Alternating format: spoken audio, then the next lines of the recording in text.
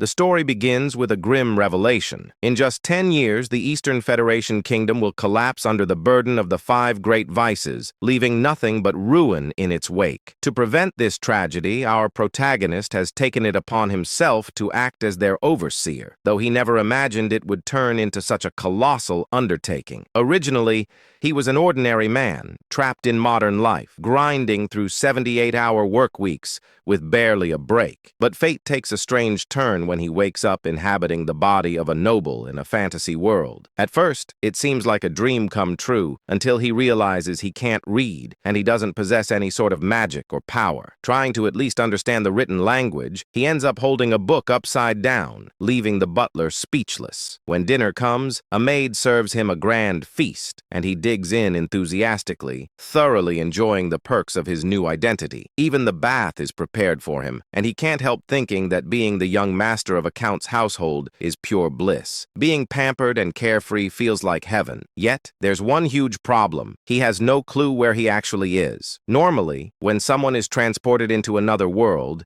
it's from a novel or game they're familiar with. So when one of the maids casually mentions that his older brothers, Leo and Tonio, will be returning tomorrow, he's baffled. The maid, in turn, is surprised that he seems to have forgotten his own family. As he mulls over their names, something clicks. They sound painfully familiar. Then it hits him like lightning. He's in the world of Psychedelia, a turn-based RPG he used to play during his rare moments of free time. But there's a catch. In every possible storyline of Psychedelia, once the 5 great vices, wrath, greed, sloth, pride, and obsession, emerge, the kingdom's nobility and cities fall into madness and destruction, and the Palacio family, where he now finds himself, is infamous in one of the game's early side quests. The eldest son, Leo Palacio, is dubbed the King of Lust, while the second son, Tonio, is known as the King of Vice. When he realizes this, he drops to his knees. He remembers this place vividly. It's the very first sub-quest of the game. Looking around, he sees that the mansion is exactly how it appeared in Psychedelia. The Palacio household is destined to be among the first noble families wiped out by the 5 great vices. And his current identity? The third son, Alan Palacio, a minor villain who meets a terrible end. His face remains blank as this truth sinks in. Even though he's just discovered that his death is certain, the only thing that crosses his mind is how much experience that quest used to give in the game. Lying in bed later that night, he's too scared to even close his eyes. He'd honestly prefer going back to his soul-crushing corporate job, because at least there, his life wasn't on a timer. The thought that his luxurious new life will end in exactly 10 years terrifies him more than 6 months of unpaid wages ever could. Still, he refuses to give up. Since he already knows the future events of this world, maybe he can use that knowledge to his advantage. If he can somehow change fate and prevent the rise of the 5 vices, he could save both the kingdom and his own peaceful life. It sounds doable. After all, those vices are still just children right now. The real problem is that he has no abilities whatsoever. How could someone powerless change destiny? 2 months later, he manages to pull off his first major move, though not by his own hand. His knight, Evan, successfully rescues a group of orphans from a human experimentation facility. Evan reports that he's left the care of the rescued children in the hands of a girl named Utia. The young master nods in approval, glad he chose Evan for the task, as the knight proves to be capable and trustworthy. However, because his face rarely shows emotion anymore, Evan can't tell whether that nod was a compliment or just indifference. Trying to clarify, the young master forces an awkward smile, which only makes Evan think he'll never get used to his lord's new demeanor. He recalls how Alan used to be easy to read, cheerful or gloomy. His emotions were always visible, but now he seems eerily expressionless. Even the protagonist suspects that possessing Alan's body may have left his facial expressions frozen. Evan, still uncertain, decides to accept the gesture as praise. The protagonist reflects that Evan is one of the rare honest souls in the corrupt world of Psychedelia, a loyal knight who never betrays those he serves. That's why he recruited him right away upon meeting him. Finally, Evan reminds him that the main reason he was sent to the testing facility was to save Utia, and the young master confirms that's correct. Evan remarks that he can understand why his master went out of his way to save the girl. Even with all his years of experience as a mercenary, he can tell Utia is no ordinary child. Her strength alone makes it hard for him to fathom why she ever allowed herself to be locked up in the first place. He then questions why the young master didn't bring her back to the manor, since keeping someone like her in an orphanage seems wasteful. Our protagonist agrees out loud, but has other thoughts in mind. He knows it might look like he's ignoring her potential, but leaving her there is actually part of his larger plan. Utia isn't human. In the original timeline of the game, she forms a pact with a being from another realm and eventually becomes the physical incarnation of wrath, one of the 5 great vices responsible for countless deaths. Thanks to his interference, that dark fate has been diverted. He wants her to grow up peacefully, far away from corruption. To him, that means he's successfully neutralized one of the 4 remaining disasters. Of course, he can't tell Evan any of this, so he decides to act cryptic and simply says, "The time isn't right yet." Evan, ever curious, wonders what his master means, but doesn't pry. Every supporting character has their own story, after all. He promises to respect his master's wishes. The young noble instructs Evan to keep the matter quiet and to ensure the orphanage receives enough funding for a comfortable life. Then he hands him a letter, asking him to deliver it personally to Utia. When Evan asks what the letter is about, his master brushes it off, claiming it's just a note to check on her well-being. He says he wants to reassure the girl after everything she's been through. Evan nods, vows to deliver it promptly, and rides off on horseback. Once alone, the young master wonders whether his letter will actually bring her comfort. In truth, it contains something entirely different, a few lines he remembers from the game. Back then, when Utia had already become the embodiment of wrath and was laying waste to the kingdom, the archbishop mentioned a strange phrase about a spell capable of reaching a non-human like her. The line went something like, "Cast agony from the shadows with the light of the fallen's grace." He never quite understood its meaning, but in the game, those words momentarily resonated with her before she killed the archbishop anyway. It wasn't that the spell failed, it had simply come too late, and her rage consumed her before peace could take root. Now, our protagonist believes that by sending those same words early, he might truly change her destiny this time. With wrath handled, at least for now, he's ready to move on to the next of the great vices. Still, he can't help but think how absurd it sounds to try befriending a potential monster with a single poetic quote. Yet, considering that these sins all seem to worship some mysterious higher entity, maybe there's something to it. To him, they all seem like fanatics. Meanwhile, we shift to Utia Sao, who's reading the letter herself, and she's not happy. Evan, watching her, can feel the immense surge of mana radiating from her small frame. It's beyond belief. He admits that she might be the strangest person he's ever met. Her face is emotionless, her voice calm, yet her power screams otherwise. She asks Evan to confirm whether the young master truly wrote the letter. When he nods, she explodes with fury, her mana flaring like a storm. The sheer force is enough to terrify even a seasoned warrior like Evan. Manifesting mana in tangible form, like she's doing, is something only master-level individuals can achieve. Her anger is unrestrained, like that of a jealous lover denied attention. Evan recalls his master's words that it simply wasn't time yet, and blurts them out in desperation. Miraculously, that line works. Utia stills, interpreting the phrase in the letter as a hidden message meant only for her, a secret promise she believes only her master could have made. Evan stands there speechless, completely lost as to what's happening. Utia, still wrapped in her eerie devotion, declares that she understands him perfectly. Her demeanor is chillingly similar to a certain vampire-like guardian from another story. She is, after all, the daughter of monsters, the Scarlet Queen Utia, destined to embody wrath. Back at the manor, our main character feels confident that he's bought himself more time to enjoy his comfortable life. As he drifts off to sleep, he imagines the bright moon smiling down at him in silent encouragement. Before lying down, he places a primrose flower on his bed, thinking it's just a cute decoration. All he really wants is to live peacefully and luxuriously. Is that really too much to ask? Unbeknownst to him, in the Astria kingdom, primrose flowers are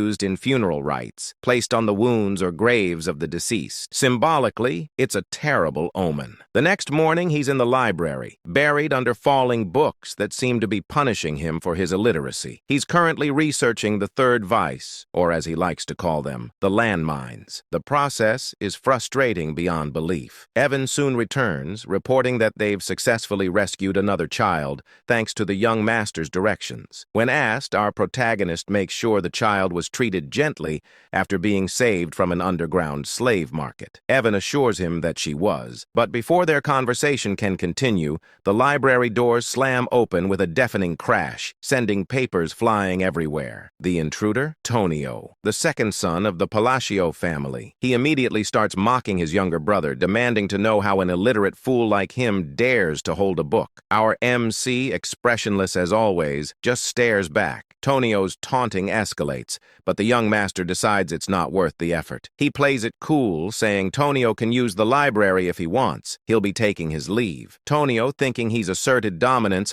grinds his heel onto his brother's head with a smirk. Before things can go further, a knife suddenly whistles through the air, lodging itself into the wall beside them. A new voice cuts through the tension, scolding them for being too loud. The newcomer is Leo, the eldest son of the family. As Leo and Tonio start bickering, our protagonist takes the chance to quietly crawl away, completely unbothered. He remembers that in the game, the Palacio family was wiped out early on, but seeing them in person, he realizes how powerful and dangerous they truly are. The two brothers are constantly at each other's throats, fighting over who will become head of the household. Leo controls the city's underground pleasure network, earning the title of King of Desire, while Tonio runs the region's largest drug ring, known as the King of Vice. Watching them fight, the young master decides there's absolutely no point getting tangled in their mess if he wants to preserve his comfortable lifestyle. And so, with his usual deadpan look, he literally crawls away from the chaos while Evan calmly follows, as if this absurd escape were the most normal thing in the world.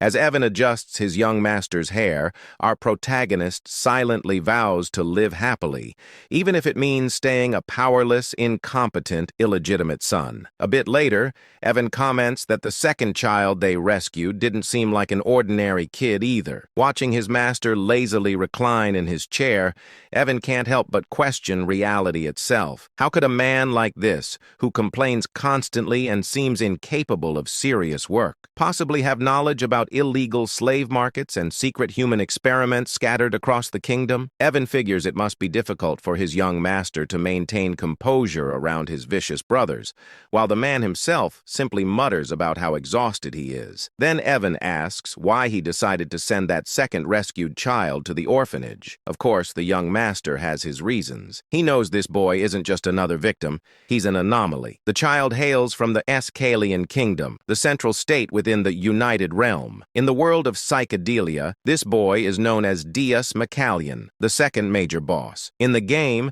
after enduring slavery and brutal abuse, he eventually becomes the living embodiment of the sin of sloth, wreaking unspeakable havoc across the land. Many players were shocked by the cruelty of his story. Despite being associated with sloth, Deus was anything but lazy. He was known for relentless determination and an unshakable sense of justice, repaying both kindness and vengeance many times over. That's exactly why our protagonist told Evan to treat Deus with utmost care and gentleness. Even now, he still shudders remembering the nightmarish difficulty of Deus's battle scenes in the game. Trying to maintain his mysterious, wise, noble persona, he tells Evan the same cryptic line he always does. It's not the right time yet. Evan nods, unfazed, having grown used to his master's strange riddles. He then asks if the letter sent to Eutia this time was related to the second child. The young master confirms, but the reality is more ridiculous. Inside the letter, he's simply venting to Eutia about how his older brothers keep bullying him. It's both pitiful and hilarious. Still, he claims that he asked her to look after the second child who isn't feeling well. Technically, that's true. Deus really does need time to heal. Meanwhile, at the orphanage, Deus sits alone, trying to hide his injured injuries and scars. Utia approaches him, studying him with cold curiosity. She asks if he's broken. Then, in a chilling tone,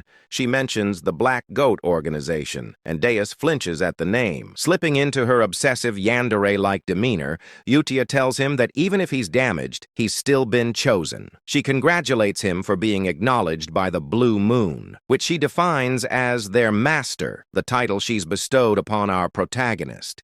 It's clear she's forming an organization centered around him, and she promises Deus that if he remains loyal, he'll have his chance at revenge. Hearing this ignites something deep within him, and his latent magic, or perhaps the authority of sloth, begins to awaken. Satisfied, Utia happily decides to write her first reply letter to their master, grinning far too brightly for someone covered in mana scars. Back at the manor, the young master is buried in books, still researching clues about the third child. That's when Evan bursts into the room with alarming news. The second son of the Palacio family is dead. Even though our protagonist knew this event was destined to happen, the suddenness of it still rattles him. The funeral is held immediately, and to everyone's disgust, their father arrives with 2 escorts on his arms. Watching the scene, the young master can only think, even for this messed-up family, that's too far. He muses that psychedelia truly is the definition of a dark fantasy.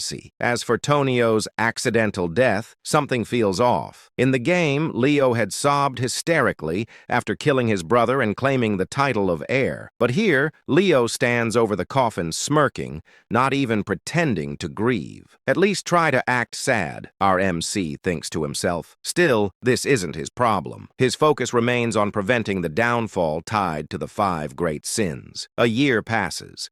Leo inherits Tonio's criminal network and transforms the chaos into a more stable, though still corrupt, domain. The Palacio estate grows quieter. During that time, Utia and the young master continue exchanging letters, becoming something like pen pals. He figures maintaining that connection will prove useful later. Utia writes frequent updates about the orphanage and the other children's growth. He's quietly proud, especially after noticing the sponsorship list keeps getting longer each month. Evan, munching happily on snacks, remarks that it's strange but definitely a good sign. Then he delivers the update our protagonist has been waiting for. They've located crucial information from the Intelligence Guild, an ancient text about the third child, the next landmine he must deal with. The young master nearly beams with joy. Finally, he can move forward. Everything seems to be going smoothly. Meanwhile, elsewhere in the kingdom, at one of Leo's drug depots, his henchmen brag about how generous their boss is,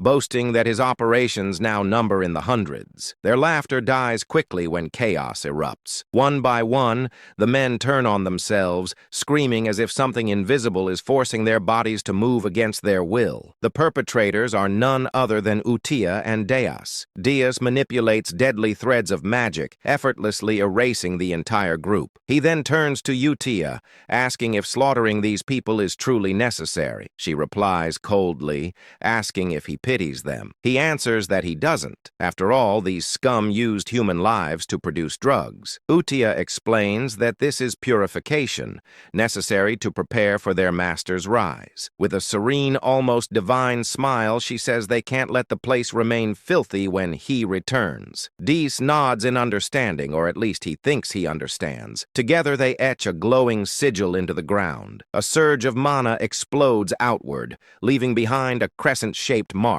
As they ascend into the night sky, Utia declares that all of this is for their master, the Blue Moon, and that they are his sword and shield. 2 years pass since the letter exchange began. Evan has been relentlessly pursuing leads on the remaining sins, and now he collapses on the grass, utterly drained. A touch of his master's mana restores his energy. Evan announces that they've finally located the 5th child and safely placed them in the orphanage. For the first time in years, our protagonist feels genuine relief, though his expression doesn't show it, he's deeply moved. He's done it. He's saved all 5 children before their descent into sin. To celebrate, he rewards Evan with cake and tea, praising his dedication, finding the sin of greed. The 3rd child had been the hardest, but they managed it thanks to his insider knowledge from the game. Everything is finally in order. Evan asks why he doesn't seem happier. The young master insists he's thrilled, but his completely blank face betrays him. We even get a close-up of his smile, which is utterly non-existent. Evan just sighs. He's used to it by now. Reflecting on their progress, the young master admits he never imagined things would go this smoothly. In the game, the 5 bosses became the great vices because of unbearable suffering. Saving them before that transformation seemed nearly impossible, but somehow he's managed it. When he asks about the orphanage's current state, Evan hands him a letter reporting that everything is running smoothly and the children seem happier every day. The young master remarks that if that's true, they might not even need a new caretaker. He's surprised Utia has handled things so well, though it makes sense, considering her deep attachment to the orphanage in the game's story. Reading Utia's letter, he finds that she's written warmly about each child's progress, especially Dias, reassuring him that everyone is doing fine. For the first time, a faint smile appears on his lips. He's genuinely glad they're growing up well. Evan asks when he plans to finally meet them in person. As always, the young master replies vaguely that the right time will come. In truth, he has no intention of meeting them anytime soon. He's terrified of the power they'll eventually wield. For now, distance feels safest. Still, he's aware that if he wants to survive in this grim world, he needs to get stronger. The answer lies in magic, and luckily, this body has the potential for it. While training, Evan mentions a new group rising across the continent called the Blue Moon. The young master feigns ignorance,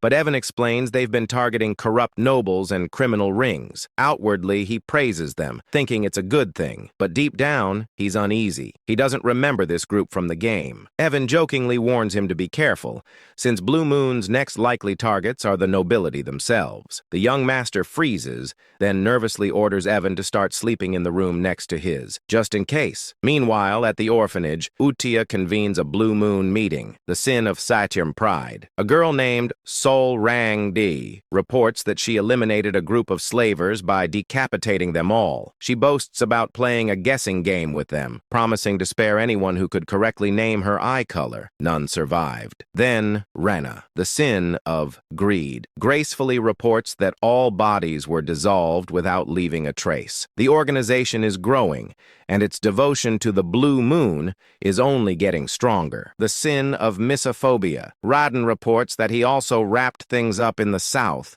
taking care of the illegal human testing grounds and turning those Avalon bastards who were causing trouble into minced meat. These kids are seriously scary, I tell you. Anyway, the scariest of them all, Utia praises them for a job well done. Talking about how everything will go according to his will, she emphasizes that they all exist for the sake of the Great Moon. This secret organization worships the Great Moon, the Blue Moon, who just so happens to be our main character. Suddenly, Deus reports a problem which makes Utia question what could possibly be wrong when everything seems perfect under his command. These fools are treating our MC like some kind of deity. Deus explains that the head of Avalon is the eldest son of the Palatio Count family, where their lord resides. He claims to have found a dangerous written order while cleaning up the south. It turns out that the eldest son, Leo, is targeting our MC. Naturally, Utia can't let this slide. She unleashes an intense, murderous aura that sends the other kids cowering in fear. The letter reveals that Leo's plan is to slowly poison our boy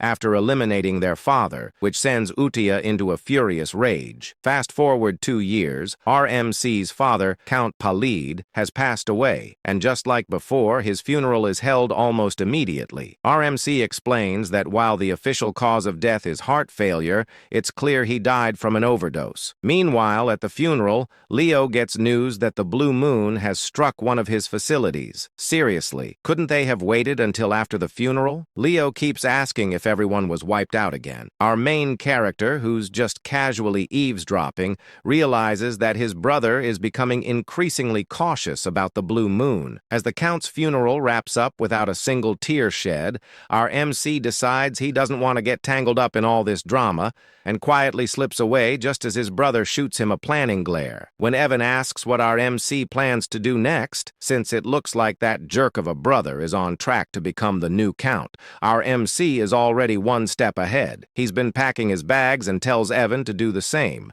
The plan to run away from this mess. Evan questions whether he really intends to flee, and our MC clarifies that it's not a complete getaway. They're just heading downtown to lay low for a bit. When Evan asks if he means the town of Rodmill, our guy confirms it. He's been eyeing Rodmill for a while now, and it's a small town in the south of Paleo, making it the perfect hideout. Plus, he's timed it well since Leo has been giving him some seriously unsettling looks. Once they arrive in Rodmill, our MC actually starts enjoying life, whipping up some delicious-looking toast while Evan just goes along with everything like it's the most normal thing ever. But 3 days later, their peaceful existence is shattered when our MC is forced to return home for his brother's funeral. He can't believe he's back so soon. According to the game, Leo wasn't supposed to die yet. The cause of the death is a stab through the heart, which leaves our MC wondering who could have done such a thing. He tries to ask one of the servants about the details, but they scream in horror as if they're about to meet their end. It's not just that. All the servants are acting strangely, overly apologetic, and treating him like he's some kind of mafia boss. He can't help but wonder what's going on with these people. As he's making his way out, Evan catches up to him, and he asks him if he found out why the servants are acting so weird. Evan claims he did, and playfully wonders if our MC was the one who made the Avalon drug organization disappear overnight. Turns out Leo was the head of that organization, and now that he's gone, it seems like the whole thing vanished without a trace. We then flash back to the day our main character set off for Rodmill. Inside the carriage, Evan was curious, asking why he's heading to a small town like Rodmill instead of a bustling city. Our MC explains that a city is simply not an option for him. Rodmill is his ultimate destination, the end game in all his plans. He shares that his mission is straightforward: save the 5 great sins from their misfortunes to prevent the world from crumbling. Plus, since Rodmill isn't part of the original story and has a villa, it's the ideal spot for him. A villa is a separate estate, making it the perfect hideaway for a laid-back noble like him, where he can relax and do absolutely nothing. Honestly, I share that dream. If you like this video, it would really help me out with my bills and give me some much-needed downtime. Anyway, our MC gets serious when answering Evan's question, insisting that everything he does has a purpose. But after hearing the same old responses for a while, Evan calls him out, pointing out that he always uses those same lines when he wants to dodge a question. He tells our MC that he can't fool him anymore. Our MC is taken aback by how Evan has seen through his little lies. As their banter continues, Leo, who's been watching our MC drive away, contemplates whether he should kill him or not. According to Leo, it doesn't really matter if our MC lives or dies. He had already planned to poison him, but now that our MC has decided to leave for the border, Leo feels he has no reason to go through with it. Yet for some inexplicable reason, he still feels the urge to eliminate him. He instructs one of his henchmen, Alman, to follow the carriage. Alman, however, asks if that means he's supposed to kill the MC. This question leaves Leo baffled. Alman has never questioned him before, no matter what orders he received. He usually just follows them without a word, so for him to speak up like this feels a bit odd. Leo reminds Alman that his job is to obey him, but before he can finish, Alman lunges at him, stabbing him right through the heart. Leo, in shock, shouts out why Alman would betray him like this, but Alman simply replies that he enjoys playing war. We soon discover that Alman is actually part of the Blue Moon organization, and his real name is Hidden. He explains that they've been taught a creed by Blue Moon. Since the Blue Moon is essentially RMC's sword, it makes sense for them to act according to his wishes. However, if anyone dares to threaten the Great Blue Moon, RMC, they're allowed to take matters into their own hands, meaning they can eliminate the threat. Hidden reveals he's been waiting for Leo to give the order to kill their lord, and he can't believe it took 2 years for that to happen. Leo tries to argue that his subordinates won't let Hidden live, but Hidden counters that with Leo's death, the entire organization will be wiped off the continent forever. Looking at Leo's lifeless body, Hidden can't help but comment on how unfortunate this all is. If Leo hadn't tried to kill their great master, he might have lived a few more months or even years. Meanwhile, Meanwhile, in the present, our MC is enjoying his dream life in the small town of Rodmill. He wakes up whenever he wants and shares delicious meals with Evan, living the life of a true noble. But his fate would have it, his peaceful existence is shattered when he receives a letter. The letter requested that he step up as the next head of the family. Just like that, his carefree life came to an end a mere 4 days after it began, forcing him to return to the palatial state. However, things felt off. The maids and other staff were acting strangely around him. He couldn't help but wonder what was behind their odd behavior. Then Evan teasingly asked him when he had become the shadow leader, leaving him completely baffled. It dawned on him that all this fuss was due to the bizarre circumstances surrounding his brother's death, which had led to his current predicament. In his usual dramatic fashion,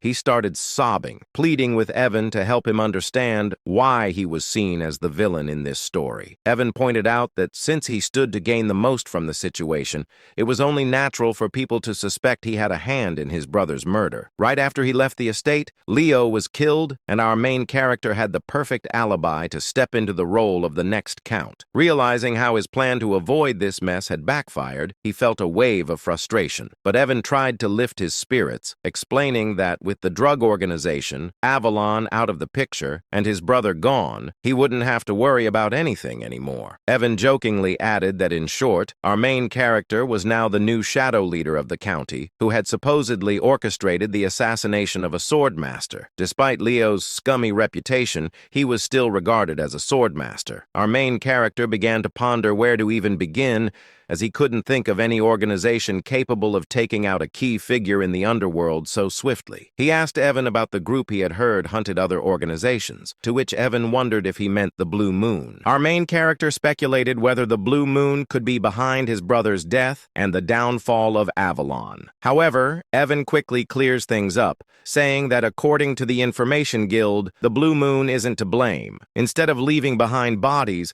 the Blue Moon is known for marking the moon itself. That's just how it operates. But it's rumored that all the members of Avalon met their end with a sword through the heart. Evan can't help but tease our MC, joking that the road to hell has been opened. But putting jokes aside, our MC reflects on his game knowledge, realizing there shouldn't be any organization called the Blue Moon, which means they can't be responsible for this mess. But if it's not them, then who could it be? As he tries to piece everything together, the scene shifts to the orphanage where Utia is holding a meeting with the other great sins. She asks if everything went smoothly, and Reina, the sin of greed, confirms that she left no traces behind. Surang, the sin of pride, adds that there was no one left alive on her end, just corpses. Diaz chimes in, boasting that he took out all 486 soldiers of Avalon. His magic is quite something, like a beautiful butterfly tangled in spiderweb. Then there's Rodon, the sin of misophobia, who also confirms that he cut down all the bad guys in half. Utia praises them for their work,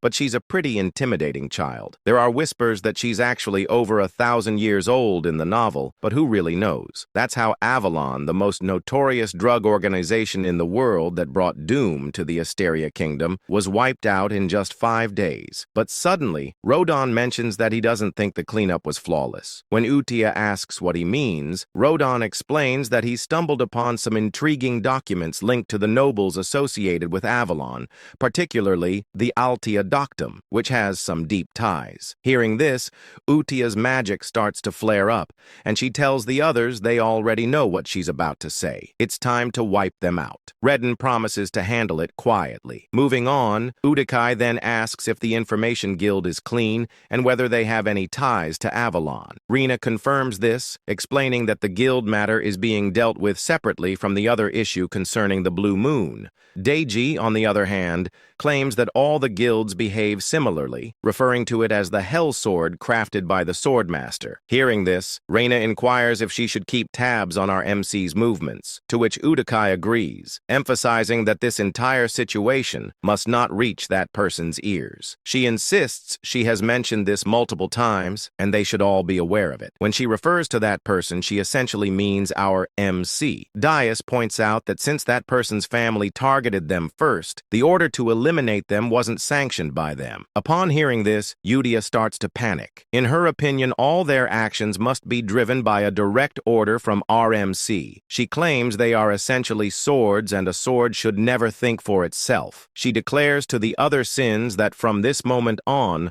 all members of the Blue Moon must only act on orders, and they should take this decree seriously. This leaves the other sins feeling a bit uneasy, as Yudia adds that they must never disappoint that person no matter what. Inwardly, Deus thinks he can't quite grasp any of this. For someone as powerful as Yudia to feel anxiety and restlessness simply because she's discovered by that person seems excessive. But nevertheless, he tells Yudia that he understands. They conclude their meetings by chanting that everything is for the Great Moon, which is essentially afraid how the Shadow Garden from Eminence in Shadow wraps up their meetings. Meanwhile, back to our MC, he finds himself buried in paperwork as the new Count of Palacio. He explains that after his brother's funeral, he faced a full month of endless duties, and he feels overwhelmed by them. He starts shedding some tears, lamenting that he just wants to loaf around and do nothing. This fool even claims that's what it means to be a noble. Anyway, he couldn't help but think that even though he had made quite a few enemies,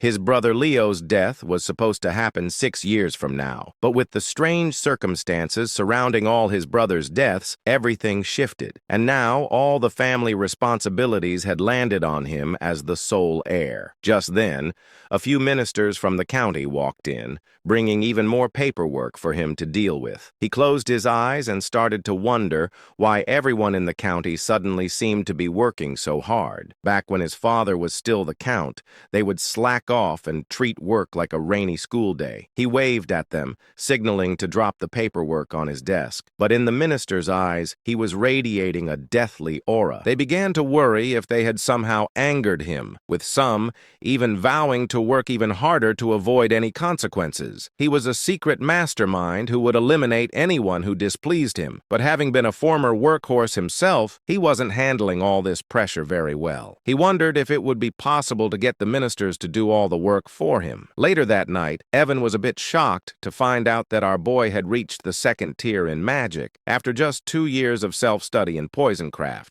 which meant he was quite talented and not shy about showing it. The little rascal was casting spells all over the house. Normally, it takes about 4 to 5 years of instruction to reach the 2nd tier in magic, and it often requires a natural talent as well. Our protagonist agreed that his magical talent was pretty decent. Deep down, though, he knows he's been practicing hard for self-defense because something just doesn't feel right. To wield magic effectively for protection, one must have perfect control over their mana, just like he's managing to do at this moment. Still, he can't help but wonder what good his magic is if it's only half-baked. He insists he's tried every type of magic this fantasy world offers, and at first, it was thrilling. He thought that mastering magic would mean he'd have nothing to fear, but now it feels more like he's scrambling to learn magic just to save his own skin. That's when the harsh reality hits him. His mana capacity is alarmingly small.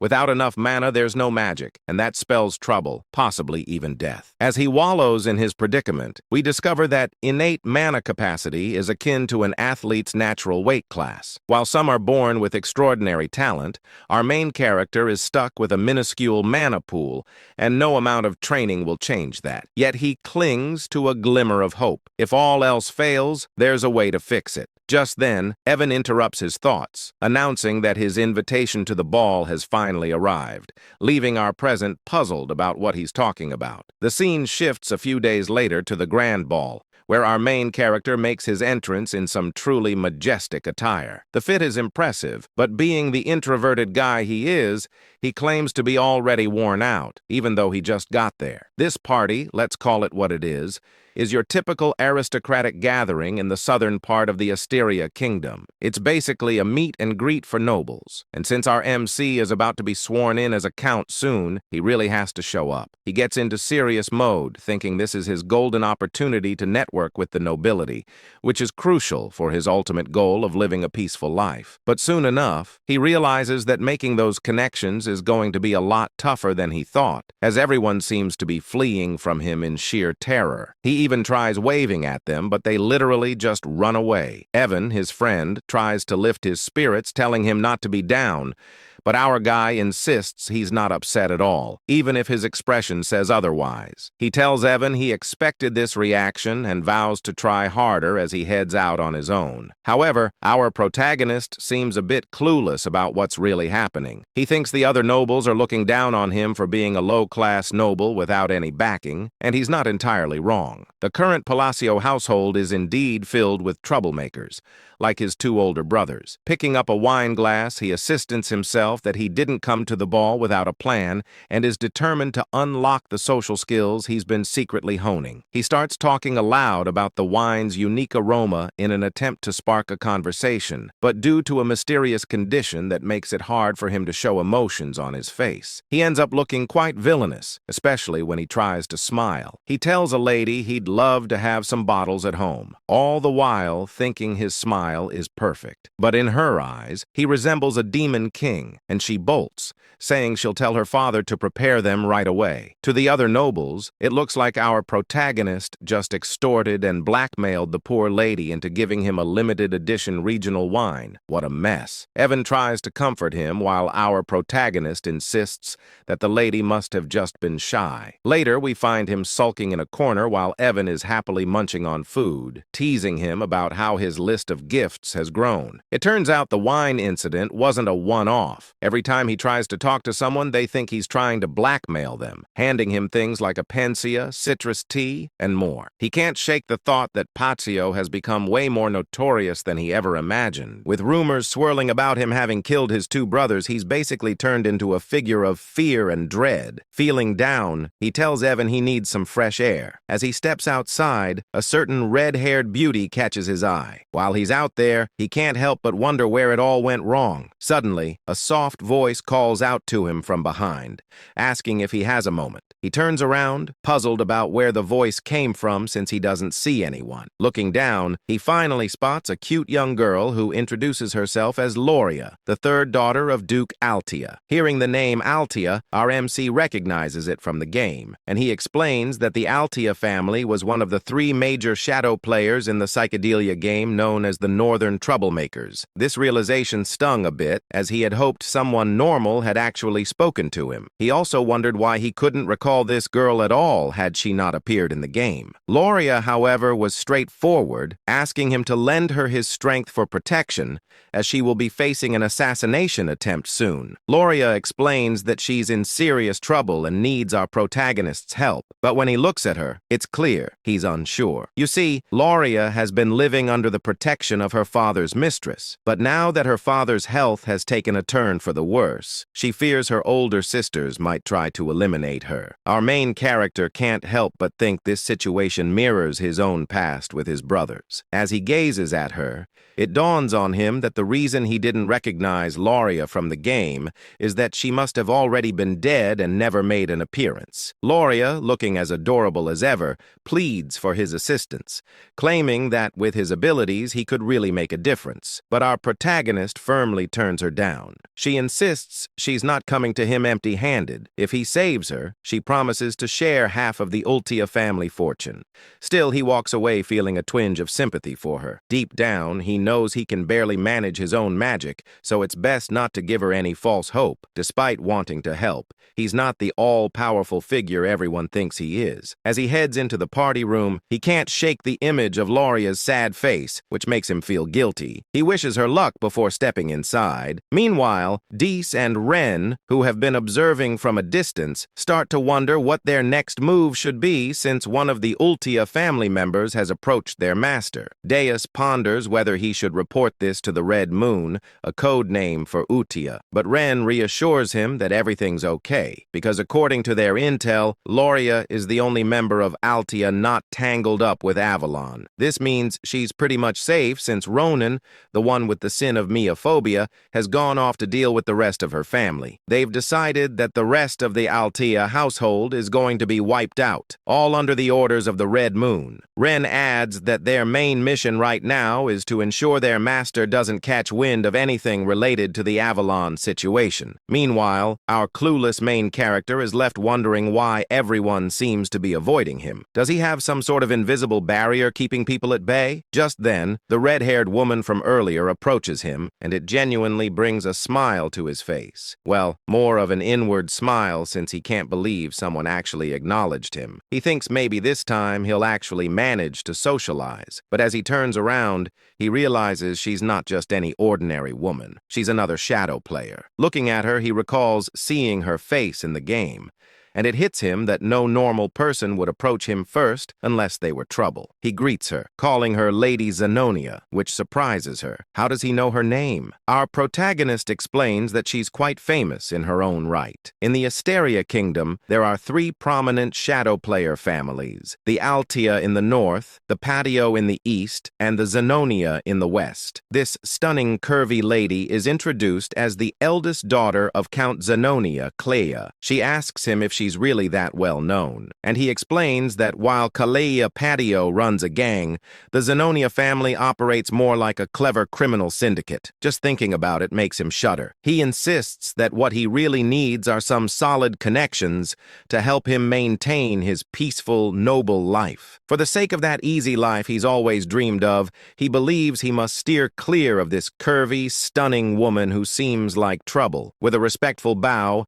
he compliments her beauty, almost as if he's trying to say goodbye. But she stops him, saying she wants to have a word with him about something. He replies that he'd love to, but there are too many eyes on them right now. Deep down, he wishes she would just leave him alone. With a smile, she tells him he's just as the rumors say, and adds that she looks forward to seeing him again, leaving him completely dumbfounded. As she walks away, he wonders what that could mean, sensing it's some kind of code, but he shakes it off. Meanwhile, Renee and Diaz, who have been watching from a distance, are pleased that their mission to keep our protagonist in the dark is going smoothly. However, Diaz points out a problem. Looking out the window where our protagonist is standing, they spot someone who has been tailing him for a while, and they quickly rush out to deal with the threat. The next day, our protagonist and Evan find themselves in a forest, with Evan asking if he's really sure this is the canyon he's been searching for. Evan notes that it's midday, the sun is shining, but the canyon is oddly dark. Our boy, however, isn't paying much attention. He's ecstatic that he's finally found his true objective. As they venture inside,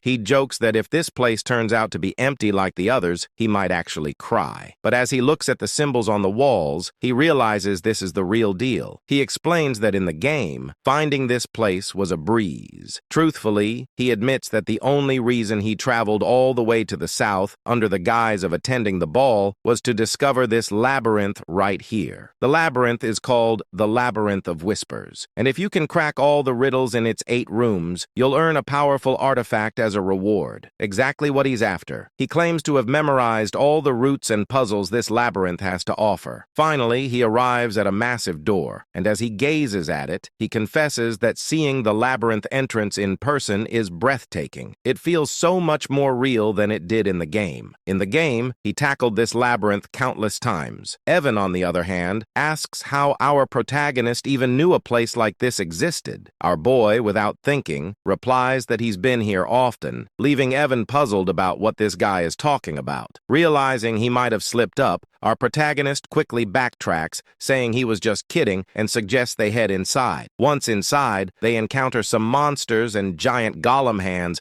that could easily crush them like twigs. Evan wonders if these creatures are tied to the riddle, and if our boy gets the answer wrong, those giant hands will show no mercy. But our boy, unfazed, starts solving the riddle, leaving Evan to wonder how he can remain so calm in such a dire situation. Evan reflects that they've been together for 4 years now, yet he still doesn't understand him at all. Things like saving orphans, repaying random debts, helping free slaves, and even delivering seemingly pointless messages. Yeah, in Evan's eyes, our boy is a total weirdo. Still, watching him solve the riddles with ease makes Evan question how this is even possible. This guy has barely left the estate, yet he seems to know everything about this labyrinth. Regardless, Evan admits that the reason he keeps following this mysterious master of his is simple. Everything he does somehow leads to a good outcome. They finally make it inside, but our main character can't shake off the gruesome visuals of the game. He's feeling queasy, but as they step into a lavish room brimming with treasures and gold,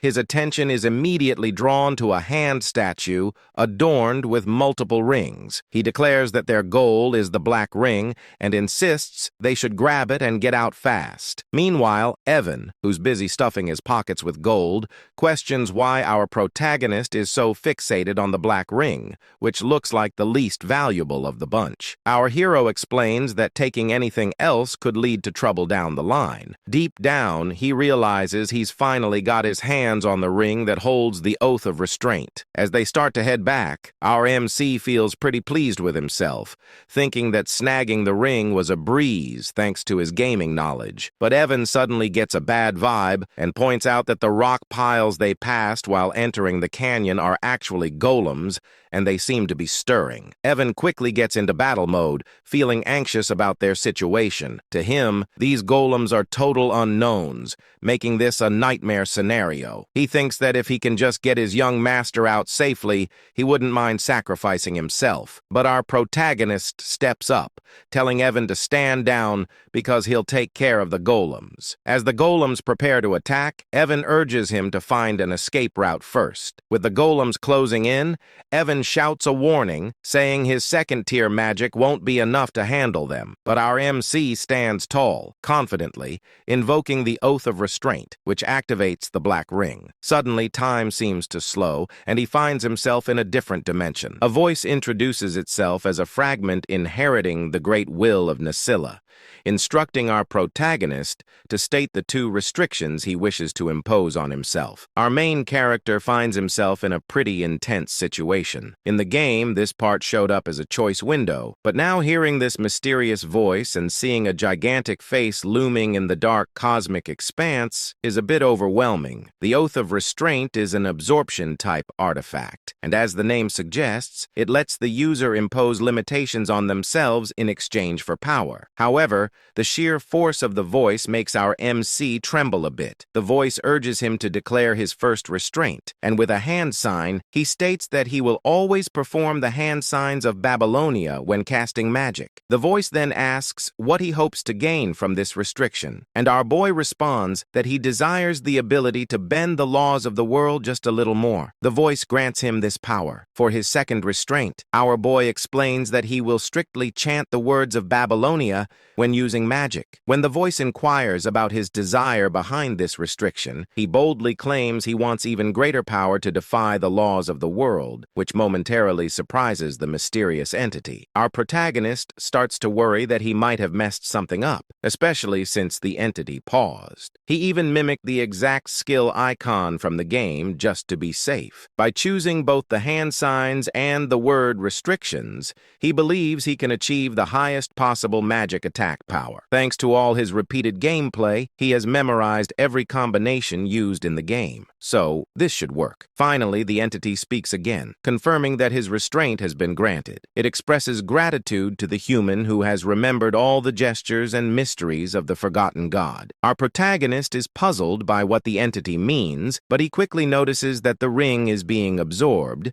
indicating that all the restrictions were successfully applied. The entity concludes by telling our MC that it will always be watching over him as the one who will inherit its will, whatever that means. Just then, time seems to start flowing again, and it's right as the golems launch their attack on our MC. Evan tries to reach him, but our hero, unfazed, begins to cast his magic. He can't help but chuckle at his own spell, thinking how in the game it looked so impressive and powerful. But now, thanks to his meager mana, it's just so small. He gathers it in his hand, reflecting that no matter how hard he pushes himself, this will always be his limit. But hey, it's time to test out his new restraints. I have to say, his magic looks majestic. Maybe it's the pose. Anyway, he starts chanting, with the first word being refraction, which makes his magic begin began to take shape. Then comes repulsion, causing it to swell in size, transforming into a stunning blue light of electric magic. The magic ball is massive. Using hand signs, he adds another chant for direction, and finally, he unleashes it. The way he does it is so grand, reminiscent of how Gojo releases his hollow purple. The sheer power of our boy's magic leaves Evan in shock, as the lightning obliterates all the golems, turning them to dust. In the aftermath, Evan can hardly believe his eyes, wondering what on earth just happened. He asks our protagonist if he's been hiding his power all this time, but our boy shakes his head. Evan explains that in all his 15 years as a mercenary, he's never seen anything like that. He questions if our MC is really sure that was second-tier magic, to which our boy confirms, though deep down, he's just as confused about what transpired. He admits that this wasn't at all like it was in the game. In the game's turn-based battle system of psychedelia, magic could be enhanced each turn through hand signs or incantations. This time, he boosted the chain lightning magic with all 4 incantations and hand signs for a total of 5 turns. In other words, he simply used magic settings for a large-scale lightning spell. However,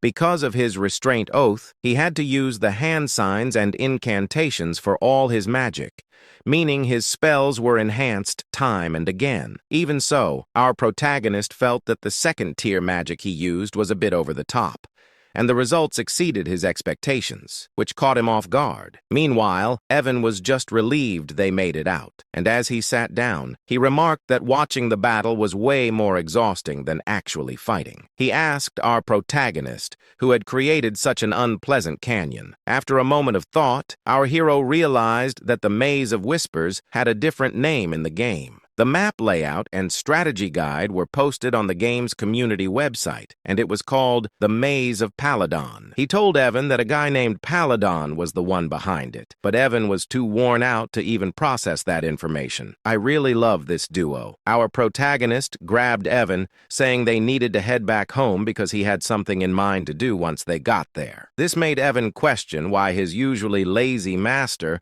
was suddenly so motivated today. Our main character explained that every time he picked a hand sign that matched the spell's attribute he was casting, the power increased. If he chose the right incantation, the magic properties would get enhanced, which is how the game mechanics were designed to work. The only difference was that, unlike in the game where the visuals remained the same and only the numbers went up, in this world, the spell actually changed shape with each incantation. But he suddenly wonders if this only applies to him, especially since he's particularly skilled at controlling mana. He decides he'll need to test it out once his mana has recovered. But for now, he's just relieved that everything turned out okay. As they prepare to leave on their horses, we see Ren, who has been quietly following our main character, watching the whole scene unfold. She quickly makes her way to the canyon, and upon arriving, she spots the runes on the wall and realizes she can actually read them. She explains that these are the glyphs of the Aleph Empire,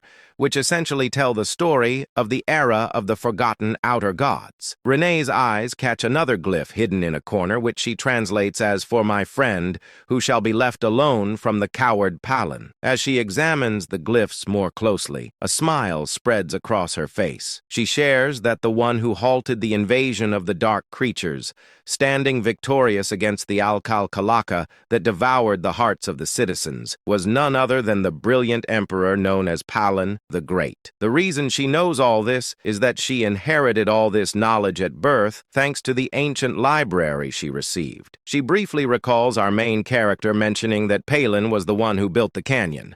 But as usual, she misinterprets the situation. She thinks that she knew our MC was special since someone like the bloody Queen Udia follows him, which is a pretty big deal. Having someone like Udia as a subordinate is something you'd only read about in history books. However, she continues to believe that our MC is actually a friend of Palin, completely misreading the glyphs he saw. Moreover, she claims that the phrase "our boy used while casting magic" doesn't exist anywhere in the ancient library, which only strengthens her belief that our MC is truly remarkable. Blushing, she admits that Udia was right all along, feeling a bit embarrassed about having followed followed orders without question all this time. And just like that, our boy ends up with another yonder in his harem. Kind of a strange thing to say since they're basically just kids, but I digress. Anyway, Rina spots Deus arriving and immediately asks if he got any info from the fool who was tailing their great master. Deus responds that the idiot is dead and he didn't even do it. It's more like the guy's head just twisted in midair. Rina insists they need to report this back to Udia for processing,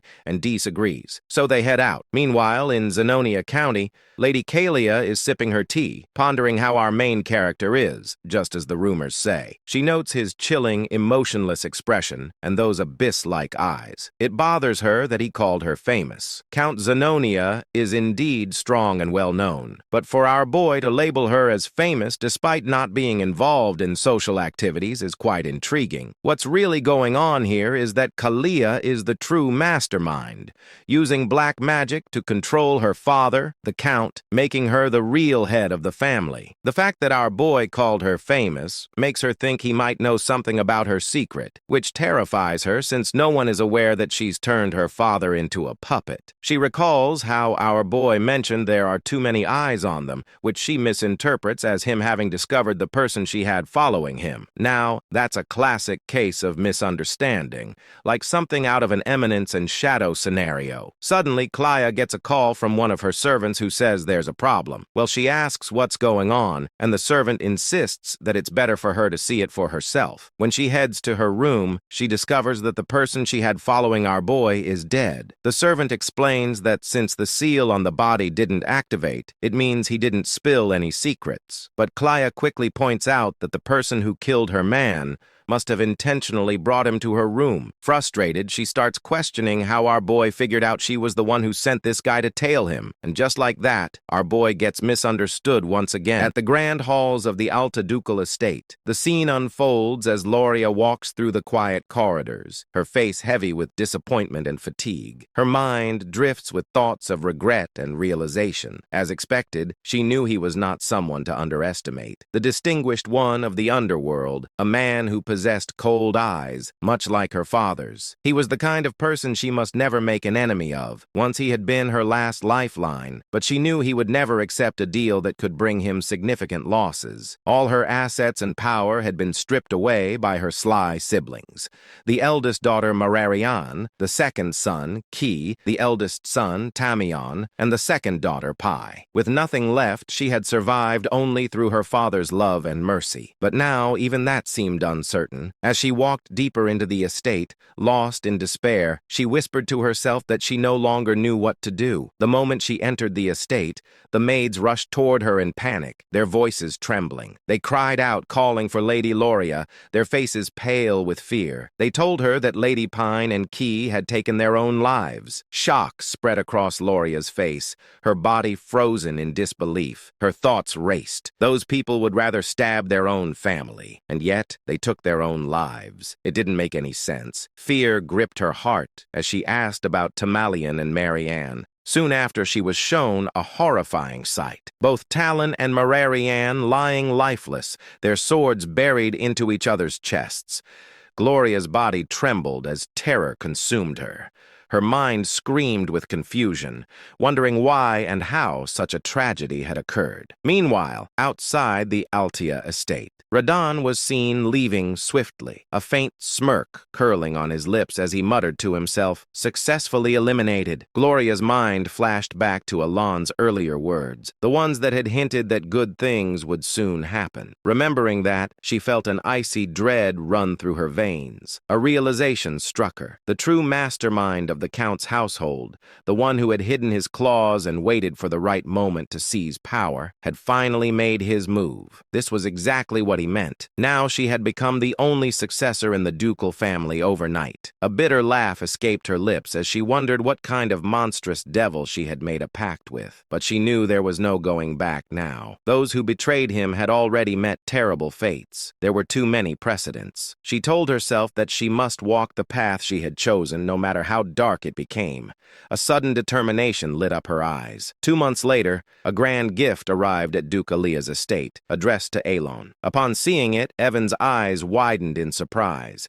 It was a bottle of Cernant's wine, a rare and luxurious drink that cost thousands of gold per bottle. He was amazed, saying he had never expected to see such a treasure. When Alon read the letter accompanying it, he realized that the gift had not been sent by Duke Altia himself, but by Loria Aaliyah. It seemed that the youngest daughter had prepared it personally. He was confused, wondering why she would send it to him. The thought stung his conscience, reminding him that he hadn't been able to help her when she needed it most. He turned to the servant and asked if it was truly meant for him. The servant confirmed that the Duke herself had prepared it and ordered him to deliver it personally. That single phrase of the Duke herself made Alan pause. Realization struck him. The youngest Loria had become the Duke. In the next scene, Loria was shown in her office, busy with documents. When her work was finally done, she leaned back, stretching her arms as she softly remarked how quickly 2 months had passed. After her father's funeral, who had passed away due to illness, she had officially become the Duke following the succession ceremony. She recalled how she couldn't even enter that office before. The death of her siblings had happened so suddenly, yet no one had suspected her at all. She had an alibi. She was attending the ball at the time. Back then, her secret organization had been destroyed by her siblings, leaving her utterly powerless when she returned to the mansion. Later, she came to understand how deeply he had calculated everything. He had declined her plea with indifference on the surface, but had perfectly cleaned up everything behind the scenes. She wondered just how far into the future he had planned all of this. She hadn't even informed him about her father's funeral, not wanting to trouble him. Yet, he still helped her. It was clear that he had a reason. He needed Aaliyah for some part of his grand plan. Although she had successfully merged all the subordinate organizations under Altia, it still wasn't enough to match the immense power he hid behind his calm facade. That only meant one thing. He wanted something from her. Palatio, the distinguished figure of the underworld who had risen through sheer business prowess. If there was one thing she possessed that he didn't, it was her ability to manipulate the political stage from the shadows. He needed the Altia name for now. She decided to focus on what she must do, believing that the distinguished one would contact her soon. She hoped he would appreciate her gift of gratitude. The scene shifted once more, showing Alon in his quarters as Loria's servant bowed before him, saying that he would take his lead. Alan stood still, lost in thought, still unable to process the news. The fact that Loria, who had once been threatened with death, was now the Duke, didn't sit right with him. Evan noticed his troubled expression and wondered silently what was wrong with him now. A few months passed. The narration marked that this was 5 years before the original story began. Evan entered with excitement, calling out to Alan and addressing him as the young master before quickly correcting himself to call him the Count. Alan replied calmly that the succession ceremony hadn't taken place yet, but since a year had already passed, he supposed it was fine to be called that. Despite his words, he sighed quietly, thinking that he had never planned on becoming the Count. Still, since he had already adjusted to it, he decided to make the most of his noble status and use it to his advantage. Evan then handed him a letter saying it had arrived from Utia. Alon received it with a thoughtful hum,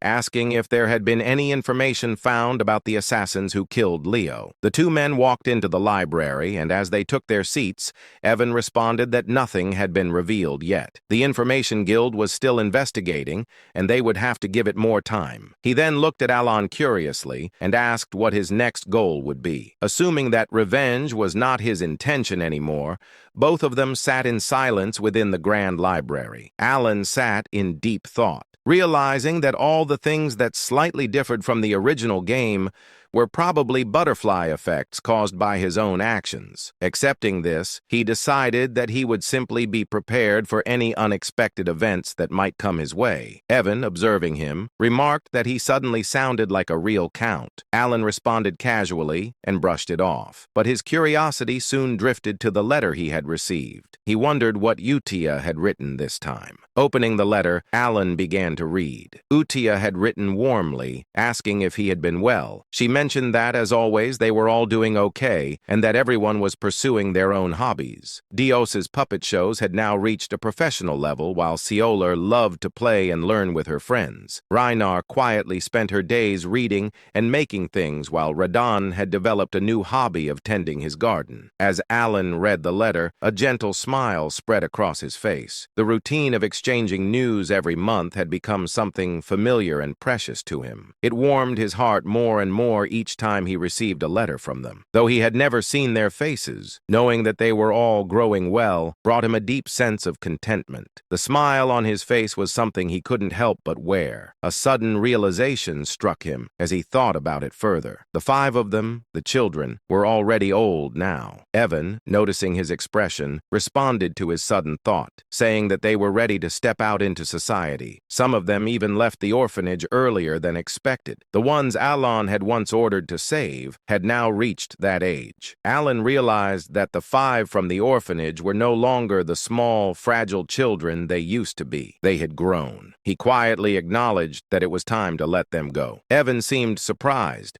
reminding him that he had placed them all in one place because they had been wounded. But Alan calmly reasoned that there was no need to do that anymore. The time had come to let them go. He thought to himself that he had cared for them enough to ensure they would not awaken as deadly sins, and because of that, they should be fine now. Evan agreed, noting that since they were all in good health, it was time to move forward. Alan's mind drifted toward his knowledge of the original game. Each boss battle had a rough outline of its setting revealed through narration. Utia possessed the talent of faith. Dios had the talent of the sword. Rina had the talent of studying. Seorang had the talent of a fighter. Roden had the talent of an apostle. If they used their talents in the right fields, they would surely thrive. The thought filled him with satisfaction as he mentally declared it a perfect plan. Feeling determined, he decided that while he was at it, he should also prepare a gift for each of them. He had planned on giving them gifts anyway, and now seemed like the right time. As evening arrived, his work for the day finally came to an end. Evan stretched and exclaimed with relief,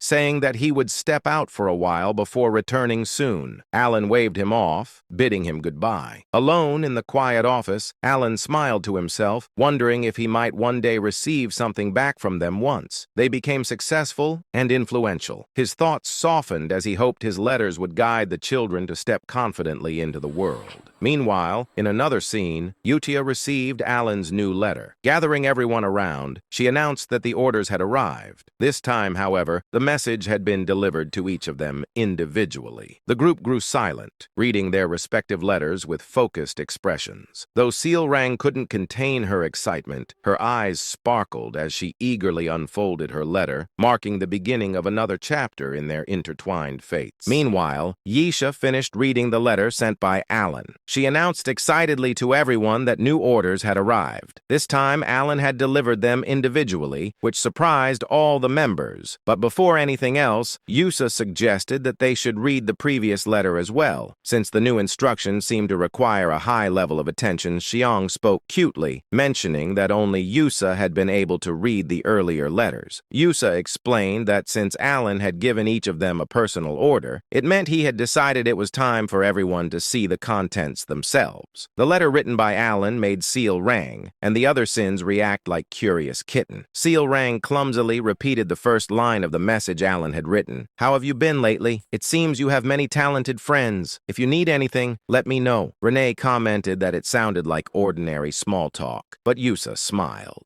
She understood that Alan had intentionally kept the opening simple. After the greeting letter, this was the first true order he had issued. He had defined the elimination targets, assigned missions, and instructed them to report the results afterward. It was during this time that he entrusted Blue Moon to her. As everyone could see, he had personally chosen each of them, and all the sins were excited to meet him. Deus nodded and said it made sense. This prevented information leaked. She remembered her first order and smiled, recalling how firmly she had been told to understand the instruction clearly and carry out the mission without fail. Deus then wondered aloud if it would be better to visit Alan directly or contact him through magic communication. Raiden agreed that if leaks were the issue, letters seemed unusual. Yusa's expression sharpened. She reminded them that their duty was simply to follow Alan's order. She gripped the letter tightly, and Deus let out a sigh at her unwavering resolve. Deus eventually said they should read the orders properly. Moments later, after going through her assignment, she explained that Alan had instructed her to head to Caliban. The nation of knights Seal Rang scoffed, calling it a desert colony she disliked. Raiden mentioned his destination, Rexy, the entertainment city. Renee said she was ordered to go to Latina, the mage city. Finally, Yusha, the female lead of the entire story, looked stunning as always when she spoke. She said she was assigned to the Holy Kingdom of Ryza. Everything they needed to do was clearly written in their letters. Dea said she didn't understand the reason, but Alan had ordered her to become a knight. It felt unusual even for her. Xiang added that Alan had also told her not to worry since the patronage would continue. Reina mentioned that he had revealed the locations of their gifts as well. Raiden responded calmly, saying they would understand everything once they reached their destination. Yusa gathered everyone and repeated the final rule Alan had given.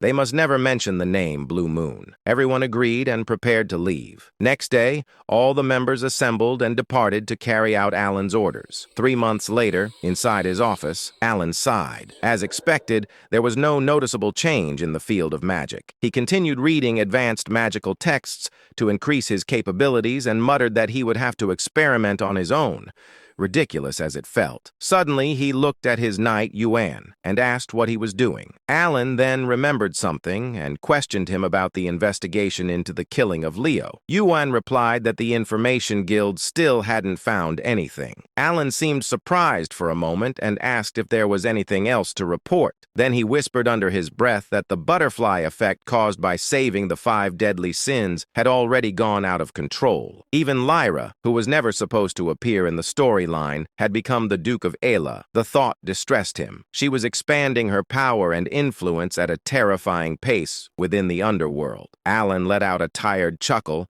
and told Yuan they should stop investigating the Ascension altogether. It was dull work, and he already had far too many responsibilities piling up. Yuan looked at him with surprise and really master. Alan explained that the entire situation was clearly the result of his own ignorance. In a place like this, almost nothing escaped the network of the Information Guild. Even he felt uneasy about it. If he tried to uncover things he was not meant to touch, the consequences that returned to him could be far worse. He muttered that if an unexpected complication led directly to death, then the investigation was meaningless. In the end, organizations like that wouldn't harm him as long as he didn't interfere with their affair. He clarified to himself and to Yuan that there was no reason for any secret group to target him unless he approached them first. That was why he believed there was no point in continuing the investigation into Leo's death. Yuan nodded and agreed to inform the guild to stop. Then he suddenly remembered something. Right, there's another piece of news, he said. Apparently, Deus has been appointed as a knight in Caliban recently. Alan looked up in surprise. Really? Good for her. 3 months later, Yuan entered the room carrying snacks. Count, there's something else, he said. Apparently, Deus has created an entire knight order. Alan straightened. A knight order? Then she must be at least expert level or higher.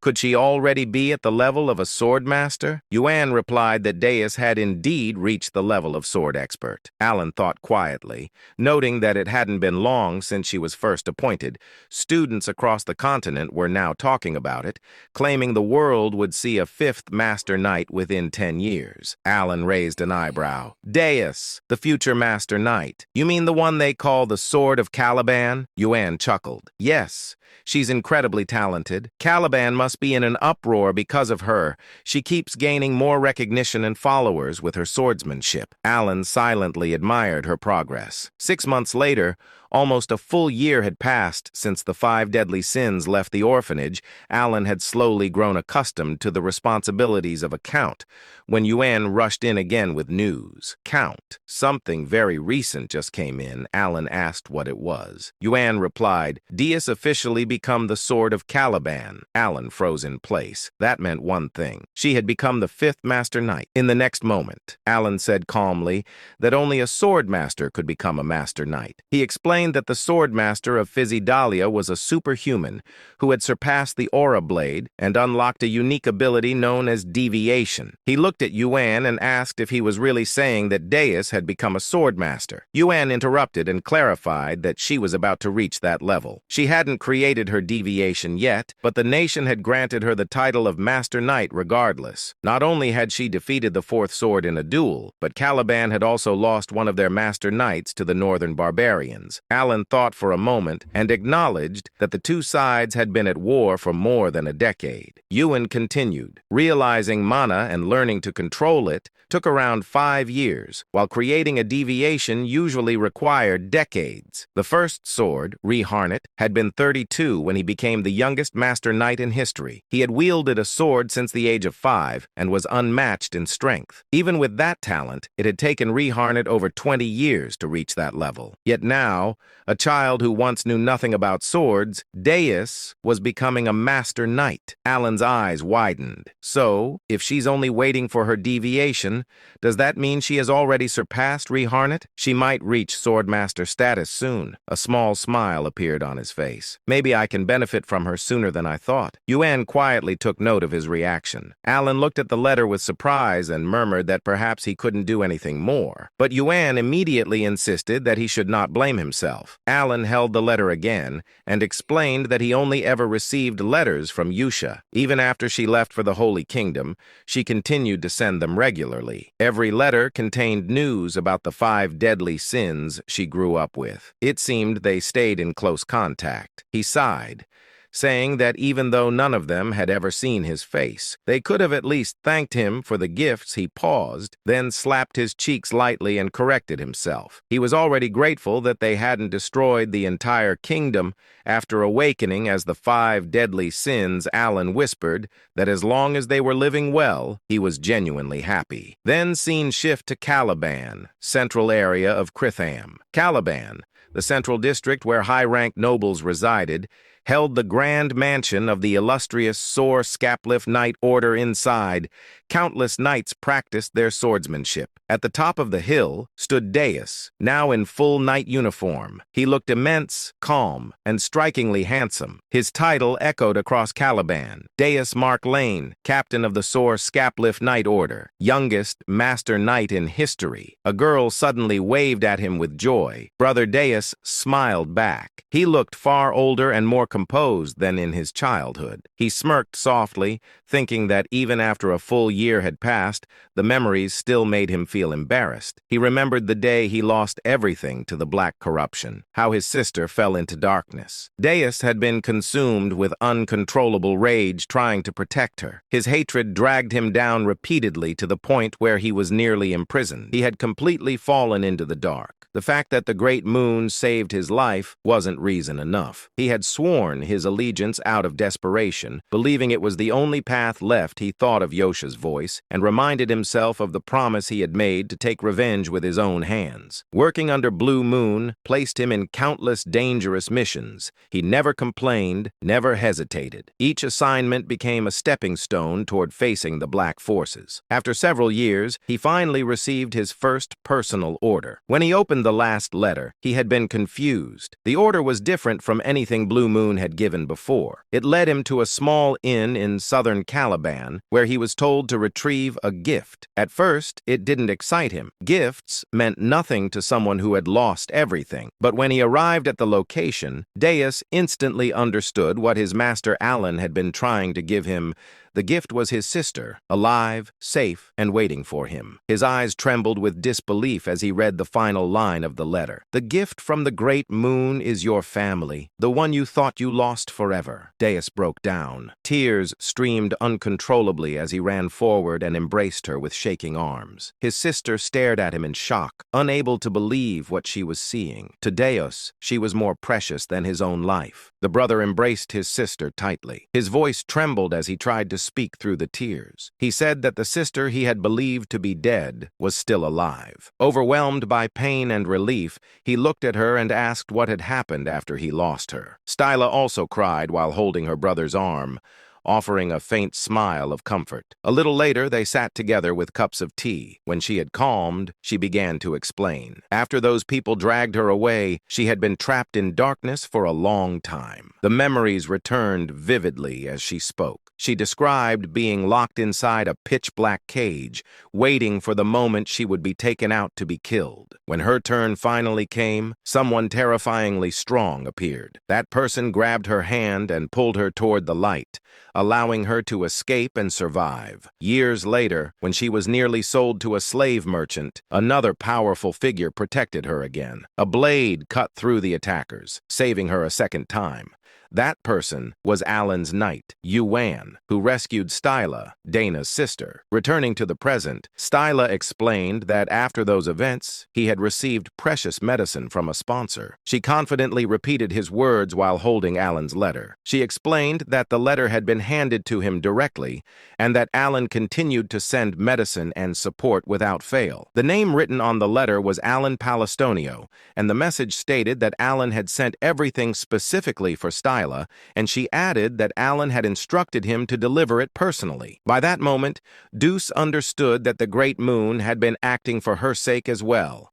He already knew how precious she was to him, and she cheerfully said that the great sponsor had helped her more than she could ever express. She felt deeply grateful for everything he had done. Alan had supported them through his knight Yuan because he wished to keep his true identity hidden. Dus, however, was stunned. Shock spread across his face as he whispered that the Great Moon had been protecting her under his own name. He could not understand how the Great Moon even knew about their situation. He stated that he had never spoken about his family to anyone. Only Yosha had noticed the black lamp that once targeted him. He grew serious, gripping his own shoulders as he asked himself how the Great Moon knew everything. Everyone recognized the Great Moon as the unparalleled prodigy behind countless stories, someone who seemed aware of every hidden truth. At the same time, memories flickered inside Deuce's mind. Moments connected to Yusa. Confusion and disbelief pulled at him like threads snapping together into a single picture. Everything suddenly aligned. He struggled to understand the anxiety Yusa had shown whenever she spoke about the Great Moon, the nervousness in her voice, and her repeated reminder that a sword could never act on its own without its master. Darkness washed through his thoughts as he realized that the foolish one had been himself. Yet a glimmer of hope remained. He remembered the words he had once heard. The Great Moon already knew everything and had been leaving hints for the child who would be forced to survive alone. His body trembled, his voice shaking as this truth finally struck him. Styla pulled him out of that spiraling realization and asked why he looked so stunned. Inside, Dus understood that his own sword had dared to act alone, yet the Great Moon had chosen to be merciful. The narrator's view widened, revealing how the Great Moon, Alan, had been guiding Deuce's life like a carefully arranged strategy, almost as if controlling him like a puppet. Dus whispered that he had spent all those years consumed by hatred and revenge against the Black Sheep, never realizing the truth behind everything. Danis looked at his sister. Her cheerful expression carried the brightness of someone who had emerged from a long, terrifying darkness. She had survived, saved the Great Moon, and protected their family. To him, that survival felt like a gift beyond measure. His thoughts twisted again as Yusa's words echoed in his mind. She had always told him that one day he would understand why she followed the man who was truly terrifying, the Great Moon. Danis realized she had never been a fanatic, nor someone who clung to blind trust. She had earned Caliban and become a knight through her own will, and yet she prayed to Alan as if he were a god. Now Vanuz finally understood why. Determination tightened his expression. He declared that his mission was to reach the pinnacle of Caliban, to stand as a master knight, and to create a personal knight order composed of the finest swordsmen devoted to the Great Moon. He also understood why Yusa always said that Alan was her god and lifesaver,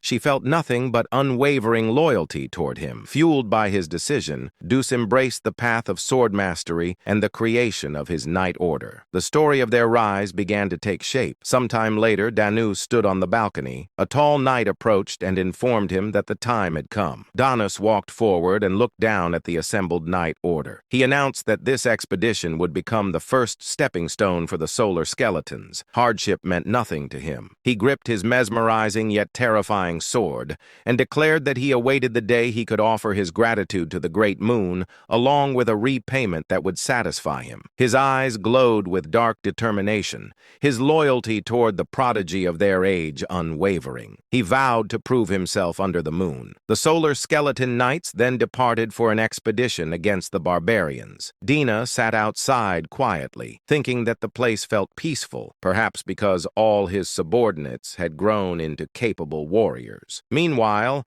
Alan examined his book and muttered that everyone had flown away from him and he no longer wanted more information for now. His life felt increasingly chaotic, yet he reminded himself to focus. He joked about needing to stop writing in cursive and promised himself he would write more clearly. After returning from the labyrinth, he shifted his attention to researching the phrases he had encountered. Alan let out a quiet chuckle, satisfied that his reports were finally complete. As he leaned back, he reviewed the concepts he had been analyzing: reinforcement of magical imprint and the behavior of refraction within spells. He noted that refraction strengthened the imperfections inside a completed spell, allowing its rage to expand outward, while repulsion distorted the structure and influenced the transition of a fired projectile. The phenomenon still amazed him. With the universe law in his hands, his ability to manipulate the very rules that governed reality, he could alter magic beyond its original limits. According to his observations, blue light reinforced parallel magic, such as electrical attacks. He developed a theory that lines of diffraction allowed penetration, which created a critical effect upon impact. When he struck the golem earlier,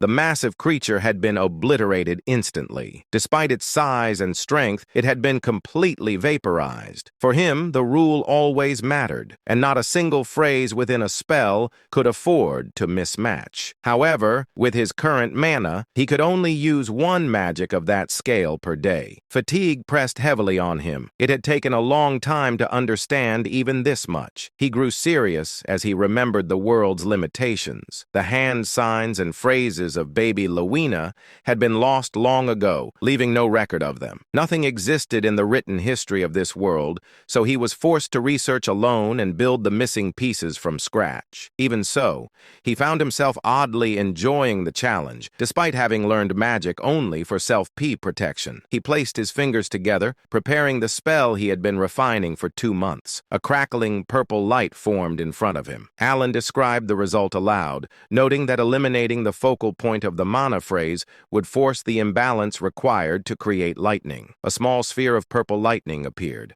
Alan called it a weak and limited form, merely a fluxation spell. Yet the moment he finished the chant, a wave of thunder rippled from it, completing the structure. He continued chanting again. Compression. The condensed magic cannon tightened as the phrases broke down and reshaped themselves. At the final instant, he completed the last hand sign, triggering the purpose built into the spell. A violent thunder cannon erupted upward, blasting into the sky. Massive energy flooded the area, shaking the ground as bright blue lightning washed across the field like a roaring tide. Alan stood frozen, unable to believe the force that had been released. The order of the spell phrases had mattered more than anything. When he had attempted to use breakdown first, the spell failed instantly. But now, a voice echoed behind him. Impossible. Alan turned sharply. Shock stiffened his expression when he saw the figure standing there. Kalia, the red-haired woman, villain of her kingdom, murderer of her father, and the one who had always wanted to turn Alan into her puppet, stood with her butler. Her eyes were fixed on the remnants of lightning still flickering in the air. The butler's eyes widened. Origin magic. Using origin magic means he stands at the caliber of a 7th circle mage. Alan stiffened again, stunned by the term origin circle. He had never heard his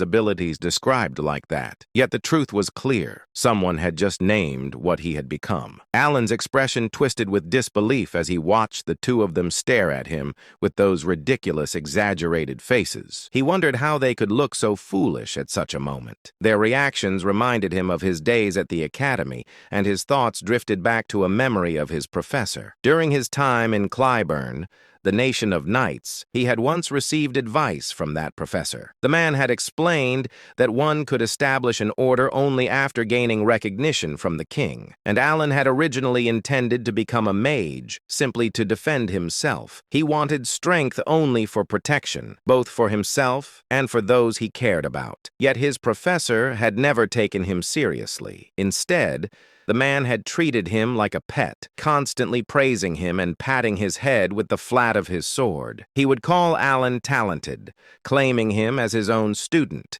begging him not to leave the country because he considered him precious. The narrator had even shown how fondly the professor looked at him. Alan, however, had always been annoyed by those assumptions. His magic ability had not come from the professor. None of it had been inspired or created by that man. Every spell, every theory, every refinement, he had achieved them through his own research. Lady Zenonia, or rather Zenonia Kalia, who had effectively been ruling the Zenonia County by making her father a puppet for several years, had come to Count Palatio's estate for two main reasons. One reason was to gauge the intentions of Elon, now Count Palatio. Despite holding cards that could cause substantial damage to the current Zenonia County, he hadn't used them. The relationship between Zenonia County and Palatio County wasn't necessarily bad, but she knew that the essence of the Count was similar to her own, a kindred spirit, so to speak. In other words, she easily understood that Elon wasn't the type to wield such powerful cards out of some trivial sentimentality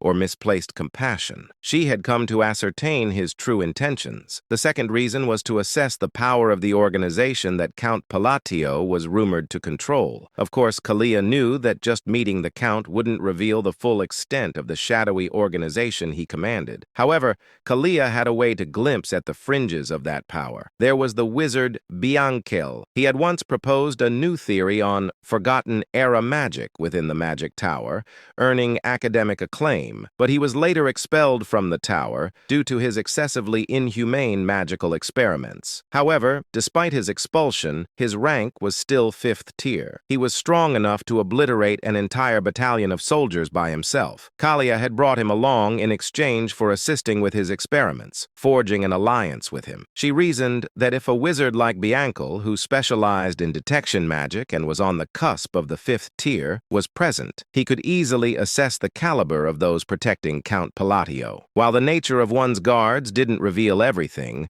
observing the level of those guarding the Count could naturally offer insights into the organization's inner workings. At least that was why she had brought Bianchel along. In the reception room of Count Palatio's estate, Lady Kalia subtly glanced at Bianchel, who still hadn't fully closed his mouth and wore an anxious expression. She was inwardly surprised. As far as she knew, he wasn't someone who would normally show such foolish expressions in front of others. Bianchel's face was always arrogant, and he never spoke politely to anyone, not even to her who supported him. But now Bianchel's expression was extremely unusual. His face was still marked by shock, just as it had been earlier, and she could even detect flickers of fear, something she had never seen in him before. Kalia felt a mix of curiosity and unease as she looked at Bianchel. She had never seen him display such blatant fear, and she said to herself, if he's reacting like this, could it really be that the magic we saw earlier was an origin spell? Kalia's thought was fleeting as she quickly refocused on the present situation and met Elon's gaze. His eyes were the same as before. His gaze, which seemed to find no value in the current situation, he asked coldly, "What brings you to the country?" Kalia was the first to break the silence. As she said, "My apologies, Count Palatio. I've been rude." Although she was still Lady Zenonia on the surface, she respectfully addressed the Count and apologized for entering the training grounds, and for the sudden visit. She added, "I've been wanting to meet you so much. But he interrupted her words, saying, "No need to blame yourself, but let me clarify one thing. What I used wasn't origin. It seems the wizard you brought along was misunderstood." He added, "Indeed, my magic skills aren't particularly exceptional. If I had to rank them, they would be around the 2nd tier, and the mage beside you must have noticed that magic has no effect at all." Naturally, Kalia didn't believe Elon's Alon's words. Even though she wasn't well-versed in magic, she could easily tell that the magic Alon had displayed was anything but ordinary. She turned her gaze subtly back to Bianca and was even more surprised. His expression was worse than before. However, despite his sour expression, he seemed to have understood the underlying message in Alon's words. It was a warning to keep quiet about what they had witnessed here. Bianca forced out the words, saying, "It seems I was mistaken." Kalia was once again startled, hearing him speak in polite language for the first time in 5 years. He usually spoke informally. Alon sighed, saying, "Yes, you seem quite capable, so you've likely already noticed, but that magic is of no practical use. Now then, since the misunderstanding has been cleared up, what brings you to the county?" Without hesitation, Alon moved the conversation forward, prompting Kalia to quickly collect herself and said, "It wasn't anything special. I happened to be in the area for some business and thought of you, so I decided to stop by briefly." Alon inquired, "Is that so?" She replied, "Yes." After pondering for a moment, Alon said, "Unfortunately, I'm quite busy and won't be able to chat for long." She stooped ready to leave and said, "That's fine. I only stopped by briefly. I just wanted to pay my respects." But Alon spoke with an indifferent expression, saying, "If you're in need of conversation, it might be a good idea to visit the Duke of Altia. I think the two of you would get along quite well." Lady Zenonia smiled and replied politely, "If you say so, I'll consider visiting the Duke." However, her mouth was dry. Watching as Lady Zenonia's carriage gradually disappeared into the distance, Evan asked, "Why would Lady Zenonia from that notorious family in the West visit you?" Alon answered, "How would I know?" Evan looked puzzled, but Alon genuinely had nothing more to say this time. He couldn't guess why Kalia had come either, and he said to himself, "It's annoying that I showed her my magic. And let's just hope rumors about me using Origin don't start spreading. In this world, rumors carried more power than one might think. If a rumor spread that Alon could use Origin, a spell only supreme wizards in this world could cast, it might seem advantageous at first glance, but it would actually be a major headache. In this dark fantasy world, it wasn't hard to find madmen who couldn't resist picking fights with anyone strong. He thought that there was no way Lady Zenonia would actually seek out the Duke. Even so, the reason he introduced her to the Duke of Altia was more about sending a message that he had no interest in associating with her. With that thought, Alon ended his musings about Kalia. Meanwhile, inside the carriage, Kalia asked, "Was the magic Count Palatio really used Origin?" Unlike his usual immediate responses, Bianca remained silent. Just as Kalia was about to speak again, Bianca finally spoke, saying, "It wasn't Origin." She asked, "It wasn't Origin? Then what was that earlier display?" As Kalia questioned him, clearly not understanding, Bianca trembled in fear and began to explain, saying, "Origin is the endpoint of all wizards, a canvas of sorts. It is a canvas allowed only to those who have established magic as a truth, where they can draw their own unique laws. Magic that possesses its own unique arrangements and manifestation formulas, painted onto an unchanging canvas. This is what we call Origin." However, he swallowed and continued, "Count Palatio's magic was different. It wasn't drawing on a canvas. To be more precise, his magic was akin to tearing the canvas apart." Bianca explained further, saying, "In other words, he was twisting the truth that should remain unchangeable. Although I only saw it for a fleeting moment, since I was using the observation eye at your request, I saw it clearly." Bianca muttered, "Fixing lightning that shouldn't stop, twisting the laws to collapse the spell that had been manifested, and yet still managing to manifest it flawlessly. It was an unbelievable miracle, and behind it," he stopped speaking abruptly. The image of Count Palladio from earlier flashed in his mind. At the moment when he displayed that incredible magic, his eyes had revealed a talent that could only be attained upon reaching the 6th tier, even if acquired later in life. A talent that Bianca had only barely glimpsed after reaching the peak of the 5th tier due to his own latent talent. Eyes that could perceive the world itself. It was an eye, a pair of jet black and red eyes, with 2 crimson rings rings encircling the pupils, those eyes had appeared when the Count used his magic. Recalling this, Bianca could not hide the fear that filled his own eyes. If it was what he thought it was, the Count had accessed the power of a forgotten ancient god when he used that magic. But Bianca cut off his own thoughts, even using magic to force himself to stop thinking. Having delved into ancient knowledge, he was well aware of how dangerous it was to try to infer the truth behind such things through further thought. And he added, "Let me give you one piece of advice. Never make an enemy of him. Do not oppose Count Palatio. That's all the advice I can give." Having said that much, Bianca fell silent. Lady Zenonia also kept her silence. At the same time, Kalia naturally recalled Alon's expressionless face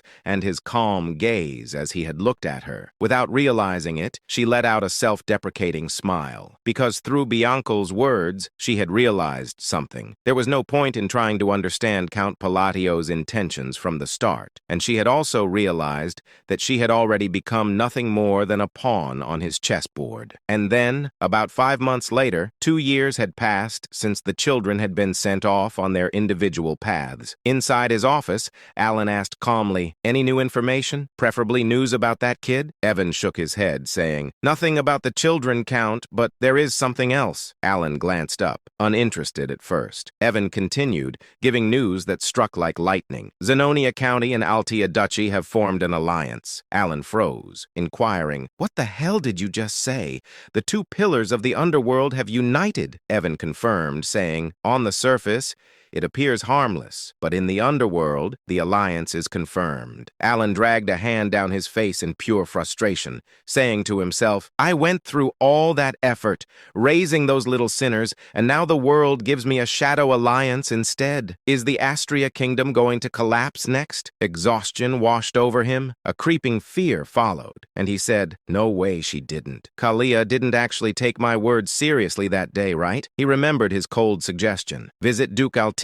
He certainly hadn't meant form an alliance with him. He slapped his forehead again, saying, "Come on, it has to be temporary. With Kalia's personality, cold, arrogant, hostile, it's impossible, but I should prepare." He picked up his pen to write a letter. "Kalia, if I came off blunt, if I sounded cold, I was not intending to insult you." He stared at the line. This doesn't sound like an excuse at all. Still, he folded the letter and handed it to Evan, saying, "I'm leaving this to you." Evan nodded, saying, "I'll deliver the message to Lady Zenonia through the Machinery Guild. I'll continue searching for the children as well." Alan sank back, scanning several reports, and he said to himself, "I wonder what Randan and Seol Rang are doing now. Even Utia." His eyes landed on a blood-stained letter the two had sent after reaching their destination, and he said, "Seol Rang wouldn't have died, right?" The thought was dark, but it slipped out. He continued reading. If they followed the instructions and found the gift, they should have gained their warrior symbol, maybe even escaped Baba Yaga by accident. Alan reviewed the note describing the ability of the gold mana beast's hand glove, the treasure he had given Siren. That girl received something valuable. She wasn't born with the sin of pride. She could have become a strong warrior instead of a fallen sinner. He sighed, saying it was right there in the item description. If I had told her about the treasure's hidden value, she could have sold it or used it for funding. With her talent, she could have made a living anywhere. His gaze drifted toward the balcony and the stretching horizon beyond. He murmured, "After all, this land is a place where anyone can seize the world through strength." Night draped the desert colony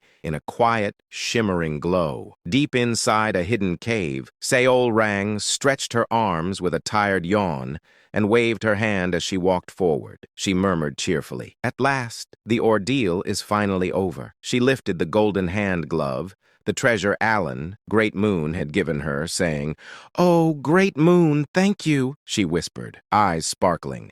"This gift is incredible." Clutching the glove with affection, she thought of the pale, gold, kitten-like spirit that had appeared earlier. She said, "I always believed the essence of the Golden Mane tribe was just some random charm. But what I heard as a child wasn't some fairy tale at all." Memories surfaced. Her mother's gentle voice, the warmth of their old home, her tribe's forgotten pride. "Our Lenjin are descendants of the Golden Mane tribe." Her mother had once told her, "Kings of all beasts beastkin. The essence of the Golden Mane tribe is a high relic passed down for hundreds of years. It grants us power and divine authority. Returning to the present, Seol Rang held her breath, and she found that very essence inside this desert cave. The moment she had put on the golden glove, pain had surged through her entire body, so real, so overwhelming. She had faced trial after trial inside her own consciousness, each challenge tearing at her mind. But she endured. Looking at her hand, she whispered, "One day I nearly died as a test subject, yet the great moon saved my life." The memory stung her heart. Abandoned orphan, treated as nothing. But Alan had changed her fate, she said, voice trembling with emotion. "He gave me the power to take revenge on the Black Dragon, the monster who killed my parents." She tightened her fist. Golden aura burst from her palm, flaring across the cave like sunlight tearing through darkness. She added, "I must repay the great moon's grace." Energy surged violently from her body,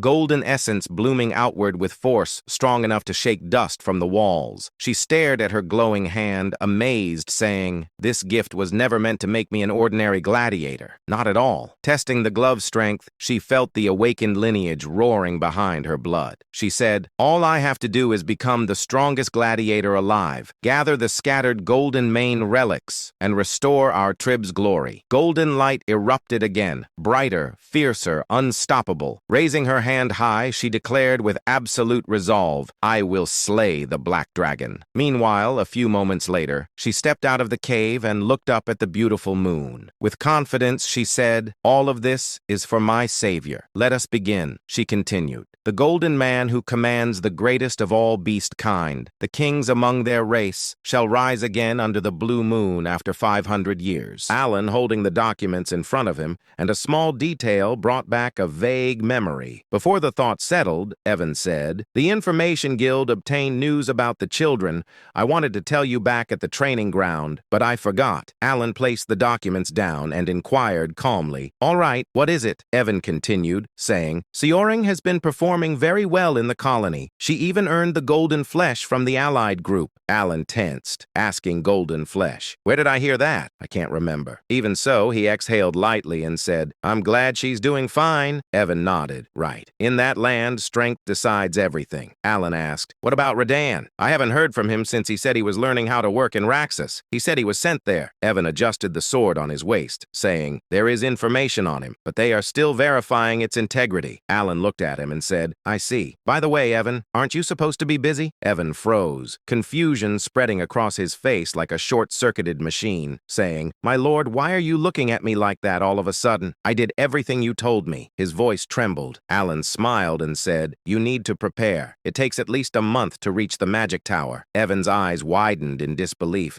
inquiring, "What? The Magic Tower? I've never even heard about that." Shock hit him like thunder striking his head. Alan replied casually, "Easy." "Oh, did I not mention it before?" Evan let out a breath, saying, "I'm used to it, but still a month? It should only take a week to reach the Green Magic Tower," Alan said. "We're going to the Blue Magic Tower." Evan blinked, saying, "Ah, that's near Labyrinth City, so it's quite far." Then Evan straightened his posture, saying, "I will start preparing immediately, my lord." Alan nodded. Sometime later, Alan collapsed onto the sofa and slumped like an old man. Exhaustion weighed on him, leaving him lazy and drained. And he said, "A month in a carriage, just thinking about it makes me tired again," he muttered. "But what else can I do? The item that can support my small precious mana hole is there." His gaze dropped as a faint memory surfaced. The massive city slowly appeared before his imagination, just as it had in the game. Alan continued saying, "Even though countless players visited the labyrinth, no one ever reached the end. I only reached the 115th floor because I used a cheat code. Those devs were insane. There were even more floors below that, and the item I need is on the 151st floor. Because of that,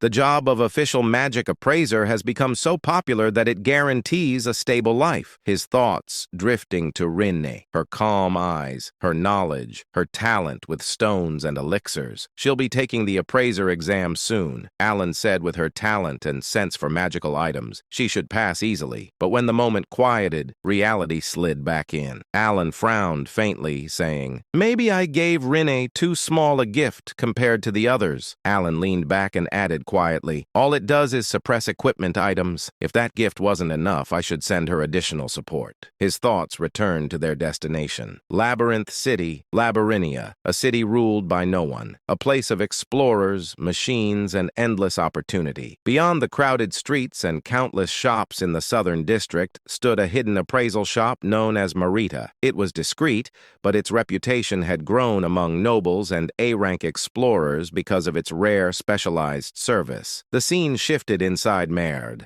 A man stood frozen, stunned by what he had just witnessed. An echoing voice reached him from deeper inside the shop. The voice reported, "The appraisal is over, my lord." The man gasped. Only then did the truth settle. The masked girl standing before the man was Rinne. She had concealed her identity flawlessly. She held an object between her hands. She explained, "This device ignites flame with mana," demonstrating it with quiet confidence. The lord nodded. "Thank you as always. Let me see." The lord carefully examined the lamp in his hand. He murmured, "It's a relic that can be imprinted." "What is the imprinted ability?" Rin answered with calm confidence, saying, "A small amount of mana will keep the flame burning for at least an hour." The lord smiled and said, "Its efficiency has improved drastically." "Very good." He genuinely appreciated Rena's precision and intelligence. She replied, "Thank you as always." Silence settled inside the shop. Rana removed her mask, her expression softening for a moment until her gaze shifted to another item on the table.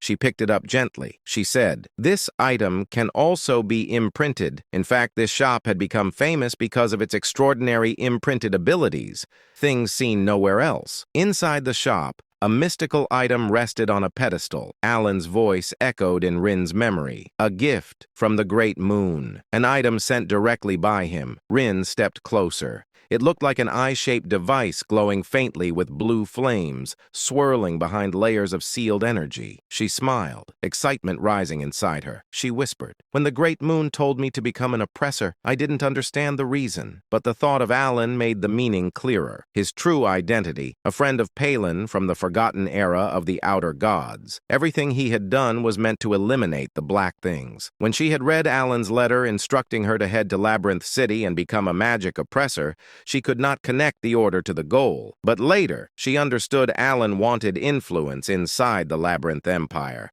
a foundation strong enough to reach the Magic Tower. Even so, in the present moment, she wondered aloud, what does becoming an oppressor have to do with killing the black things? She entered the appraisal room fully. She whispered, "The eye of the stalker repeatedly identifies items below a certain mana threshold to assist with oppression. It was dangerous, deadly even. Red demonic chains wrapped around it, and a dark presence seeped from the relic. It was nothing like normal magical wisdom."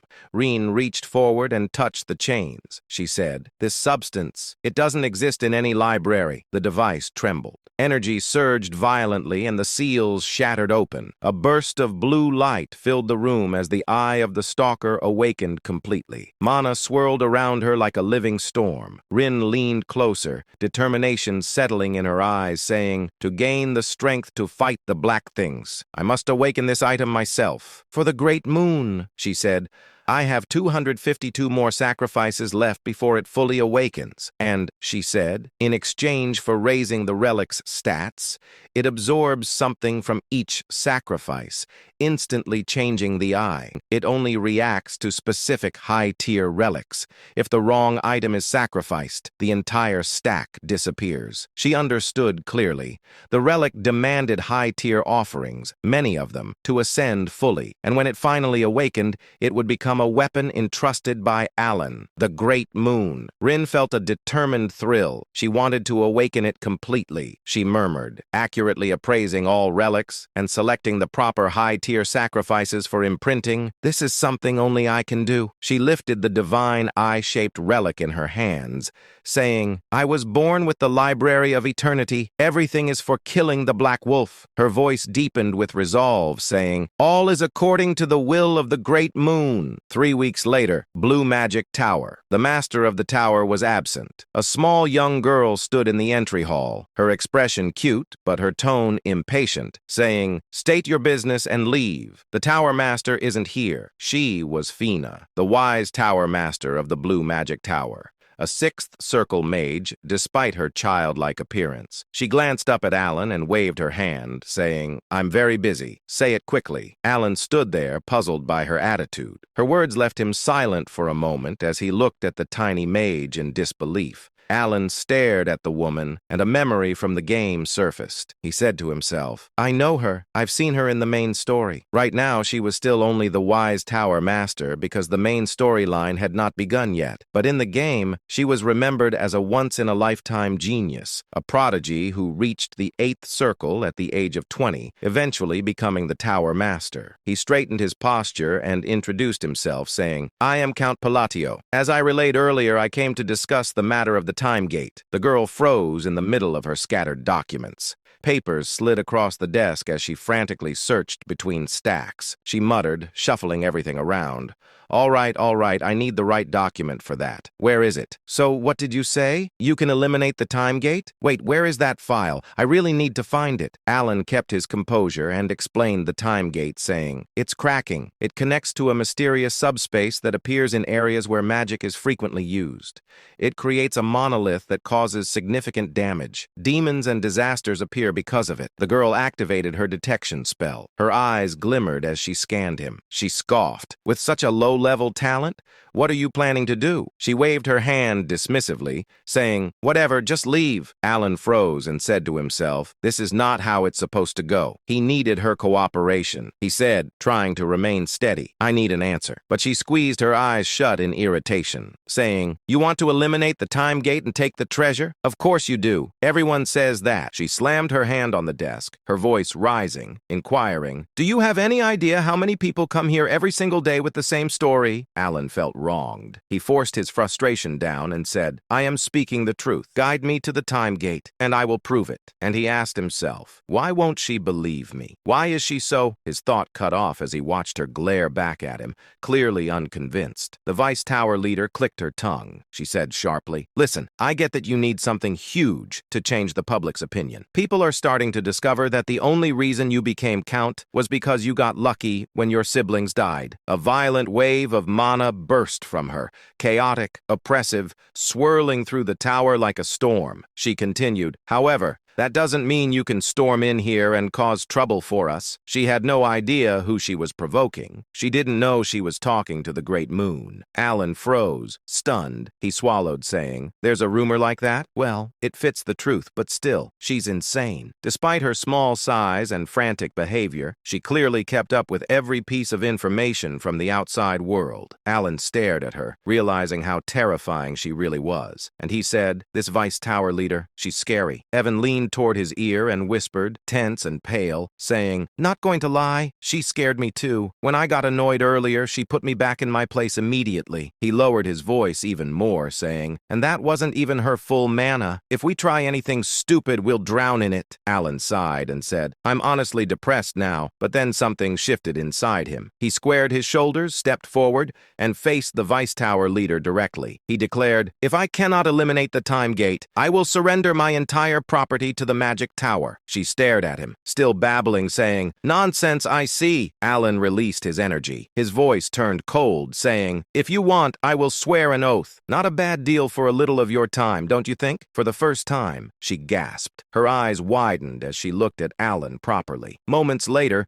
the two stood inside the tower's restricted zone. The Vice Tower leader said, "The time gate is in here. As promised, your entire wealth becomes mine the moment you fail." Alan stepped forward without hesitation, saying, "That won't happen. Just watch what I do inside." The Vice Tower leader looked at Alan with sharp, narrowed eyes. She said, "Perfect timing. I was wondering whether you were the true mastermind of your country, or just an incompetent man who got lucky. Now I really want to see what you came here to do, and what kind of mess you're planning to create. If you fail this task, all your wealth becomes mine." She let out a low, evil chuckle. She said to himself, after listening to him for a while, "I'm convinced he's close closer to the latter. Her gaze swept over Alan from head to toe, analyzing every detail with cold precision. She said, "Unlike that inhuman atmosphere around you, you only have a small mana hole and barely above-average sensing ability. You're stuck at the very edge of the second circle." And she inquired, "What exactly are you going to do with such pathetic magic? You're completely useless." A box appeared before them containing the distorted fragment of the time gate. The truth was simple. There was barely any need to close it. In 3 months, the gate would naturally collapse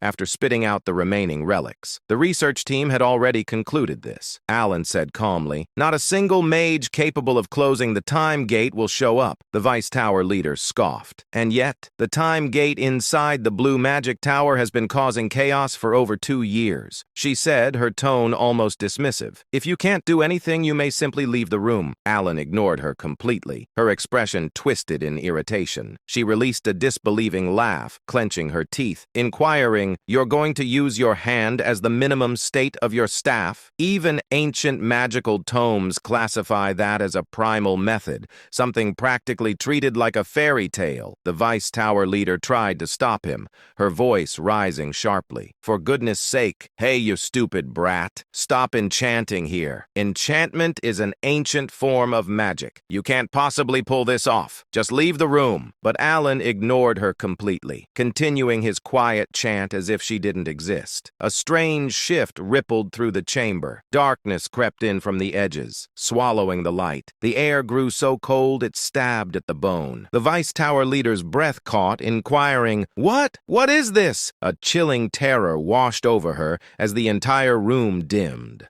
Her body froze in place and she said, I can't move." Everything stopped. Time itself had paused. Desperate, she activated the divine eye, wanting to see exactly what Alan was doing. The moment her vision shifted, her expression collapsed. Particles cracked apart in midair like reality itself was splintering. And behind them, a gigantic red eye appeared. A demon's eye. Ancient, violent, insane. She trembled, saying, "To that thing, it's insane." Then Alan's body erupted with a deep red aura. The monstrous eye snapped fully open, glaring directly at her. The killing intent it radiated was overwhelming enough to freeze her soul in place. She couldn't breathe.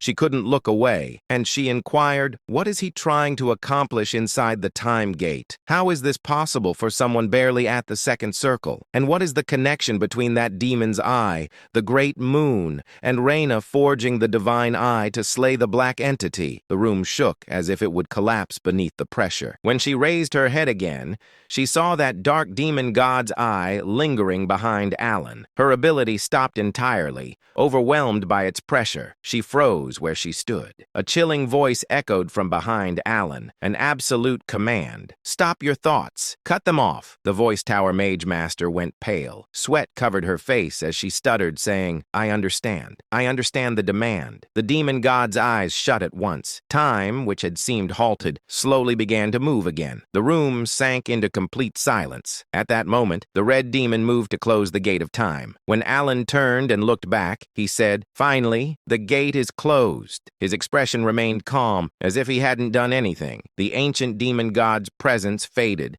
leaving the mage girl stunned. Alan let out a small breath, saying, "That was easier than I expected. All I needed were special items and the correct meth." Alan showed the relic and said, "I'll take the item Sharon crafted. I need to use it a few more times, so I used a convincing spell." Did she fall for it? But the mage girl trembled even more. She struggled to steady herself, still trapped in the fear she had felt moments ago. She whispered, I won't tell anyone." Alan frowned, asking himself, why does she look like that? Did my buff fail? He sighed and said, "I appreciate the concern, but it's not necessary." When he took a step toward her, she stumbled backward, nearly falling. Her voice shook as she added, "I'll keep silent. I won't say a word. I can keep a secret." Honestly, seriously. Alan stared at her, confused, and he asked himself, why is she suddenly acting like this? Outside, the scene shifted. Alan walked toward Evan and said, "Let's return." Before he could leave, the mage girl called out, "Wait one moment." She held out a small vial and said, "This is a mana recovery potion I made." Alan accepted it and examined the content. A potion half-crafted by the Voice Tower Lord, and it was a top-raid one at that. The Voice Tower hesitated before asking, Do you really like it? Alan looked surprised and said to himself, 2 bottles cost as much as several lower-ranked treasures. When I checked the price, I almost fainted. He glanced toward the Tower Master's safe and wondered, is she really this grateful that I closed the gate of time? But the mage girl trembled as she replied, that's what the Count requested. I will absolutely remain silent. Seriously, if you want, I can even make a mana oath for certainty and loyalty. Alan blinked, asking himself, an oath for something like this? What is she even talking about? He paused, saying, wait, she's clearly misunderstanding something. Before he could explain, the air rumbled. Magical chains formed above them. The Tower Master raised her staff toward the sky and began chanting, taking the mana oath for the prom. She glanced at the Count's direction and proudly declared, see, I keep my word perfect. Alan felt the tension rise in his chest, saying to himself, I see. She showed no intention of clearing the misunderstanding, and he had no way to stop her. The Blue Magic Tower officially acquired the relic. Alan considered what he had gained. 5 bottles of potion and an oath. For him, it was more than enough. The journey had been worth it. Dean shifted to outside the tower. Alan stepped into Evan's carriage. Evan examined the treasure in Alan's hand, and he said, Lord Alan, is that the item from the gate? It was difficult to obtain,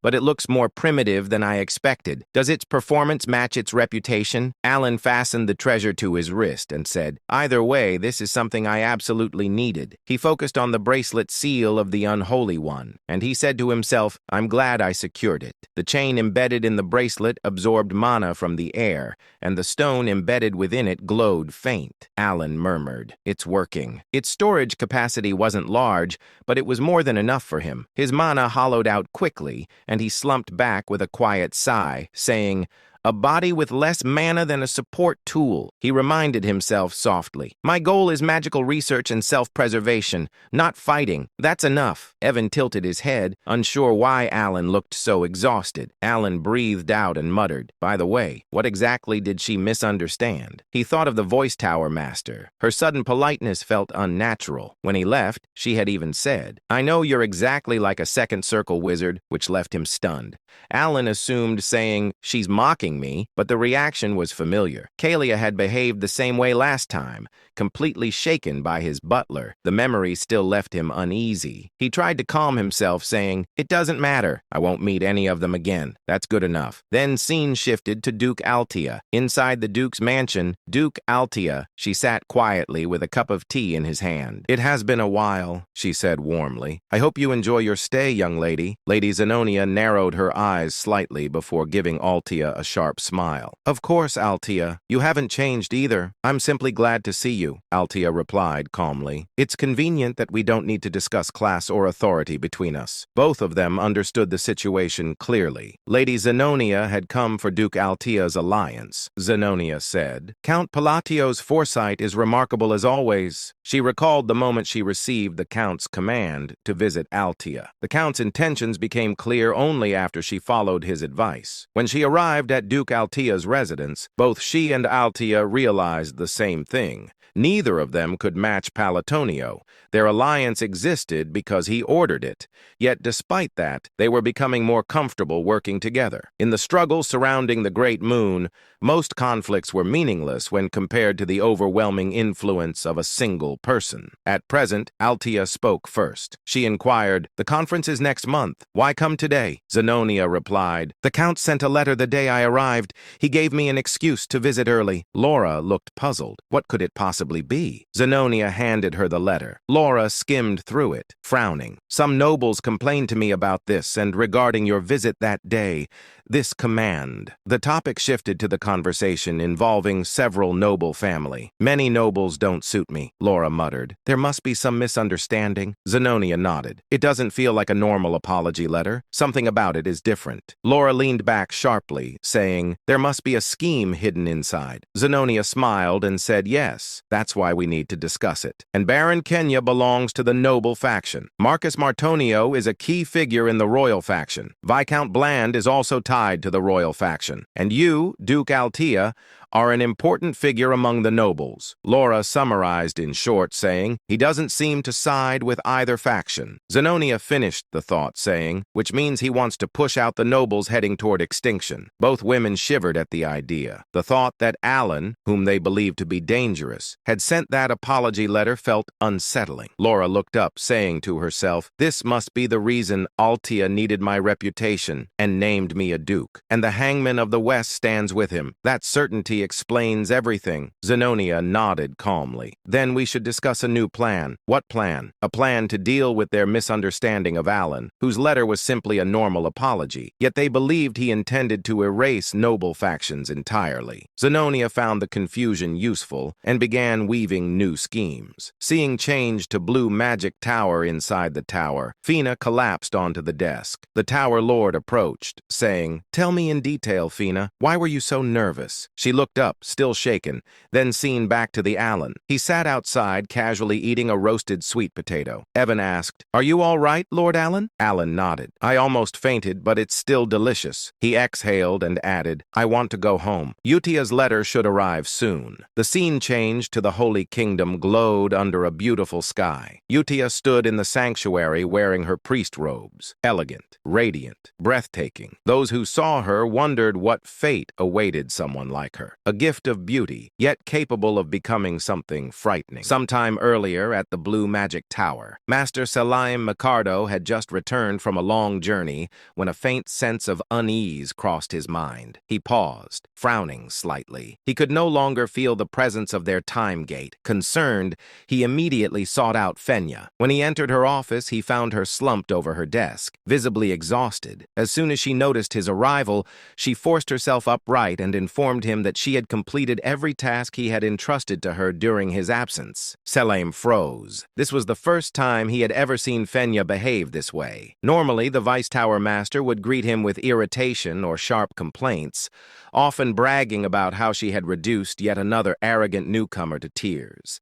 Seeing her so subdued unsettled him. He asked calmly whether something had happened. Instead of answering immediately, Fenya collapsed forward again, resting her forehead against the desk. Selim observed her quietly. Fenya had become Vice Tower Master at an exceptionally young age, blessed with overwhelming magical talent. Her arrogance had once been sky-high, almost unbearable, yet he had never bothered correcting her personality. As far as he was concerned, geniuses like her inevitably reached a point where they realized how insignificant their achievements truly were. Once she reached the seventh circle, humility would come naturally. That was why her current state felt so strange. Letting out an awkward laugh, Selim mentioned that his business trip to the north had taken longer than expected. He casually asked whether she had been overwhelmed with work while he was away. At that point, Fenya finally spoke. With a drained expression, she explained everything she could, carefully avoiding certain details. She revealed that the time gate had been closed and that the one responsible was Count Alan Palladio. However, she could not explain how it had been done. She stated plainly that she was bound by an oath and could say no more. Besides, she added,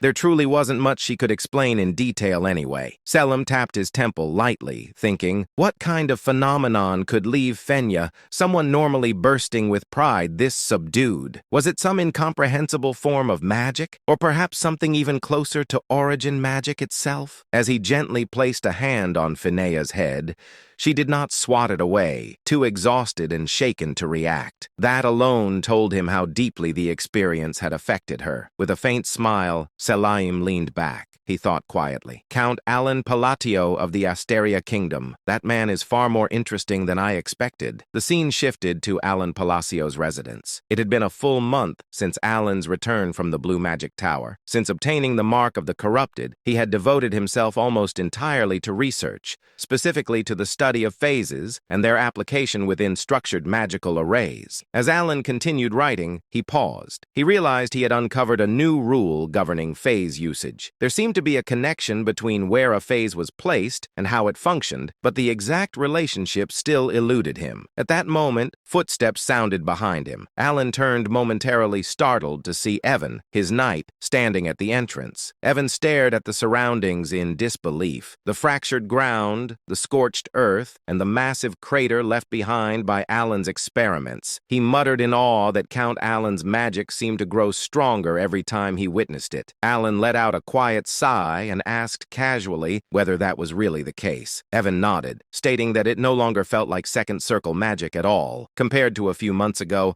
Alan's spells operated on an entirely different level. Alan glanced toward the crater in front of him and remarked that an ordinary gravity spell should never be capable of causing such destruction. Even at maximum output, a second circle gravity mage should not be able to crush something to death so thoroughly. Inwardly, Alan acknowledged the truth of that statement. He thought, I really am getting stronger, and this doesn't feel like an illusion. In the end, the only improvement he had achieved was greater stability, not increased destructive power. That made the current situation illogical. Aloud, Alan told Evan that there was no clear reason for his magic's firepower to increase suddenly. Perhaps he suggested he was simply in better physical condition these days. Evan accepted the explanation, though he remained unconvinced. Changing subject, Evan informed Alan that Utia's letter had arrived. Alan thanked him and said he would return to his room to read it at leisure. When Evan asked whether he intended to continue practicing magic, Alan replied that he had already exhausted his daily limit, 3 full uses. As Evan departed, Alan's thoughts drifted once more. If there is a reason my magic has grown stronger, could it be a reward tied to a curse? In certain Eastern rituals, a curse functioned as a sacrifice. The caster lost something, health, lifespan, or fate, but received a proportional compensation in return. Yet Alan quickly dismissed the idea. There was no one from the east anywhere near him. As he was walking and Evan was behind him, he thought, could it be receiving faith? He scoffed inwardly. He was merely the count of a small, insignificant kingdom that Underworld has ignored. That made even less sense. In the end, Alan shook his head. Some mysteries did not yield answers easily. For now, it was enough to move forward. Whatever the reason, the power had not brought him harm, and so he decided to stop overthinking it. Sometimes the only choice was to live on and see where the path led. The scene then shifted to the Holy Kingdom of Rosario within its capital city, Ryanel. Ryanel was a city of pure white stone,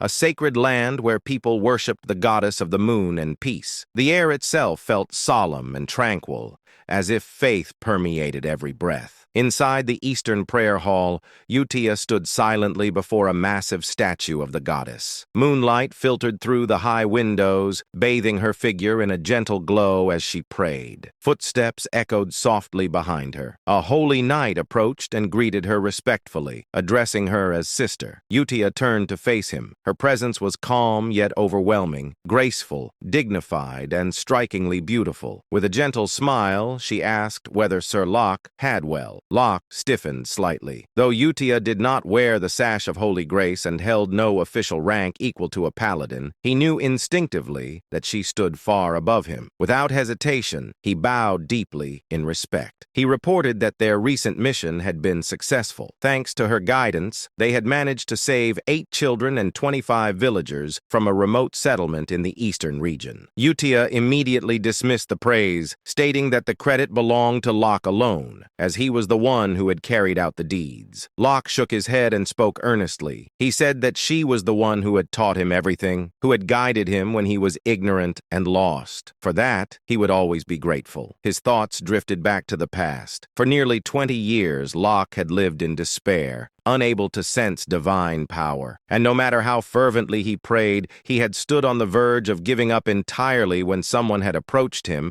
and asked whether there was something he desired with all his heart. That person had been Utia. With her calm expression and crimson eyes, she had told him to place his faith in the moon. Confused and desperate, Locke had asked what the moon truly was. Utia had only replied that he would understand once he tried. Clinging to that faint hope, he had prayed prayed to the moon for several days, just as she instructed. Then, impossibly, a miracle occurred. He awakened to divine power, finally able to wield it as others did. The joy had been overwhelming, yet along with that joy came doubt. He feared he had committed heresy by placing his faith in the moon rather than directly in goddess Chironia. However, the divine artifacts bestowed in the goddess's name still responded to him, glowing brilliantly in his hands. That alone proved his power was genuine. One day, he had asked Yutia why she had guided him toward the moon instead of the goddess herself. Yutia had smiled softly and explained that faith was an invisible belief, one that often took a long time to manifest. She said it was far easier to draw strength from something that undeniably existed. She told him that the moon would always be there watching over him. Standing by a large window, Yutia had rested her hand against the moonlight glass. At that moment, Locke had finally understood. The goddess and the moon were one and the same. For humans burdened with doubt, belief required something they could see. Moved by that realization, Locke bowed deeply before her, offering his thanks from the bottom of his heart. In the present, Yutia gently spoke, saying that if Locke truly wished to express his gratitude, then they should pray together. She stood before the largest statue of the goddess, her posture perfectly composed, bathed in moonlight. Her calm smile and dignified presence made her resemble a goddess herself. Locke answered without hesitation, stating that he would be willing to pray alongside her as many times as necessary. Yutia then informed him that he had arrived at the perfect time. The prayer was about to begin, and many believers had already gathered inside. As the massive doors of the prayer hall were opened, a vast crowd came into view. Countless worshippers filled the hall, their heads bowed in reverence as a solemn atmosphere settled over the space. Yutia walked forward toward the elevated stage, while Locke took his place before it among the faithful. Stepping onto the stage, she activated a ceremonial instrument. Raising her hand toward the gathered crowd, she addressed them with a serene voice. She announced that the prayer to the great moon would now begin. At that moment, she stood not merely as an individual, but as Yutia, a sister of the Holy Kingdom of Rosario, guiding the faith of all who stood before. The scene shifted to Alan Palacio's office, where silence hung heavily in the air. Alan sat behind his desk, holding a letter in his hands. It was one he had already read more than once. The letter was from Yutia. As Alan reread its contents, he realized once again that there was nothing extraordinary written inside. It spoke only of her daily life. When he finished, Alan released a slow sigh. Nothing special had happened. That meant she was living well. He lowered his head and rested his forehead against the desk, the letter still in his grasp. To him, this was proof that the children were safe, living normal lives, exactly as he had intended. And yet, a faint sense of loneliness crept into his heart. Of the 5 children he had raised and guided away from becoming embodiment of sin, only Yutia continued to send him letters. The others remained silent. From their perspective, it was understandable. To them, Alan was merely someone from the past, a man they had barely known, someone who had intervened briefly and then disappeared. He reasoned that this was fine. His purpose had never been to be remembered or thanked. His goal had been fulfilled the moment they chose paths that would not lead to the world's destruction. There was no reason for him to feel sad. Ellen repeated that thought to himself, trying to accept it. Still, exhaustion showed on his face. Despite her own busy life, Yutia continued to write regularly. Half of him felt comforted by that fact. The other half felt a quiet ache he refused to acknowledge. At that moment, a voice spoke from within the room. Evan asked whether Alan was busy. Startled, Alan lifted his head abruptly, having failed to notice Evan's presence. He remarked that Evan had frightened him and questioned whether he was still there. Evan responded calmly, explaining that he had remained because new intelligence had arrived from the Information Guild. That immediately drew Alan's attention. He asked Evan to report. Evan informed him that the information concerned one of the children. Alan told him to continue. Evan then stated that the report was about Radan,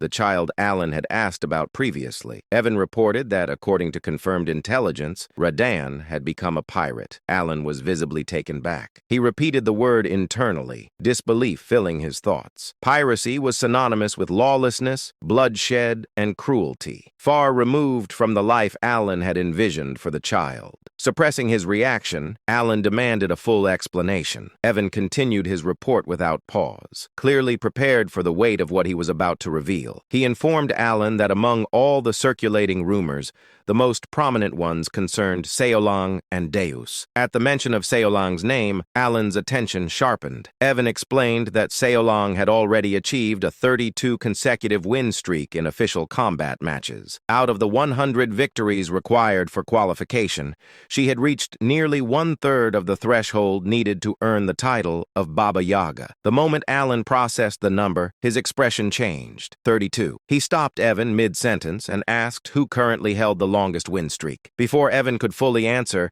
Alan himself recalled the name and spoke it aloud. The Lion King, the warrior known for holding a 41 win streak. Evan confirmed that Alan was correct. Alan leaned back slightly. In the game, the Lion King had been an overwhelmingly powerful character, someone who had briefly joined the player's party and dominated battlefields with brute force alone. He was not merely strong, he was a symbol of supremacy. The colony's military balance depended on individuals like him, and yet Seolang was approaching that level. Alan felt disbelief creep in internally. He muttered that Seolang was on the verge of surpassing even the strongest pillar of the colony. The realization carried both pride and unease. Kid guided her so she would not become a calamity, but her growth was now brushing against the realm of monsters. Evan then shifted to the next report. He informed Alan about Deus. According to the intelligence, Deus had personally executed one of the 8 barbarian chiefs, Kurga of the Snowfield. At that name, Alan's expression stiffened. Evan added that Kurga had been the leader of a barbarian faction that practiced grotesque rituals,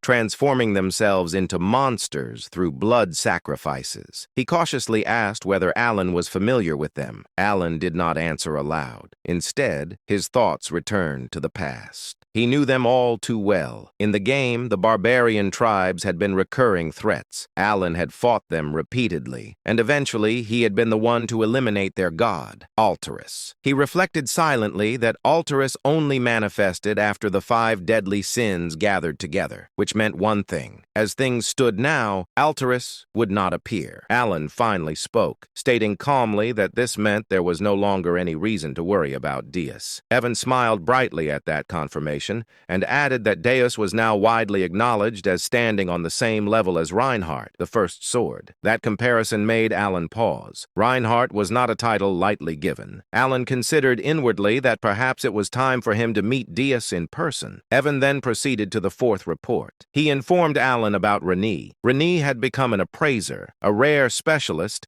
capable of analyzing artifacts and engraving them with black runes that significantly enhanced their abilities. Hearing this, Alan was genuinely surprised. He muttered under his breath that he had not even known such a profession existed in this world. The concept intrigued him deeply, but he felt a quiet sense of relief. His expression then shifted abruptly as a realization struck him. He asked Evan what truly mattered, the core of the matter. Did Radan really become a pirate? Evan answered without hesitation. He asked whether Alan was familiar with the 7 archipelagos located off the coast of Rexus City. He explained that these archipelagos were infamous, known as the domain where the greatest pirates of the era gathered. Then he delivered the truth. Radan had become the captain of the first archipelago, the largest and most influential of the 7. The moment Evan finished speaking, Alan reacted as if struck by lightning. He sprang up from his seat so suddenly that he looked like a rag doll pulled by invisible strings.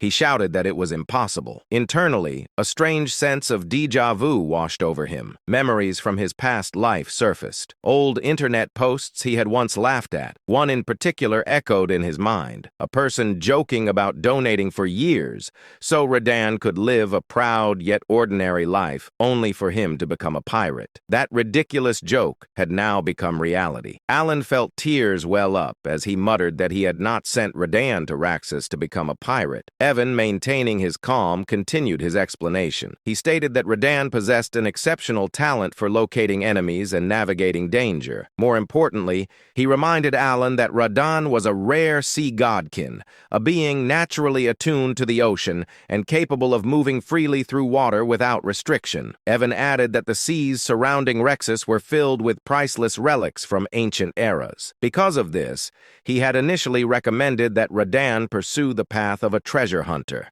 a profession with immense potential and prestige. However, things had escalated far beyond that. Evan pointed out that the captain of a great pirate archipelago was in practice no different from a lord ruling an island. Such a position carried political influence and absolute authority over the seas. Alan could no longer deny it. He leaned back, his thoughts racing. He wondered how Radan could have defeated the previous captain of the first archipelago. Alan knew the truth well. Every archipelago captain was a superhuman, and none of them had ever lost a naval battle. That left only one plausible conclusion. Radan must have unearthed something extraordinary. Alan reasoned that Rodan likely discovered and claimed genuine relics of the old era, artifacts powerful enough to overturn the balance of the seas. In his previous life, Alan himself had spent countless hours chasing such relics through a mini-game called Treasure Hunter, the very game he now inhabited. He raised a hand to his forehead, utterly drained. He thought bitterly that he had always known this world would never unfold according to his expectations. But even so, this outcome was strangely not the worst. In fact, it was almost impressive. Letting out a long breath, Alan slumped back into his chair, completely limp, as if life had momentarily left his body. Seeing this, Evan rushed to his side and asked with concern whether he was all right. The scene shifted to the very heart of the Principality of Korkia, the colossal maritime city of Rexus, a city of endless sails and salt-stained stone. Raxus stood as the gateway between land and sea. Beyond its sprawling coastline lay the infamous 7 pirate paradises, territories ruled not by law but by blood, strength, and greed. Among them all, the most powerful was the first archipelago. Once this domain had belonged to the great pirate Alcaride, the Red Slayer, a man who secured the protection of the so-called Heavenly King through obscene wealth and tribute. His reign ended the day he was defeated. The one who struck him down was Radan. Now Radan stood atop a rooftop overlooking the sea, the wind tugging at his cloak as the glow of sunset painted the horizon red. A faint smile rested on his lips, the smile of someone who had climbed to the summit through blood and fire. He was now the captain of the first archipelago. Radan leaned back against the wall, cracked his neck lazily,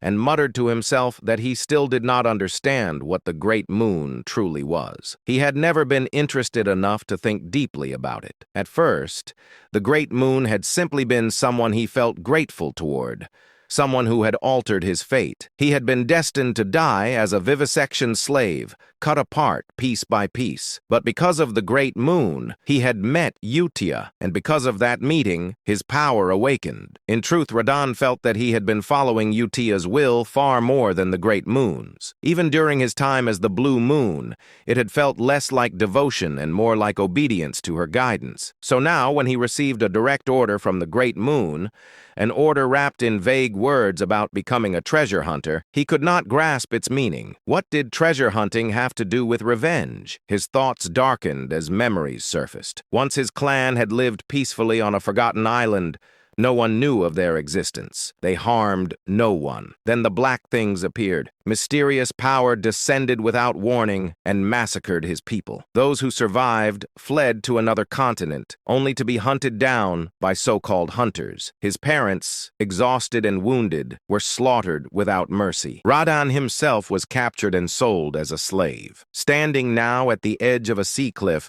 gazing toward a distant city glowing beneath the dying sun, Radan clenched his fists. He did not believe that becoming a treasure hunter or receiving some so-called gift from the Great Moon had anything to do with fulfilling the revenge he had sworn. If anything, he would simply pretend to follow the order, at least for now. As his gaze drifted across the sea, he noticed a large ship in the distance. Laughter echoed from it, fireworks bursting into the sky as celebration filled the air. Radan frowned. Why were they celebrating? Then realization struck him like lightning. That ship belonged to the chosen captain of the 7 archipelagos, the very ones who had once hunted down his parents. One of the voices from the ship rang out proudly, declaring that only those chosen by fate could receive the Heavenly King's protection through wealth. Radahn's smile vanished. His expression turned pitch black. So this was it. He had finally found the bastards who murdered his parents, and now they had risen to power. He muttered coldly that the Heavenly King was spreading lies deliberately. Radahn knew the truth. The power those captains wielded did not come from wealth or divine favor. It came from a secret ritual, one that required the body parts of sea godkin. Only by sacrificing their flesh could one receive the power of the sea god clad.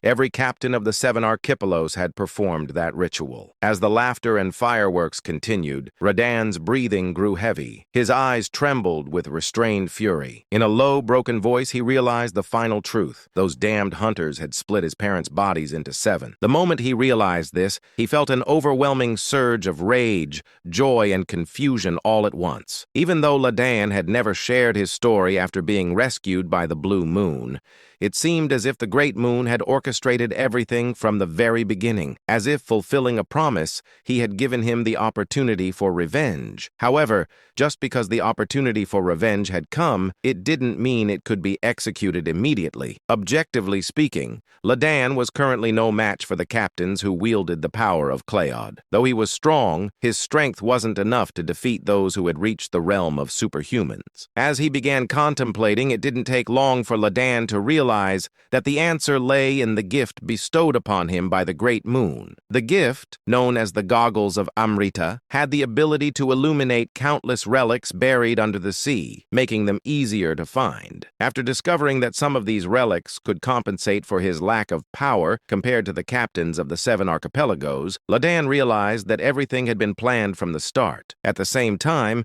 he understood the true intention of the Great Moon: revenge and domination over the 7 archipelagos. The moment he understood this, the Great Moon became more than just a small entity he was grateful to. Not only had it laid out everything before Radahn, but he had also given him the strength to seek revenge. From start to finish, everything had been planned. Radahn muttered unconsciously. For the Great Moon, these words had once been meaningless to him, just a simple phrase without any real significance. But now, for the Great Moon, no longer felt hollow. Now, when those words left his mouth, they carried true meaning. Only then did they hold the significance of loyalty. About 3 months had passed since the news of the 5th son becoming a Somali pirate had reached him. As the unbearably hot summer began to fade, and the leaves in the forest started turning red, Alon boarded a carriage. He was on his way to the grand church held every 2 years at the Duke Rotegre's estate. I'd rather skip this if I could. While his body was moving in the carriage,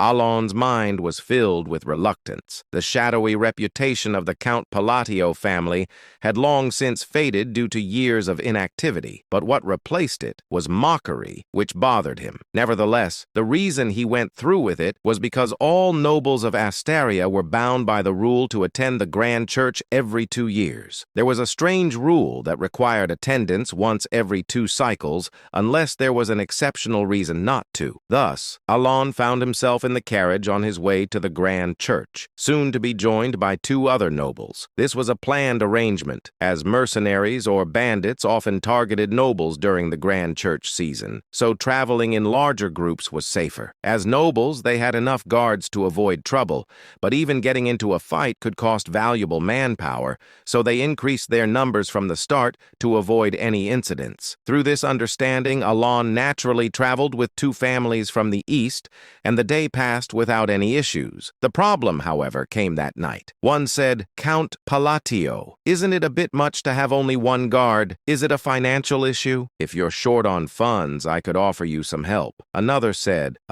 "It seems you've inherited your title in a rush, and now your finances are in trouble." Alon stared in disbelief at the 2 nobles who had gone out of their way to openly mock him. Alon already had some understanding of why the nobles blatantly ignored him. It was was because all the rumors have finally died down. Until now, the nobles had feared Alon because they believed he was the mastermind behind taking down Avalon, which had controlled the vast underworld of the East alongside Leo. However, the nobles no longer considered Alon to be the mastermind. After he became a count, he had done nothing significant for several years. The Palatio Count family, from the time of Alon's grandfather, had always been known as a notorious household that never failed to wield influence in the underworld. The Palatio family had consistently dominated the Eastern underworld, though the degree of their control varied over time. But ever since Alon became the count, the Palatio family no longer exerted influence in the underworld. As a result, the current Eastern underworld was now divided and devoured by packs of wolves that used to scavenge for the leftover crumbs outside the domain governed by the Palatio count. Furthermore, the power of the Palatio count family had also weakened, which was natural. The power they wielded up until now had mostly been fueled by the wealth generated from the underworld. However, since Alon became count, he no longer used money to maintain power. His desired life was not one of grand success in the underworld, but rather a comfortable and prosperous life that any noble could enjoy. In other words, he had already achieved what he wanted. However, by completely withdrawing from the underworld, rumors began to spread among the nobles. Some speculated that perhaps the current Count Palladio wasn't a mastermind at all, but merely someone who became count by chance. As time passed and Alon continued to do nothing, the rumor gradually became accepted as truth. Eventually, Alon's reputation had devolved into that of a lucky fool who happened to become count in the place of the real mastermind. Of course, there were still a few nobles who remained suspicious of Alon, but even they had begun to agree with the spreading rumors. After all, it didn't make sense that Alon, if he truly had the power to destroy Avalon in a single day, would not have used that power until now. In any case, Alon had somewhat expected this kind of treatment, but he hadn't anticipated that people would go out of their way to mock him like this. Alon looked up at the two nobles, whose faces radiated slyness. He didn't recognize either of them. However, based on the crest engraved on their carriage, it was easy to tell that one was from the Krilda Count family and the other from the Edelon Count family. He said to himself, "They both look old enough, but isn't this too childish?" Alon laughed to himself as he noted how aged their faces were. He quickly understood why the two nobles had come all this way just to mock him. He thought, "I see. This is a gathering of the victims." The Palatio family, notorious as they were, had also been a powerful family in the underworld. As a result, they naturally provided benefits to the surrounding families, but also exploited them beyond necessity. The families that were frequently treated like tools were none other than the Krild Count family and the Edelon Count family. To summarize the current situation, these families, who had suffered under the Palatio family, were now venting their grievances on Alon. Of course, it wasn't Alon, but Leo, the first son of the Count family, who had exploited them. In short, Alon had no real reason to be the target of such mockery. But to the two nobles who were eagerly mocking him, what mattered wasn't that he was Alon, but that he was the Count of Palatio. One said, "All those underworld forces you had, did they vanish because you couldn't manage them properly?" Another said, "Looks like you haven't been taking care of your carriage properly either. Would you like to borrow some money?" The two counts, like anonymous trolls commonly found on online communities, made every effort to scratch at Alon. Alon briefly thought, "This is kind of annoying," but he chose to follow his reason rather than his instincts. If he were to fight now, he could easily crush the two nobles before him, maybe not slaughter them, but leave them beaten to a pulp. However, doing so would only complicate things. The moment he fought with them, Alon would have to leave the gathering and move separately, and that might lead to unnecessary trouble like running into bandits. Clearly, responding to their provocations was exactly what they wanted. Alon decided to ignore them, saying, "There's no need to entertain these fools." He wasn't stupid enough to fall into such an obvious trap. That day, Alon ate 2 ears of corn, using the jeers from the two counts as background background music. He said the roasted corn tasted even better in the slightly chilly weather. It would have been nice to have some butter. Going to the cold northern lands, a place where no living being should be able to survive, was gripped by an unrelenting, life-draining frost. In this bleak, cursed land, painted eternally in shades of gray by the relentless blizzard, a man had fallen. Where his right arm should have been, a crimson stain of blood marked the spot, and his left eye socket lay empty. This man was none other than one of the 8 barbarian chieftains, the great Kulkan, now awaiting death after his defeat at the hands of the cowardly knights of Caliban. Yet even in his final moments, his eyes were filled with rage. He cursed, "Those dishonorable dogs!" His rage wasn't because of his defeat. To the barbarians, death in battle was a glorious end, a noble fate. Kulkan's fury stemmed from the dishonorable way he was struck down, caught in an ambush, tricked by the knight's deceitful challenge to a duel. Blood spilled from Kulkan's mouth as his world grew dim. The gray landscape blurred, and his ears gradually stopped hearing the bitter winds. Despite his anger, his mind slowly began to sink into darkness. Just as everything was about to fade into nothingness, Kulkan whispered the name of the great god, Ultultus. At that very moment, time seemed to stop. The dim, fading vision cleared. The harsh northern wind blew in his ears once again, and his mind, slipping into unconsciousness, began to rise. A voice echoed, "Child of blood, call my name. Call upon the great name that you worshipped. Call upon my name, and I shall grant you what you desire." As if commanded by a divine force, Kulkan, entranced, murmured, "Great god Ulthultus, I dare to call upon your honorable name." And in that moment, the demon smiled and said, "Do that, and I shall grant your heart's desire." For the next few days, the uncomfortable coexistence continued.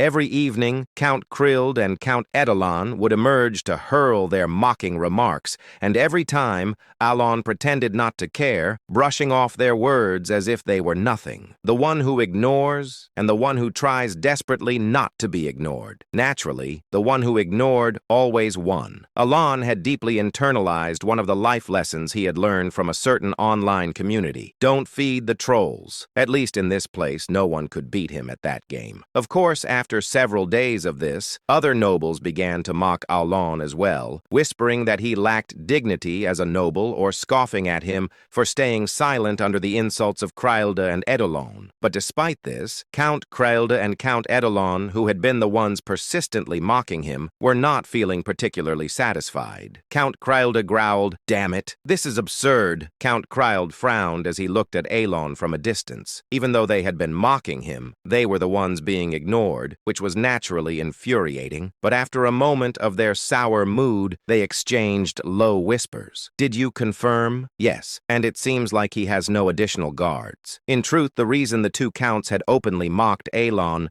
wasn't just to vent their frustrations, it was also to assess his security. They continued, "Even with an artifact to secretly check, there was nothing. It's just that foolish brat and that rogue knight sitting next to him. So the rumors are true after all. It seems certain. If he had any forces, he wouldn't be moving around alone. Then we can proceed with the plan." The reason the two counts had been investigating Alon was because they were planning to expand into the underworld. They were well aware that Alon had no interest in the underworld, and that as a result it had become overrun by various packs of scavengers. While the rumors about Alon were already widely accepted, the two counts, having been tormented by the Palladio family for so long, wanted to confirm the truth for themselves. They needed to be sure that Alon truly had no power left. After days of checking and confirming that Alon had no personal guards, a smile spread across their faces. They said, "The gods are smiling upon us." Indeed, who would have thought we'd get a chance to step into the underworld? While most nobles hesitated to enter the underworld, these two were different. Having once acted as lackeys for the Palladio Count family, they knew full well just how astronomical the wealth circulating within the underworld was. They were well aware of how sweet the taste of power from that realm could be. Now that it seemed the Palladio family had truly become a hollow shell, the two spoke excitedly, as if they had already conquered the underworld. In truth, it wasn't impossible for them to seize control of the underworld if they joined forces. After all, the reason they hadn't been able to do so before was not due to a lack of power, but because they had feared the Palladio Count family. Just as the two were about to rejoin the camp, where the other nobles were gathered after finishing their private conversation, monsters appeared. The event happened suddenly. Under the cover of darkness, monsters appeared. It was as if they had been lying in ambush, waiting silently, until a soldier spotted them by chance and shouted. At that moment, monstrous cries echoed from within the forest, as if on cue. Immediately, the mercenaries and knights, as if rehearsed, drew their weapons to protect the nobles. They said, "Wizard, give us light!" A wizard, extravagantly brought along by a noble purely for boasting purposes at this grand church event, responded to the knight's command and cast an orb of light into the sky. In an instant, the mercenaries and knights, who had been noisy just moments earlier, fell silent. What they saw when the light from the wizard illuminated the dark forest were goblins. Goblins are commonly found in forests. With the strength of a child, they are not dangerous monsters for anyone other than rookie mercenaries. Though the rusty swords and bows they wield can be dangerous, they pose little threat to seasoned mercenaries and knights. Goblins only become troublesome when their numbers swell, but even with dozens of them, they can still be easily driven off. However, if their numbers are enough to fill the forest before them, then they are undoubtedly a threat to the knights and mercenaries. Moreover, what heightened the tension for the knights was that the goblins before them were far from ordinary. A knight's voice, laced with both fear and confusion, was directed at the sight of the goblins. What on earth is that? The problem wasn't just that they were goblins, it was their grotesque appearance. Purple crystals were growing all over their bodies, including their heads, as if they had been afflicted by some kind of plague. To make matters worse, one said, "Wait, isn't that Mark?" Among the horde of goblins, the body of a seasoned mercenary who had been assigned to external surveillance for precautionary measures was being devoured savagely. In the hands of a massive goblin was what remained of Mark's body. The mercenaries who saw this sight felt a rising wave of fear within them, saying, This can't be happening." Mark, the mutilated corpse in front of them, was a veteran mercenary who could easily handle dozens of goblins on his own. The fact that he had been killed without even being able to report the approach of this massive goblin horde suggested one thing to the mercenaries. The mutated goblins before them were anything but ordinary. The knights, who were holding their weapons alongside the mercenaries, also recognized that this was a dire situation. Even if there were only hundreds of goblins, this fight would be incredibly unfavorable for the knights. Individually, they might manage, but the knights had nobles to protect now, and goblins were cunning monsters, capable of easily exploiting that vulnerability. While the mercenaries seemed to be paralyzed with fear at the sight of the goblins' strange appearance and Mark's death, the knights who could sense magic were aware of something more. They realized that the goblins before them were imbued with magic power. Even a small amount of magic within a monster significantly enhances its physical abilities, and the knights understood this well. Just as the knights were grimacing at the goblins' bizarre howls and their impending charge, a wall of stones and rubble suddenly rose from the midst of the goblin horde. All eyes were instantly drawn to it. The wizard, who had cast the light spell, recognized that the wall was a rock wall, a third-tier spell. As the translucent barrier of a second-tier shield formed beyond the wall, the knights' expressions shifted from despair to confusion. The goblins' malicious stares were now entirely focused on the wall. A calm voice echoed through the air, "Enhance!" and then, "Compress!" With a loud cracking sound, the translucent sphere rapidly shrank, distorting the stone wall as it collapsed inward. In the ensuing silence, the sound of footsteps drew the attention of the knights and mercenaries to one direction. A man was approaching. Even in this life-threatening situation, he appeared completely unfazed, walking with an indifferent expression. The nobles and knights quickly realized that the man was Count Palladio. As soon as his lips moved again, the round shield transformed into a rough, rock-like shape. about the size of a soccer ball you might find by the roadside. And then, he said, "Return to origin." With Alon's final words, the bracelet on his wrist began to emit a faint gray light. The compressed stones exploded outward like a shotgun blast, tearing dozens of goblins to pieces. It all happened in an instant. The nobles, knights, and mercenaries stood in stunned silence, their mouths agape, as they watched the magic-infused goblins get shredded into mere lumps of flesh. Among them, Count Krylda and Count Edelon's eyes widened as if they were about to tear apart. With all eyes now on Alon, he simply said, "Stop standing there in a daze and get ready." His voice was calm as he looked ahead. The knights and mercenaries, as if mesmerized, raised their swords. The fear that had been spreading in their hearts had, as if by magic, vanished entirely. The battle with the goblins ended in victory. Thanks to the knights and mercenaries responding calmly, the front lines held strong, and Alon's magic once again destroyed a detachment of enemies who were moving to attack the nobles from behind, quickly tilting the battle in their favor. Of course, with hundreds of mutated goblins, there were casualties, but the number was small given the scale of the battle. The final blow came when a knight pierced the head of the last goblin, ending the battle completely. As soon as the soldiers confirmed the battle was over, they sighed in deep relief and turned their gazes toward Alon, who was looking down at the goblin corpses. Despite having just fought a life-or-death struggle, he remained expressionless, as if the battle had left no impact on him,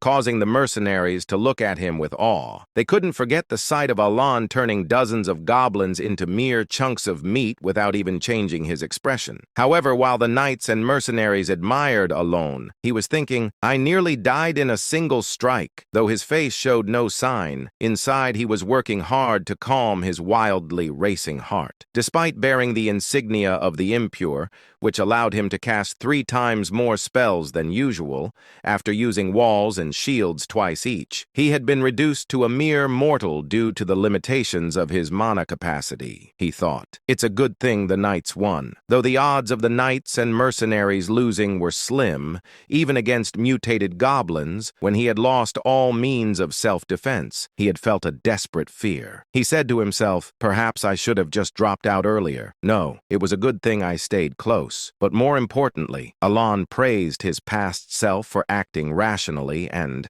having calmed his heart, turned his gaze to the goblin before him, his expression growing serious. He knew all too well the significance of the purple amethyst emerging from the goblin's body. He inquired, "Why, a divine descent?" This was a strange phenomenon that occurred among the monsters of the continent when an outer god tried to descend upon the world. The monsters affected by divine descent became more ferocious and physically stronger. While the current group of soldiers could handle the monsters they would encounter on their journey to the Duke's territory, Alon was concerned about the fact that the divine descent had occurred at all. The phenomenon meant that an outer god would soon descend upon the land. Typically, such gods could not descend unless one of the 5 great sins manifested, but now even these borderland gods were about to arrive. He said, "This can't be good." The descent of outer gods was a grave matter for Alon. While not as catastrophic as the great sins, if these gods started rampaging, entire kingdoms could vanish easily. There were only 6 kingdoms on the continent excluding the Empire, meaning a 1/3 chance that his future plans would be destroyed. In fact, if he were lucky enough to even be able to think about his future at that point, he would consider it fortunate. Alon's expression grew serious as he stared at the goblin.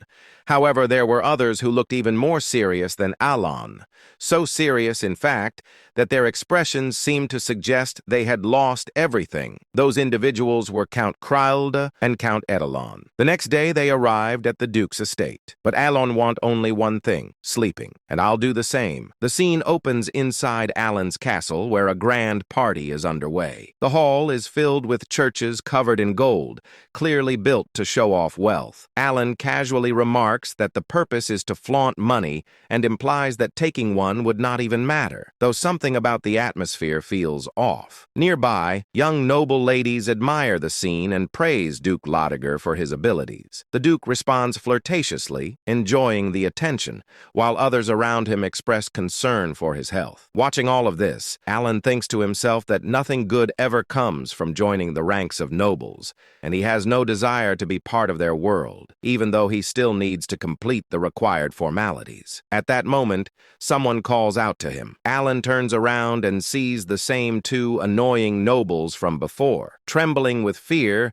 they approach him carrying gifts, including clothes and gold coins, and address him as Count Palladius. They politely ask for a moment of his time and present the highest quality meat from their territory, suggesting he take it. They also express their desire to support his land. Alan questions why they are suddenly acting this way. He gives them a cold, piercing look, causing both nobles to panic internally as they interpret his expression as a serious threat. To them, it feels like an unspoken warning not to mess with him. The narration then shifts back to a day earlier, right after the battle with the goblins. At that time, the two nobles had watched Alan defeat the goblins using only his mana. They were left completely speechless, frozen in terror by what they had witnessed. One of them asks the other if he saw it, while the other nervously identifies it as magic. Soon after, another noble urgently calls out to Baron Armin, begging to borrow his wizard. Baron Armin is shocked by the sudden request. It is then explained that the Baron had brought along a third-tier wizard simply to show off his wealth. The two nobles take the wizard aside, claiming they have a question. They ask him about the Pavak magic used earlier, assuming it must have been second tier at best. The wizard confirms it was not second tier at all, and explains that the spell was far beyond his own level. Hearing this, both nobles freeze in shock as they realize the magic must have been third tier or even higher. They conclude that Count Palladius must possess overwhelming power, even if it appeared to be by luck. To them, the situation feels like a complete mess, and the odds of survival seem almost non-existent. They recall rumors about Palacio being cold, cruel, and hiding his true nature. Convinced that he spared their lives only because of a bribe, they resign themselves to their fate and can do nothing but pray. The memory of Alan's death glare haunts them, and they cling to each other in fear, breaking down in tears. The story then returns to the present. Still shaking, the two nobles bow deeply before Alan and beg for mercy, ashamed of their earlier insolent behavior toward Count Palladius. They curse their own foolish pride and inflated dreams,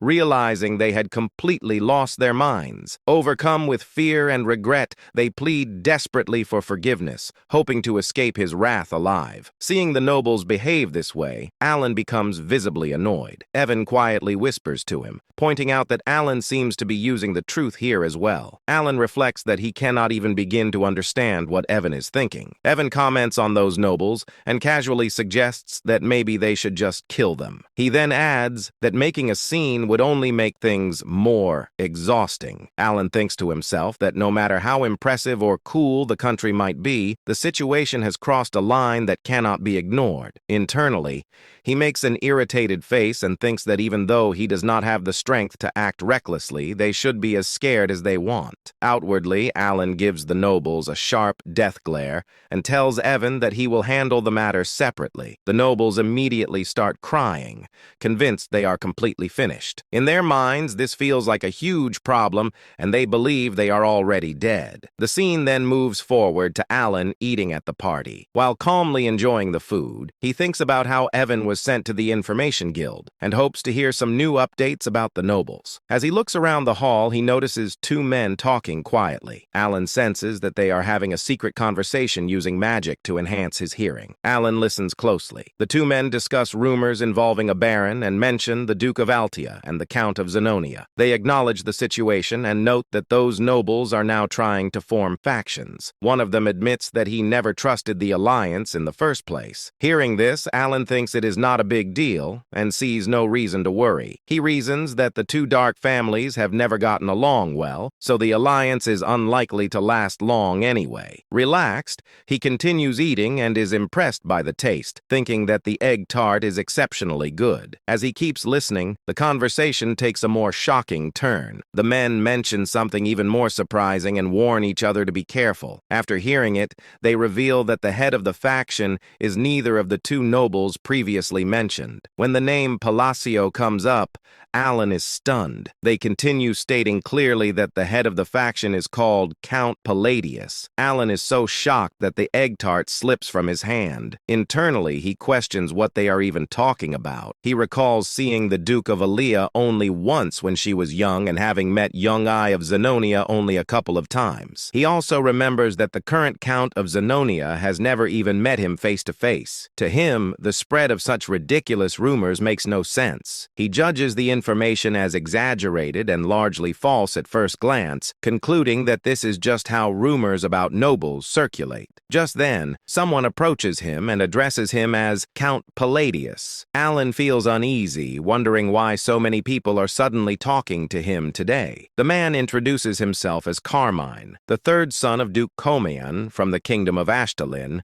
and greets him politely. Alan finds it dull, but notes internally that even nobles from allied countries attend the ambassador church. He responds politely, introducing himself as Count Palladius. Carmine smiles and remarks that he heard Alan truly became a count, expressing envy and curiosity about his face and whether there is some secret behind it. Watching from the side, thinks to himself how surprising it is that even fools talk so boldly these days. Suddenly, another man interrupts and confronts Carmine, accusing him of ignoring and insulting the nobles of the kingdom of Asteria. Carmine panics and denies the accusation. In his thoughts, he wonders what went wrong as he believed the situation was harmless. The narration then explains who Carmine Kalin is. He is described as a gorgeous and romantic man coming from a distant land. He is the youngest of the Ligren and has arrived to take Yonga as his wife. He invites peons to taste the amazing tarts that Yiga brought. After some time passes, Carmine approaches Yungai and asks her for a dance. In his thoughts, he reflects that there is no such thing as a perfect woman every day. As he looks around, he suddenly notices someone and reacts in disbelief. He makes careless remarks about a young lady needing to take care of her figure and complains about someone nearby snoring loudly. He then notes that it is fortunate Lady Ligon is beautiful just like her mother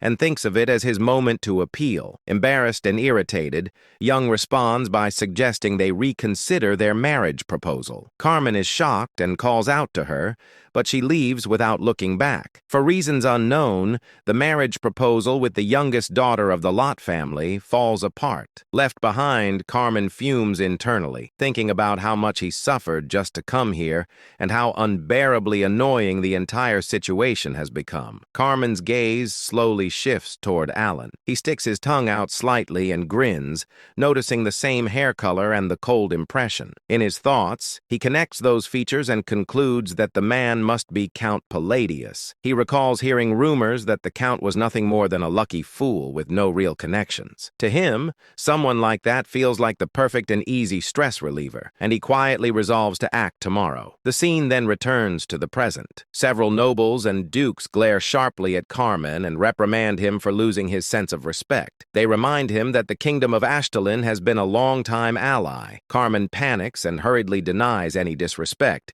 insisting that was not his intention. From Alan's perspective, the situation looks like two large birds attacking a smaller one. He finds the scene strange and confusing. Even nobles with little political awareness recognize the three figures standing there as they represent the central pillars of the kingdom of Asteria. Duke Lotiger, a leading figure of the aristocratic faction, points out that Duke Comilan is a major pillar of Ashtalin. Marquard Danielo, a powerful royalist, questions whether Carmine is treating Asteria lightly. Count Palin, the core of the centrist faction, openly wonders why Carmen is behaving so rudely. Duke Laudiger further implies that Duke Kalen may be underestimating them. Carmen, visibly shaken, insists that he absolutely has no such intention. Count Palin presses further, questioning whether there is any valid reason to address nobles so carelessly by name. Carmen stumbles over his words and apologizes,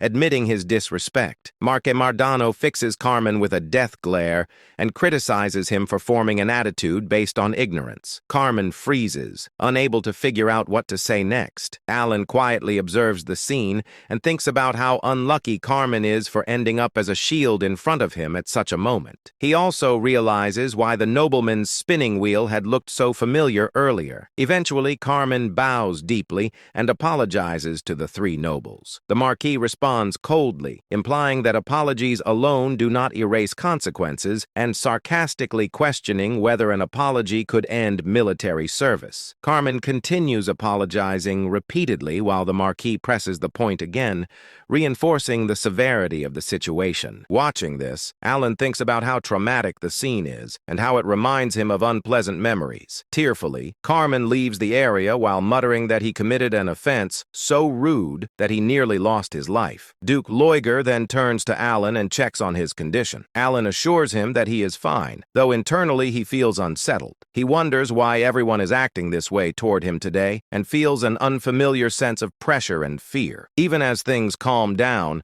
Alan's enhanced senses still pick up the conversation of two nobles nearby. They discuss how the powerful figures are already moving and confirm that the rumors are true. They speculate that if Altia and Zenonia fully enter politics, the power of their leader Palacio will become overwhelming. Hearing this, Alan realizes the chaos is being fueled by those rumors. He thinks that if this continues, it will only become more annoying and decides that it would be better to expose the rumor as false. Marque Mardano then reflects that he has never had a proper conversation with Count Palladius. Alan hesitates briefly in response. The three nobles quickly conclude that Alan must be extremely busy. They mention hearing that he has been researching magic lately and bring up a valuable artifact they recently acquired. They propose gifting him a relic capable of storing magical power and add that they have prepared additional presents as well, asking him to accept their small favor. As Alan considers the situation, he thinks that accepting may be the fastest way to put an end to the rumor. At that moment, a system window appears,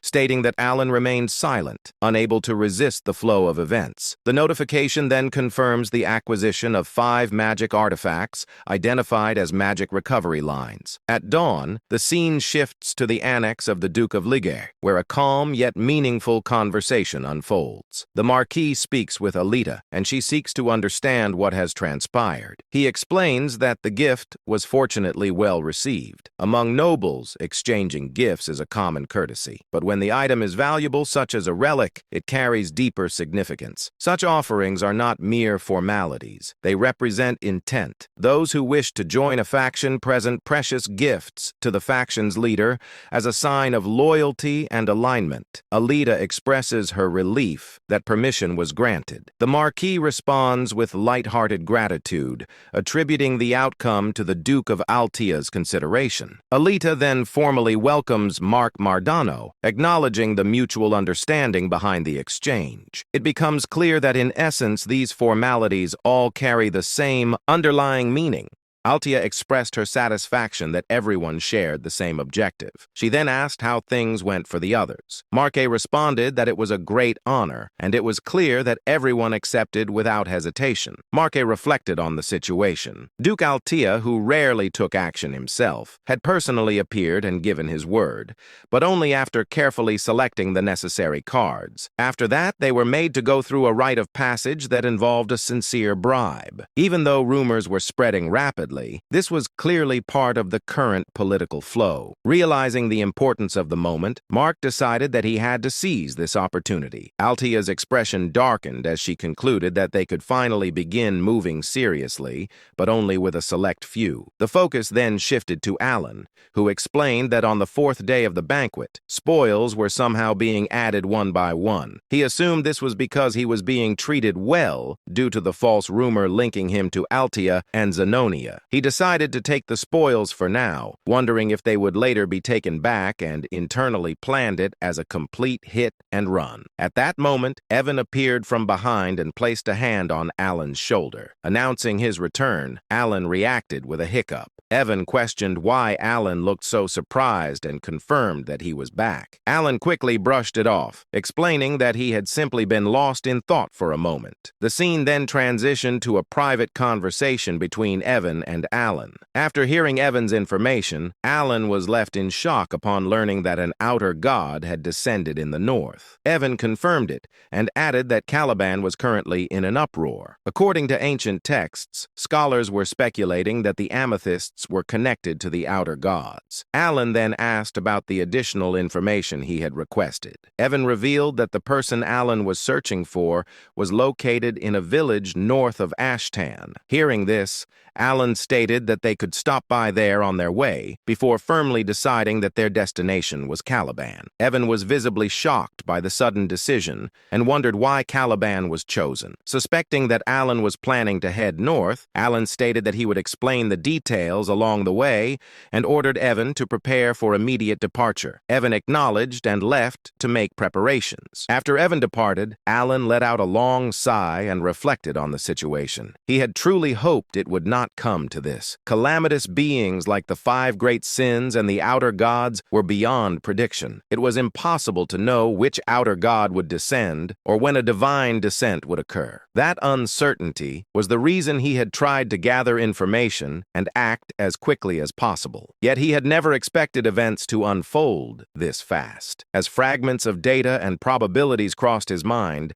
memories from playing the game resurfaced. Having seen hundreds of possible outcomes, the ending now painted itself clearly. The allied kingdoms would crumble and collapse, falling into ruin as they fought foolish wars in lands contaminated by otherworldly powers. In the end, his own life would be shattered in an instant. He reminded himself that he had devised a plan to deal with this crisis. After descending, an outer god entered a stabilization period lasting several months before awakening as a living god. During that time, they could not fully exert their power as heroic spirits, making that window the best opportunity to target them. Even though nothing was guaranteed, he knew he had to try. This was the only way forward. With that resolve, he briefly wondered what that kid might like. With those thoughts settled, Alan began writing a letter. The scene then shifted to 1 week later. The vice commander approached the commander and handed over the letter written by Alan. After reading the contents and realizing it was an official order, the commander was left in shock.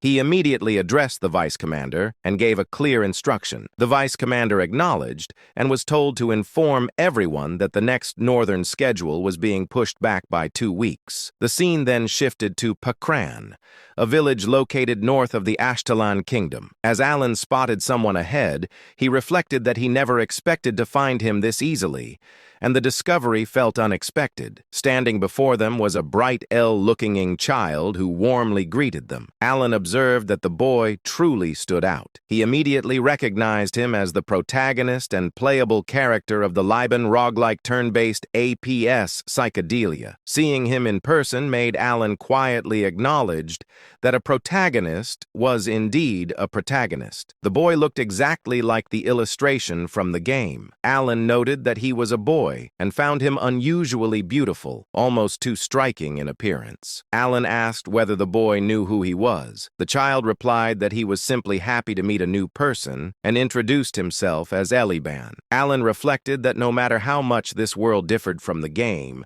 the protagonist would always remain the protagonist.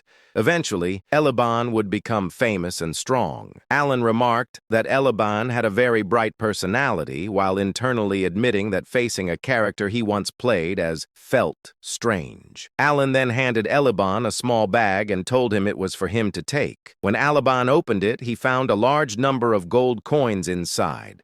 Alan then instructed Evan to bring the other item. Evan stepped forward, opened another box in front of Eliban, and revealed that it was filled with potions, explaining that all of it belonged to him. Eliban reacted with joy, overwhelmed by happiness, and expressed disbelief that everything was really for him, wondering why it was being given so suddenly. Alan explained that it was an investment. Internally, he affirmed that he had brought everything necessary for a protagonist's early growth. Alan explained to Eliban that he was doing this because Eliban was destined to become a big deal in the future. Internally, Alan urged him to grow quickly so that he could one day deal with threats like the outer gods in his place. As more indicators crossed his mind, Alan briefly wondered whether this treatment was generous enough and assumed that he must have won Eliban over. Suddenly, Alan realized he had forgotten something and introduced himself as Count Palatio. This was the name of the patron he should be grateful to when he succeeded. He quickly corrected himself, thanked the Count sincerely, and promised to remember the name. Filled with excitement, Eliban then happily said goodbye to Evan. Watching this, Alan reflected on Eliban's personality and wondered if it had always been this bright, considering that the story belonged to a dark fantasy genre. He had never expected the protagonist to be so upbeat. As they prepared to leave, Evan addressed Alan, acknowledging his intentions, but pointing out that they were leaving without even having a proper conversation. Alan responded that Eliban was a sharp kid and would understand. Internally, Alan admitted that his own life was on the line and that he did not have time to build personal affinity. He noted that he had effectively set the protagonist on auto hunt and embraced the idea of pay to win as his chosen strategy. Evan then remarked that the child seemed to possess incredible talent. His mana felt dense and constantly swirling, and despite wearing ordinary clothes, he appeared to be equipped with artifacts. Alan agreed, stating that he could feel the manner as well. Alan reflected further that in the original setting, Eliban was supposed to be ordinary before beginning his adventure. This change felt like another unexpected butterfly effect that differed from the game, especially since Eliban was the protagonist. Even so, Alan concluded that what mattered most was preserving his plan for an easy life. Alan addressed them with confidence, explaining that the stronger he became, the better the outcome would be, and that it would all be worth the investment. He reassured them that Eliban was one of the few kind-hearted people in that wretched, dark fantasy world, so there was nothing to worry about. A moment later, doubt crept in, and the idea of Eliban being kind-hearted suddenly felt questionable. Alan then brought up Evan while talking about Deus, stating that Deus would meet him. Internally, Alan reflected that he had never even visited before because he was scared, and he never imagined things would end up like this. Evan, filled with anxiety, wondered whether they would at least let him see them. Alan responded uncertainly, suggesting that it would probably happen, capturing the quiet grief of a young transmigrator. After that exchange, Alan went into his room and checked all of his belongings. Evan noticed the clutter and expressed disbelief at why Alan had bought so many random items. Alan calmly explained that these items were bribes meant to be offered to his future lifeline. 10 days later, the journey reached the capital of Caliban. Kurdum, the massive northern gate of Kurdum, stood ahead, imposing and orderly, marking the end of a long road. As the carriage continued forward, Evan grew heavily fatigued from constant travel. Boredom and exhaustion settled deep into his body, and he openly expressed how completely worn out he felt. Alan, equally exhausted but composed, reflected that long journeys were naturally draining and unavoidable. Evan, still pushing through his frustration, thought about how the final stretch had been made worse by the bizarre labyrinth they were forced to pass through, feeling that without it, he could have at least maintained some pride in their arrival. Alan accepted the hardship calmly, understanding that nothing could have been done to change it. While the carriage rolled onward, Alan gently held the locket in his hand and sank into his thoughts. He reflected on how they had traveled from place to place in preparation for the coming war against the outer gods,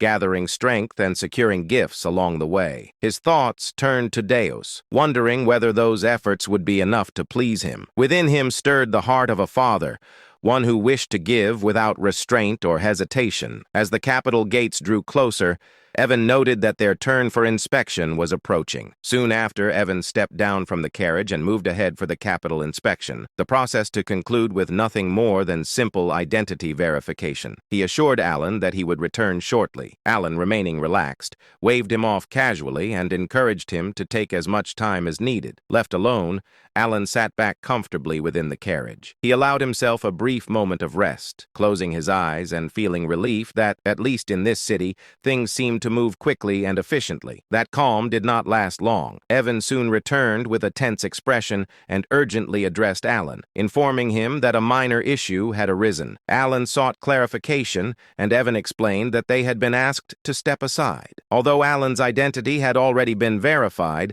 something else appeared to be causing concern. Responding without visible agitation, Alan stepped out of the carriage. At that moment, a knight approached from behind. The man wore a twisted, overconfident smile, raising an eyebrow as he closed the distance. He identified Alan directly, confirming whether he was Count Palladio. The knight introduced himself as Varane, declaring his status as the direct disciple of Master Knight Fiola. Known as the Fourth Sword, with a smug expression, Varane fixed his gaze upon Alan, his smirk heavy with provocation, as the tension at the northern gate quietly intensified. Annoyance flickered through Alan's thoughts as he fixated on the unfamiliar name Fiola. He found himself questioning what that name even meant to him, realizing he did not know who Fiola was at all. Maintaining a cold and disinterested expression, Alan openly questioned the situation, noting that Varane had even brought knights along and demanding to know the meaning behind such a display. Varane calmly explained that a friend of his from the Asteria Kingdom had sent word, claiming he was indebted to Alan. Alan immediately rejected the notion, stating that nothing of that sort had ever happened between them. Irritation deepened within him as a realization surfaced. He suspected the so-called friend could only be that excessively dramatic and unstable man, Carmine. With clear boredom in his tone, Alan asked whether Varane's friend was Carmine. Varane responded with a twisted smirk, raising his eyebrows as he confirmed that Alan had indeed thoroughly offended his friend. Inside his own thoughts, Varane recalled his friend's furious words, remembering how Carmine had claimed to be humiliated beyond measure. The scene then shifted into the past, revealing Carmine communicating with Varane through a magically conjured globe. Carmine appeared consumed by rage and exhaustion, seething as he described how Count Palatino had harassed him severely, aided by 3 other men. He branded Alan a bastard and informed Varane that the Count was heading toward Caliban, demanding that Varane cripple him in retaliation. Carmine's expression darkened further as he formed a slow, confident smirk. He tempted Varane by suggesting that if he truly wished to improve his skills, he would need more abyssal bodies to work with. The memory continued as Varane laughed openly, acknowledging that he owed his friend a debt. He resolved that at the very least, he would put on an impressive show to repay it. At that moment, the knights who had arrived alongside Varane moved without warning. In unison, they drew their swords and swiftly surrounded Evan and Alan, steel flashing under the light near the northern gate. Confusion crossed both of their faces as the situation escalated abruptly. Evan reacted on instinct, pulling out his own sword and taking a guarded stance beside Alan. Irritation surged through Alan's mind as he assessed the scene. He reflected bitterly that the brat had picked a fight on his own, fled afterward, and now this mess had followed him here. He recognized it clearly as revenge taken through a friend, finding the behavior pitiful and rat-like in its cowardice. Varane then drew his own sword. He stepped forward and pointed the blade directly at Alan's chest. His lips curling into a smug smirk, he made his demand clear, insisting that if every valuable item inside the carriage were handed over, he might consider showing leniency. He regarded this act as nothing more than the favor he had been asked to fulfill. Pride filled Varane's thoughts as he maintained his confident grin. He believed there was nothing for him to lose in this situation. In his mental assessment, everything aligned in his favor. The probability tilted decisively toward success. Alan was, in his view, merely a fringe noble from the Asteria Kingdom, someone with little influence within the Union, and absolutely no connections to Caliban. Varane had investigated the matter thoroughly, and with that certainty, he stood convinced that no consequences would follow his actions. Alan visibly grows angry, angry, annoyed, and irritated by Varen's words, and a thought crosses his mind that birds of a feather truly flock together. He clenches his fist, and a highly powerful, energetic flame-like aura forms in his hand, aimed directly at striking Varen. At the same time, Varen rushes forward with a wild grin, charging toward Alan. Alan remains calm as another thought runs through his head, believing that even if things go slightly awry, his master will smooth it over. Before the clash can happen, someone suddenly appears from behind and forcefully grabs Varen by the neck. Stopping him mid-attack, Varen lets out a scream of pain, accompanied by the clear sound of bones breaking. The person gripping Varen's neck then lifts him up into the air. Overwhelmed by pain, Varen groans helplessly as the sword slips from his hand and crashes to the ground below. The pain becomes so intense for Varen that the veins on his face begin to bulge visibly, and he clenches his teeth hard as he endures the agony. The one holding Varen by the neck keeps him lifted in the air, while Varen, filled with rage and pain, tries to find out who this person is and who dared to attempt to kill him. As the scene continues, it is revealed that the one gripping Varen by the neck is none other than Deus. Deus makes it clear that his identity is not important at the moment, and he instead condemns Varen's actions, making it known that Varen had no right to lay a hand on his benefactor. Varen remains suspended in the air, still groaning uncontrollably in pain. Unfortunately, the crucial truth that Varen completely failed to grasp slowly comes to light. That truth is that Count Palatio had already triumphed in a duel against Kurga of the Snowfields. Through that victory, Count Palatio earned the title of Swordless Master Knight and became known as the benefactor of Deus Macallion. Deus suddenly releases Varan and hurls him down onto the ground. Varan groans loudly in pain as Deus relentlessly kicks him again and again without mercy. Deus then grabs Varan's hair with an iron grip, holding him down with overwhelming force, maintaining a cold, deathly glare. Deus shifts his attention toward the surrounding knights and issues a clear warning. He makes it known that if even a single one of them dares to move, the consequences will be beyond their imagination. Deus delivers a brutal kick straight into Varen's chest, so powerful that blood spills from Varen's mouth as he is sent flying and crashes far away. Alan watches in shock, a realization forming in his mind as he recognizes that knight. Understanding that this is the present-day Deus, Deus then makes it clear to Varan that he should be grateful to be in a situation where he cannot be killed. Varan struggles to even stand after the earlier attacks, barely able to move as he leans against a tree for support. In the very next moment, Deus steps in and slams his knee forcefully into Varan's chest, sending him crashing violently into the tree once again. Varan's cheeks swell badly from Deus's kick, and Deus continues to strike him mercilessly, landing punch after punch and kick after kick without pause. Nearby, Evan remarks to Alan that his strike was quite impressive. Hearing this, Alan's mind drifts back to the moment when Deus had declared his outrage at anyone daring to lay a hand on his benefactor. A realization settles in as Alan reflects that Deus did, in fact, call him his benefactor. He considers how Deus may have been grateful when he was young,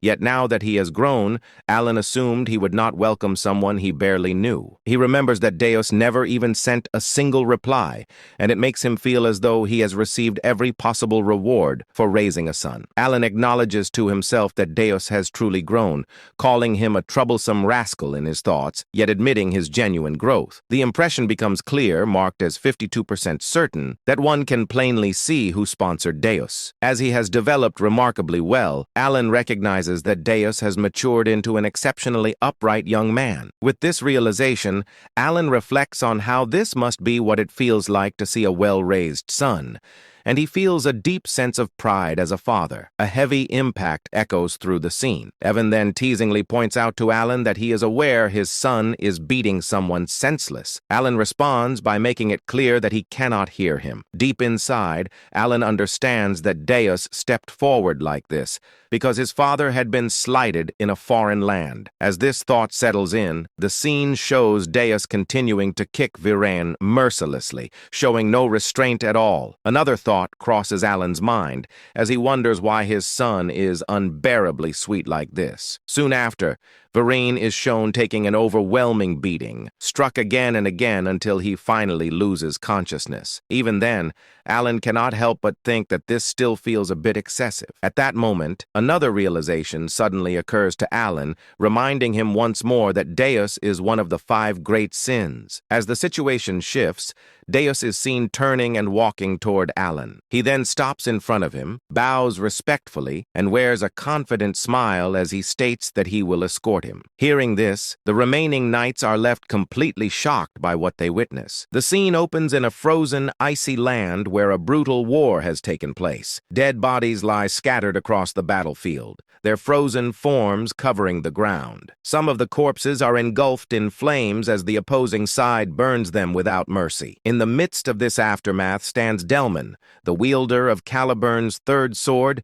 and the commander of the Crimson Flame. Overcome with triumph, he raises his sword high, celebrating the outcome of the battle. Delman shouted, "One of the 8 chieftains, the great Khan, along with his entire tribe, has been wiped out. The Red Flame Knights have emerged victorious on the kingdom's land." Hearing this declaration, all the Crimson Flame Knights erupt in joy. They cheer loudly, jumping and celebrating their hard-earned victory. After allowing the celebration to settle, Delman said, "Return to the outpost and begin preparations." The knights responded in unison, "Yes, Captain." As they begin to move, Delman's expression hardens. In his mind, he reflects on his achievements, believing that after accomplishing something so significant, he should no longer be pushed around by the newly appointed Master Knight. His anger deepens as he clenches his teeth. Delman thought, "Even if that man used underhanded methods unknown to others, I know the truth." Caliban and the barbarians had shared a long-standing conflict, a war governed by mutual honor and unspoken rules. But this time, everything was different. K.L. Khan had been tricked. He was lured out alone and eliminated by an undercover force. Delman remembered how the great Khan's knights were slaughtered and how unfair the entire operation truly was. By exploiting the momentum of the battle, the tribe was completely annihilated. Delman muttered, "That bastard!" He remembered how that same man sent him a victory report,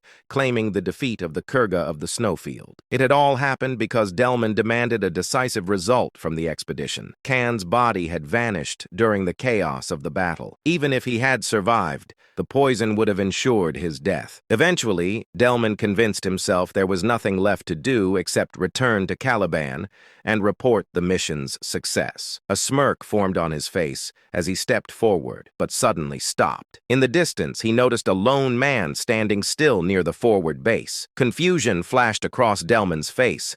The man slowly turned toward him. The man said, "Delman." Filled with rage, Delman gritted his teeth and swung his sword. Flames burst from the blade as fire erupted into the air. A strange unease crawled up Delman's spine. Delman thought, "Clank should already be dead." As he looked closer, an overwhelming aura began to rise from Clank's body. Within Clank's shadow, Delman perceived the shape of a demon forming. Clank said, "You defiled a sacred duel, a duel meant to be fought with honor." Terror radiated from his presence. Even superhumans capable of ending hundreds of lives could be devoured by this being. Cold sweat poured down Delman's face. Delman realized this is not Clank. Driven by desperation, Delman launched another attack. Flames exploded violently from his sword. The man dodged effortlessly. The man said, "Answer me first." Refusing to hesitate, Delman attacked again, unleashing even greater flames.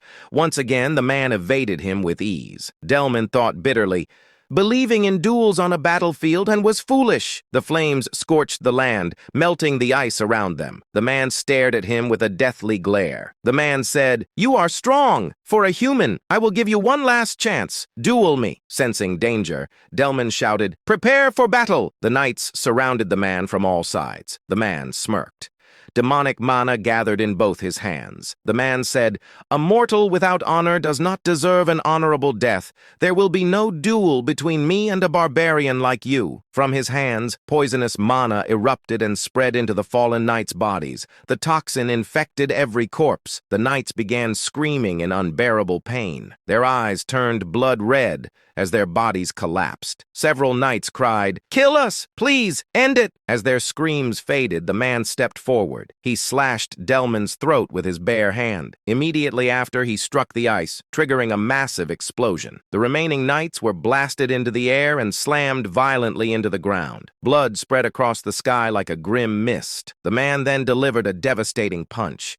His fist pierced straight through Delman's chest. Blood poured from Delman's mouth. Delman whispered weakly, "What alternative remains?" He collapsed to the ground, trembling in agony. Delman cried, "It hurts! Kill me! Please kill me!" Moments later, Delman died. As his life faded, the man's eyes turned blood red. The man said, "Savages, all of you, creatures formed from the dead, robbed of your rightful death." The fallen knights began to rise, surrounding the remaining Crimson Knights. Shock spread through their ranks. The man announced, "The bloody Colosseum is now open." Suddenly, a terrifying presence descended. Althus appeared with a twisted smirk. Althus declared, "I am the god of all barbarians, the father of duels. I will personally grant you honorable deaths. If you claim you are not barbarians, prove it in a duel." Blood began raining from the sky. The scene then shifts away from the battlefield. Deus lowered his head respectfully. Deus said, "I will take you there, Count Alan." The surrounding knights froze in shock. The narration explained that in Caliban,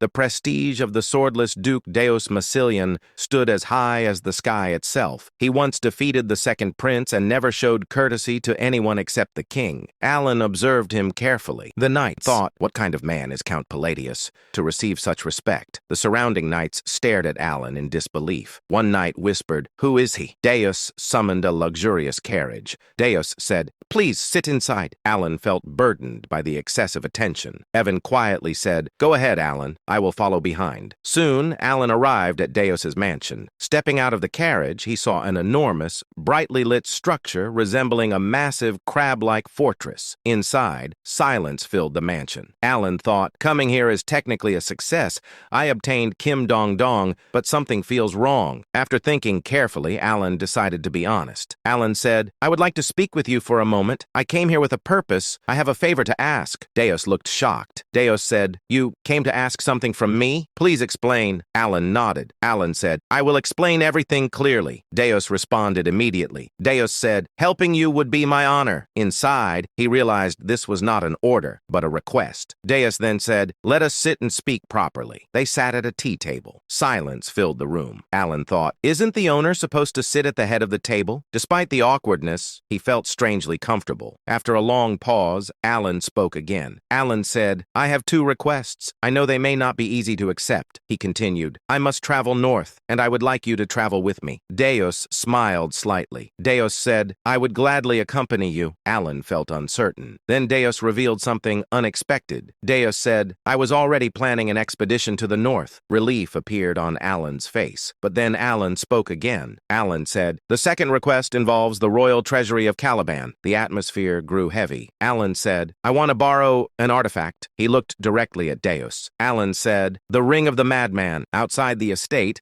a knight stepped forward and bowed respectfully. He spoke firmly. "Vice Captain, I have returned from the escort mission." The man standing before him replied calmly, "Well done. I was not concerned. The captain personally handled it." Inside his thoughts, he reflected on the truth. The escort had been led by Deus himself, personally guiding Count Palatinio. Moments later, Styla, Deus's younger sister, approached gracefully. Curiosity sparkled in her eyes as she asked carefully, "If my brother handled the escort himself, the guest must be someone truly distinguished, correct?" The knight chuckled softly and nodded. "Indeed, Lady Styla." Before that, Deus stood silently while reading a letter. His eyes moved across every word carefully. After finishing, he lowered the parchment and spoke toward the warrior waiting before him. "Inform them the northern schedule will be delayed by 2 weeks. One subordinate stepped forward and asked respectfully, "May I ask the reason, Vice Captain?" A faint smile appeared across Deus's face. "Because my benefactor, the great Moon Count Palatinio, will be arriving soon." Nearby, a white-haired knight observed quietly,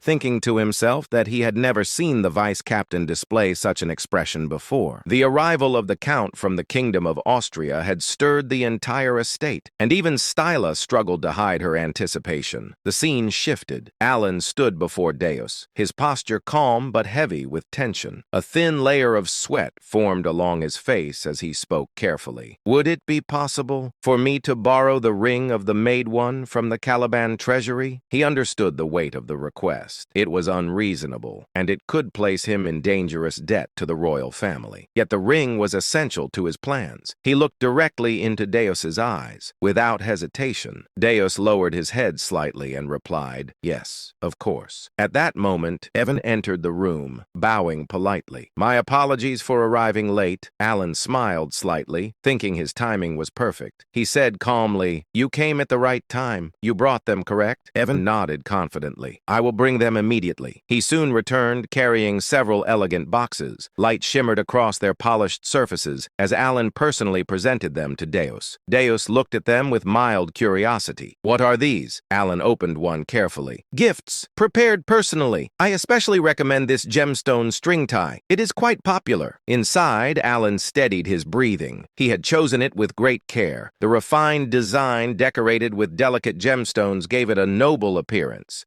He truly hoped Deus would appreciate it. Deus accepted the gift calmly. "Thank you." But he did not open the box. Alan hesitated before asking, "Aren't you going to open it?" Deus turned his face slightly and answered politely, "It would be discourteous to open it in front of you. I will do so when I am alone." Doubt flickered through Alan's mind. Had the gift failed? Was he simply a foreign noble offering something meaningless? Then he noticed the subtle brightness within Deus's eyes and remembered their bond. Clearing his throat, Alan spoke again. "If my request causes inconvenience, I will compensate properly." He paused, adding firmly, "I will retrieve the ring of the Maid One immediately." Then he asked carefully, "Did you not hear what I said about its location?" Deus replied calmly, "It is inside the royal treasury of Kelvin." Alan frowned slightly. "Would retrieving it not be extremely difficult?" Deus answered quietly. "Under normal circumstances, it would take roughly 1 week." Silence followed as he fell into thought. Alan and Evan waited patiently, but when no answer came, Alan sighed and considered the political complications. He even wondered if deploying 50 elite disciples might be necessary. Suddenly, Deus's expression hardened. He asked seriously, "Should I begin immediately?" Alan quickly shook his head. "You don't need to go that far." Deus nodded slightly. "Understood. Then I will retrieve it as quickly as possible." Gratitude surged within Alan. Deus was clearly willing to fulfill the request, by any means necessary. Their conversation ended, and they prepared to leave. Suddenly, Stila burst into the room excitedly. "Brother!" At the same time, Evan smiled warmly and greeted her. "Lady Stila, it has been a long time." The two greeted each other like siblings reunited after years apart. Alan watched quietly, surprised by the genuine happiness on their faces. He remembered clearly. Stila was the girl he had ordered Evan to save. In the original timeline, she had died tragically. Seeing her alive made him realize how strongly she resembled Deus, but the warm moment shattered instantly. Deus stepped forward,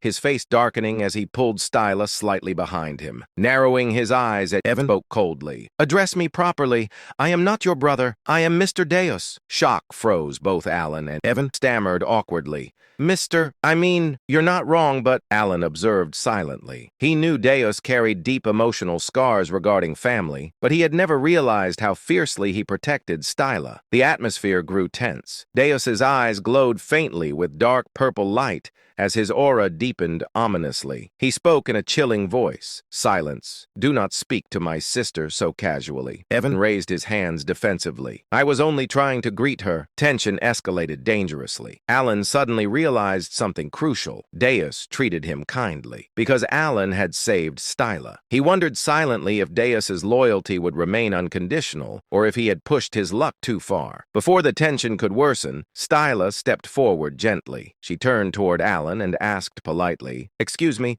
you must be Count Palatinio?" Alan nodded. "That is correct." She bowed sincerely. "I heard you ordered Sir Evan to save me." Alan replied modestly. "I simply did what was necessary." Inside, he admitted the truth. If she had died, her brother would have become a merciless killing machine. Stila gently held Deus's hand and whispered warmly, "Truly, thank you." Her gratitude caught Alan completely off guard. He had acted out of calculation, never expecting genuine appreciation, yet her sincerity filled him him with unexpected warmth, and he smiled faintly. Later that evening, Alan remained at the mansion for dinner. During the meal, Deus returned calmly and said, "I have brought it." Alan looked up in disbelief. Only one day had passed, yet Deus had already retrieved the treasured ring. Alan opened the box and gasped softly upon seeing the ring of the Maid One. "How did you retrieve this in a single day?" Before Deus could answer, Evan burst into the room. "Count, I have discovered something extremely strange." Alan raised an eyebrow. "Explain." Evan hesitated before speaking carefully. "Deus caused a disturbance inside the royal treasury, demanding the ring." Alan stiffened. "What?" Daewon lowered his voice. "The second prince attempted to delay him, so Deus slapped him repeatedly while demanding the ring." Alan stood speechless. After that incident, preparations continued for 3 days. Soon after, Alan departed north alongside the solar eclipse knights. 2 weeks later, at the southern border outpost, terrifying news arrived.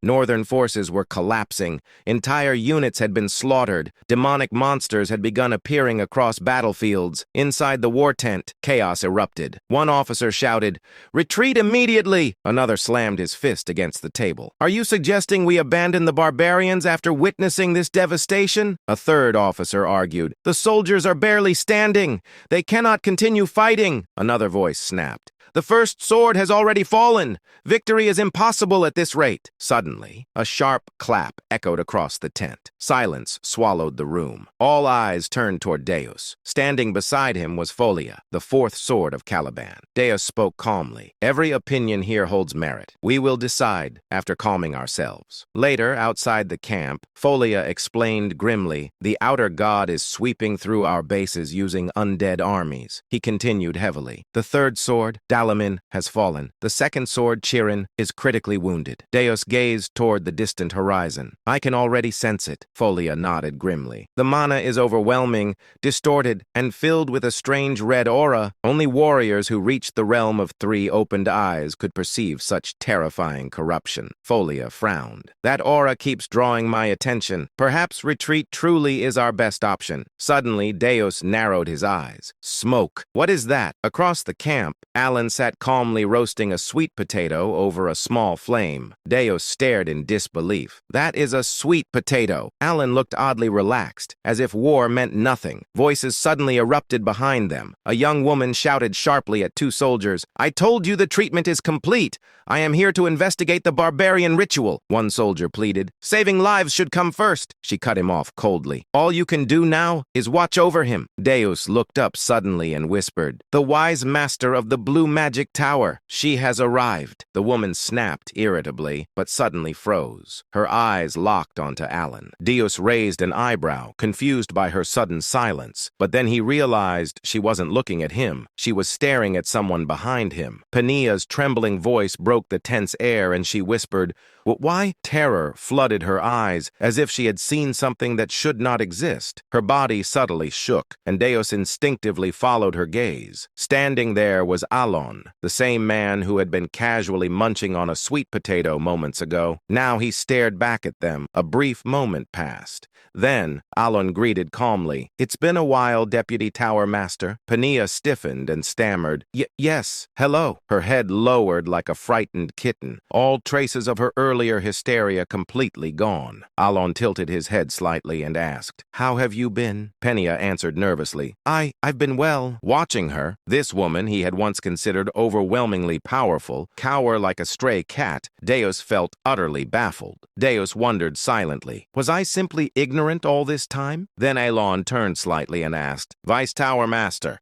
may I ask you a favor?" He continued calmly, "Could you make a potion of Leviathan?" Penia immediately bowed her head and said, "Ah, yes, of course, absolutely." The Knights of Eclipse froze. Even the Silver Knights, who had only recently been berated by her, stared in disbelief. They knew her personality: eccentric, explosive, impossible. This was Penia, the infamous 6th-rank wizard of the Blue Tower, the same Penia known across the northern expeditions as Hysteric Penia. Whenever the Blue Tower wizards were summoned north, they would endlessly complain about her unbearable temper. It was impossible not to know. And yet, here she was, obedient, more than obedient. She was bending herself to avoid upsetting him. Alon hummed lightly and asked, just to check, do you happen to have, or know how to make the elixir of exceptionality? Pania swallowed and replied, I don't have it, but I think I could make it. She hesitated and added weakly, it takes a lot of time, and I have other things to do. Alon replied simply, I really need it. Pania immediately straightened and declared, I'll do it.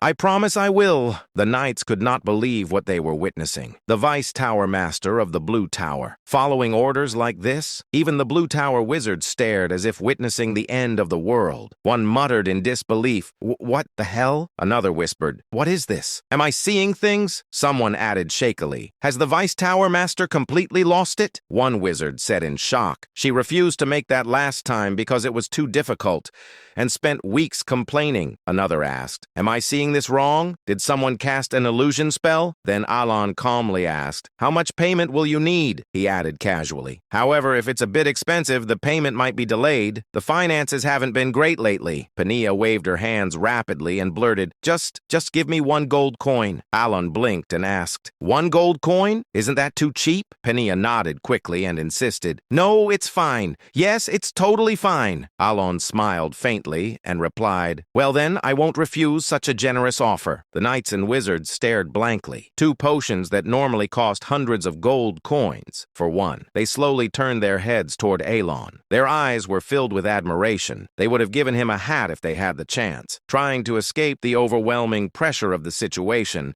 Pania bowed respectfully and exclaimed, Right then, I'll whip up this concoction immediately and serve it piping hot. And like a rocket, she disappeared. Alon blinked and thought quietly, There seems to be some misunderstanding, but at least I got the potions easily. Several hours later, while Deus and his assistant were consulting, an ominous energy crept across the air. The assistant stiffened and asked in shock, Did you feel this energy? Deus slowly stood, his hand naturally reaching for the hilt of his sword. He spoke coldly, We are under attack. Outside, the undead were approaching. Steel clashed against rotting flesh. Despite the knight's strength, the undead received the blades with numb bodies, feeling no pain, continuing forward relentlessly. Suddenly, a voice rang through the battlefield.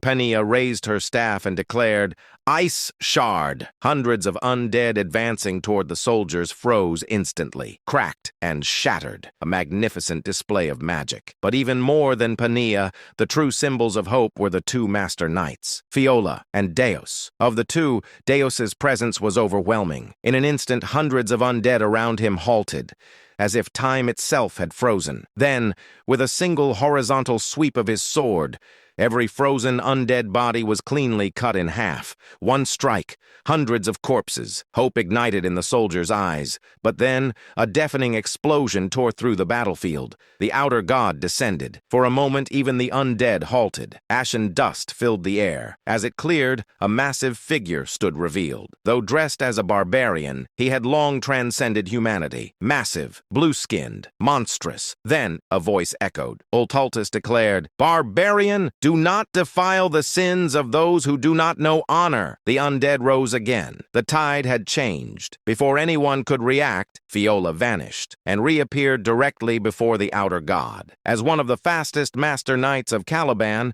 blessed with divine speed, he struck before Ultaltus could respond. His blade pierced the giant's heart, but only the tip entered. Ultaltus looked down and uttered, His contemptuous gaze shifted toward Fiola. He spoke coldly. Barbarians know no honor. The air cracked. He continued, Those who do not uphold honor abandon their very existence. Furthermore, they forsake the nobility of the soul. Fiola's body collapsed. His head separated cleanly from his neck. Yet, Ultaltus continued, There is no honorable death for those who disregard all value.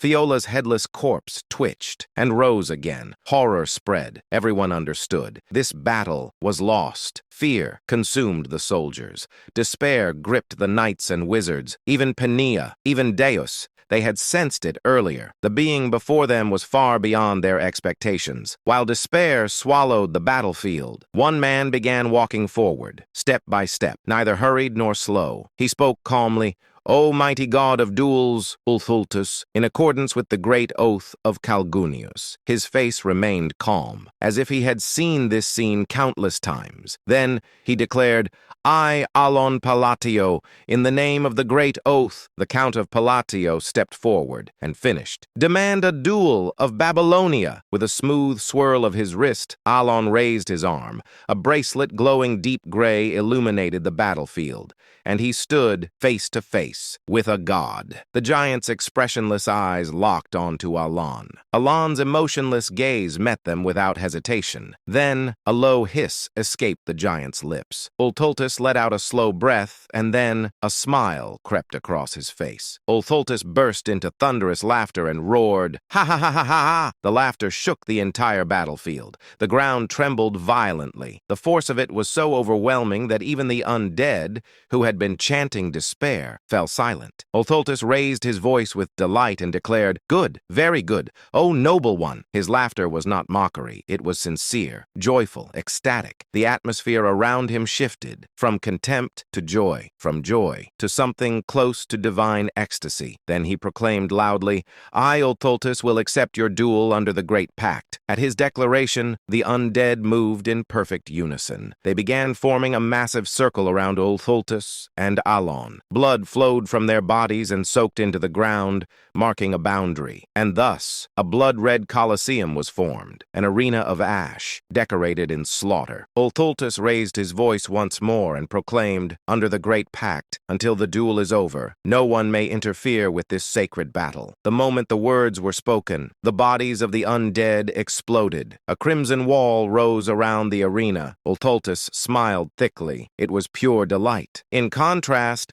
Alon's face remained utterly expressionless. But beneath that mask, he trembled. He whispered under his breath, "I want to go home." Behind the calm facade, terror gripped him desperately. No matter how many times he reminded himself, he had come to the north for this, to kill the outer god Ulthultus. He had prepared everything. From the moment he heard of the god's awakening, everything, all that remained, was execution. And yet, the pressure emanating from Ulthultus far exceeded anything he had imagined. Alon steadied himself and muttered inwardly, "Stay calm." Even after consuming the elixir of exceptionality, meant to stabilize his mental state, his heart pounded violently in his chest. This wasn't just instinctive pressure. Something was wrong, he thought sharply. Why has the manifestation process advanced so much already? All outer gods required time after descending, time to adapt to reality, time to become a wise god. Ulthultus should have been no different, and yet his manifestation had progressed far faster than expected. The closer a god came to becoming a wise god, the stronger it became. Ulthultus tilted his head slightly and asked curiously, but more curious still, "O noble one who bloomed amid savagery, why do you know of our pact, though you are not of this era?" Alon swallowed dryly. He had no luxury to answer. His thoughts spiraled. "Can I do this?" Doubt flooded his mind. Ulthultus was far stronger than anticipated. Even with potions stabilizing his mind, his resolve trembled.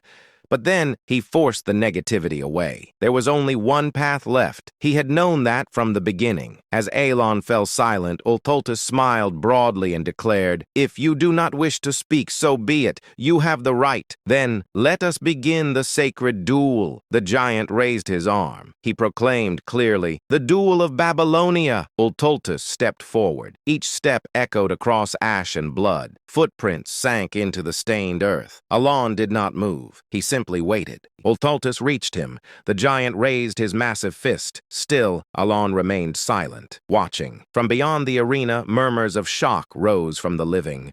But Alon did not move. The reason was simple. The rules, to move, to flee, would violate the great Babylonian duel. A sacred duel from the forgotten age of gods. There were only two rules. First, the attacker and defender take turns. The defender cannot move. Second, the one who requested the duel must yield the first attack. A turn-based battle. If Alon stepped even once, the meaning would be lost. Worse, he would lose the only chance to kill this god. Without the duel's restrictions, he could never defeat a being capable of killing master knights with a single strike. This duel was his only weapon. weapon. Alon whispered softly, "Fixation." A sphere manifested before him. He continued, "Condensation." The sphere compressed and focused toward his left arm. He spoke again, "Reinforcement." Deep light began radiating from his arm. Finally, he completed the gesture and declared, "Intensification." Ultholtus smiled widely. He pulled his fist back, like a ballista.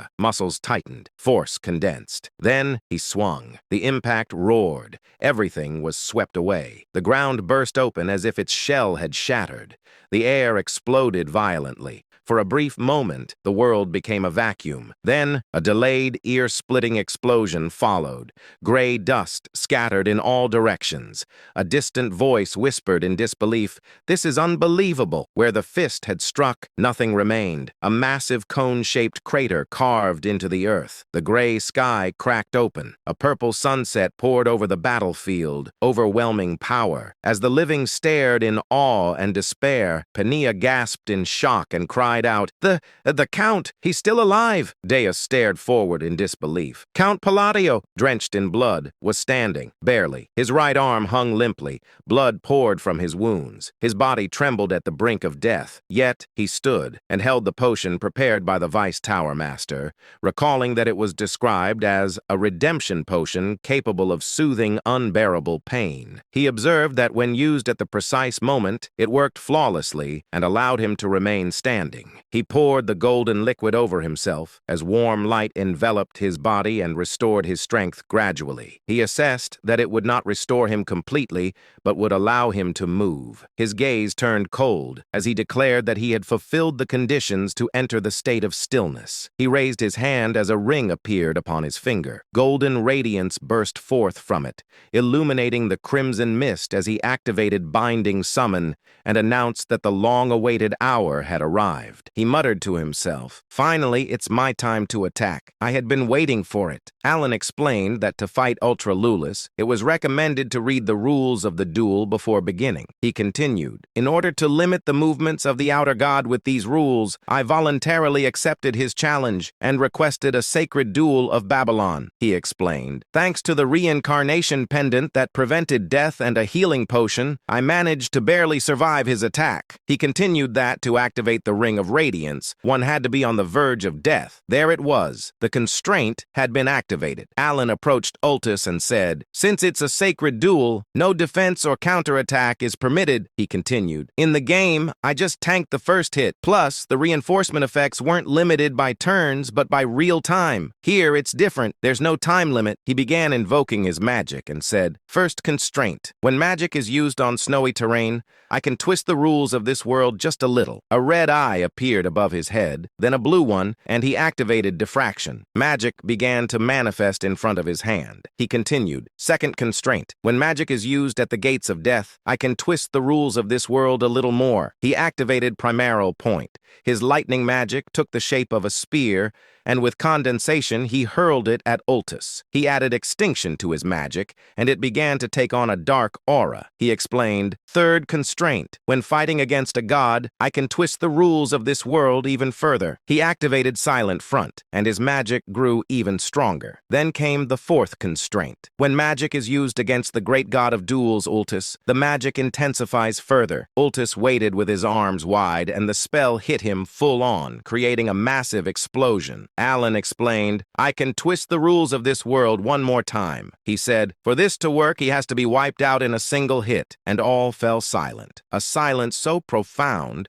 that even the smallest breath felt forbidden. Only the faint sound of crumbling gravel and dust filled the space, as the living gazed upon Alan with varied expressions. The soldier's eyes were filled with awe. The knight's eyes were filled with hope. However, Alan, the one receiving these gazes of awe and hope, merely maintained a blank expression. To be more precise, "Please, please, please," he had been praying fervently. He sincerely wished that with this strike, the outer god would be annihilated. But Alan realized that his prayer had not reached the heavens. A giant stood there, arms raised triumphantly, facing the sunset with an expression of joy.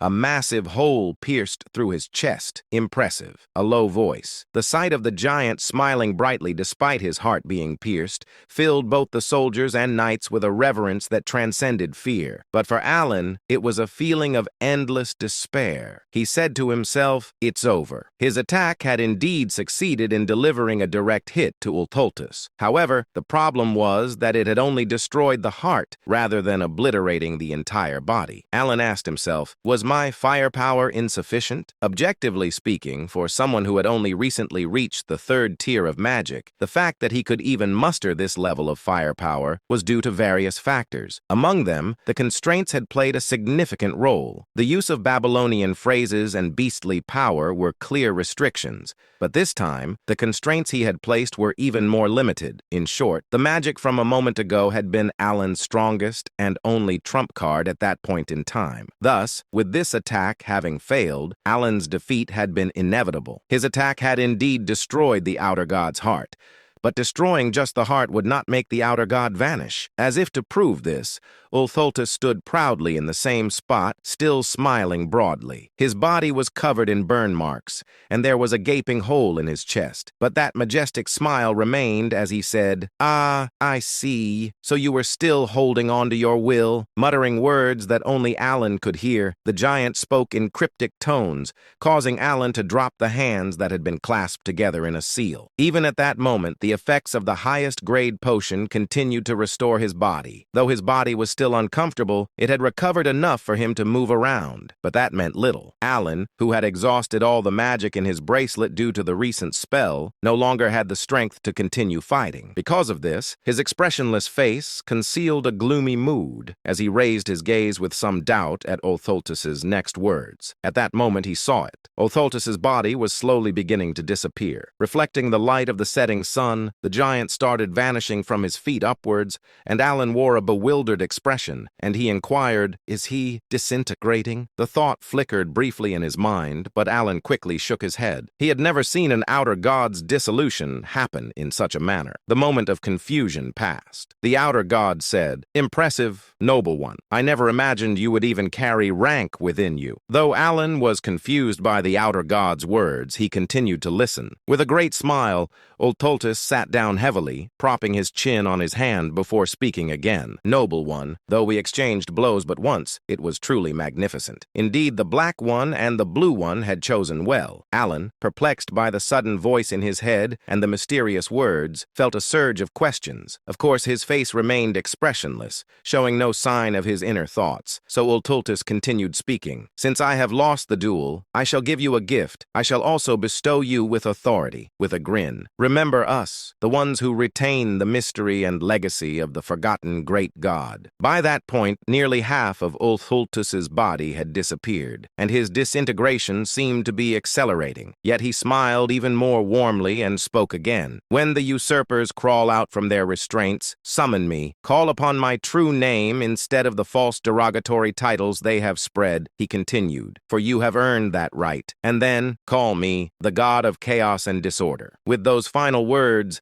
the outer god vanished completely, leaving behind only a lingering smile filled with expectation. Alan, having witnessed the outer god's complete disappearance, stared blankly at the accessory left behind. Bathed in the light of the setting sun, he expressionlessly gazed at the spot where the outer god had vanished. After the giant vanished, the once bitterly cold land, which had been filled with the voices of the dead, became silent, with only the sharp wind filling the void. The restless undead, unable to die, had finally found peace, and the living began to gather and sort the remains of the fallen. About a day later, having accomplished their mission of capturing the outer god, the expedition began to move once again, heading back to Caliban. The scene shifted to Alan's carriage. Penia was with him. Alan said, "All right, next question," but she interrupted him and immediately said, "Yes, you're a rank 2 mage." He corrected her. "Rank 3. She immediately replied, "You're right. Rank 3. Where was my head at?" Then Alan asked, "What do you know about the blue things and black things?" She shook her head in distress and replied, "I don't know anything. I've never seen a black thing or a blue thing, that's the truth. I swear I'm telling the truth. Her quick response left Alan speechless, wondering if she had even thought about it. Realizing he wouldn't get any useful information from her, he nodded. She dashed out of the carriage, thanking and greeting him as she left. Seeing her behavior, Alan thought to himself, I didn't even tell her she could leave yet. Then he said, if people keep thanking me for such trivial things, I'm going to start believing I'm some dark criminal. He began to ponder the fight and thought to himself, but why did he disappear even though my attack failed? His words left me with more questions than answers. Beside him lay the belt Ultus had given him. Alan looked at it and said, I've seen this in the game. It's true, but the bracelet was explained. Belt of the Forgotten, reward obtained by defeating Ultus, doubles damage dealt and damage taken. There was an inscription inside it that read, O you who have inherited his will, let your steps lead you to Kahala, the city of ancient gods. Alan said, it's the first time I've seen this. He wondered, will I be able to discover something in Kahala? At that moment, someone knocked on the door. It was Deus. Surprised, Alan asked, what is it? Deus said that the mage had dared to leave without seeing him off properly and asked, do you want me to kill her? Alan stopped him and said, that isn't necessary. He thought to himself, isn't this getting a bit out of hand now? At the same time, Pania felt a shiver run through her body and wondered if anyone was speaking ill of her. In truth, she had almost gotten her head chopped off. 2 weeks later in Kidram, the capital of Caliban, Deus headed to the castle to deliver his report, thus concluding the expedition to the north. He also took the opportunity to return the Ring of Radiance. Alan, without hesitation, prepared to leave once again. For him, there was no longer any reason to stay in Caliban after the outer god had been eradicated. He thought with a satisfied expression as he glanced at the carriage. I've received plenty of gifts. The carriage was loaded with numerous gifts, courtesy of the quick-witted king of Caliban, who sought to strengthen their friendship. Alan, gazing contentedly at the slightly excessive gifts, soon spoke to Deus. Well, see you next time. As he turned to leave, suddenly Deus asked a question. May I ask you something? Alan, who had been about to turn away, paused. What is it? Having spent about a month with Deus, from the northern expedition to their return to the capital, Alan had never heard such a direct question from him before. Usually, Deus only expressed his deepening respect without much inquiry. Alan patiently waited for him to speak. After a moment of silence, Deus finally asked, Can I become stronger too? Alan was briefly taken aback by the unexpected question, especially since Deus was already quite strong. He pondered what could have prompted such a question, then reached a conclusion. Perhaps it was because the magic I used in battle against the outer god had left a strong impression, increasing his respect for me. After concluding his thoughts, Alan spoke. Of course, you can become stronger, Deus inquired. Really? Alan replied. Yes, as long as you put in the effort, you can achieve anything you desire. Alan wasn't lying. In fact, Deus, like the rest of the 5 sins, already had extraordinary innate abilities even before the descent of the gods. In Deus's case, even without using his unique abilities, he could become a sword master with sheer skill. Given that he had reached that level in just 1 year,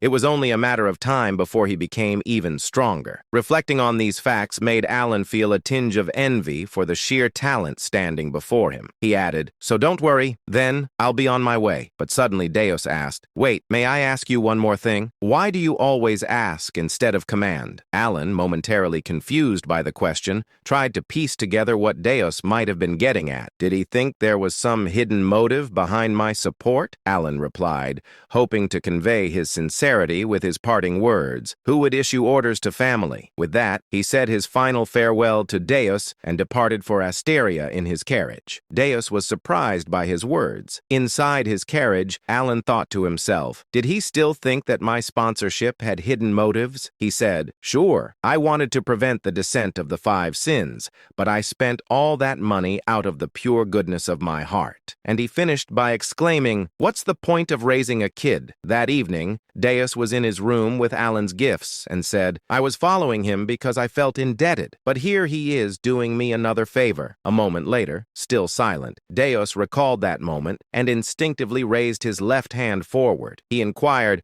Back then, it was like this, wasn't it? Just as Alan had done when facing the outer god, Deus extended his middle and ring fingers, releasing a bit of magic to scan the surroundings for any presence. First line of silence. He quietly muttered the words in the empty room, his left hand twitching slightly. Of course, nothing happened, but even though he was alone in the room, mimicking Alan's actions, Deus couldn't help but feel a mixture of slight embarrassment and satisfaction. He adjusted his posture once again, thinking briefly to himself, it would have been nice to have as much talent in magic as he did. Also, remembering Alan's words that he was part of the same family, he felt content. At the same time, Evan asked, "My lord, I've noticed you seem to really enjoy sweet potatoes from time to time." Alan responded to Evan's comment while eating sweet potatoes. Indeed, the sweet potatoes were truly delicious. If you enjoyed the video, give it a like, subscribe to the channel, and hit the bell so you don't miss the next episode. About a month later, when Alan finally arrived at Count Palladio's estate, it had been nearly 3 months since his last return,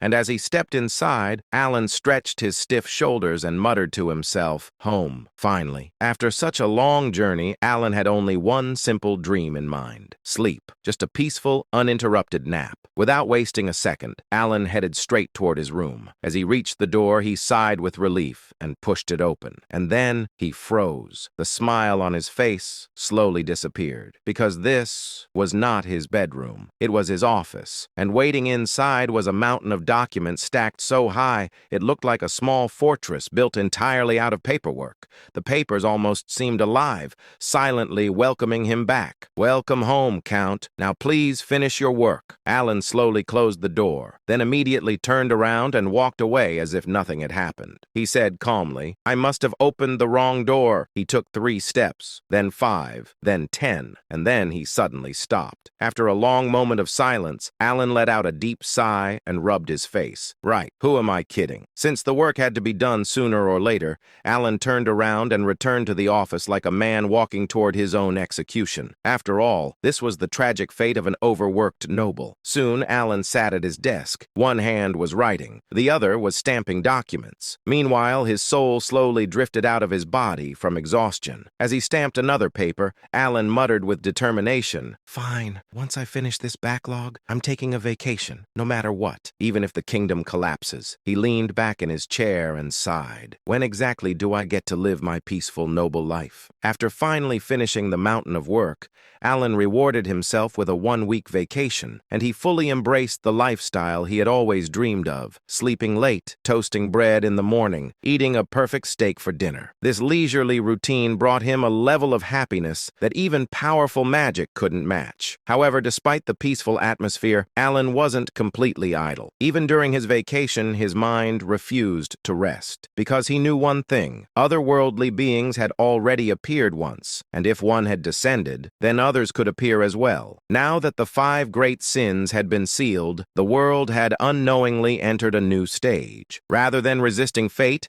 Alan simply accepted the situation. After all, if saving the 5 great sins had created this butterfly effect, then a few otherworldly visitors appearing occasionally was far better than the alternative. At least those beings would show signs before appearing. The 5 great sins, on the other hand, would descend like a bomb with no warning whatsoever. So during the week, Alan quietly gathered information and continued researching magic. Eventually, he clicked his tongue and muttered to himself, "Looks like I'll need to go to Colony for information." Normally, Alan preferred investigating things personally rather than relying on the Information Guild. But there was a problem. The location of the ancient god city, Kahara, had not yet been discovered. Alan crossed his arms and thought carefully. If my memory from the game Psychedelia is right, the city should be discovered this year, because in the original story, Kahara was discovered 3 years before the protagonist left the village, and this year just happened to be that exact year. So I just need to wait. Right at that moment, the door opened. Evan stepped inside and immediately frowned. Count?" He rubbed his arms and shivered. "It's strangely cold in here." Alan blinked.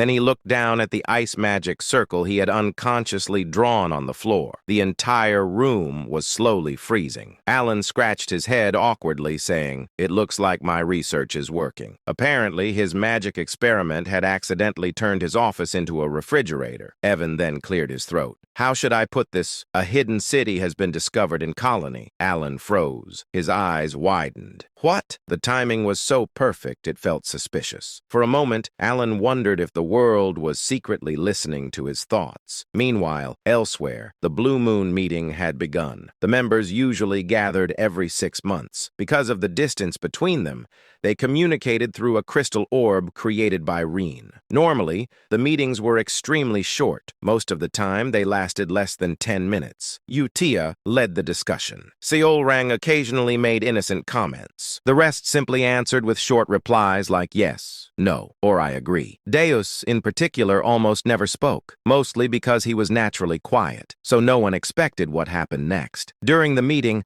Seolrang innocently asked, "Oh, I heard a rumor that the Great Moon has left. What was it like seeing him in person?" Everyone casually waited for a short answer, but instead, Deus began speaking and speaking and speaking. The Great Moon stood before the otherworldly entity, Ulthultus, while everyone was overwhelmed with fear, even the Vice Tower Master of the Blue Tower. The Great Moon stepped forward and challenged it to a duel. The members listened politely. 5 minutes passed, 10 minutes passed, 20 minutes passed, then 30 minutes. The others slowly began to realize something terrifying. Deus was giving a full lecture. Deus continued, "Thinking back, the Great Moon had probably been preparing magic from the very beginning. By the time the speech passed the 1-hour mark, everyone was staring at the crystal orb with blank expressions." Reen tried to interrupt. "Wait, you're getting off topic." But Deus continued calmly. "Just listen to this part. I'm telling a story about the Great Moon, aren't I? So where was I? Ah, yes, with Ultultus." Then he restarted the story from an even earlier point. Rene and Seolrang desperately looked at Utia, silently begging her to stop him, because she was the only one who could. But instead, Utia smiled brightly, saying, "The Great Moon truly is remarkable. Please continue." At that moment, the others realized something. This meeting was not ending anytime soon. As expected, Deus finally finished his story. 2 hours later, the meeting room fell into complete silence. Rhine, Radan, and Seolrang all engraved a single lesson deep into their hearts. Never ask Deus about the Great Moon again. Deus calmly concluded, "I seem to have talked a little too much. I'll see you all again in 6 months." Utia smiled warmly. "That was very entertaining." And with that, the meeting ended. It was already dawn. Back with Alan, he suddenly found himself standing in front of yet another strange sight. An entire room, completely filled with gift boxes, large boxes, small boxes, shiny boxes, suspiciously expensive-looking boxes. For a moment, Alan just stood there silently, staring at the mountain of gifts like a man who had accidentally walked into the wrong house. Then he slowly turned toward Evan. "Evan, what exactly am I looking at?" Evan stepped forward to inspect one of the boxes. As soon as he opened it, his eyes widened in shock, saying, "My lord, this artifact came from the deep floors of the Aberranth." He carefully lifted the item and added in disbelief, "To be honest, we could probably buy a mansion with just this one." Alan blinked. Then he picked up a golden cup from another box. It was ridiculously expensive. In his other hand were several letters that had been delivered along with the gifts. He began reading the names and immediately frowned. He said, "I don't know any of these nobles." The letters were extremely polite and full of praise. Some even sounded suspiciously respectful. Alan slowly nodded to himself. "Ah, I see. The rumors must have spread." Even so, he couldn't hide his amazement. All of this, just because he had one connection with a master knight. He leaned back and let out a small whistle. Amazing. Despite his confusion, something deep inside Alan suddenly awakened. His small business slave mentality. After thinking for a moment, Alan came to a very reasonable conclusion. If people give you things, you should accept them. He folded the letters neatly and smiled. "To the generous nobles who sent these gifts, thank you." Then he looked at the overflowing boxes and laughed. "Let's just put everything inside the secret chest." A week later, Evan returned with even more gifts. He placed the new boxes down and sighed. "My lord, it doesn't seem like they're going to stop." Alan stared at the growing pile with wide eyes. Then he nodded slowly. He leaned back proudly and thought, "So this is what happens when you know a master knight." He crossed crossed his arms and thought, Deus must be doing well. Looks like that kid is finally being a good son. He generously decided to forgive Deus for never writing back. What Alan didn't know was that these gifts were actually bribes from nobles hoping he would let them join his faction. But in Alan's mind, they were simply friendly presents. A month later, the gifts were still arriving. At this point, Alan started feeling slightly embarrassed. Looking at a ridiculously luxurious jewel box, he sighed. Maybe I should return the more outrageous ones. At the beginning of summer, as the gifts finally started slowing down, the Grand Assembly began in Teria, the capital of the Asteria Kingdom. Unfortunately for Alan, he was late, which resulted in a very unusual sight. Count Alan Palladio, walking quickly. Evan followed behind him, said, "See you later." Alan is desperate not to draw attention for being late to his first Grand Assembly. Evan notices his speed and is surprised, assuming his master must be in a real hurry. He also notices that several other nobles have started following behind the Count. Alan finally pushed open the massive doors of the assembly hall and immediately froze. The center area of the hall was completely empty. Alan blinked, then sighed in relief. Oh, so I'm not late after all. He recalled the research he had done earlier. The royalists sit on the left, the aristocrats sit on the right. He looked toward the empty center area and said, "So the middle must be for neutral nobles." Alan nodded wisely. "I'll just sit in the back." But the moment he stepped forward, he noticed something strange. The nobles entered the room and they were staring directly at him. Alan shocked and asked himself, "What? Weren't they outside a minute ago?" He also inquired, "Are they judging me for sitting in the back?" Trying to avoid suspicion, he changed direction and walked toward the middle row. The nobles continued staring, their expressions growing more shocked by the second, because they were thinking something completely different. Why isn't he sitting in the front? Eventually, Alan gave up and said, "Fine, I'll just sit in the front row." The moment he sat down, every noble in the hall immediately sat down as well. Alan slowly looked around in confusion. He scratched his head. Were they all waiting for me? He frowned. Is no one brave enough to sit in the front row? Then he leaned back with a sigh. What's the point of sitting this close to the faction leaders anyway? Soon, the presenter called the assembly to order. "We will begin the Grand Assembly," the presenter continued. "Today, we recognize a new faction that has officially received voting rights. The faction known as Kalpa." Alan blinked, but he didn't pay much attention. He simply hoped the meeting would end quickly. Then the presenter suddenly called out, "Count Palladio, the president of Kalpa." Alan jumped. "Yes!" Then his brain froze. Wait, inside his head, Alan was screaming, "What is Kalpa?" He quickly turned around to see if anyone else looked confused, but instead, he saw Altia and Zenonius sitting together. Both of them were staring at him with pure admiration. Alan's mind completely shut down. Why are those two sitting together? Did Zenonia and Altia form an alliance, and they named it Kalpa? He felt his sanity slowly slipping away. How did those two even stay in the same room without fighting? Then the presenter asked politely, "Count Palladio, as the president of Kalpa, would you like to say a few words?" Alan slowly turned back toward the front,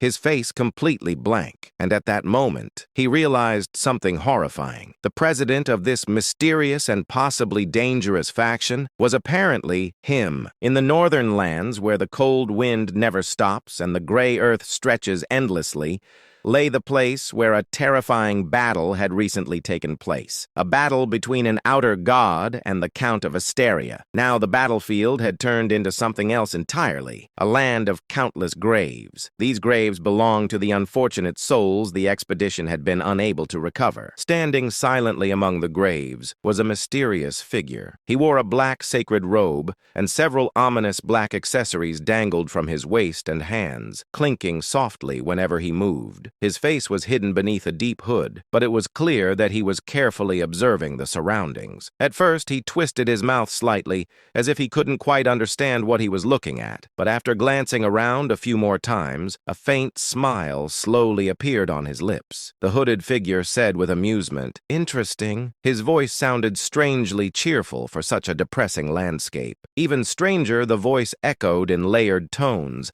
making it impossible to tell whether the speaker was a man man or a woman. Slowly scanning the battlefield, his gaze eventually stopped at a single spot on the ground. It was the exact place where the outer god had vanished. The same place where, during a rightful duel, Alan had landed the final blow. The hooded figure stared at the spot for a moment. Then the hooded figure muttered curiously, "Let's see how far this will go." After a brief pause, the hooded figure added playfully, "Shall we watch?" With those mysterious words, he turned around without hesitation, as if he had already seen everything he needed to see. Meanwhile, inside the Grand Council Hall, Alan suddenly had a strange thought. Inside his mind, Alan thought with disbelief. "I accidentally became the leader of a group formed by a shadowy alliance." It sounded suspiciously like the title of a cheap web novel. Just then, the moderator spoke. The moderator asked politely, "Do you have anything to say?" Alan blinked. Inside his mind, Alan screamed silently, "Wait, me? Leader? Shadowy alliance? What kind of nonsense is this?" But before Alan could say anything, the moderator continued. The moderator said calmly,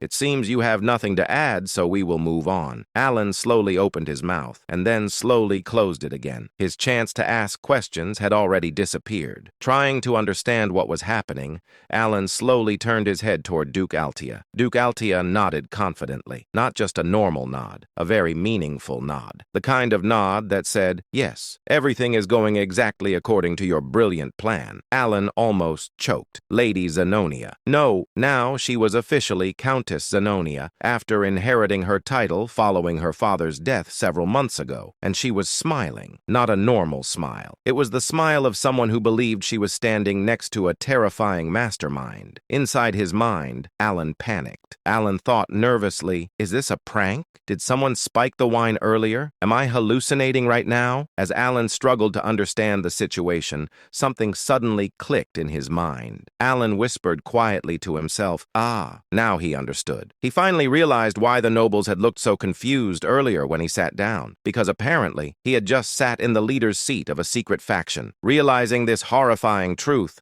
Alan felt the world spin. He grabbed his head and shut his eyes tightly. After the Grand Council meeting ended, Alan somehow found himself being guided to a banquet celebrating the birth of the Kalfa faction. He didn't remember agreeing to attend. He didn't even remember standing up, but somehow he was already there. Then Countess Zenonia spoke. Countess Zenonia said with satisfaction, "How about this? I think it's perfect now." From Alan's perspective, absolutely nothing about this situation was perfect. He had no idea what she was talking about. Then Duke Altia added another comment. Duke Altia said thoughtfully, "It seems everything has been arranged exactly the way Count Palatio intended." Alan felt like someone had thrown 50 question marks directly into his brain. Inside his mind, Alan shouted silently, "What are you talking about? Who arranged what? When did I do that?" But on the outside, Alan maintained a calm, dignified, noble expression. Because panicking in front of two possible psychopath masterminds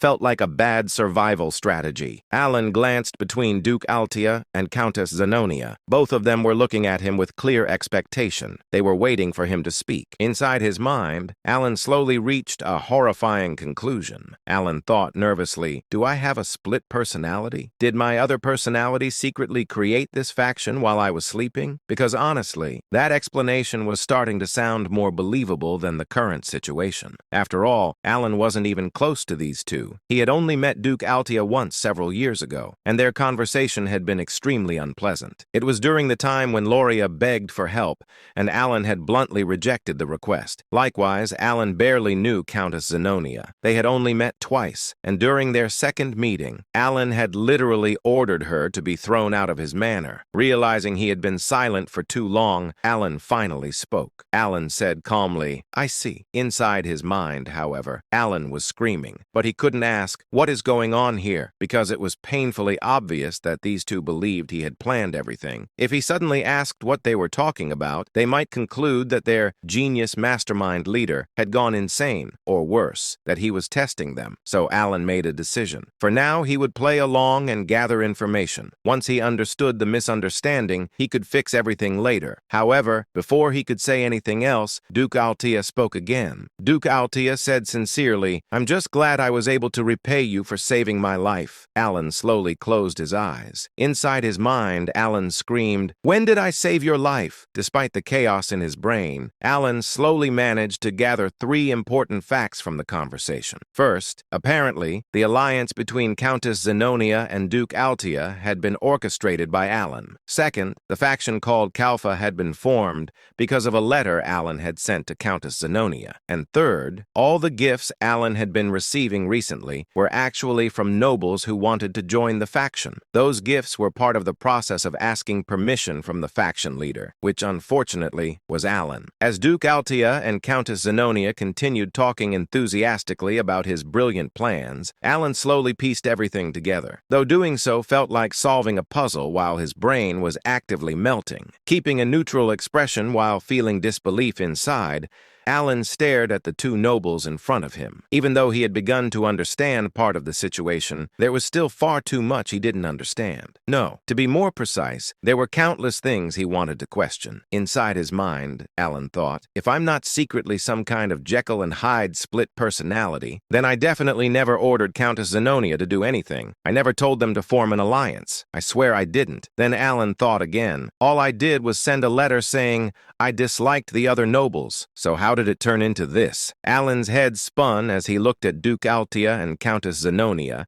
trying desperately to understand what was happening. Inside his mind, Alan wondered, is this what people mean by the realm of genius, where ordinary people can't even understand the plans of a mastermind? Alan remained silent, because he had slowly realized something terrifying. Through a series of coincidences, he had unknowingly helped create the Kalfa faction himself. By the time he finished piecing together the facts, Alan's instincts told him something very important. There was no getting off the Kalfa train anymore. He had already accepted too much. Of course, if he really wanted to leave, there were ways, but none of them were good options. Now that both the royalist faction and the aristocratic faction clearly saw him as an enemy, leaving this faction would only cause more problems. To be honest, if the losses were manageable, Alan would have pressed the escape button immediately, but another thought quickly followed. Inside his mind, Alan wondered, what if I tell them this was all a misunderstanding? Alan slowly glanced at Duke Altia and Countess Zenonia. Their conversation had just ended,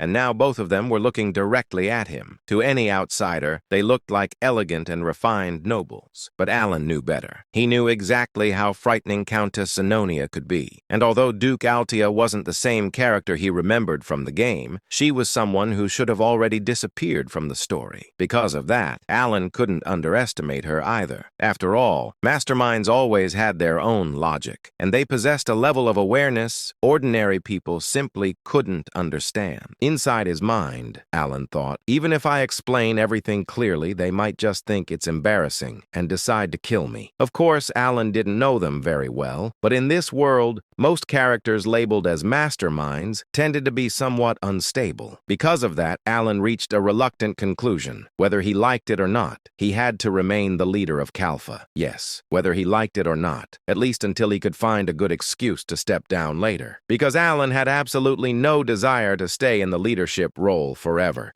He knew that being the leader of a faction came with countless responsibilities, even if the benefits were great. And for Alan, whose life motto was living leisurely as a noble without working, leadership was the exact opposite of what he wanted. So Alan quietly made a decision. Inside his mind, Alan said to himself, I'll lead for now and retire later when the timing is right. At that moment, Duke Altia asked, so, what do you plan to do now? Hearing the question, Alan let out a quiet groan. Alan murmured thoughtfully. Since he couldn't reveal the truth, Alan rolled his eyes slightly and tried to buy himself some time. After a short pause, Alan said, for now, let's start by cleaning up the underworld. Confused, Countess Zenonia asked, clean up? Calmly, Alan replied, yes, that way it will be easier for us to operate. Of course, Alan had absolutely no idea how anything would become easier, but since he couldn't even remember half the topics discussed at the assembly earlier that day, bringing up politics would have been a terrible idea. So this vague statement was the best he could manage. It was clumsy, but for Alan, it was the best he could do. After that, Alan stood up and said, well then, I have some matters to attend to, so I'll take my leave. Before either of them could ask ask another question, Alan immediately turned around and began walking away. His steps gradually became faster, because he knew that if they asked even one more question, he had no answers. Soon, Alan left the hall and hurried through the empty corridor. Eventually, he almost ran to his carriage, worried that someone might stop him. Seeing him arrive so quickly, Evan asked, "Count?" Without hesitation, Alan said, "Let's head straight to the colony." Alan had already decided to leave that very day. Inside his mind, Alan thought, the letter should have arrived by now. I hope I can get some help there, like I did with Dios. Soon, Alan's carriage began moving through the night. It was a midsummer evening. Meanwhile, back at the banquet hall, thinking about Alan's words, Countess Zenonia murmured, "Clean up the underworld." Huh. After a brief moment of thought, Duke Altea said, "When he says clean up the underworld, there can only be one meaning, right?" Nodding slowly, Countess Zenonia replied, "Indeed, we've had our territories under firm control for a long time." Then Countess Zenonia continued, "So if he's telling us to clean things up?" Finishing the thought, Duke Altea said, "Then the only option left is the remaining territories." "Indeed," Countess Zenonia agreed. For a moment, both women fell silent. Then they smiled at the same time, because the idea forming in their minds was something that would have been impossible when they acted separately. But now, with their alliance, and the formation of the Kalfa faction, it had become possible. Smiling slightly, Countess Zenonia said, "Unifying the entire underworld." Amused by the idea, Duke Altea said, "That sounds fun." Both nobles smiled deeply. Looking thoughtful, Countess Zenonia said, "I'm curious to see what he's planning next. He becomes more intriguing every day." Agreeing with her, Duke Altea said, "Indeed, I'm eager to see what he has prepared for us." Then the two nobles gently clinked their wine glasses. Smiling faintly, Countess Zenonia said, "I'm truly looking forward to it." Their admiration for Alan quietly spread through the room, along with the fragrance of the wine. In the vast territory of Malteon, located south of the kingdom of Ashtalon, two men sat in the underground hall of a massive mansion. One of them was Carmine, the third son of Duke Comelon, the owner of this mansion. The man standing before him looked completely relaxed, even though he was facing Carmine, who was infamous as a tyrant and a scoundrel. Carmine leaned back in his chair. Carmine asked calmly, "You're the agent, right?" The man with half-closed eyes gave a small smile. He slowly took out a quill from his pocket. The man said lazily, "Before anything else, I don't tolerate rats during a mission." The next moment, he moved. A sharp splattering sound echoed across the underground hall. Blood burst into the air. Bodies that had been hidden in the shadows suddenly appeared as they collapsed onto the ground, their blood spreading across the stone floor. 9 corpses, all of them dead. Carmine stared at the scene for a moment, then he smiled. Carmine said with satisfaction, "You really are strong, just as I expected." Without hesitation, he leaned forward. Carmine said directly, "I want you to kill a noble, Count Palladio of the Asteria Kingdom." Then he smirked. Carmine said confidently, "You wouldn't refuse a request from me, the tyrant of Ashtalon, would you?" The agent chuckled. The agent said casually, "As long as the payment is correct, there are no failures." Then he tilted his head. The agent added with a faint grin, "Though I'm curious if you can actually afford my fee, Carmine." Carmine simply smiled. Slowly, he pulled something out from inside his coat and placed it on the table. Carmine said proudly, "How about 4 of these?" What he revealed was a black cube, a cube so dark it seemed to swallow even the surrounding light. It looked like a fragment of the abyss itself. Interest immediately flashed in the agent's eyes. The agent narrowed his eyes. Then his eyes widened slightly. The agent whispered in surprise, "That's an abyssal core." The abyssal substance, a rare item distributed in extremely small quantities by Duke Comelon on the black market. Unlike abyssal jade, which merely increased physical abilities, the abyssal core granted special powers. Its price was astronomical. The agent stared at the cube. The agent thought silently, "I only got a tiny taste of this thanks to the leader. How strong would I become if I used it?" Then he turned away. The agent said calmly, "I'll return as quickly as possible." And just like that, he disappeared. Carmine clenched his fist. Carmine said with a dark grin, "Palladio, did you really think you could ignore me and live comfortably?" He chuckled coldly. Carmine finished coldly, "Absolutely not." After leaving Carmine, the agent visited another person, Duke Comelon, the head of the nobles in the kingdom of Ashtalon, and the true ruler of the underworld among the allied kingdoms. Standing before the Duke, the agent bowed slightly. The agent asked politely, "Will this be acceptable?" The Duke looked bored. The Duke said coldly, I was wondering what that useless son of mine was plotting when he stole the abyssal substances. He waved his hand dismissively. The Duke added indifferently, I heard nothing. Now get lost. The agent blinked. Then he smiled internally. The agent thought happily, so he's turning a blind eye to this. I hit the jackpot. The agent bowed again. The agent asked politely, then shall I send your regards to the leader? The Duke smirked. The Duke said with a grin, you came here uninvited and now you want an excuse. He leaned back. The Duke finished lazily. Do as you please. The agent nodded and left. Moments later, another man appeared. The Duke glanced at him. The Duke asked calmly, didn't you say you couldn't exert influence over the kingdom of Asteria? The man immediately knelt. The man replied respectfully, yes, Seeker. Then he added carefully, the man reported, I heard Kalpa is growing there, centered around Count Palatio. The Duke's eyes turned cold. The Duke said quietly, it would have been annoying if I had to move personally. The Duke added, this worked out perfectly. Meanwhile, as Alan was heading south toward the desert city after leaving Teria, someone else was watching the same road. High above the path, the agent observed a distant carriage. The agent narrowed his eyes. The agent said quietly, found you, Count Palladio. Inside that carriage was his target. While watching it approach, the agent took out his quill again. The agent thought to himself, the abyssal core is tempting, but something still bothers me. In truth, killing Count Palatio would be easy. With a single stroke of his quill, the man's life would end. Yet he hesitated. The agent sighed. The agent muttered, the rules say not to make troublesome enemies if possible. Count Palatio himself wasn't the problem, but someone connected to him was. Someone in Caliban, Deus. The agent frowned slightly. The agent thought, he'll definitely take action. The agents weren't afraid of Deus. Each agent possessed power comparable to a swordmaster, but unnecessary enemies were always troublesome, even if the payment was enormous. Still, 4 abyssal cores were far too tempting. The agent licked his lips slightly. The agent whispered with excitement, how strong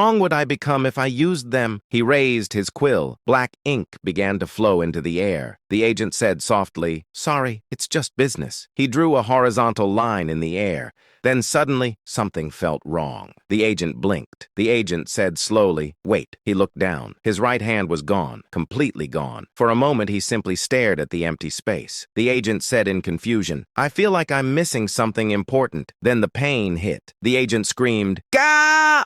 Before he could even finish screaming, another impact struck him. His body flew through the air and crashed violently into a tree. When he lifted his head, he froze. Standing there was a boy, black hair, blue eyes, young, too young. The agent stared in disbelief. The agent tried to speak, but his mouth wouldn't open, not even slightly. Panic filled his eyes. Then the boy smiled brightly. The boy said cheerfully, how unfortunate. The agent felt a chill. Then, crack, his neck twisted. Once, then twice.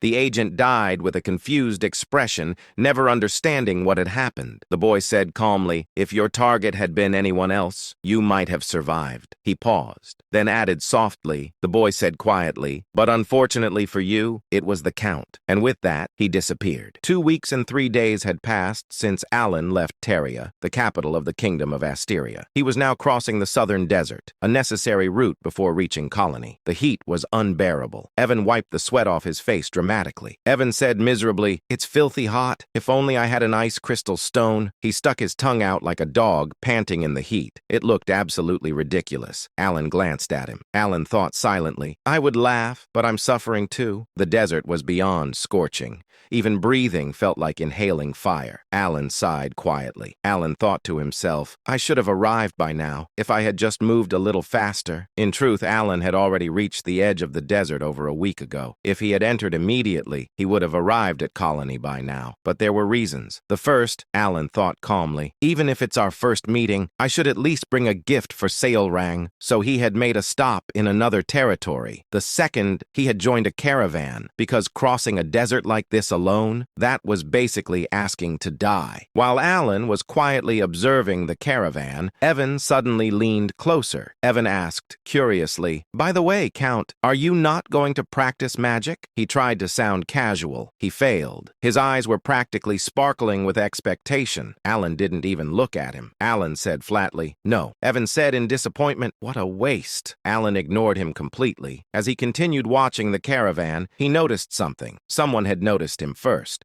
A woman with striking red hair turned toward him sharply. It was Lion Aguileras. Lion said coldly, what are you looking at? Alan didn't react much. Alan said calmly, just happened to glance over. Leon, while reading a book, said mockingly, do you enjoy spying on others? Alan sighed slightly. Alan said plainly, I don't have that kind of hobby. Leon said sarcastically, is that so? My mistake. She tilted her head and added with a sharp tone, I thought someone who spreads rumors so eagerly might also enjoy peeping. Evan's eyes widened. Evan thought in shock, wait, rumors? Our count? Since when? Alan blinked once, then exhaled slowly. Alan thought tiredly, how troublesome. In reality, Leon was the daughter of the Red Magic Tower Master, a rank 4 mage. Even without an official title, that name alone carried weight, a terrifying kind of weight, especially considering her father, a man who had charged alone at one of the 5 great sins and died doing it. In simple terms, a complete madman. Alan looked at Leanne for a moment, then looked away. Alan said quietly to himself, can't I get even a moment of peace? Despite her constant provocation, Alan chose to ignore her, not because he was patient, but because he was cautious. Alan thought calmly, better not get involved, especially with someone like her. Then he added internally, I'll never see her again after crossing the desert anyway. At that moment, Leon's carriage began moving ahead. Evan, who had been watching everything, suddenly grabbed Alan's sleeve. Evan said excitedly, whoa, did you see that? Evan said loudly, her carriage, it's full of ice crystal stones. Alan paused. For a moment, he was silent. Evan leaned closer. Evan whispered desperately, Count, if we ask nicely, maybe just one? Alan immediately turned his head away. Alan said firmly, no. Evan froze again. Evan said in disbelief, you didn't even try? But Alan wasn't even listening anymore. His thoughts were somewhere else entirely. Alan thought seriously, the Red Magic Tower Master was a complete maniac, which means his daughter is probably just as dangerous. Alan concluded internally, stay away. Absolutely stay away. Meanwhile, Evan looked between Alan and the carriage full of ice crystal stones. Then he lowered his head in despair. Evan muttered sadly, my cold dreams. Gone. At night, everything changed. Without warning, one of the bandits at the front swung a chain sickle. The blade cut through the air, and instantly took a mercenary's life. For a moment, silence. Then, chaos. No, it wasn't even a battle. It was a massacre. The bandits showed no intention of negotiating. They slaughtered the mercenaries, protecting the wagons in mere moments. In less than 2 minutes, most of the mercenaries were dead. Blood soaked the sand. A man stepped forward. He wore an eye patch and carried twin scimitars at his waist. He looked over the scene with a cold smile. Then his eyes landed on one person, Leon. In an instant, she was captured. The man grinned wickedly. The eye patch man said loudly, listen up, everyone. He raised his sword. Blue energy ignited around it like flames. The eye patch man said with a cruel smile, for your own safety, I suggest you cooperate quietly. Leon's face turned pale. Even without understanding everything, she knew he was dangerous, far beyond ordinary knights. Nearby, a surviving mercenary trembled. The mercenary thought in horror, that symbol, it's the bloody sand bandits. His voice shook. The mercenary thought desperately. They even captured Lady Leon before she could react. We're done. The eye patch man chuckled. The eye patch man said mockingly, they told me the Tower Master's daughter was here, and look at that. I found her. He leaned closer. The eye patch man added with a twisted grin, do you want special treatment, little girl? Leon trembled. Her breathing became unstable. Leon asked fearfully, who are you? But deep down, she already knew there was no escape. A worse fate than death awaited her. Her past resurfaced. Pain, fear, memories she wished to forget. Her body shook uncontrollably. Leon thought in panic, no, not again. Her breathing grew faster. Her vision blurred. Her mind began collapsing. Then something changed. Leon froze. The air, her breathing suddenly stabilized. A cold breath escaped her lips. Visible. White. Leon blinked. Leon thought in confusion. Cold. The desert had turned cold. The scorching heat vanished. The sand began to freeze. Even the eye patch man's smile disappeared. The eye patch patch man said slowly. What? Silence fell. Then, footsteps. Calm. Steady. Every bandit turned. Someone was walking toward them, unbothered, unhurried, as if none of this mattered. It was Alan. His expression didn't change, not even slightly. Ashen energy flowed from the bracelet on his wrist. The cold intensified. Then, he stopped. Alan looked at the scene, then spoke quietly. Alan said softly, "Freeze." Leon's eyes widened. Leon said to herself in disbelief, "Count Palatio? That's impossible." Her mind raced. She hated lies, more than anything, and from the moment she met Alan, she had believed one thing. He was a fraud, weak, a man who stole credit from Deus, a man with pitiful mana. She had seen it herself. There was no way he could do this. Yet, reality stood before her. A frozen domain spread around Alan. The desert had turned into a tundra. Frost covered the sand. Leon whispered in shock. "This doesn't make sense." Her eyes trembled. Leon analyzed instinctively. Compound magic. At least 3 spells. Her voice shook. Leon continued in disbelief. "That's impossible with that amount of mana." Then something moved. The eye patch man vanished. In an instant, he appeared in front of Alan. No one saw how. Leon reacted immediately. Leon said urgently, "Wait!" She began casting. Too late. The eye patch man raised his twin scimitars. He smirked. The eye patch man said confidently, "You're dead." Alan didn't move. Alan said calmly, "Freeze." Silence. The eye patch man stopped completely. His body frozen, mid-swing. An ice statue. Leon froze. Leon thought blankly, "What?" Alan raised his hand slightly. Alan said quietly, "Shatter." Crack, crash. The ice exploded. The bandit leader shattered into pieces. Gone. Just like that. A white breath escaped Alan's lips. He lowered his hand, then looked at the remaining bandits. No emotion, no hesitation. Alan said coldly, "I'll give you one chance." The bandits trembled. Alan finished simply, "Get lost." Silence. Then panic. The bandits ran. All of them. Not even daring to look back. Later, everything changed. Completely. The mercenaries who survived gathered around Alan. This time, with respect. No, with admiration. One mercenary stepped forward. The mercenary said eagerly, "Ah, Count Palatio, this is a special wine from Gur. It's said to be incredible." Another rushed in. Another mercenary said quickly, "And this is premium ham.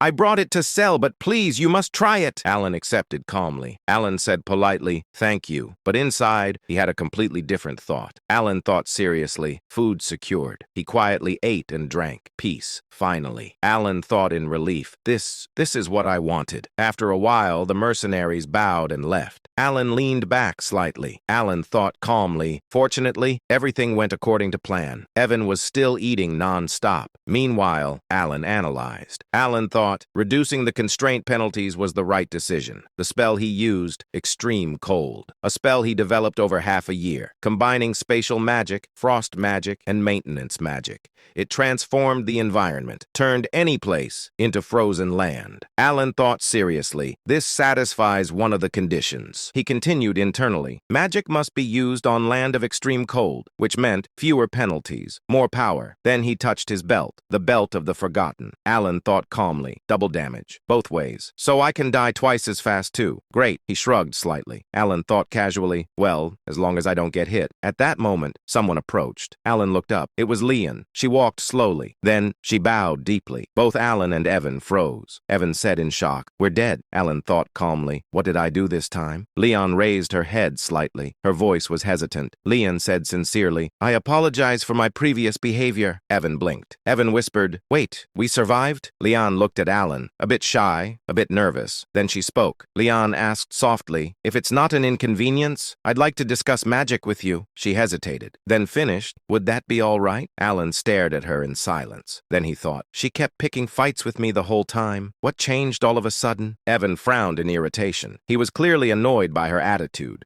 not because she was rude, but because she hadn't given them the cold crystal. But suddenly, acting generously, Alan spoke. Alan said, "Fine, I accept your apology." Evan's expression immediately changed. He looked satisfied, even proud of Alan's nobility. Leon, on the other hand, looked surprised. She hadn't expected such a response. Leon said, "Thank you so much." From the next day on, everything changed. She began approaching Alan frequently, asking him questions about magic. Leon said, "So, this part of the magic array can be arranged freely?" Alan said, "Yes. boss. For compound magic, you maintain the structure, but instead of fixing it, you rotate it. Their conversations turned out to be beneficial for Alan as well. Until now, he had been self-taught, relying only on twisting spells through language. But Leon's academic knowledge gave him a new perspective. Whenever Alan explained something slightly more advanced, Leon would softly react. Leon said, "Oh, I see." And strangely, Alan found that quite satisfying. After more than a week of traveling, they finally arrived at the desert city, Colony. Leon politely bowed her head. Leon said, "Thank you for everything you've taught me, Count." Then she asked, "Will you be attending the conference?" Alan calmly replied. Alan said, "I'm not affiliated with any tower. I wasn't invited." Leon smiled warmly. Leon said, "Then why not try joining the Red Magic Tower?" She added, "I really enjoyed our conversations." Alan nodded slightly. Alan said, "Thank you for your kindness." As she left, she waved her hand. Leon said, "Then I'll see you there." Alan watched her go. Then he thought to himself, "I actually needed something from the conference tower. This works out." At that moment, Evan returned. Evan said, "All right, I've taken care of the carriage and luggage." Alan nodded. Evan was about to ask about their next destination, but suddenly, boom! A massive explosion shook the area. The ground cracked, and rocks shattered everywhere. Evan instantly reacted. He frowned and reached for his sword. Then they saw it. Several men lying on the ground, barely alive. Both Alan and Evan were confused. But before they could react, something moved. Fast. Too fast to see clearly. Boom! Another explosion. And then a figure appeared. Seol rang. In an instant, she completely wiped out the remaining men, then disappeared again. Evan stepped forward immediately. He raised his sword and stood in front of Alan. Evan said, "Count, stay back." But before anyone could understand what was happening, Seol rang reappeared. This time, with a bright smile. Her golden tail swayed playfully behind her. She casually wrapped her arm around Alan. Alan froze in shock. Seol rang smiled warmly. Seol rang said, "Hello, Godfather." Alan blinked in disbelief. Alan said, "Seol rang?" She raised her hand happily. Seol rang said, "You should have told me you were coming. This place is full of nasty thugs." Evan stared at her in shock. He couldn't believe this cheerful girl was the same person from before. Seol rang puffed her chest proudly, like a satisfied cat. Seol rang said, "Don't worry, Godfather. I already took care of those bastards." Then she grabbed his hand excitedly. Seol rang said, "I've been waiting so long for your arrival since I got your letter." The nearby fighters who witnessed everything were stunned. One of them whispered, "Is that the Golden Flash?" Another one said, "Who is that guy? For her to treat him like this."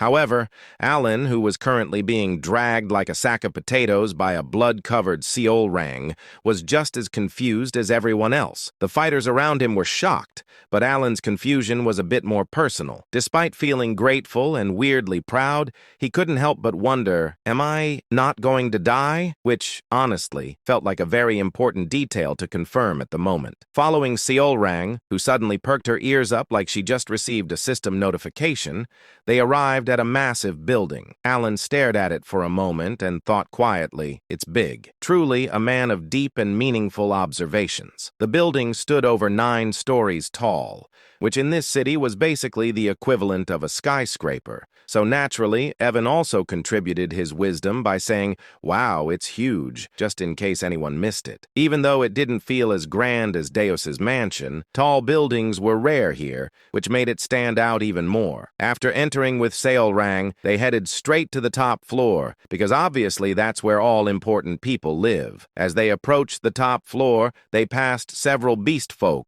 who greeted Seol rang with stiff salutes, all of them, like Seol rang, having golden hair. "Ah, boss, you're back." When they finally reached the top floor, another beast folk, who seemed to have been waiting at the door, greeted them with a bow. This one also had golden hair but bore a long scar across one side of his face. He said, "Boss, welcome back." Seol rang casually asked if anything had happened, and the answer was, "Nothing at all," which is exactly what you want to hear from people who look like that. The man inquired, "So these are the distinguished guests the boss mentioned?" He added, "The boss was waiting for you so much. Sir, I'm telling you, she was sitting at the entrance every day." Alan gazed at her.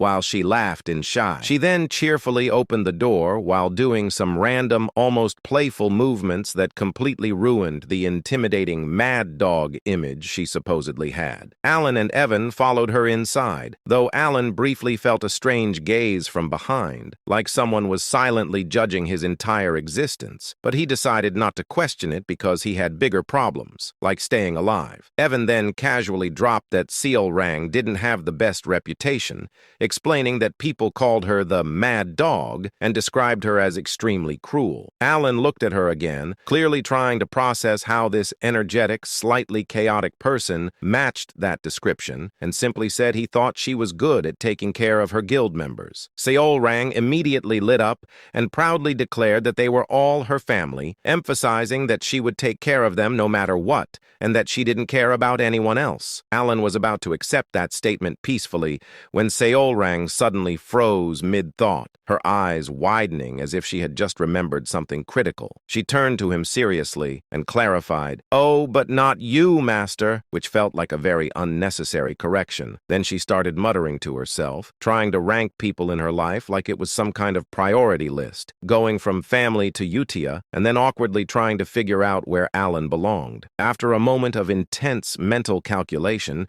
she concluded with slight apology that no matter how important he or Utia were, they were not blood-related. Surprisingly, Alan wasn't offended at all. In fact, he just shrugged and thought, higher than I expected. Considering he barely interacted with her before, being ranked that high was actually a win. He even started thinking that if something dangerous happened later, he could probably ask her for help at least once, which was already a solid return on investment. Still, he wasn't entirely sure how to handle a conversation with someone like her. Unlike Deus, who was relatively predictable, Seolrang felt like a walking wild card. But then, like all great masterminds, Alan came up with a brilliant plan, used the usual strategy. He glanced at Evan and gave him a subtle signal, silently asking if he was ready. Evan, being the reliable man for difficult tasks, nodded immediately. The next moment, he placed a pile of gifts on the table with perfect timing, then sighed in relief like he had just completed a life-threatening mission. Seolrang's reaction was instant. Her eyes sparkled as she excitedly reacted to the gifts,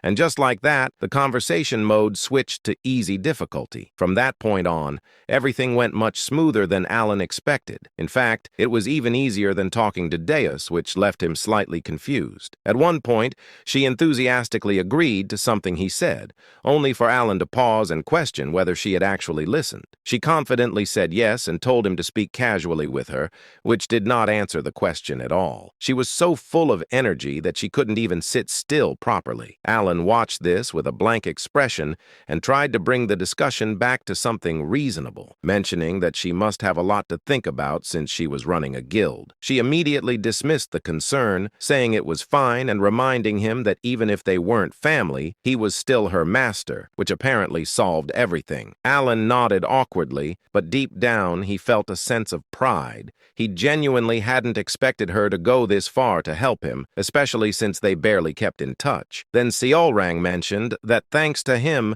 she had been able to gather the scattered members of her tribe. She proudly showed him the glove she was wearing, which Alan quickly recognized as an essence of the Golden Mane tribe. Realizing this, he thought that the rumors were true. Meeting them really did unlock their true power. After that, the conversation became more relaxed. They talked about various things, nothing particularly important, just casual exchanges. Alan asked about her life, shared some stories about Deus, and listened as she talked about her experiences. At some point, however, Alan had a very questionable thought and decided that he was, in fact, a good father, proudly believing that he had successfully raised his children, which was a conclusion absolutely no one else agreed with. Then, without any warning, Seolrang suddenly picked Alan up and threw him over her shoulder like he was a piece of construction material, saying to him, "Master, you must be tired from coming all this way, so please get some rest. I'll show you to my room. Surprisingly, Alan didn't resist at all. Instead,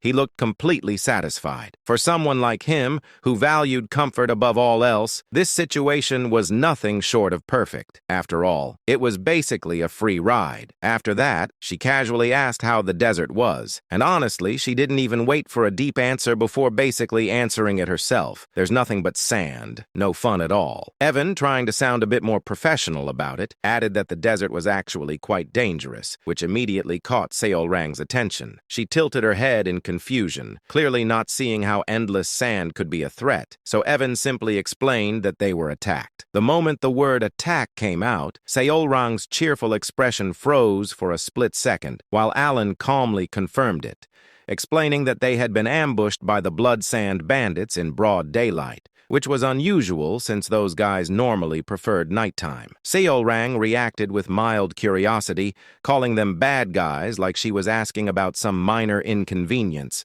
while Alan made it very clear that they were absolutely not people he ever wanted to meet again. Now, normally, that sentence would just be a casual complaint. But unfortunately for the bandits, Seolrang didn't process it that way. What she heard was something completely different. In her mind, this wasn't a comment. It was an order. And thanks to the power of misunderstanding, her brain translated it into one simple mission. If Master doesn't want to see them again, then they shouldn't exist anymore. A faint, cold smile mixed with excitement appeared on her face for just a moment, before she immediately switched back to her usual cheerful tone and told them to get some rest, because they must be tired from the long journey. Everything seemed perfectly normal on the surface. That night, however, things were not normal. The secret hideout of the blood sand bandits, which had stood strong for years, was reduced to complete ruins, not partially destroyed, not damaged, completely gone. The soldiers they had spent over a decade training were either buried under the sand or crushed into the remains of their own base. It wasn't a battle, it was a disappearance. Sharp golden eyes scanned the area for a brief moment before vanishing, and in the next instant, a flash of golden lightning tore through the darkness. Seolrang reappeared, holding two severed heads, one in each hand. The expressions on those faces were still frozen in anticipation, as if they hadn't even realized they were already dead. Without the slightest bit of interest, she casually threw the heads away like trash. Meanwhile, Draco stood there, completely unable to process what had just happened.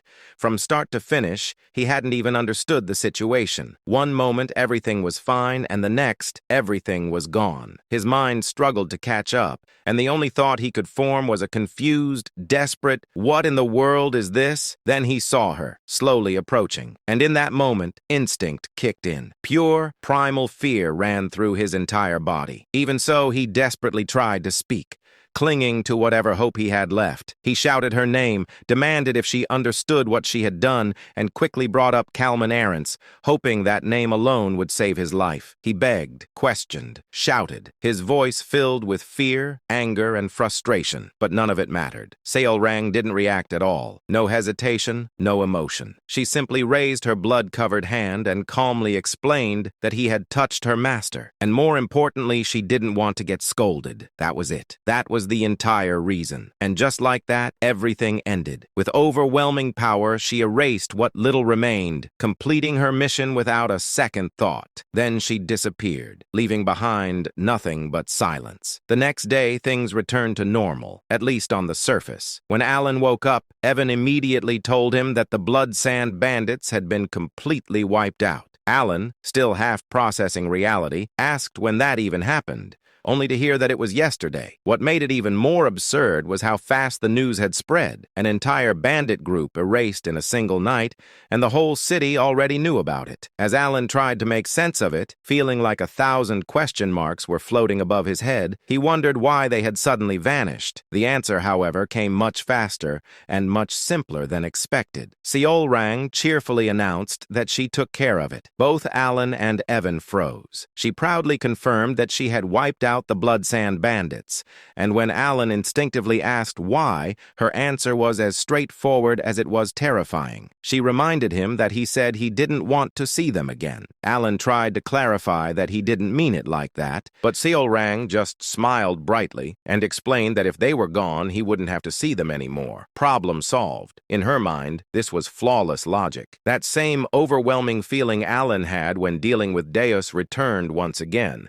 That sense that things had gone way further than expected. But before he could fully process it, another thought hit him, and he asked the most important question. Did she really wipe out the entire group by herself? Seolrang nodded casually, like she had just done something as simple as taking a walk, and Alan went silent. The blood sand bandits weren't weak. There were hundreds of them, most of them skilled enough to use magic in combat. They weren't the kind of group someone could just casually eliminate. And yet, Seolrang had single-handedly killed all of them, including their leader Draco, without leaving anything behind. Alan already knew she was strong. The title of Baba Yaga wasn't something given lightly, but this was on a completely different level. Without thinking, he placed his hand on her head and patted it gently, like she was a cat that had just brought him a gift. But then, suddenly, he remembered something important about her future, that she would one day become the embodiment of the sin of pride. That thought alone made him pause, and slowly, his attitude became just a little more respectful. The Colosseum, the heart and literal main attraction of the entire nation, was as chaotic as always. It shared the same name as the capital itself, which honestly tells you everything you need to know about their priorities. This place was never quiet. It was constantly filled with the cheers, screams, and absolute madness of the crowd,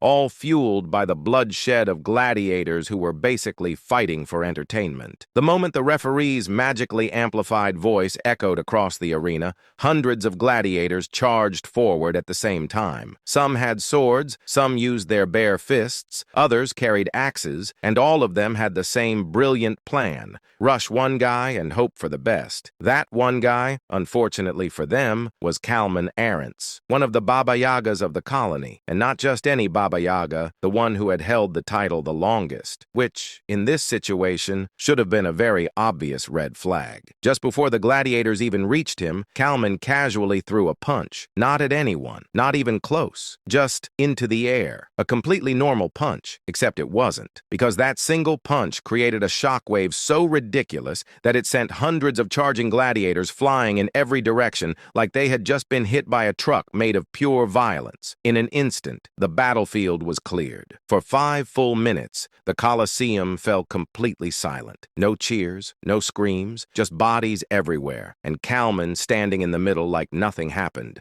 Then suddenly, the crowd exploded, as if the silence had never existed in the first place. People screamed, cheered, lost their minds completely, not caring in the slightest that most of the gladiators were either dead or very close to it. Broken heads, destroyed hearts. Details that clearly didn't matter when the show was that good. Kalman slowly looked around at the crowd with a deep, satisfied smile before turning and walking back inside, casually commenting that there were still so many fools in the world, people who genuinely believed that numbers alone could defeat a Baba Yaga. At that moment, a voice behind him agreed. Kalman turned and found Raug standing there with a grin that already looked suspicious. Without wasting time, Raug dropped the real topic, asking if Kalman knew who wiped out the blood sand bandits. Then he answered it himself. It was Seolrang. Kalman paused for a moment, but instead of anger, his reaction was surprisingly calm, almost like he had expected it. Just a quiet acceptance like, yeah, that sounds about right. Raug, slightly confused, asked if that guy wasn't supposed to be Kalman's brother. Kalman immediately shut that down with a smile, casually admitting that it was just a rumor he made up. Apparently, he only kept the guy around because he brought in some extra money, and either way, he was planning to kill him eventually. You know, normal family relationships. When Kalman asked about the plan, Raug revealed a black cube in his hand, the abyssal core, something that could elevate the worthy. Kalman's smile twisted immediately. With that, he said, he could finally crush the head of that arrogant beastkin who had been running around the colony like it was her personal playground. When would it happen? In 2 days, at the ruins. Quick, efficient, straight to the point. Ralg even added that once Seol Rang was gone, Kalman could go back to eating away at royal authority, while Ralg himself would take over the underworld. A perfect partnership, built on completely normal and healthy goals. And just to make things even more interesting, Ralg casually requested that if Kalman happened to see the noble standing next to Seol Rang, he should kill him too. Apparently, he was her master, and killing him first right in front of her would be fun. Kalman agreed, because of course he did. With that, they parted ways, fully confident that nothing could possibly go wrong, which, historically, is always a great sign. 2 days later, Alan, fully rested after staying at the guild, got into a carriage with Seol Rang and headed toward the ruins. After some time, they finally arrived. Alan stepped out, thanked the coachman, and started heading in, while Seol Rang casually waved like this was just another normal outing. After walking for a bit, Evan pointed ahead, saying he could see a light and that it must be the place. Alan followed his gaze and stepped outside, greeted by the sight of a massive fortress. Now, normally, this would be shocking, but Alan had already seen this place multiple times before, so instead of being amazed, he was only slightly surprised. But then, something changed. Because suddenly he heard a voice that no one else could hear. "You've finally come, magician." That alone was enough to make things weird. Naturally, Evan tried to follow him, but Alan stopped him at the entrance and went in alone. Not because he wanted to be dramatic, but because the voice specifically told him to come alone to the central tower of Kahara, which is never suspicious at all. Even though Alan had been to this place many times before, this was the first time something like this had happened. Still, he instinctively felt that this was connected to the mysterious entity he had encountered before, so he didn't hesitate. He moved forward, reached the center, climbed the tower, and finally came face to face with something. Calling it a figure was already being generous. Its appearance couldn't be properly defined. It looked human, beast-like, and monstrous all at once, as if reality itself refused to describe it properly. Its shadow constantly shifted, making it even harder to comprehend. As Alan stared at it, the being warned him not to look too long, explaining that no matter how hard he tried, he wouldn't be able to fully perceive its existence. At that moment, Alan honestly felt like flicking its head just to see what would happen, but he controlled himself and instead explained that he came because of the words left by Ulholtus, or whatever that mysterious entity actually was. The figure seemed slightly intrigued, acknowledging that if Alan knew that name, then he might be worth testing. Testing what? An opportunity. But immediately after saying that, the figure clarified that it had nothing to teach him, which was a bit confusing. Alan then brought up something he had heard before, the god of monster strength mentioning something called divinity, and asked what it actually meant. The figure answered in the most vague but dramatic way possible, saying that divinity was the standard by which the world judged him, and casually added that an outer god would soon descend, so he should deal with it. You know, just a small task. After that, the figure said that once Alan handled it, he would meet the conditions to speak with him again. Then, as if suddenly interested, it decided to share something useful. According to it, magic wasn't just random power. It was a system of laws assigned to the world by a mage. It broke it down into 3 parts: incantation, logic, and manifestation. First comes the incantation, then comes the logic. And through that logic, the power is manifested. That is magic. Alan was genuinely shocked at this explanation, especially at the mention of logic, something he had never heard of before. The figure immediately pointed that out, basically saying of course he wouldn't know.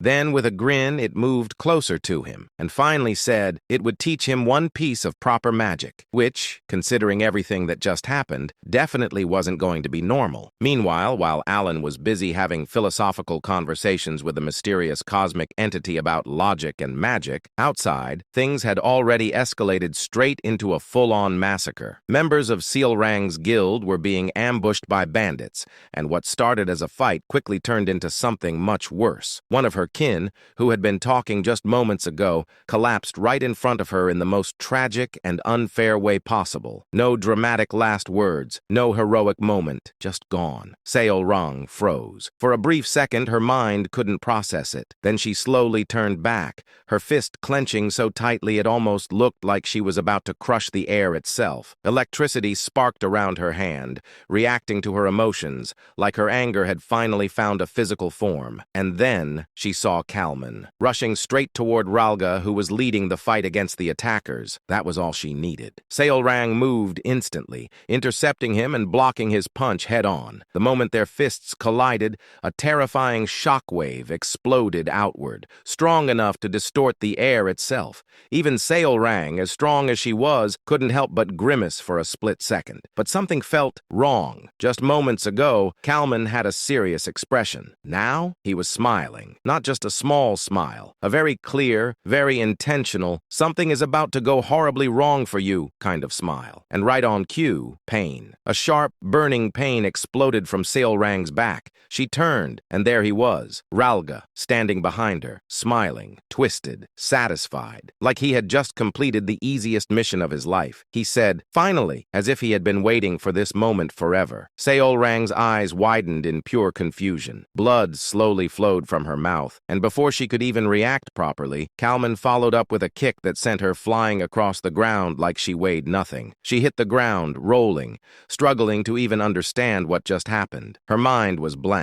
Questions filled her eyes, confusion, disbelief, and more confusion. She looked at Ralga again, still smiling, still enjoying this, and she couldn't understand it. A single word escaped her lips. Why? Ralga stepped closer, almost casually, like this wasn't betrayal, but just another conversation. Seol-rang tried to move, but her body refused to respond. That's when he explained it. The blade he used was coated with poison from Kamanesis. She wouldn't be able to move for at least an hour. In other words, she was completely helpless. Ralga crouched in front of her, dropping his usual calm attitude entirely, replacing it with pure mockery. He reminded her of her own question, as if it amused him. Why? Simple. He wanted something, and then he proved it. He pulled off the gauntlet from her hand, the essence of the Golden Mane tribe, and held it up right in front of her face, shaking it slightly like he was showing off a prize he just stole. Seol-rang blinked slowly, still trying to process everything. She asked, "You betrayed me for that?" And the scary part? She wasn't even angry yet. Ralga actually looked confused for a second, then laughed. Not because it was funny, but because he genuinely couldn't believe she still didn't get it. He explained it bluntly. The guild she created, the so-called family, none of that existed the way she thought it did. The clans didn't stay because of loyalty or bonds or shared history. They stayed because of power, because of that gauntlet, because of what she could give them. And just to make sure the message really hit, he tapped her face with the gauntlet like she was being scolded for being naive. Seol-rang's expression slowly darkened. Deep down, she knew. She always knew there was truth in that. She knew that the reason she managed to gather the Golden Mane tribe so quickly was because of the power she held. But even then, she believed that over time, things had changed, that the 2 years they spent together meant something real. She believed she had rebuilt her family. No, she trusted that she had. So when she said, "That can't be," it wasn't denial, it was desperation. Ralga, of course, wasn't interested in comforting her. He snapped his fingers. And then, one by one, the members of the Golden Mane tribe gathered behind him, every single one. The same people she greeted just 2 days ago, the same ones who spoke with her earlier, all of them, standing behind Ralga without a single injury. While the mercenaries had clearly been fighting, they hadn't even been touched. That's when it clicked. For the first time, Seol-rang laughed, but it wasn't her usual bright, warm smile. It was cold, sharp, almost empty. Ralga looked satisfied. He admitted that her special attitude had always disgusted him, that watching her act like she was something meaningful while using power she didn't earn was unbearable. Then he asked her how it felt, waking up from the dream. Seol-rang didn't answer directly. Instead, she asked if the others were also traitors. Ralga was clearly enjoying this. He was about to answer, probably with something even more cruel, but Kalman cut him off, because apparently emotional damage time was over. It was time to finish the job. Kalman stepped forward, transforming his arm into a blade, raising it without hesitation. He pointed out that it would be troublesome if she somehow recovered, so it was better to end it now. Simple logic, efficient, deadly. He prepared to strike, and at that exact moment, something strange happened. A small question appeared on Seol-rang's face. Not fear, not anger, confusion. And she wasn't the only one. Ralga Manga, who had been enjoying every second of this, also suddenly looked confused, because the situation had changed. Very suddenly, very violently, a large hole had appeared in Kalman's body. Just moments ago, he was standing there, confident, victorious, ready to kill. Now, there was a hole straight through him, and in that instant, everyone saw it. In the distance, from the forgotten city of the god Kahara, a man silently emerged. No dramatic entrance, no loud announcement, just walking. And yet, with every single step he took, the ground beneath him froze over, frost spreading like the world itself was reacting to his presence. A grayish-white magic flowed from the bracelet on his left wrist, wrapping around his body like a thin layer of ice, giving him the look of someone who didn't just control cold, but owned it. His steps were steady, calm, unstoppable. Even though there was a Baba Yaga, a traitor, and a whole group of enemies waiting ahead, his expression didn't change at all. No anger, no fear, not even mild interest, just pure indifference, which somehow made it worse. One by one, the people standing there started to tense up. The same Ralga who had been confidently mocking Seolrang just moments ago suddenly looked a lot less comfortable. The others weren't any better, because they had all seen it. They saw what happened to Kalman, a Baba Yaga, a monster among monsters. And yet, his body was pierced in an instant like it meant absolutely nothing. So now, seeing the man responsible casually walking toward them like he had just gone for a morning stroll, yeah, that wasn't reassuring. Finally, Alan reached Seolrang. She was still on the ground, a sword lodged in her back, her body barely responding. When he looked down at her, her eyes were empty, not just sad, completely hollow, mixed with despair and a dangerous amount of rage. Dark energy was leaking out of her like she was about to break completely. Seeing that, Alan didn't waste time. He immediately pulled out a potion from his waist, the highest grade one he had, something he had received months ago when gifts were practically raining on him. Basically, the kind of item you don't use unless things are really bad, which they clearly were. He crouched down, forced the potion into her mouth, and calmly told her to drink. Then he added something else, something simple, something very important. He told her that the only ones who betrayed her were those people in front of her, so she didn't need to worry. Now, was that 100% true? Not really. Did Alan know the full situation? Also no. But did he say it with confidence? Absolutely, because right now facts were optional. Survival was not. Seolrang, still shaken, asked if that was really true, and Alan, without hesitation, said yes, a perfect, clean lie, because in this moment he needed one thing, her strength. Inside his mind, Alan was already calculating the situation. He knew his magic took time, too much time, and expecting the enemy to politely stand still while he prepared a spell was the kind of thinking that gets you killed instantly. So there was only one option, use Seolrang, not in a bad way, just strategically. He asked her if she could hold them off until he finished preparing his spell. Simple request, very high difficulty. Seolrang had just taken a full dose of a high-grade potion, her body barely stabilizing as she struggled to stand.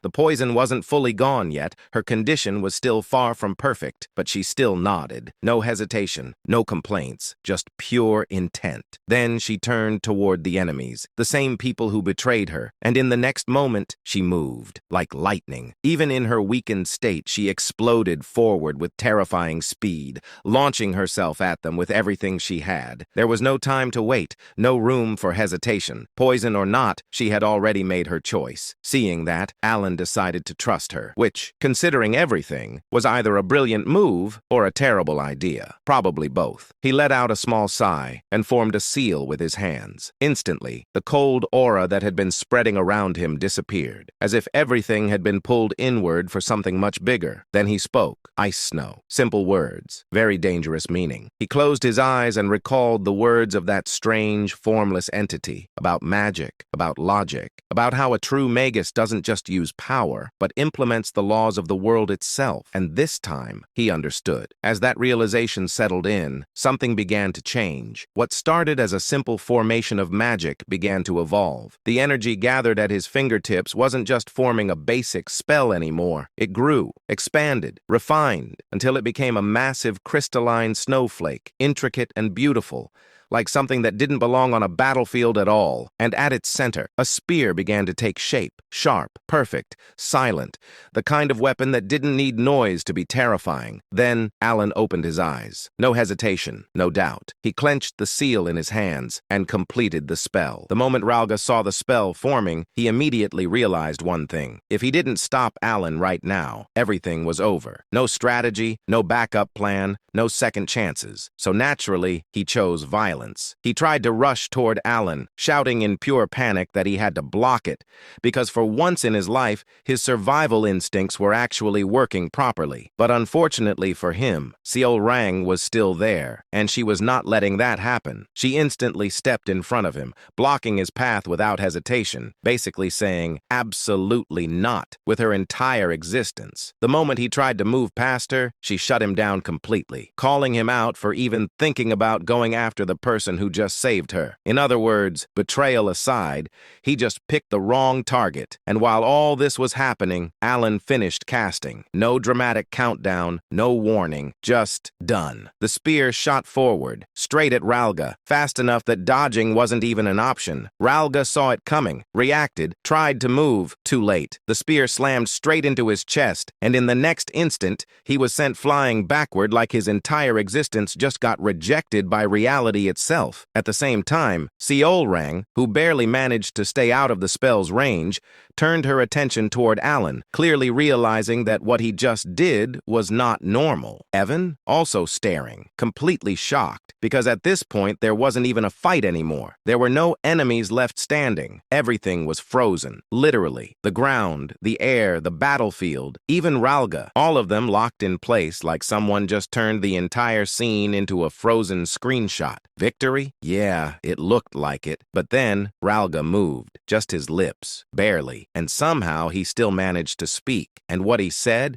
is, "None of it matters," which is exactly the kind of line someone says right before things get worse again. On the other side, Seol Rang instinctively lowered her guard for a split second, clearly surprised by what she just witnessed. And of course, that was exactly the moment Ralga had been waiting for. He immediately rushed forward, raising the same poisoned dagger that had already ruined her before. Thanks to the power he still retained from her, because very conveniently the Golden Mane Authority hadn't been revoked yet, he moved at insane speed, closing the distance instantly. Seol Rang realized it too late. Her body was already exhausted, covered in wounds from fighting Kalman and the others, the poison still messing with her movements. She tried to step back, but it was over. There was no time, no strength, no escape. All she could do was watch as the dagger aimed straight for her heart. Meanwhile, Ralga was having the best moment of his life. In his mind, everything was already finished. If he killed her here, he could take the essence, escape, and start over like nothing ever happened. Perfect plan, zero flaws, except the dagger didn't land. Because at the last possible moment Alan moved. He had seen it, instinctively. Without thinking, he pulled Seol Rang's body backward just enough to avoid a direct hit. Blood came out of his mouth immediately after. Ralga froze. Seol Rang froze. Everyone froze. And then, when Seol Rang looked at Alan's body, Seol Rang, now running purely on rage, didn't waste even half a second. She brought her foot down and smashed Ralga's head like she was deleting a problem from existence. Gone, instantly. From mastermind traitor to floor decoration. Evan's voice echoed in panic, calling out to Alan. But surprisingly, Alan was completely fine. Well, technically a blade had pierced his side, but somehow it didn't actually do any real damage. Because Ralga's dagger had barely touched him, it only tore his clothes. So yes, from the outside it looked dramatic. But in reality, zero damage. So then, why did he cough blood? Simple. Mana exhaustion. That spell he just cast wasn't normal. It drained him so badly that his body basically said, "Yeah, we're done," and started taking internal damage instead. Totally worth it. Probably. As Alan steadied himself, he quietly admitted that the power exceeded his expectations, but also realized he definitely needed something to restore his mana next time. unless he wanted to keep coughing blood for dramatic effect. After everything settled down, Alan started thinking about what just happened, specifically the ridiculous power of his spell. Because let's be honest, that wasn't normal, not even close. So naturally, he came up with a conclusion. The reason it worked like that was because he had faced a god. Now, not a literal divine being sitting on a throne or anything, but in this context, anyone who absorbed an abyssal substance basically counted as one, which meant Kalman and Ralga weren't just strong. They were playing in a completely different category. And apparently, when Alan faced something like that, he could bend the rules of the world itself, which is a very calm and totally not terrifying realization. After reaching that conclusion, Alan shifted his attention to Seolrang. She looked off, not injured. Well, she was injured, but emotionally, quiet, a bit down, which, considering she just got betrayed by her entire family, was honestly a reasonable reaction for once. So Alan started thinking, should he comfort her? Because if she went down the wrong emotional path and turned into some kind of sin embodiment, that would be inconvenient, very inconvenient. But before he could say anything, Seolrang spoke first. She asked why he didn't dodge, because in the end, the attack wasn't even meant for her. It was aimed at him. All of this happened because of her. For a moment, Alan thought of the most honest answer possible. It's not that he didn't dodge. He couldn't. Simple, accurate, very embarrassing. So obviously, he did not say that. Instead, he chose a much better option. A lie. A smooth one. He told her it was because he trusted her. Now that sounded good. Very heroic. Very intentional. Very not what actually happened. Seolrang paused, clearly processing that answer, repeating it back, like she was trying to confirm if she heard it correctly. He nodded, doubling down, even adding that she said it was possible, so he believed in her. Meanwhile, inside his head, the truth was completely different. Because in reality, it was less "I trust you" and more please stop him or I'm dead." But hey, same result, different wording. Then she asked the question, why did he save her? Alan paused. Because honestly, he didn't have a complicated answer. In his mind, it was simple. Saving someone you know, someone you've been with, someone important, that's just normal, right? He didn't even expect the dagger to reach him in the first place.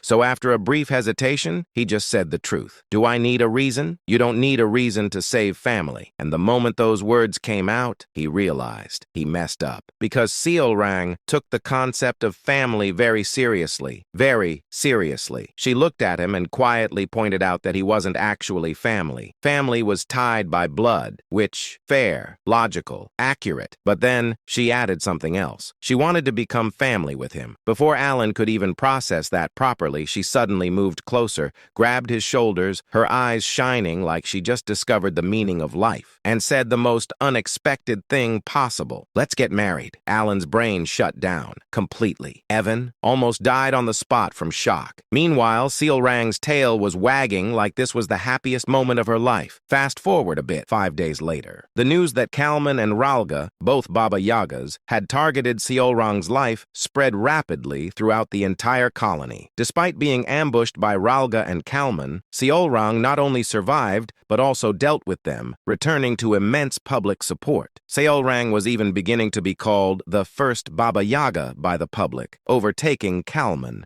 who had held the title for the longest time. And now Alan is sitting in a carriage with her, listening to the same line again. Let's get married for the 19th time. Yes, 19. At this point, it wasn't a proposal. It was a system notification that kept popping up and refused to be disabled. Seolrang leaned closer, hands on his shoulder, reducing the distance between them like she was trying to win a proximity battle. Alan didn't move at all. This was entirely her doing. She tilted her head, ears perked up, tail swaying happily, waiting for an answer like this was the most natural thing in the world. Alan sighed. At first, it felt kind of wholesome, like a kid saying something cute without understanding it. Now, it was becoming a serious problem. He repeated what he had already said multiple times, that he saw her as family. Same answer, same tone, same result. And just like before, she instantly countered him, saying they weren't real family, then confidently dropped her ultimate solution. If they get married, everything will be solved. They'll become real family. Flawless logic,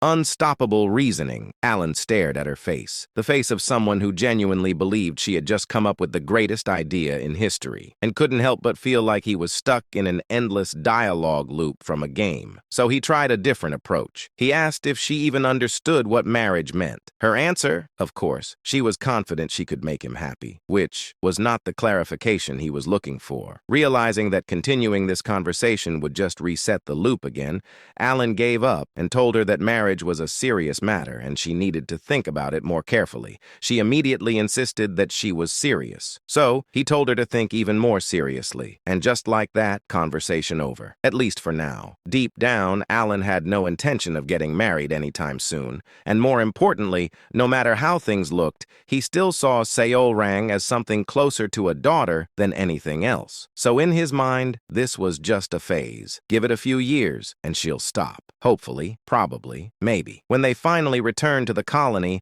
Alan didn't waste time. He immediately prepared to leave, clearly deciding that distance might be the best solution for now. Before leaving, he told her they would meet again next time. Seolrang, of course, happily agreed, but added one small condition. Next time, he has to answer her. Alan paused for a moment, then gave a vague agreement that sounded very much like a promise he had no real plan of keeping. And with that, he left the colony behind, along with one very persistent problem waiting for him in the future. Seolrang stood there, watching Alan disappear into the distance, her eyes following the carriage until it was completely out of sight. Only then did she finally turn back toward the guild. Surprisingly, the guild itself looked completely normal. You'd think after betrayal, assassination attempts, and emotional damage on a catastrophic level, the place would at least look a little different. But no, same building, same structure, same vibe, just minus the traitors. Ralga and his group were gone, and ironically, their betrayal had actually made the remaining members more loyal. Many of them were genuinely angry on her behalf,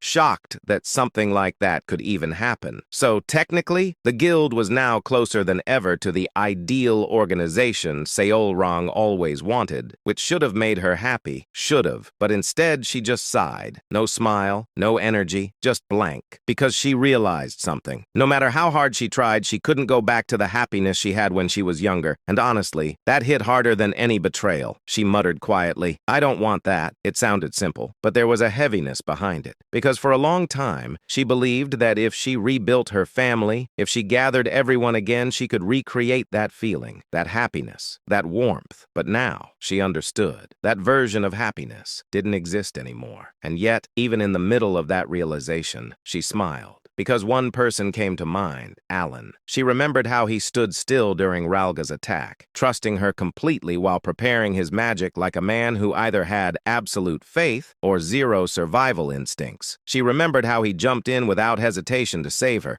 even when he didn't have to. No speeches, no big declarations, just actions. To her, that felt like something real, something closer to the family she had been chasing all this time. Her tail started wagging happily again, because in just 1 week, he showed her more of that feeling than the guild she built over 2 whole years. And just like that, everything became simple again. If he wasn't family yet, then she would just make him family. "I want to get married." Yes, back to this again. Same conclusion, same solution, different day. Of course, even Seolrang understood that she couldn't just force it immediately, unfortunately. So for now, she focused on something else, something important. If she couldn't lock him down with marriage yet, then she'd at least make sure no one could touch him at all. Her expression sharpened slightly as her thoughts shifted. She would create it, a personal guard, a group strong enough to protect him from anything, no matter what. Her golden eyes shone with determination, because at this point, Alan wasn't just her master anymore. He was essential. Meanwhile, Alan had already moved on to his next problem because, of course, he did. He was back in the forgotten city of Kahara, checking the eastern edge this time, somewhere he didn't get to visit before. Standing in front of a stone tablet, he carefully read the inscription written on it. Everything seemed normal until his brain suddenly caught up. Wait a second, how am I reading this? Because the language on the tablet was definitely not something he had ever learned, and yet he understood it perfectly, like he had always known it. No struggle, no confusion, just instant comprehension, which is definitely not suspicious at all. Naturally confused,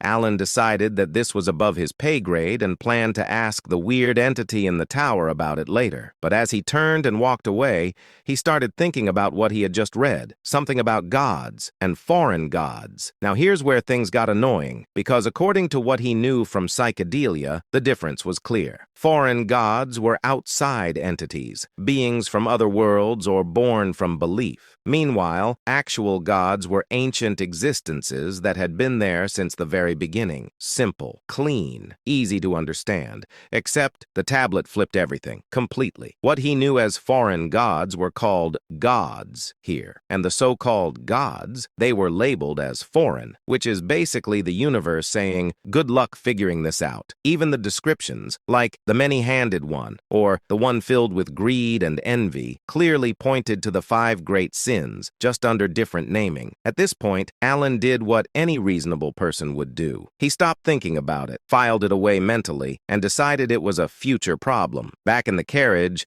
Alan casually asked Evan if he checked the guild. Evan confirmed that aside from Ralga and his group, no one else showed suspicious behavior, which was good, because Alan really didn't feel like dealing with another betrayal arc. He had already ordered an investigation through the Information Guild just to be safe. Not because he cared about the guild itself, but because if something happened to Seol Rang again, it would become his problem. And he didn't like problems, especially unnecessary ones. Finally, leaning back in the carriage, Alan let out a deep sigh. Everything in the colony? Mostly done. Finally, peace. Or at least, temporary peace. Because of course he still had one more foreign god to deal with. And now, new information about gods, reversed logic, and mysterious order concepts floating in his head. So yeah, things were not over. Not even close. Then, Evan casually dropped another bomb. He mentioned news about the kids, which immediately got Alan's attention. Apparently, one of them had already defeated the first word, and Alan just sat there thinking, wait, already? Because even in the game, that guy was ridiculously strong. Reaching that level in just half a year? That's not talent. That's cheating. Then came the next update. Rhine had become part of the Triumvirate. You know, the group that literally decides the policies of Lartania. No big deal. Just casually becoming one of the most powerful people in the country. Alan acknowledged it calmly, noting that she was really moving up in the world. Then came Radan, and this is where things got worse. Evan hesitated before saying it,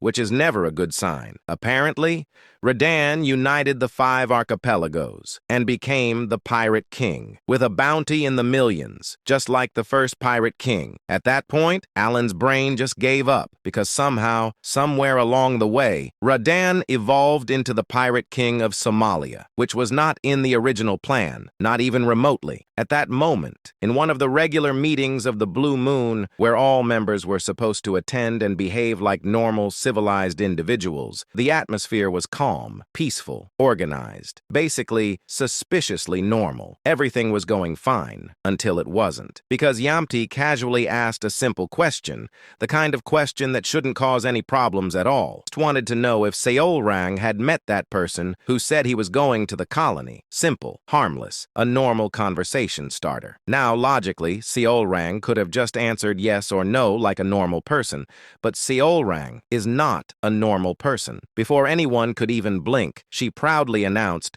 she was going to marry the Great Moon. Silence. Complete silence. Not the calm kind. The, did we all just hear that correctly? Kind. Everyone froze. Brains stopped working. No one spoke, because no one knew where to even start. And then, Utia reacted. Her face hardened instantly. The temperature in the room dropped, not because of magic, but because everyone suddenly felt like they were about to witness something dangerous. The other members held their breath. No one moved. No one dared to interrupt. And then Utia exploded. What are you talking about? Not confusion, not curiosity, pure anger, because somewhere in that sentence, a war had just been declared. Everyone at the meeting knew the exact moment Utia's expression shifted. It was subtle, too subtle, which made it worse. Her smile froze. Her eyes softened.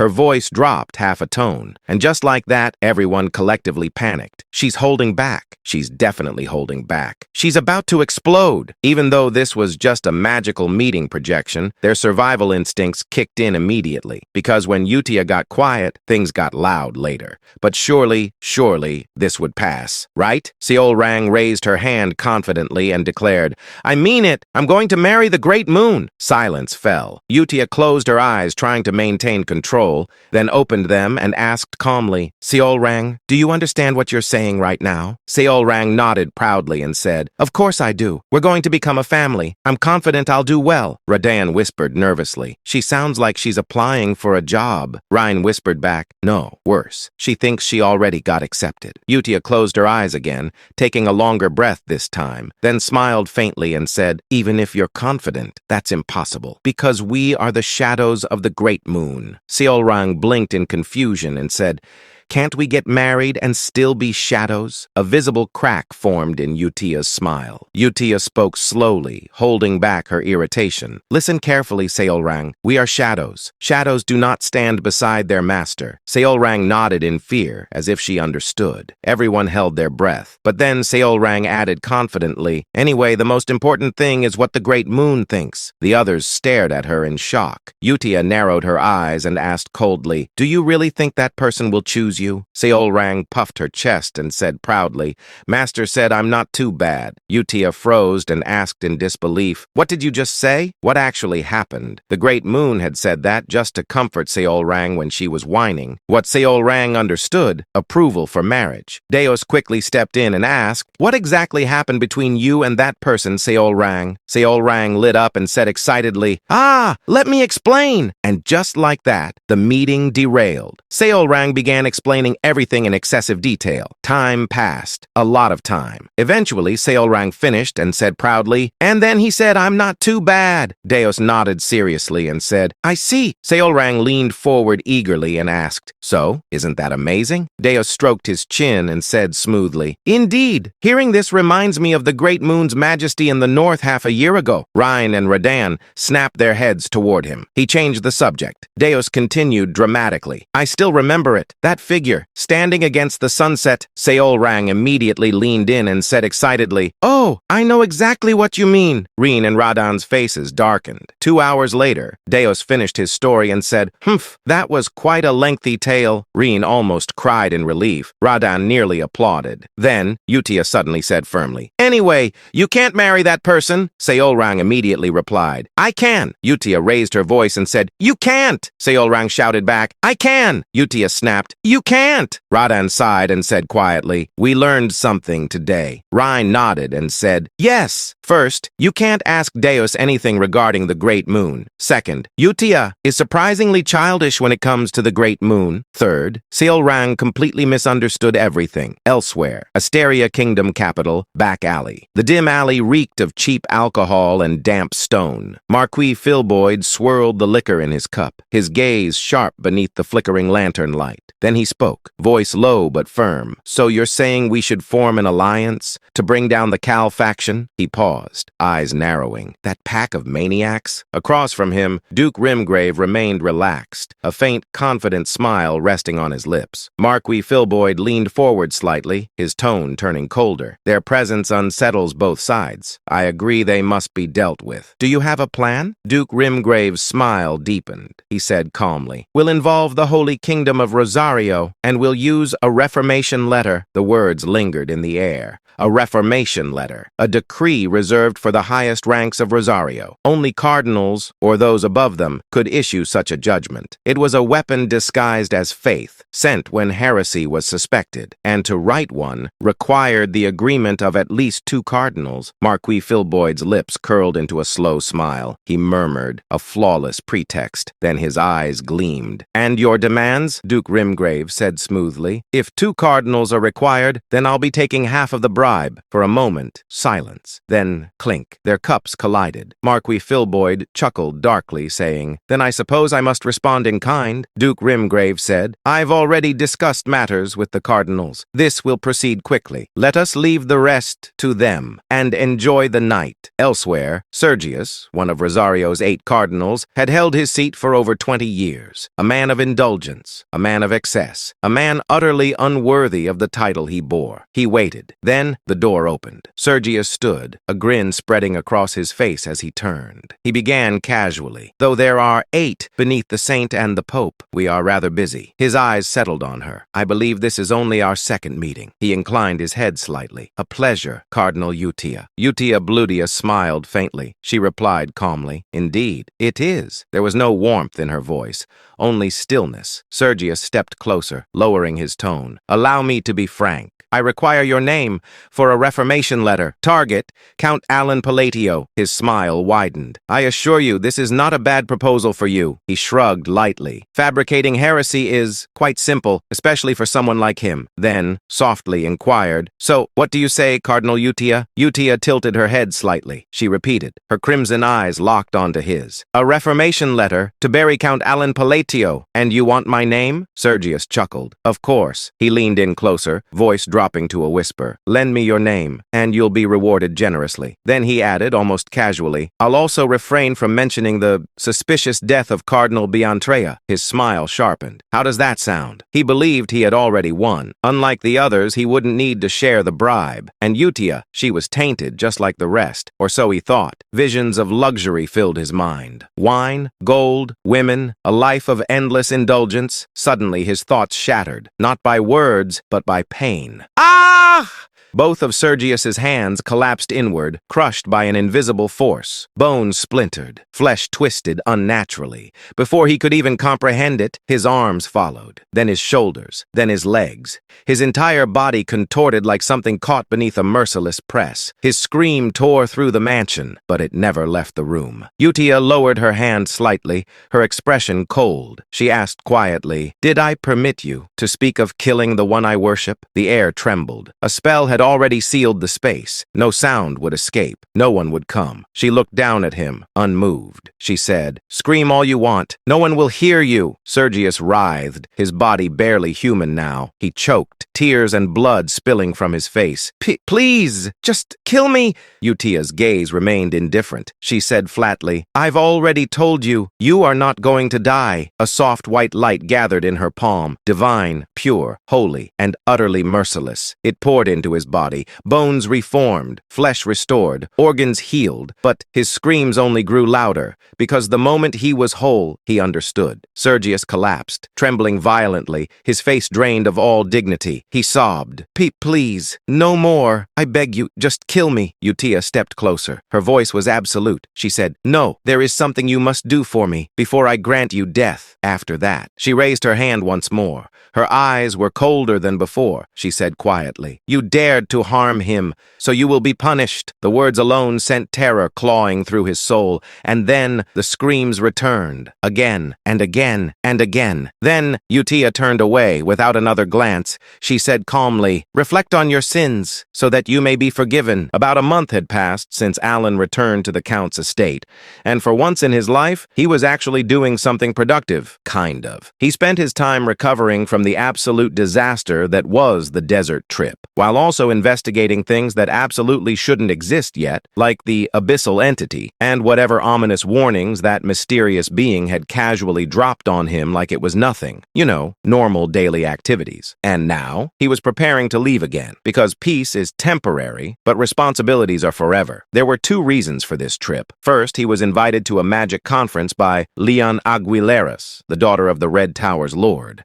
And second, even worse, a social gathering, which for Alan was basically emotional damage before the actual mission even started. Naturally, his first thought was very clear. I really don't want to go. And honestly, who could blame him? But unfortunately, reality kicked in. As the head of Kalfa, he had to maintain appearances. He had a reputation now, a position, responsibilities. Disgusting. Still, it's not like he was forcing himself completely. Well, actually, he was. At least until something magical happened. No, not real magic. Better. Money. Because everything changed the moment he received received a single letter, a completely normal, non-magical letter, but inside, pure happiness. It confirmed that he was now the official leader of a faction, along with the details of his regular payments. And when he saw the amount, his soul healed instantly. We're talking about numbers so big, they made him understand why powerful leaders refused to step down for years. This wasn't power, this was motivation. At that moment, Alan reached enlightenment, saying to himself, "At this rate, I could go through hell every day and still keep going." Evan, of course, noticed something was wrong. He asked why Alan was still carrying that same letter around even after 2 weeks. Alan's answer? "It warms my heart." And just like that, everything made sense. Before the letter, Alan was questioning life. Why am I doing this? Why do I have to suffer like this? What's the point? After the letter, he became a completely different person, active, responsible, motivated, a man reborn. He even started thinking things like, "With great power comes great responsibility," which is a very suspicious sentence coming from someone whose real motivation is money. As Evan carried their bags, Alan stood there, still holding the letter like it was a sacred artifact, thinking deeply about how the faction system generated so much income. But honestly, he didn't care about the details. He just cared about the result. Money. Beautiful. Reliable. Life-saving money. At that moment, he reached another conclusion. Money is the ultimate cure. Forget therapy. Forget healing arcs. What you really need is financial stability. He carefully tucked the letter into his coat, tears almost forming in his eyes from pure happiness. His soul, recovering, his motivation, restored, his faith in life back online. He thought, "Ah yes, this is the magic of capitalism." After some time, they arrived at Marquis Bilutin's estate, and immediately, Alan regretted everything, because the place was packed, completely full. There were nobles, obviously, but also mercenaries, merchants, and all kinds of people. It looked less like a noble gathering and more like a high-level networking event where everyone was trying to look important. Alan scanned the area, noticing how mixed the crowd was, and before he could even mentally prepare himself, he ran into Duke Altea and Count Zenonia. Of course, because things can always get worse. They greeted him casually, as if this wasn't a terrifying situation at all,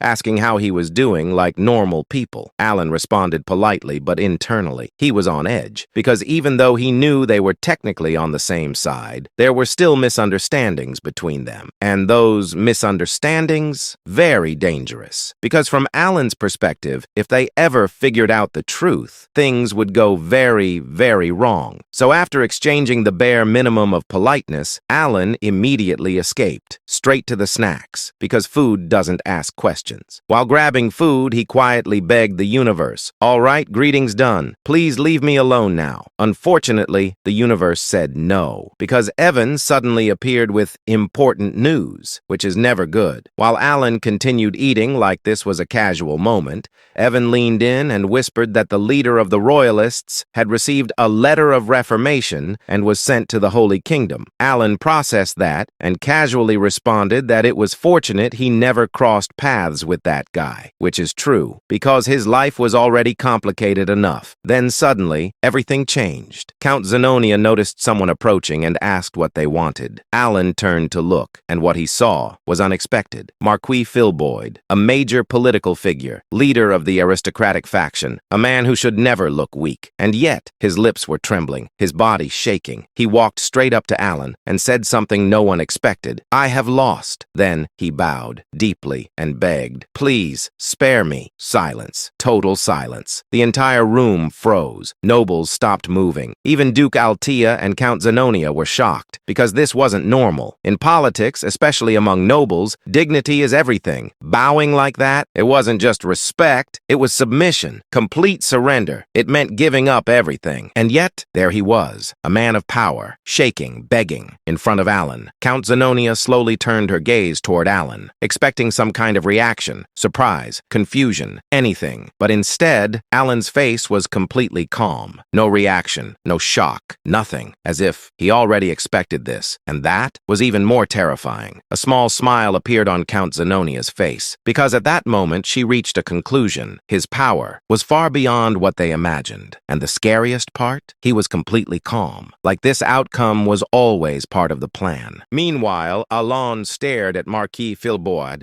completely bewildered, as the man lowered his head. Silence filled the hall. Alon wasn't staying silent on purpose. His brain had simply stopped working. looking. He was still holding food in his mouth, unchewed, unmoved, frozen. Alon thought blankly, did I do something? He slowly blinked, then shook his head internally. He thought again, no, impossible. I've been too busy to even think about him. He paused, then came up with another theory. Wondering, did some rumor spread? He suddenly recalled something. He thought, there were rumors about me and Seo Rang. For a brief moment, he considered it seriously, then immediately rejected it. Alon thought flatly, no, there's no way someone would bow like this just because of that. As he kept analyzing the situation, his thoughts became more suspicious. Alon finally concluded, what in the world did those two do? He subtly glanced at Duke Altea and Count Zenonia. Both of them were staring at him, not normally, intensely, admiringly, which made it worse. Alon stiffened slightly and thought, I need to be careful around them. Just as his thoughts reached that point, Marquis Filboid lowered his head even further and said in a trembling voice, truly, I have lost. Alon froze again. Filboid continued, his voice shaking. Please forgive me. There was no anger, no pride, only fear, pure, undeniable fear. A few days earlier, Marquis Filboid had received a letter, a very simple letter. Too simple. When he opened it, he found a small magical orb and a single sentence. Filboid frowned and muttered, what is this? As he activated the orb, an image appeared.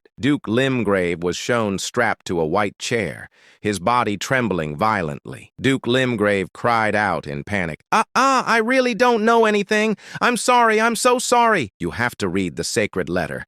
You must look up at the sacred moon. We made a mistake. Filboid's face turned pale. The Duke, someone he had been scheming with, was completely broken. Then the orb shattered, and only the letter remained. Filboid slowly read it aloud with a dry voice. You're next. Silence. Filboid's hands trembled. He whispered in horror, Count Palatio. He couldn't understand it. Filboid muttered, How does he have connections in the Holy Kingdom stronger than the cardinals? But the answer didn't matter. The result did. Duke Limgrave had been destroyed, and now he was next. Filboid clenched his teeth and thought desperately, if I don't act, I'll end up like him. Back to the present. Marquis Filboid suddenly dropped to his knees and begged desperately, please, spare me. I just want to live the rest of my life in peace. I'm quitting politics, so please let it end with the conversion letter. Gasps spread across the ballroom.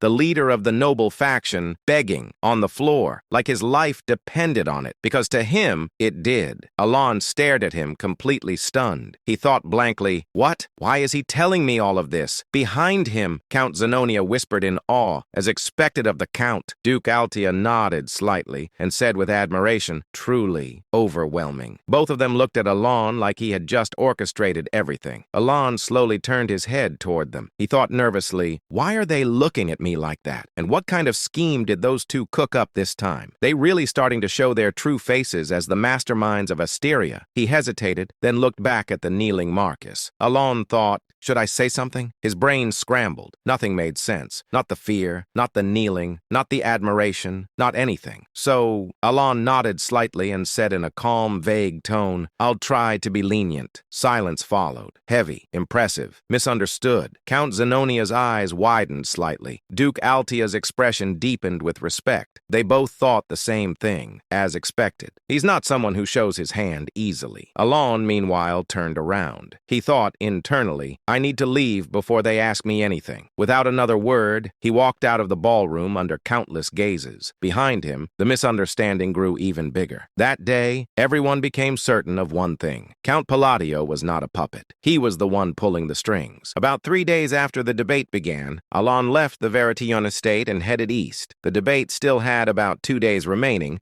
but he departed early. Alon's purpose was clear, to attend the Magic Society. On the 5th day of the journey toward Bluegill, Evan looked at Alon and said, Marquis Filboy finally received a conversion letter. Alon paused slightly, then said, he was dragged off in the end, huh? Evan looked surprised and asked, huh? Wasn't that your doing, Count? Alon frowned and pointed at himself, saying, me? Do you really think I had the time for that while I was with you the whole time? Evan was shocked and said, what? But still? He then recalled something. Evan said, that day, you said you'd try to be lenient. Alon froze for a moment, then looked at him and asked, is that how you understood it? Inside, Inside, Alan felt confused. Alan thought, I just wanted to get myself out of that awkward situation. That's all. The narrative introduced Lartania, the city of the labyrinth, a place filled with endless opportunities and home to the 5 great guilds. Inside the Iron Blood Guild, one guild member said, there are rumors that someone defeated 1,000 enemies alone. A younger member asked, 1,000? Is that even possible? A senior member replied, guild leaders themselves are practically superhuman. Don't underestimate them. Aldrich laughed confidently and said, 1,000 enemies? Don't be ridiculous. Aldrich continued, I only accepted this mission because of the massive down payment. Another member said, but floors that are multiples of 5 are supposed to be safe zones. Aldrich shrugged and replied, that's what makes it unusual, but I've explored over 50 floors. There's nothing to worry about. As they reached the 20th floor, a girl pointed ahead and said, what's that? The group looked forward. One member mocked, it's just a goblin. Another laughed and said, it even looks weak. A third added jokingly, easy reward. The creature slowly raised its head. The king spoke coldly, you are making too much noise. Before anyone could react, a single slash cut through the air. Several guild members were split in half instantly. Aldrich widened his eyes and shouted, what? Filled with shock and rage, Aldrich charged forward and yelled, you bastard! Another slash. Aldrich was cut down instantly. The king of the labyrinth looked at them with contempt. Then he began walking upward, toward the surface. The scene shifted. Alan and Evan stood before the central tower. Evan looked up and said in awe, this is incredible. Alan looked up and said, it's extremely tall. Internally, Alan thought, it's comparable to the Eiffel Tower. He added inwardly, it feels like game graphics brought to life. Soon, people dressed in red approached. One of them said, welcome. Leon stepped forward and said, the official conference begins tomorrow. You're free to explore for now. Alan said, I'd like to go to the library. Leon nodded and replied, I'll guide you. She turned to Evan and said, you'll need to stay in the break room. As they walked, Leon said, there will be a presentation from the Green Magic Tower and friendly duels. Suddenly, loud shouting interrupted them. Leon sighed and said, it's happening again. Alan asked, what is it? Leon replied, another dispute involving the Blue Tower's Vice Master. Alan asked, the Blue Vice Tower Master? Leon said, yes, she thinks very highly of herself. They approached the room. Penia crossed her arms and said arrogantly,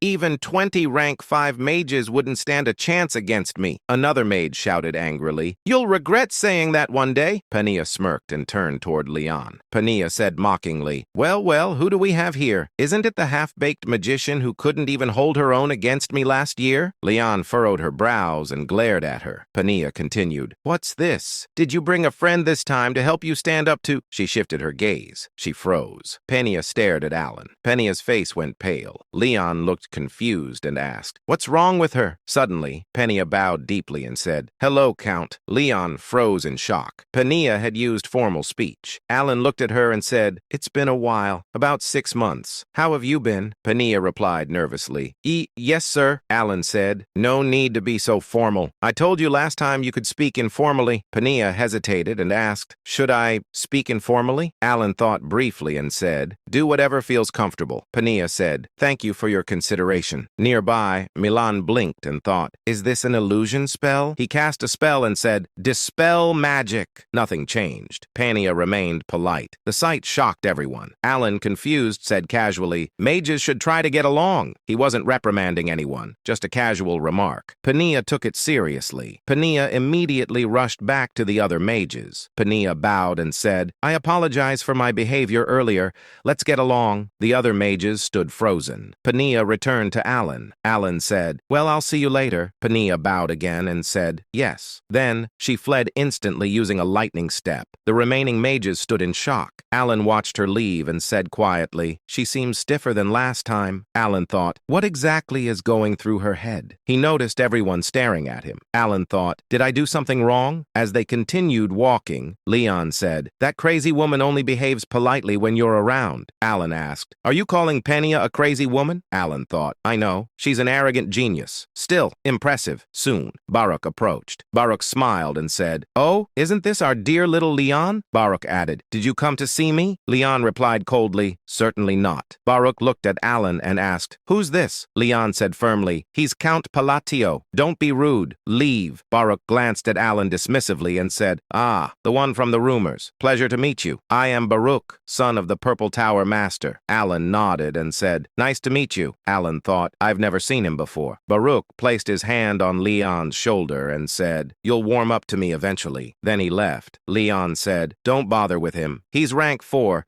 But he steals others' research to humiliate them." Alan nodded and said, "I see." Alan thought, reaching rank 4 at that age, impressive. Eventually, they reached the 38th floor. Leon said, "The library is here. Don't forget the presentation later." Alan replied, "Understood." Inside, Alan looked around and said quietly, "Incredible." Books filled the space, some floating in mid-air. Alan reminded himself, 2 objectives. Set all the clock needles to 12. Find a black book without a title or author. After searching, Alan found the book. Alan reached inside and retrieved something, the Ring of Radiance. The next day, after the presentation, someone informed Alan, "Baruch has challenged you to a friendly duel." Alan paused, then said with slight frustration, "Again?" As Alan stood there, he could feel it. The stares, the curiosity, the judgment. Basically, the entire wizard community had collectively decided, yeah, let's watch this guy. And naturally, his brain started overthinking. He remembered how Leon was glaring at Baruch yesterday like she was about to start a war, and started piecing things together. Baruch, 4th rank, which, in the wizard world, is not just 1 level higher. No, ranks here are ridiculous. The higher you go, the bigger the gap becomes. So the difference between rank 3 and rank 4, that's not a step, that's a cliff. And yet Baruch reached that level at his age, which meant one thing: genius. Annoying, confident, probably unbearable genius. And right on cue, Baruch opened his mouth and immediately chose violence. He casually threw out a line implying that the great wizard, who supposedly helped defeat an outer god, might actually be fake, which was basically the wizard version of saying, "I think you're a fraud. Prove me wrong." Even the surrounding wizards were like, "Bro, chill." But Alan, he understood instantly. This wasn't random. This was a setup, a provocation. And honestly, that was enough. Because Alan had a very simple philosophy. If someone provokes you for no reason, give them a reason. He wasn't about to ignore it, especially not from someone who, in his mind, didn't look that hard to beat. So instead of backing down, he put on his magic-enhanced glove, looked at him, and said, "I accept." And just like that, we got ourselves a duel. Meanwhile, Baruch was feeling amazing. Everything was going exactly according to plan. From the beginning, provoking Alan wasn't about anger, it was marketing. He wanted attention. More specifically, he wanted useful attention. Being the son of the Violet Tower Master already gave him influence. But that wasn't enough. He wanted to stand out. And what better way than to challenge the guy surrounded by crazy rumors? A walking headline. Baruch smirked, thinking about all the stories going around about Alan,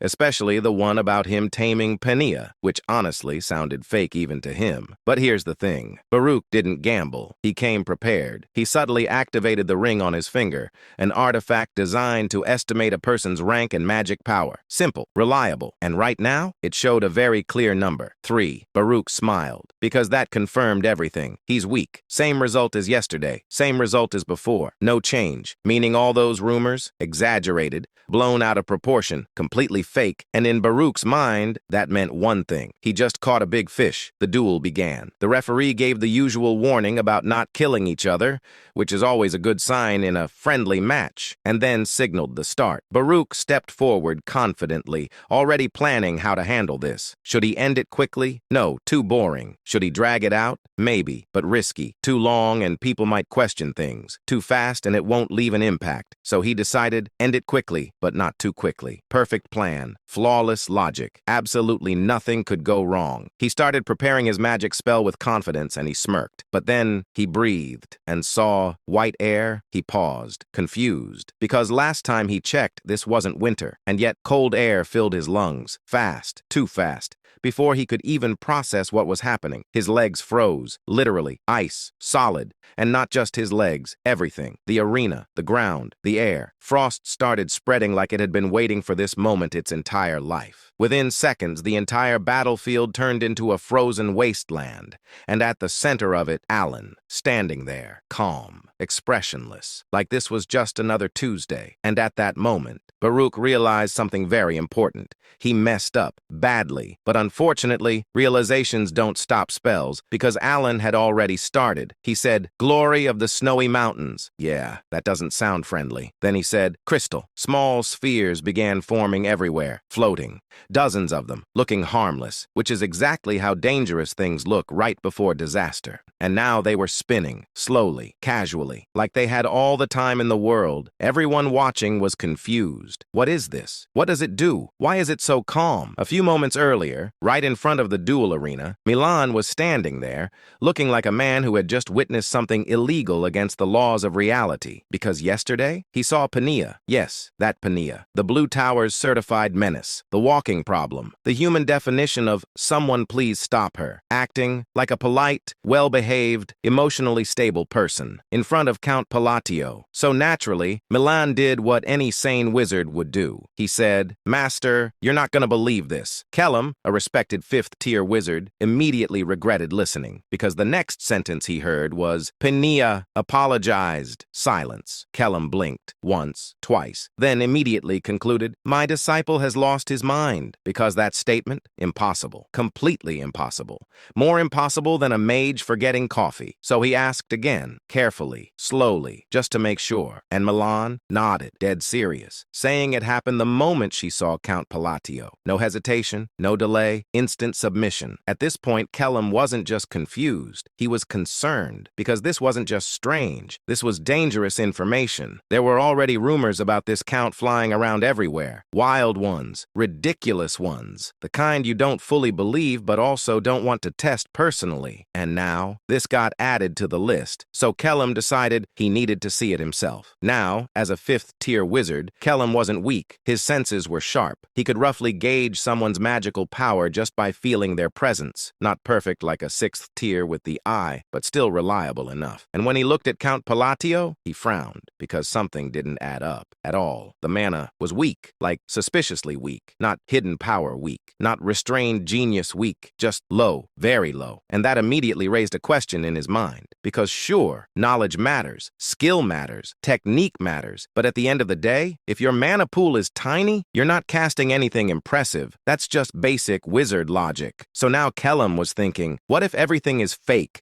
What if all those rumors, the outer god, Pania, the reputation, all of it, exaggerated, or worse, self-made propaganda? Because let's be honest, that would be a genius move. Risky, but genius. And it wasn't just him. The other professor-level wizards around him thinking the same thing. One of them casually commented that he couldn't feel anything impressive from the count. Another agreed, saying the mana pool was way too small for someone of high rank. Someone else straight up called it nonsense, even said the guy probably built his reputation himself. And honestly, they all agreed, because from a logical standpoint, everything pointed to one conclusion: fraud. A very well-marketed fraud. And this duel, this friendly match, perfect timing, because now everything would be exposed. The truth would come out, the rumors would collapse, the reputation would shatter, and Count Palatio would finally be revealed as just another overhyped noble. Then the duel started, and everything changed. Because the moment the arena turned into a frozen nightmare, everyone went silent. Not just the professors, not just Kellum, everyone. Even the lower-tier wizards who were just there for entertainment. No comments, no analysis, no opinions, just silence. Because suddenly, they weren't watching a fraud anymore. They were watching something they couldn't understand. Meanwhile, Baruch finally snapped out of it and panicked, because suddenly, this wasn't about reputation anymore.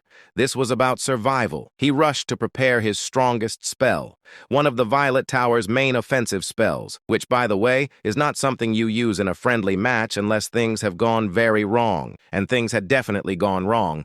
But before he could finish, one of the spheres popped. That's it. No explosion, no drama, just pop, and Baruch instantly turned into an ice statue. No movement, no spell, no dignity, just frozen. Silence. Again. Then the referee, completely confused, slightly slightly traumatized and probably questioning his career choices, announced, "The winner is Alan Palladio." And just like that, the duel ended in record time, with maximum emotional damage. The wizards who were throwing suspicious looks at Alan just a moment ago, yeah, now they were completely frozen, mouths open, brains offline, because what they just witnessed did not make sense at all. They knew exactly what he did, and that was the problem. Composite magic. Not one spell, not two, more than three at the same time. Now, technically, that's not impossible. Any decent fifth-tier wizard could attempt only one, but here's the catch. Doing it perfectly, no mistakes, no instability, no accidental self-destruction, yeah, that's where everyone fails. So now the real question wasn't what he did. It was, how? The same people who were doubting him 5 minutes ago? Yeah, they deleted that thought immediately. Gone. Uninstalled. Now they were just impressed, confused, slightly scared, and extremely curious. They started bombarding him with questions like a group chat that suddenly got active at 3 a.m. What was that seal? Was that ancient magic? How did you structure that? Explain your logic. Explain your life choices.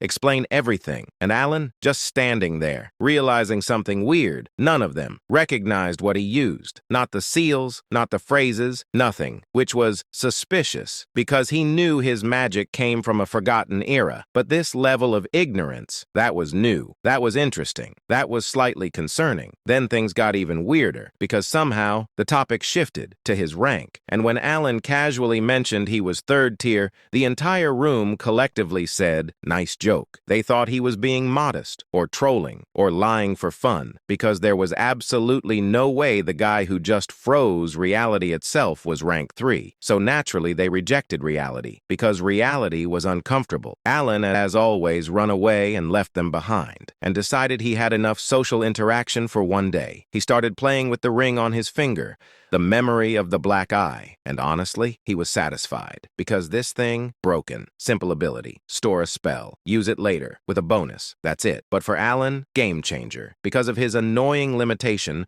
only being able to cast a few spells, this ring basically doubled his options. Before, use one spell, suffer. Now, store, reuse, dominate. Efficiency level, max. Night fell, and instead of resting like a normal person, Alan went to the library. Of course he did, because when your life is weird, you go to haunted places voluntarily. The library was empty, silent, lit only by the blue moon. Very normal, very safe, absolutely not a horror setup. Then, a voice, deep, echoing, right in his head. Someone solved the riddle, and apparently, that someone was him. Now here's the thing. Alan knew exactly who this was, and that's why he was nervous. Very nervous, because this wasn't just anyone. This was her, the first human to reach 8th tier after the Forgotten Age, a legendary archmage, a walking nightmare, a being respected, feared, and avoided. The first chalice, the eternal terror, also known by players as the one who kills you for bad dialogue choices. Yes, that one. Heinkel and Alan, trying very hard not to mess this up,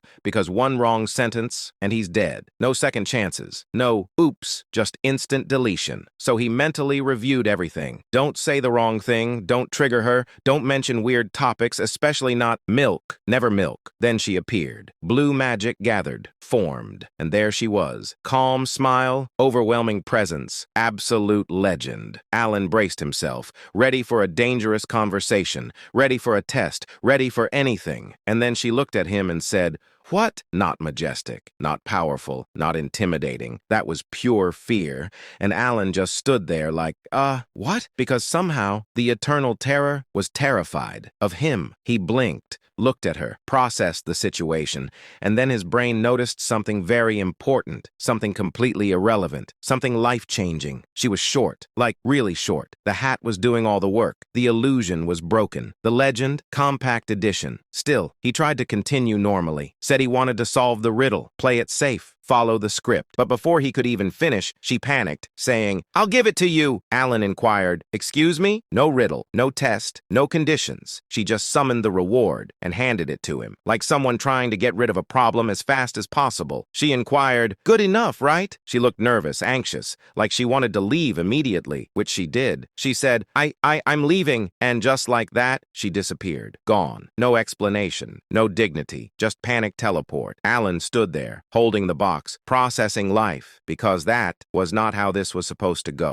at all. He even canceled the emergency spell he prepared, because clearly he didn't need it. After a moment, he opened the box, and yeah, the item was there, exactly what he wanted. No effort required, which should have been great, but instead, it raised more questions. Because now the real mystery wasn't the item, it was, why was she scared? And more importantly, what was she looking at? Because she wasn't staring at him, she was looking behind him. So naturally, Alan turned around, slowly, carefully, expecting something, anything, a presence, a shadow, a horror beyond comprehension. Nothing, just the empty library, under the blue moon, silent, peaceful, normal, and somehow that was even more unsettling. For the next few days, Alan attended the magical conference. He listened to various presentations and satisfied his curiosity. The theories discussed at the conference were especially helpful to Alan, who had learned magic mostly through self-study until now. At night, Alan often discussed magic with Leon. Those conversations greatly helped improve his abilities. Unlike Alan, who possessed exceptional mana control, Leon excelled at constructing magical frameworks needed to manifest spells themselves. Because of that, Alan gradually gained confidence. Alan thought, I might soon be able to attempt 4th rank magic. Of course, 4th rank magic consumed an enormous amount of mana.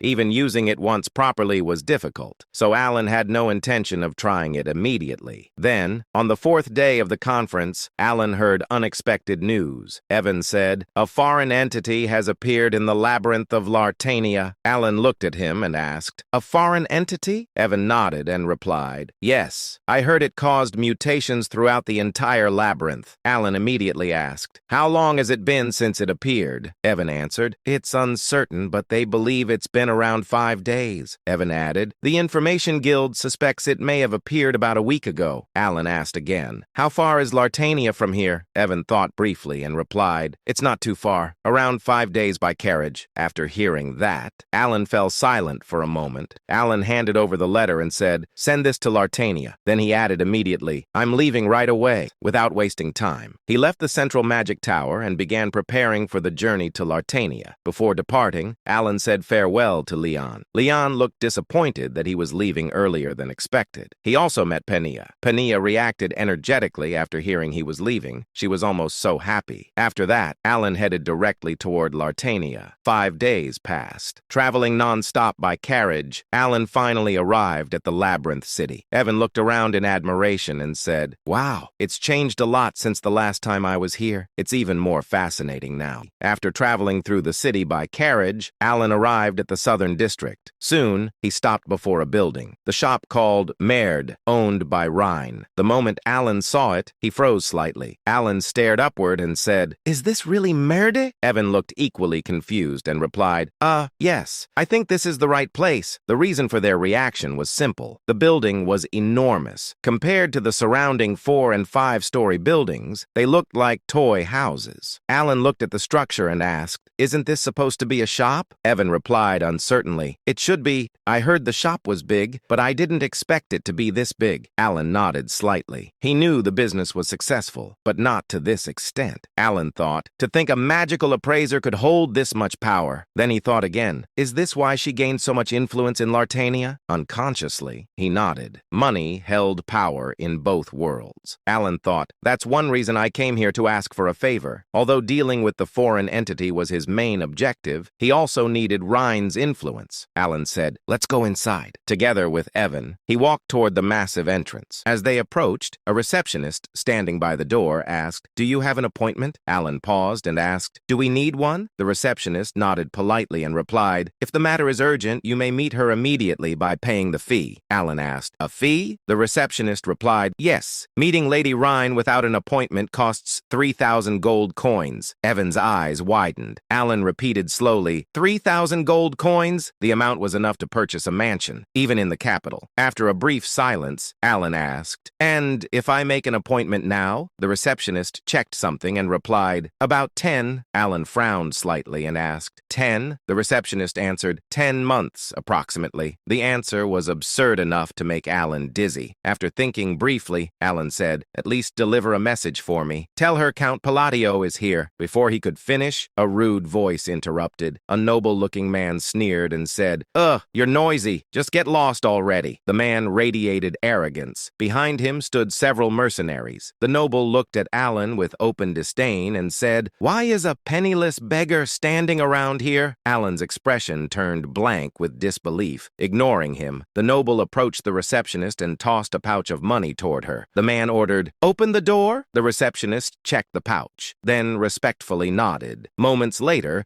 the massive doors began opening with a loud rumble. Before entering, the noble glanced back at Alan and smirked provocatively. The man sneered, "Pathetic beggar." Then he entered. The mercenaries behind him openly mocked Alan as they followed. Watching them, Alan frowned slightly. Then he remembered who the man was. Alan thought, the son of Lartania's lord. He vaguely remembered the character from Psychedelia, a bloated man with a sleazy mustache, a notorious scoundrel. Even in the game, he had been unpleasant, but seeing him in person felt worse. Just as Alan was about to speak, a voice came from inside. Rhine said, "No need to go inside." Rhine stepped out through the open doorway. Her green eyes glowed faintly. The scoundrel's face immediately brightened. The man smiled eagerly and said, "Oh, Rhine, you came all the way out here for me?" But Rhine looked at him coldly and said, "Get lost." Without hesitation, she shoved his shoulder aside, then walked right past him and the mercenaries. Ignoring the embarrassed receptionist, Rhine approached Alan directly. Unlike her attitude toward the noble, she treated Alan with complete respect. Rhine lowered her head politely and said, "I've been expecting you, Godfather." Everyone nearby froze in disbelief. All eyes turned toward Count Palatio. The receptionist's brain stopped functioning. The receptionist thought, "What is happening?" For nearly 2 years, she had watched Rhine interact with powerful figures,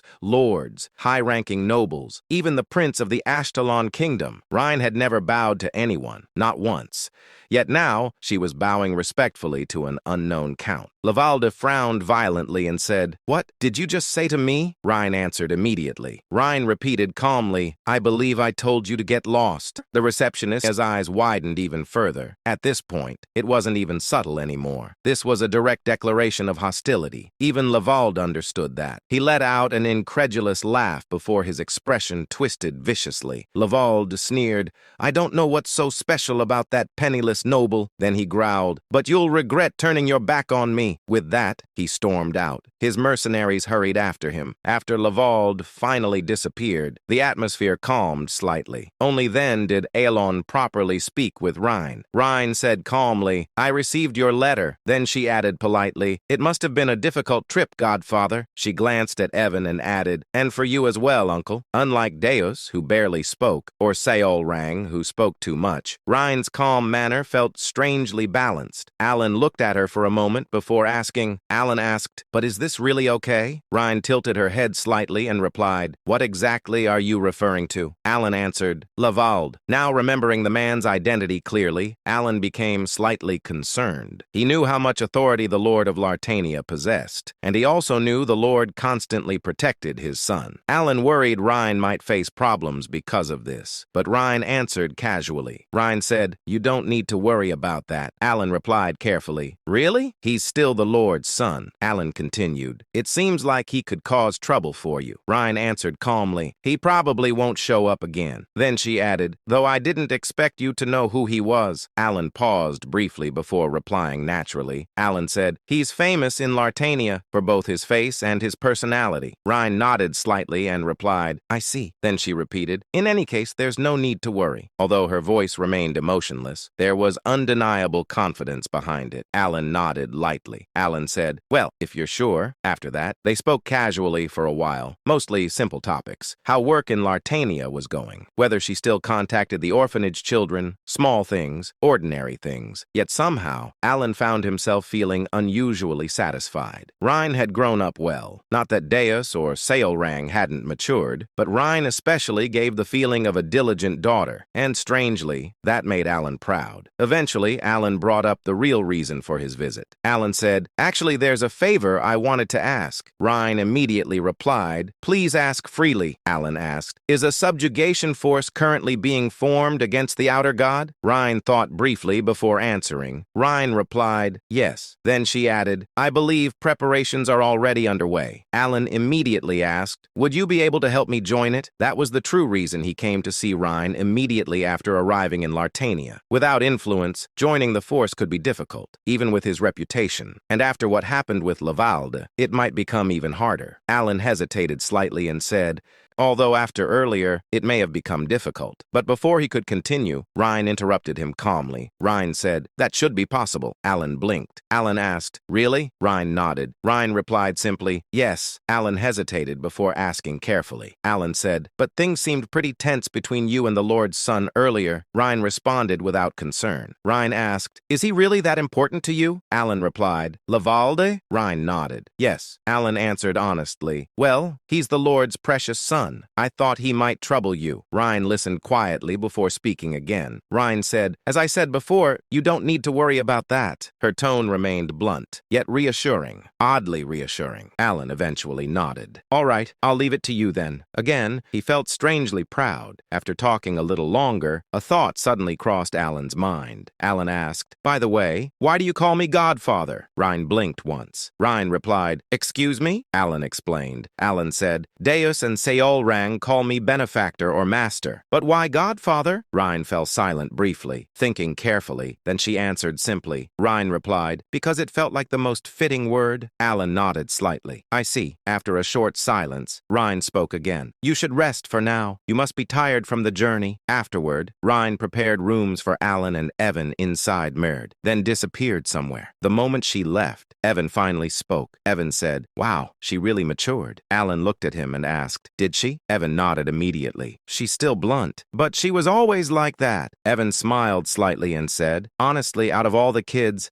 I think she grew up the best. Alan nodded in agreement. Indeed. Then he added thoughtfully, she feels like she matured in the most textbook way possible. Since Ryan said she would inform them later about future plans, and since they had only recently returned from the north, Alan decided resting was the best option for now. With that thought, so he slept as if he hadn't slept before. So even after sleeping for quite a while, he still woke up feeling groggy. Seeing sunlight streaming through the window, Alan slowly got out of bed. He changed clothes and left the room. Soon, Evan guided him toward the dining area. There, he found Ryan calmly eating lunch. The moment Alan sat down, Ryan spoke casually. Ryan said, I've taken care of the matter you mentioned yesterday. Alan blinked and asked, already? Ryan nodded. Yes. Then she added, there's a regular meeting today so you can attend it. Alan was briefly impressed by how efficiently she handled things, but before he could think more about it, Ryan casually continued eating her sausage and said, oh, and I also handled Laval de Greystone. Then, as if discussing the weather, she calmly said, I killed him cleanly so you don't need to worry anymore. Alan almost nodded automatically, saying, I see, good work. I knew you would kill him. Then his brain caught up. Alan froze. Alan said slowly, what? His mind immediately filled with question marks. To be fair, Laval Greystone truly was human garbage. Among all the characters in Psychedelia, he was one of the worst scumbags imaginable. The massacre at the level 30 mercenary camp, the Monster Abyss absorption incident, the Chimera biological experiments, countless terrible side stories in Lartania existed because of him. Objectively speaking, the city was probably safer without him alive. But there was one major problem. Lavalde was the Lord's son. Inside Lartania, that position practically made him royalty, meaning Reen had casually committed something very close to regicide. Still stunned, Alan repeated blankly, you killed him? Ryan nodded casually, yes. Alan stared at her and asked again, Lavalde Greystone? Ryan took another bite of food and answered calmly, yes. She sounded like she was discussing breakfast. Meanwhile, Alan felt like his soul was leaving his body. Alan asked weakly, seriously? Ryan tilted her head slightly and replied, yes, Godfather. Was there a problem? Alan stared at her for a moment before finally asking, why did you kill him? Ryan answered immediately, because you said he was bothering you. But if he stayed alive, wouldn't he continue bothering you, Godfather? At that moment, cold sweat ran down his back. He suddenly remembered something important. Alan thought, right. She's one of the 5 great sins. Because Ryan acted like such a well-raised daughter, he had momentarily forgotten. But in the future, she was destined to become one of the seeds of disaster. Then another thought hit him. Alan thought, wait, how did she even kill him? Lavalde himself wasn't strong, but the mercenaries surrounding him absolutely were. Most of them were at least A-rank level. Ryan wasn't even a combat specialist. She was an appraiser. So how exactly did she kill all of them? While Alan looked visibly confused, confused. Ryan cautiously spoke. Was there a problem? Perhaps because Alan kept repeating the same questions. Ryan now looked slightly dejected, as if wondering whether she had made a mistake. Alan hurriedly shook his head. He replied, "Not exactly a problem. More like, is this really okay? Your safety, mostly." Ryan responded immediately. "You don't need to worry about that. I disguised myself properly." Although her expression remained neutral, she sounded strangely proud of herself. Watching her, Alan suddenly remembered an old phrase from an online community. Alan thought, so this is what people mean by having a completely different mindset? He cleared his throat awkwardly. He said, "Anyway, thanks for worrying about me, and don't feel too bad about it." Ryan immediately responded flatly. "I'm not feeling bad," Alan thought. "You definitely looked dejected a second ago, though." Then Ryan repeated firmly, "I'm really not." Alan looked at her with genuine amazement. Alan thought, how can someone casually commit regicide, yet get embarrassed over something like this? After a brief silence, Alan spoke again. "Anyway, try not to put yourself in danger if possible, because all kinds of problems could happen." Alan added, "You could get hurt, and everything you built here could collapse instantly." Ryan stared at him, confused, as if she genuinely didn't understand. Even though his explanation was perfectly reasonable, she still tilted her head slightly. Then, after thinking seriously for a moment, Reen suddenly said, "Ah," as if she finally realized something. Then she nodded slightly and added, "Don't worry too much, Godfather. I understand my duties properly." After saying that, she calmly resumed eating. Alan stared blankly at her. Somehow, even though they were having a conversation, it felt like they were talking about entirely different subjects. Still, he decided not to continue. After all, no matter how absurdly excessive her actions were, she had done it for his sake. As Alan absent-mindedly ate his sausage, still wondering whether this situation was insane, Ryan suddenly spoke again. "Oh, I wanted to show you something, Godfather." The eye of the tracker. Alan looked up. After finishing the meal, Alan followed Ryan into another room. Inside, something floated quietly in the air. A golden eye, surrounded by blue light. The moment Alan saw it, he immediately realized this wasn't ordinary. Then Ryan's earlier words echoed in his mind. Alan thought, that's the eye of the tracker? He looked genuinely stunned. Originally, the eye of the tracker had just been a simple artifact, a round sphere with a tiny eye-shaped jewel embedded inside. Its only effect was helping appraise low-level artifacts in slightly greater detail. That was all. Nothing special. There had never been any hidden lore attached to it, just like the essence of the Golden Mane tribe, which meant Alan had absolutely no idea it possessed a hidden function like this. Ryan looked at the floating eye and explained calmly, "The engravings are gathering smoothly." At that moment, Alan immediately understood. The eye of the tracker could accumulate and enhance engravings, and suddenly, everything made sense. Alan thought, so this is why she treated me so favorably? Merida's fame largely came from Ryan's engraving abilities, meaning the eye of the tracker played a major role in her success. Naturally, she felt grateful toward Alan because of it, even though Alan himself had absolutely no clue the artifact could do this. Still, admitting ignorance now would feel awkward, so Alan calmly nodded like he had known all along. Alan said smoothly, "I see. You're using it well." Ryan nodded. "Yes." Then she added, "Although gathering engravings became slower after 400, they're still accumulating steadily. I think I'll finish gathering all of them within a few years." Alan nodded seriously, even though internally he was dying of curiosity about what exactly was being gathered. But he decided not to ask. He feared it might expose the fact that he knew absolutely nothing. After a brief silence, Ryan spoke again. "Please follow me to the meeting room." Alan had two reasons for wanting to participate in the extermination of the outer god. The first reason was simple. The current mercenaries alone would never be enough to defeat it. Of course, the mercenaries gathered from the 5 major guilds were monsters in their own right, people comparable to master knights or even figures like Baba Yaga. But even so, Alan already knew that still wouldn't be enough to kill the outer god. The second reason was even more important. To successfully exterminate the outer god, Alan needed strong mercenaries willing to follow his commands. That was why he absolutely had to join the extermination squad. Unfortunately, the moment he entered the meeting room, he immediately realized there was a problem. Maverick, the guild master of the Terranomad Guild, clicked his tongue irritably. Maverick scoffed, "Tch."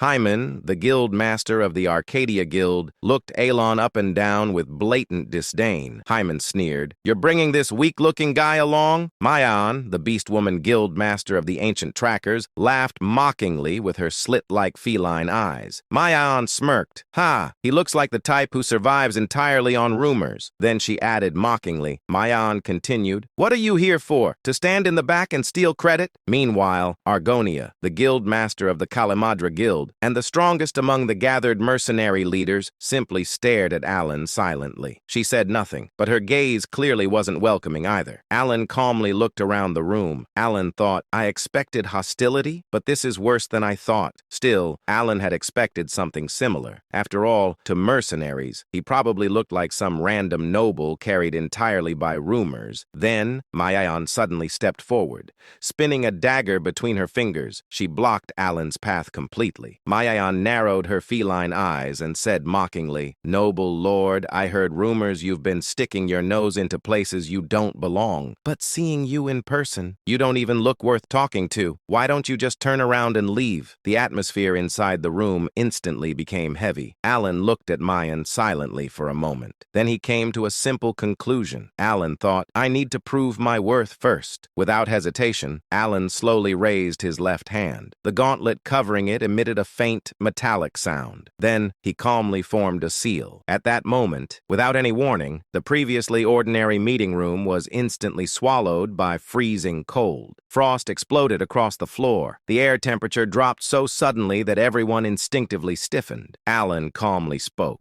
Concentration. At that instant, the surrounding mana and atmosphere compressed violently around Mayan. Alan spoke again. Freeze! Then, the gathered mana instantly reacted. Frost bloomed violently around Mayan's body. It multiplied in an instant. Then, ice completely encased her. Mayan froze solid before she could even draw a proper breath. Her shocked expression remained trapped inside the ice. Silence. There wasn't any special reason Alan chose Mayan. Simply put, she was the weakest combatant present. At least according to the settings Alan remembered. Compared to the others, Mayan hadn't yet reached the level of a true superhuman. That was why she failed to react to the sudden attack and got frozen immediately. The mercenaries finally realized something was very wrong, and they got ready to attack. Maverick shouted, You're looking for a fight with us, is that it? After glancing briefly at them and said coldly, You're the ones who started it, aren't you? Alan calmly walked forward. He had already passed them, not too quickly, not too slowly. He walked with steady composure, as if freezing a guildmaster solid was a perfectly normal greeting. Eventually, he sat down directly across from Argonia, then calmly crossed his legs. Alan looked around the room and said calmly, I think we're finally at a level where we can talk. What do you think? A heavy silence descended upon the meeting room. Maverick stared at Alan tensely. Hyman's mocking expression had disappeared completely. Even Argonia's gaze sharpened slightly. For the first time, all three looked at Alan seriously. Meanwhile, Alan sat there expressionlessly, outwardly calm. Internally, absolutely not. Alan thought, did I mess this up? Cold sweat slowly formed beneath his clothes. Alan thought nervously, should I've used another method? Then he immediately rejected the thought. He thought, no, there wasn't any faster way to establish dominance. Then another realization hit him. He thought, honestly, freezing Mayan only worked because I caught her off guard. While maintaining eye contact with Argonia, Alan also kept checking Mayan from the corner of his vision, still frozen. Thankfully, Alan thought anxiously, she's still frozen. He had already burned through all his mana. Using his enchanted armor, he had cast ice magic 5 times consecutively, which meant the moment the spell broke, Mayan would absolutely lose her mind. Alan already knew her personality. Alan thought, the second she gets out, she's definitely going feral. So now, everything depended on Argonia. If Argonia acknowledged him, the others would follow. That was the entire reason Alan dared to pull this stunt in the first place, because he trusted Argonia's personality. From the game, he knew Argonia was rational. Unlike the others, she prioritized logic over pride. And more importantly, there had actually been a quest extremely similar to this situation. Every single time, Argonia reacted the same way. The silence continued. Alan wanted desperately to say something. anything, but he forced himself not to. At this point, words didn't matter anymore. The mercenaries had to judge him themselves, and if he wanted their approval, he had to maintain composure. Finally, Maverick broke the silence. Maverick growled, "So what? You're challenging us?" His hand moved toward his sword. His expression looked ready to explode. The moment Alan saw that, his heart nearly stopped. Alan thought, "I'm dead." But then, Argonia suddenly spoke sharply. "Stop!" Maverick turned immediately. He snapped, "What?" Argonia replied calmly, "I said stop." Maverick glared angrily. He argued, "You want me to let this go after what he just did?" Argonia replied flatly, "We ignored him first." Maverick frowned deeply. Maverick protested, "Even so." Argonia's eyes narrowed slightly. Argonia interrupted coldly, "I told you to stop, didn't I?" The atmosphere instantly became heavier. Maverick clenched his jaw, clearly furious. But after several tense seconds, he finally clicked his tongue. Then he put his sword down. Seeing the situation settle, Alan internally released the biggest sigh of relief in his life. Still maintaining his poker face, Alan asked calmly, "When do you plan to descend into the labyrinth?" Argonia answered politely, "In 2 days." For a split second, Alan almost broke character.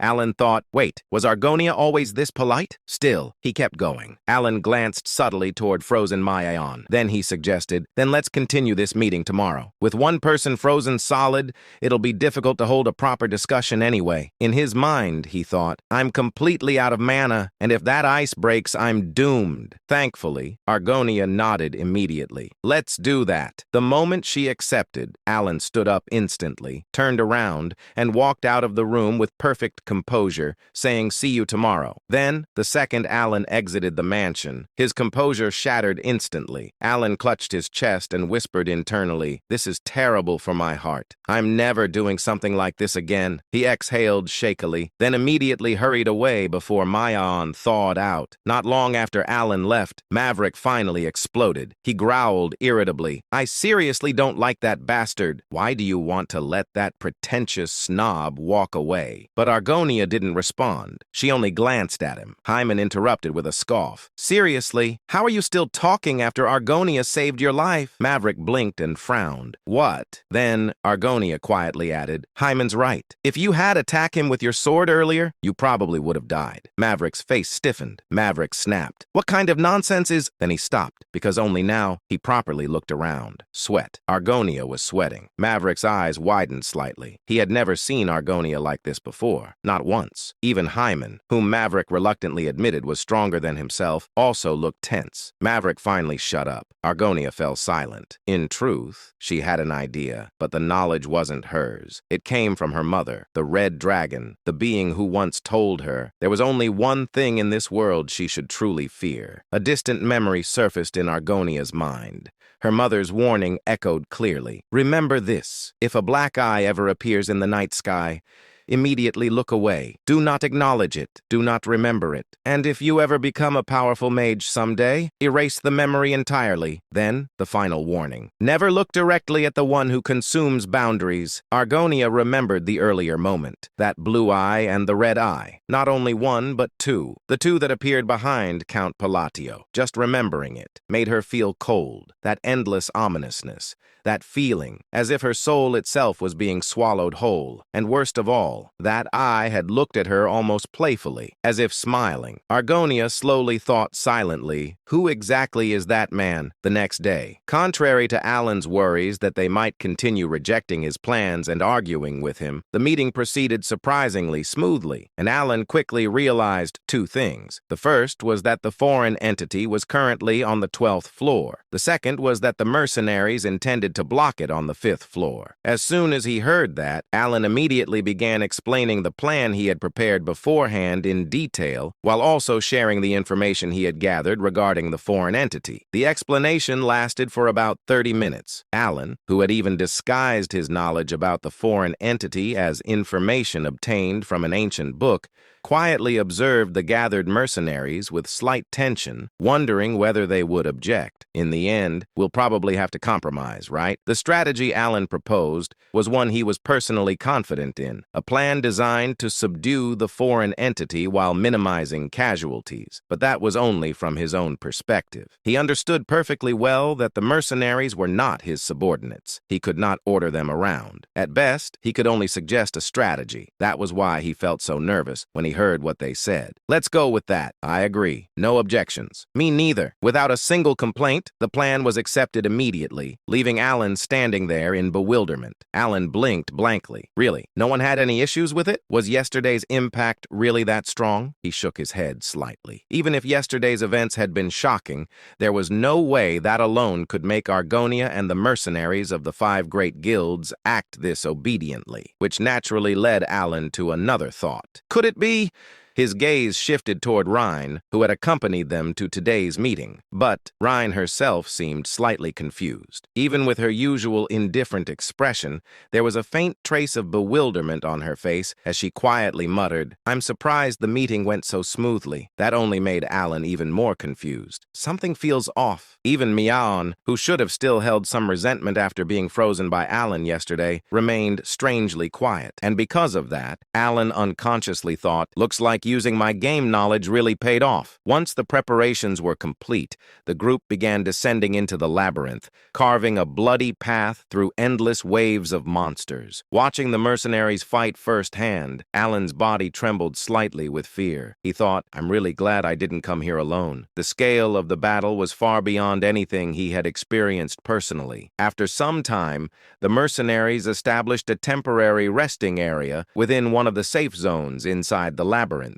While Alan was resting quietly, he suddenly heard a voice. Hey, it was Miaon. She had approached him without him even noticing. Alan instinctively became slightly tense, wondering if she had come looking for a fight. But instead, Miaon tilted her head and asked, "By the way, Count, do you have any prejudice against beast folk?" Alan answered honestly. "No, not really. And what happened before had nothing to do with discrimination." She said, "That's a relief." Alan looked at her in confusion and asked, "Why is that a relief?" Miaon smiled slyly. Her feline eyes narrowed mischievously. "Hey, Count, by any chance, would you be interested in sleeping with me?" She dropped the outrageous statement so casually that Alan's mind completely froze. For a brief moment, his brain stopped functioning altogether. Alan stared blankly at her before finally managing to ask. Suddenly, her cat-like ears twitched slightly. She said, "This is already our 3rd meeting. By now, we've already figured each other out, haven't we? I know you're strong." At those words, Alan finally understood where this was coming from. He remembered that Miaon's tribe revered strength above all else. After letting out a small sigh, Alan shook his head. "Sorry, but I'll have to decline." A hint of disappointment appeared on Miaon's face, but only briefly. Soon she sighed as though it was ridiculous that she had even reacted that way. "Well,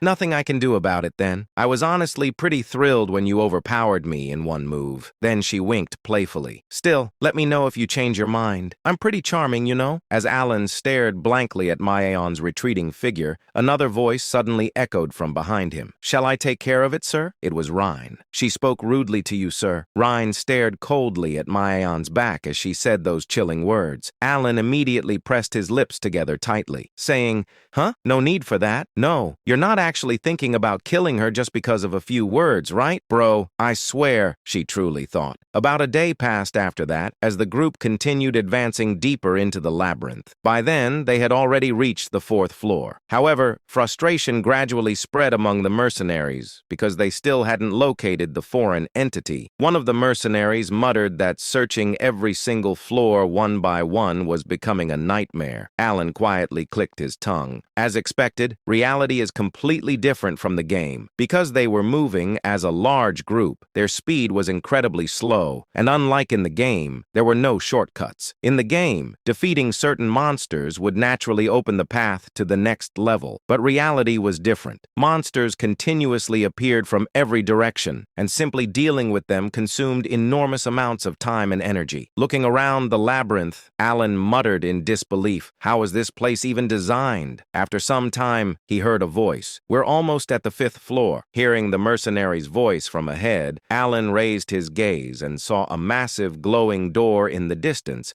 that resembled the exit of the labyrinth itself. Not long afterward, the group finally arrived at the 5th floor. Ryan explained calmly. The 5th floor is a safe zone, so it's relatively peaceful. Alan nodded. That's true. Then Argonia's voice echoed throughout the area. All right, take a short break and begin preparations immediately. Watching the mercenaries move with perfect coordination, Maverick clicked his tongue before shifting his gaze toward Alan. Honestly, he still didn't like him. No matter how many times he looked at Alan, he simply couldn't see what was supposedly so impressive about him. He thought, what's so special about a guy who's already panting just from walking through the labyrinth? Maverick looked at Alan several times, but still failed to notice anything remarkable. Eventually, he turned away with a confused expression. At that moment, Maverick suddenly felt something strange, something subtle, yet strangely familiar.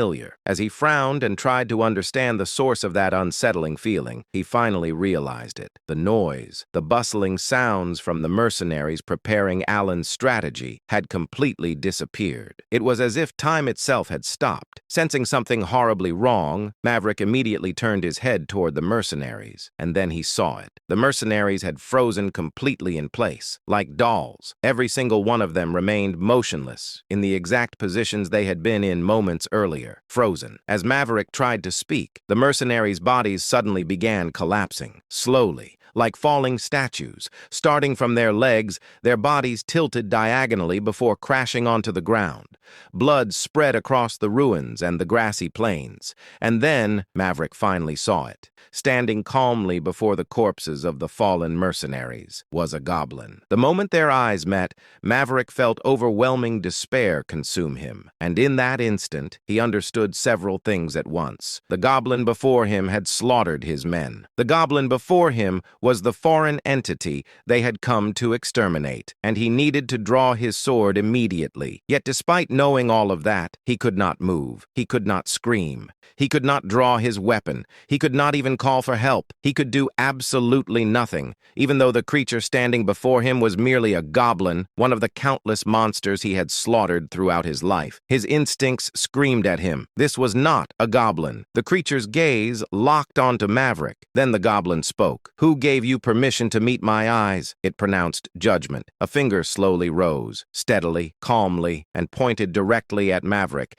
as though marking his inevitable death. And then, just as Maverick, overwhelmed by terror, shut his eyes after seeing the finger begin to move, a cold, emotionless voice echoed across the battlefield. Freeze! The ground instantly froze over. Ice spread across the plains like a living creature, devouring the grass and stone alike as frost rapidly expanded in every direction. Get a hold of yourself! Hearing that voice, Maverick abruptly opened his eyes. And there, standing before him, was Alan. The goblin's body had been trapped inside a massive crescent-shaped crystal of ice, cold mist drifting from its surface. Kalus's eyebrows twitched slightly as he stared at Alan. Its raised finger slowly lowered as it rubbed its chin with interest, saying, "You're doing something amusing, insect." Watching him carefully, Alan quietly muttered, "Kalus." Because it was born lowly, it endlessly sought knowledge. Because it was born lowly, it eventually reached the boundary of truth and awakened to the laws themselves, ascending into a godlike existence. The king of gluttony, the devourer of boundaries. The moment Alan spoke his name, the curiosity in Kalus's eyes deepened. Kalus brushed his hair back with a grin. "You even know my name? Impressive. What a charming little human you are." Alan silently stared at Kalus, his expression tense. Why did the timeline change? According to the original report, Kalus was supposed to arrive on the 5th floor 3 days later. Not now. Not this early. Then Kalus slowly raised his hand again. His voice echoed softly. "Very well. I'm in a rather pleasant mood right now, and it seems the others are as well. So I shall show mercy." Kalus pointed lazily toward the upper floors. "Leave, and I'll spare your lives." But Alan answered immediately. "Prepare for battle." The extermination squad instantly reacted. Argonia forcibly suppressed the fear in her body and raised her voice. "All units, battle formation!" The atmosphere changed instantly. Weapons were drawn. Mana surged. The mercenaries moved according to the strategy Alan had prepared beforehand.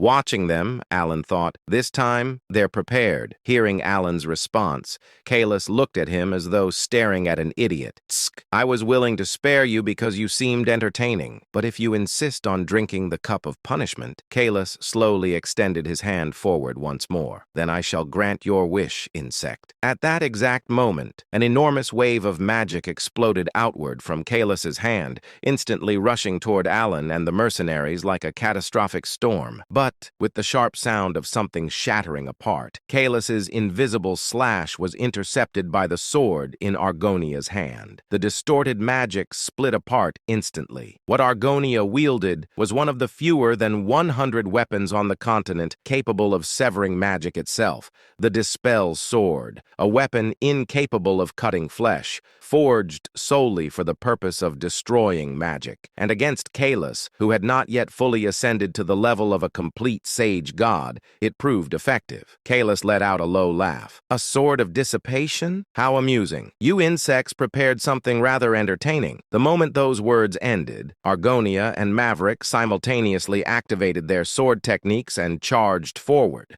The ground exploded beneath their feet. Seeing the scene unfold, Alan instantly realized his assumption had been correct. It works. The Dispel Sword could interfere with the authority of an incompletely manifested outer god. Relief washed over him for a brief moment. At the same time, Maverick, Argonia, Hyman, and Meow launched a coordinated assault against Kalis. Sword strikes, mana blasts, arrows, aura, attacks rained down from every direction without pause, yet none of them could touch him. Kalis moved effortlessly through the battlefield as though dancing. Every attack narrowly missed him. Instead, the mercenaries' strikes crashed into the goblins scattered nearby, instantly blowing them apart. The battlefield descended further into chaos. Watching this, Alan immediately realized something. We're running out of time. If they wanted even the slightest chance of victory, they needed to seize the initiative now. Without hesitation, Alan activated his mana. Snowflake Formation, Glory of the Snowy Mountains, Blind Man's Fatality. One spell activated after another. A gigantic snowflake-shaped magic circle materialized before him,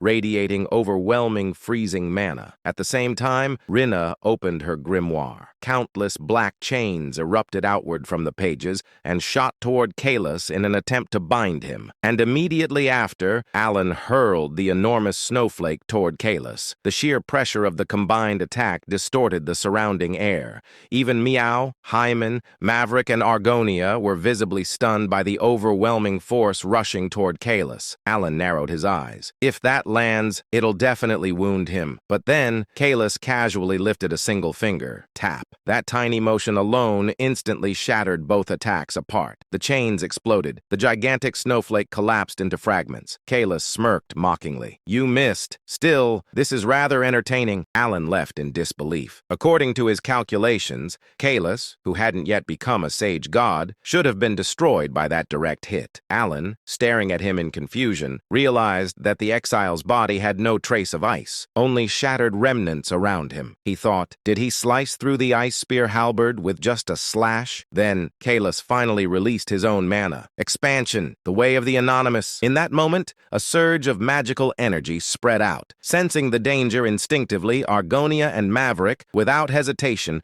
leapt toward Kalis, pushing off the ground. Mayon, who had just been relaxing moments earlier, quickly knocked an arrow and fired it, while Hyman raised his staff and cast a spell to intercept the Kalis's magic. However, just before Argonia and Maverick's swords reached the Kalis's neck, Mayon's arrow pierced his heart, and Hyman's magic approached his throat. The magic that had already spread around Kalis began to vibrate the air according to his incantation. Expansion. With that softly spoken word from Kalis, Argonia's and Maverick's bodies were severed apart instantly. Blood scattered across the battlefield. The fog slowly cleared. What remained was devastation. The surrounding terrain had been completely destroyed. Ruins stretched endlessly in every direction. Hyman froze in disbelief as he stared at the destruction before him. And before anyone could react, Kalis lazily moved a finger again. Slice! Though Hyman, knowing all too well what that action would result in, instinctively threw his body backward to dodge the invisible slash, he immediately tried to use blink. But then, Kalis said, How will you dodge what's coming from above? With words that seemed mocking and a hand cutting from above to below, Hyman's body split apart instantly. Hyman's corpse collapsed onto the shattered ground. "Hyman!" Meow screamed and rushed toward him in desperation, but Kalis casually struck him aside. Meow's body was blown away violently across the battlefield. Kalis smiled cruelly. "I had such high expectations for you insects, so show me. How much longer can you continue entertaining me?" Watching the massacre unfold before his eyes, Alan finally understood something. "I've never seen magic like this before." Kalis was simultaneously using ritual gestures and incantations together. Beyond that, the gap between them was absolute. Skill, information, preparation, raw power, everything differed completely. Their entire strategy had collapsed. This was the worst possible scenario, and yet Alan still refused to give up. Then there was only one thing left for him to do: push his magic beyond its absolute limit. Alan immediately activated another spell. Glory of the Snowy Mountains, crystallization, then rotation. As Alan crossed his fingers together, a gigantic ring-shaped mana formation materialized before him. The spell stabilized successfully. Seeing that, Alan immediately realized it. It's working. From this point onward, only speed mattered, and continuing the battle itself. Rinna! At Alan's call, Rin instantly combined her magic with his. The chains intertwined with the freezing mana as the massive combined attack surged toward Kalis once more. Yet even while attacking, Alan understood a horrifying truth. To Kalis, this entire battle was nothing more than amusement. The outer god looked at them the same way a cat looked at a struggling mouse trapped beneath its claws. And just like before, Kalis effortlessly destroyed everything. The chains shattered. The freezing spell collapsed. The backlash exploded directly into Alan's body. Blood spilled from his mouth. Even then, he continued casting, again and again and again. But it was meaningless. Every spell was effortlessly nullified. Alan's breathing grew ragged. Even so, he refused to stop. By now, he had already consumed 5 mana potions. Mana toxicity had begun spreading throughout his body. His limbs grew heavier with every movement. Then, in the middle of the battlefield, Kalis suddenly appeared directly in front of Alan. At that exact moment, Alan realized it. This is Rinna's chance. Without hesitation, Alan and Rin combined their powers once more and launched another attack. As the spell formed, Alan focused on the final remaining constraint within his magic. Magic had been used against Earthaltis, the great god of duels. Magic had been used upon snowy terrain. Magic had been used at death's door. Magic had been used against a god itself. Alan realized that adding one more condition might allow him to distort the laws of the world even further. But even then, he knew it still wouldn't be enough. Desperately, Alan forced himself to think. There had to be an answer, something capable of ending everything in a single strike. Then, Kalis's earlier words resurfaced in his mind. "You still understand nothing." At the same time, Alan remembered the words of the shadowy figure. There were incantations, and there were principles connecting everything together. The moment those thoughts linked, Alan realized it. There's a clue. Sweat poured down his face. He grabbed his hair tightly. Then, as his thoughts finally reached a breakthrough, Alan activated an entirely new spell. Confusion and awakening are intrinsically one and the same. If you open your eyes, you will receive a key. The moment the incantation completed, Alan's mana erupted violently outward. A gigantic spear-shaped construct formed before him. Even Kalis's expression shifted slightly upon seeing it. "What are you trying to do?" Kalis's expression twisted. In response, he redirected Rhina's attack directly back toward them. But before it could strike, Alan stepped in front of it himself. Slash! The impact severed Alan's hand instantly. Blood scattered across the frozen battlefield. Yet at that moment, Alan finally understood. The instant he formed the mudra of the wisdom fist, the spell had transformed into a key. And when that key turned within the crystal, an entirely new form of magic had been born. The result, ice, crystal halberd, an overwhelming eruption of freezing power exploded outward. Massive crystals engulfed Kalis completely, trapping him inside an enormous prison of ice. And in the next instant, the entire plane transformed into a gigantic glacier. The moment Alan implemented Frost Crystal painted halberd, He understood the true nature of the spell. Its radius was barely 10 meters. By no means could it be called vast, and yet, within that confined space, the very laws of the world were rewritten. A principle as absolute and natural as water flowing from high places to low simply ceased to exist there, because the law of frost crystal painted halberd was singular. Everything within that space froze. No matter what it was, all things were forced beneath that inevitable law according to the will of the one who invoked the spell. However, the magic Alan had brought forth did not even last 6 full seconds before collapsing. From the very beginning, it had been a form of magic beyond what he was permitted to wield, whether in terms of mana or understanding. But even 6 seconds had been enough. A thin stream of blood trickled from Alan's mouth as he looked ahead. There stood the outer god, Kalis. His entire body had turned bluish-white, frozen solid as cracks spread across him before pieces of his body slowly crumbled away. Kalis laughed faintly. Ha! What a weak and shabby vessel. His condition was horrific.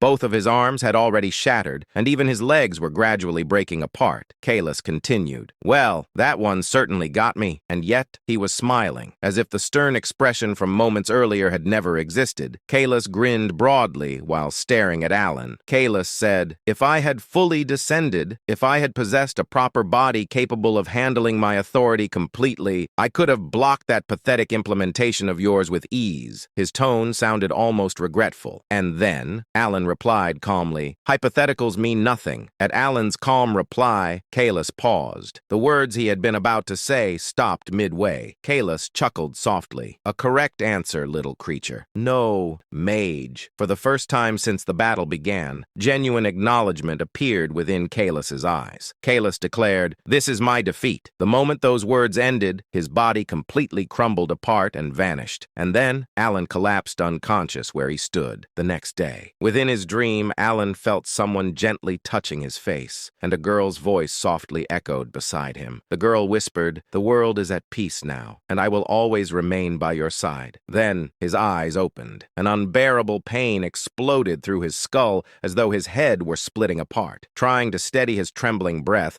Alan slowly lowered his gaze toward his left arm. His entire arm had turned bluish, as though severe frostbite had consumed it. Judging by appearance alone, it looked like something that should have already been amputated. But it was not limited to just his arm. Although the left side was the worst, bluish discoloration had spread throughout parts of his body like bruises stained deep beneath the skin. Fortunately, it was not frostbite. It was mana intoxication. Alan muttered weakly, "I can't put any strength into it at all." Seeing his arm remain completely motionless, as though all sensation had vanished from it, Alan let out a quiet sigh and leaned back against the crude bed. Truthfully, he had expected this possibility from the moment he started consuming mana potions recklessly during the battle. At least it only ended like this. Among the countless side effects caused by excessive mana potion consumption, mana nerve paralysis was one of the lighter outcomes. It would eventually heal with time. If it had been mana sinkhole syndrome, where the mana circuits permanently collapsed, or cardiac mana sclerosis, where mana hardened the heart itself, he would have died instantly. Just as Alan relaxed slightly, Rhine asked, "Are you all right, Godfather?" The curtain of the makeshift tent was pulled aside as Rhine stepped inside with her usual indifferent expression. Alan answered, "I'm only suffering from the intoxication symptoms. I'll recover eventually." After saying that, Alan looked toward her. Alan asked, "How are things outside?" Fortunately, the news was not entirely bad. Mayan and Argonia had survived. Mayan had coughed up blood during the battle, but after taking a potion,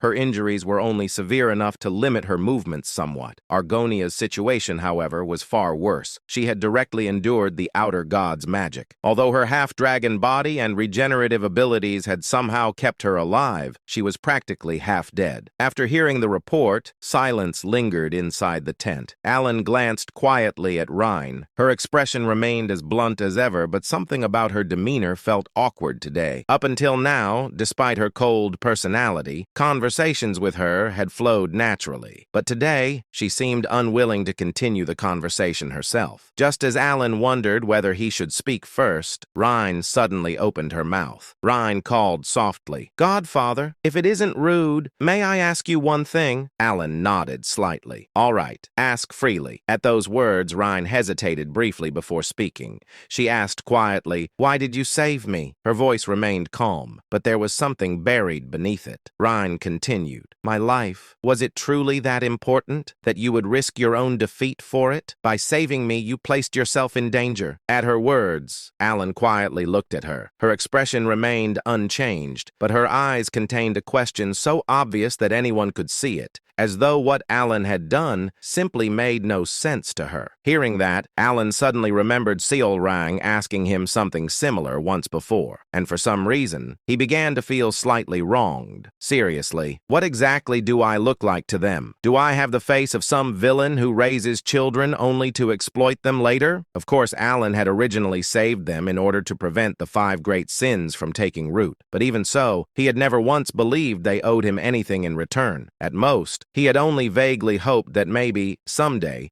they might give him a slightly nicer birthday present. That was all. So forcing his aching body upright, Alan sat on the flimsy cot and spoke with the same frustration he had once felt toward Seolrang. Alan said, "Rhine, I don't know what kind of person you think I am, but I never took you in so I could use you." Rhine blinked slightly. "Is that so?" Seeing her genuinely hesitate over the answer, Alan realized she truly had believed that, and so he continued. Alan spoke calmly, "I think of all of you as family." Rhine repeated softly, "Family?" Alan nodded. "Yes, family helps one another when times are difficult. Our relationship isn't based on profit or necessity, so there's no grand reason behind why I saved you." He let out a small breath. He smiled faintly. "I simply saved you because that was the natural thing to do, just as you would have saved me." At Alan's words, Rhine's eyes widened slightly. Because of her naturally expressionless personality, the reaction was subtle, but even that tiny change was enough for Alan to realize his sincerity had reached her. Alan continued gently, "Remember this, Rhine. We are not bound by a one-sided relationship, and if you truly want to do something for me," a faint smile appeared on Alan's face. Alan added jokingly, "Then at least remember my birthday." After finishing those slightly selfish words, he looked toward her. Rhine stared silently at Alan for a long while. She thought, so we were never merely pawns created to defeat the abyssal entities. Then, for the very first time, a faint smile appeared at the corner of her lips. Rhine answered quietly, "Understood, Godfather." Alan nodded slightly. "That's enough for me." Only then did Alan finally feel that at least part of his sincerity had reached her, and he quietly nodded. 5 days passed after that. Within the 5th floor, where neither day nor night existed, and only an endless blue sky stretched overhead, Alan had finally recovered enough to move again, and together with Argonia, whose monstrous regenerative ability had allowed her to stand once more, Alan asked, "Can you move?" Argonia answered, "To some extent." Hearing her answer, Alan looked at her with slight admiration. He muttered, "Impressive." 3 more days passed before the group finally managed to escape the labyrinth entirely. However, the moment they returned, Evan immediately exploded in anger after seeing the terrible condition Alan and Rhine were still in. He could not believe they had deliberately stopped him from following them, only for both of them to end up heavily injured anyway. In Evan's eyes, Alan had insisted that the guild leaders were enough support, yet the result clearly proved otherwise. Meanwhile, Alan and Rhine quietly sat there like children being scolded by their mother, while Evan continued lecturing them. Deep down, Alan admitted that the real reason he never wanted Evan involved was because he feared Evan's presence would completely derail his plans. In the original game, Evan had absolutely nothing to do with Labyrinth City. As time passed, news of the Strike Force's victory spread across the entire continent. At the same time, Alan and his group prepared to leave Merd behind. Before departing, Alan said goodbye to Rhine. During their farewell, Rhine asked for Alan's birthday date, and Alan revealed that it was on the 20th of September. Rena quietly engraved Alan's words deep into her heart. His birthday. She absolutely had to remember it perfectly. After all, this was the first request her godfather had ever personally made to her, which meant, naturally, that Rena had already escalated the situation far beyond normal human standards. words. Soon afterward, Alan's carriage departed from the 5th floor. As the carriage started moving, Evan smiled mischievously. Evan teased, "Young master, I suppose you're already looking forward to your next birthday." Alan immediately snorted. Alan replied casually, "Please, I already received enough gifts surviving that catastrophe." Evan chuckled knowingly. Evan said, "Still, gifts from your own children are special." Alan thought about it seriously for a moment. Then he lowered his expectations to the absolute minimum. Alan shrugged. "At most, I'll probably receive some wine." He paused. Alan added thoughtfully, "Maybe a small artifact." Meanwhile, somewhere far away, Raina was currently preparing to commit economic terrorism. Rin sat silently while thinking deeply about Alan's words. Family. The word itself felt unfamiliar to her. Because the Great Moon was naturally such a different existence compared to ordinary people, absolute faith and devotion toward him had always felt natural to her. To Rhine, victory alongside him had once seemed completely inevitable. However, after receiving Alan's recognition, the word family, which once held no meaning to her at all, finally became something real and attainable. Likewise, the title Godfather,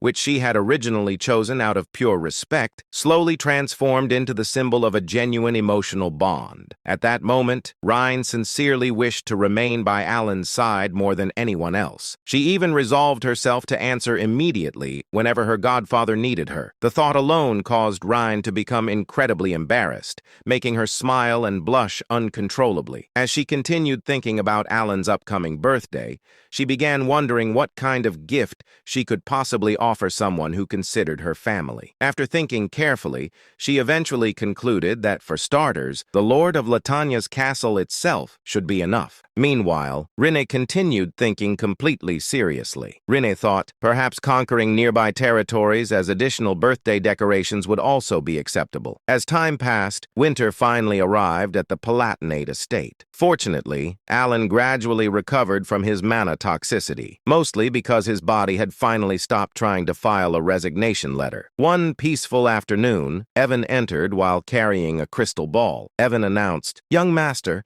a communication device has arrived from Duchess Altea." The moment Alan heard Altea's name, his survival instincts activated immediately. Alan narrowed his eyes suspiciously. Alan asked carefully, "How dangerous is this conversation going to be?" Soon afterward, the crystal activated and Altea appeared. Even now, Alan still could not adapt to seeing an actual duchess bow respectfully toward him. Every single time it happened, he felt like the world had bugged out. Altea spoke calmly.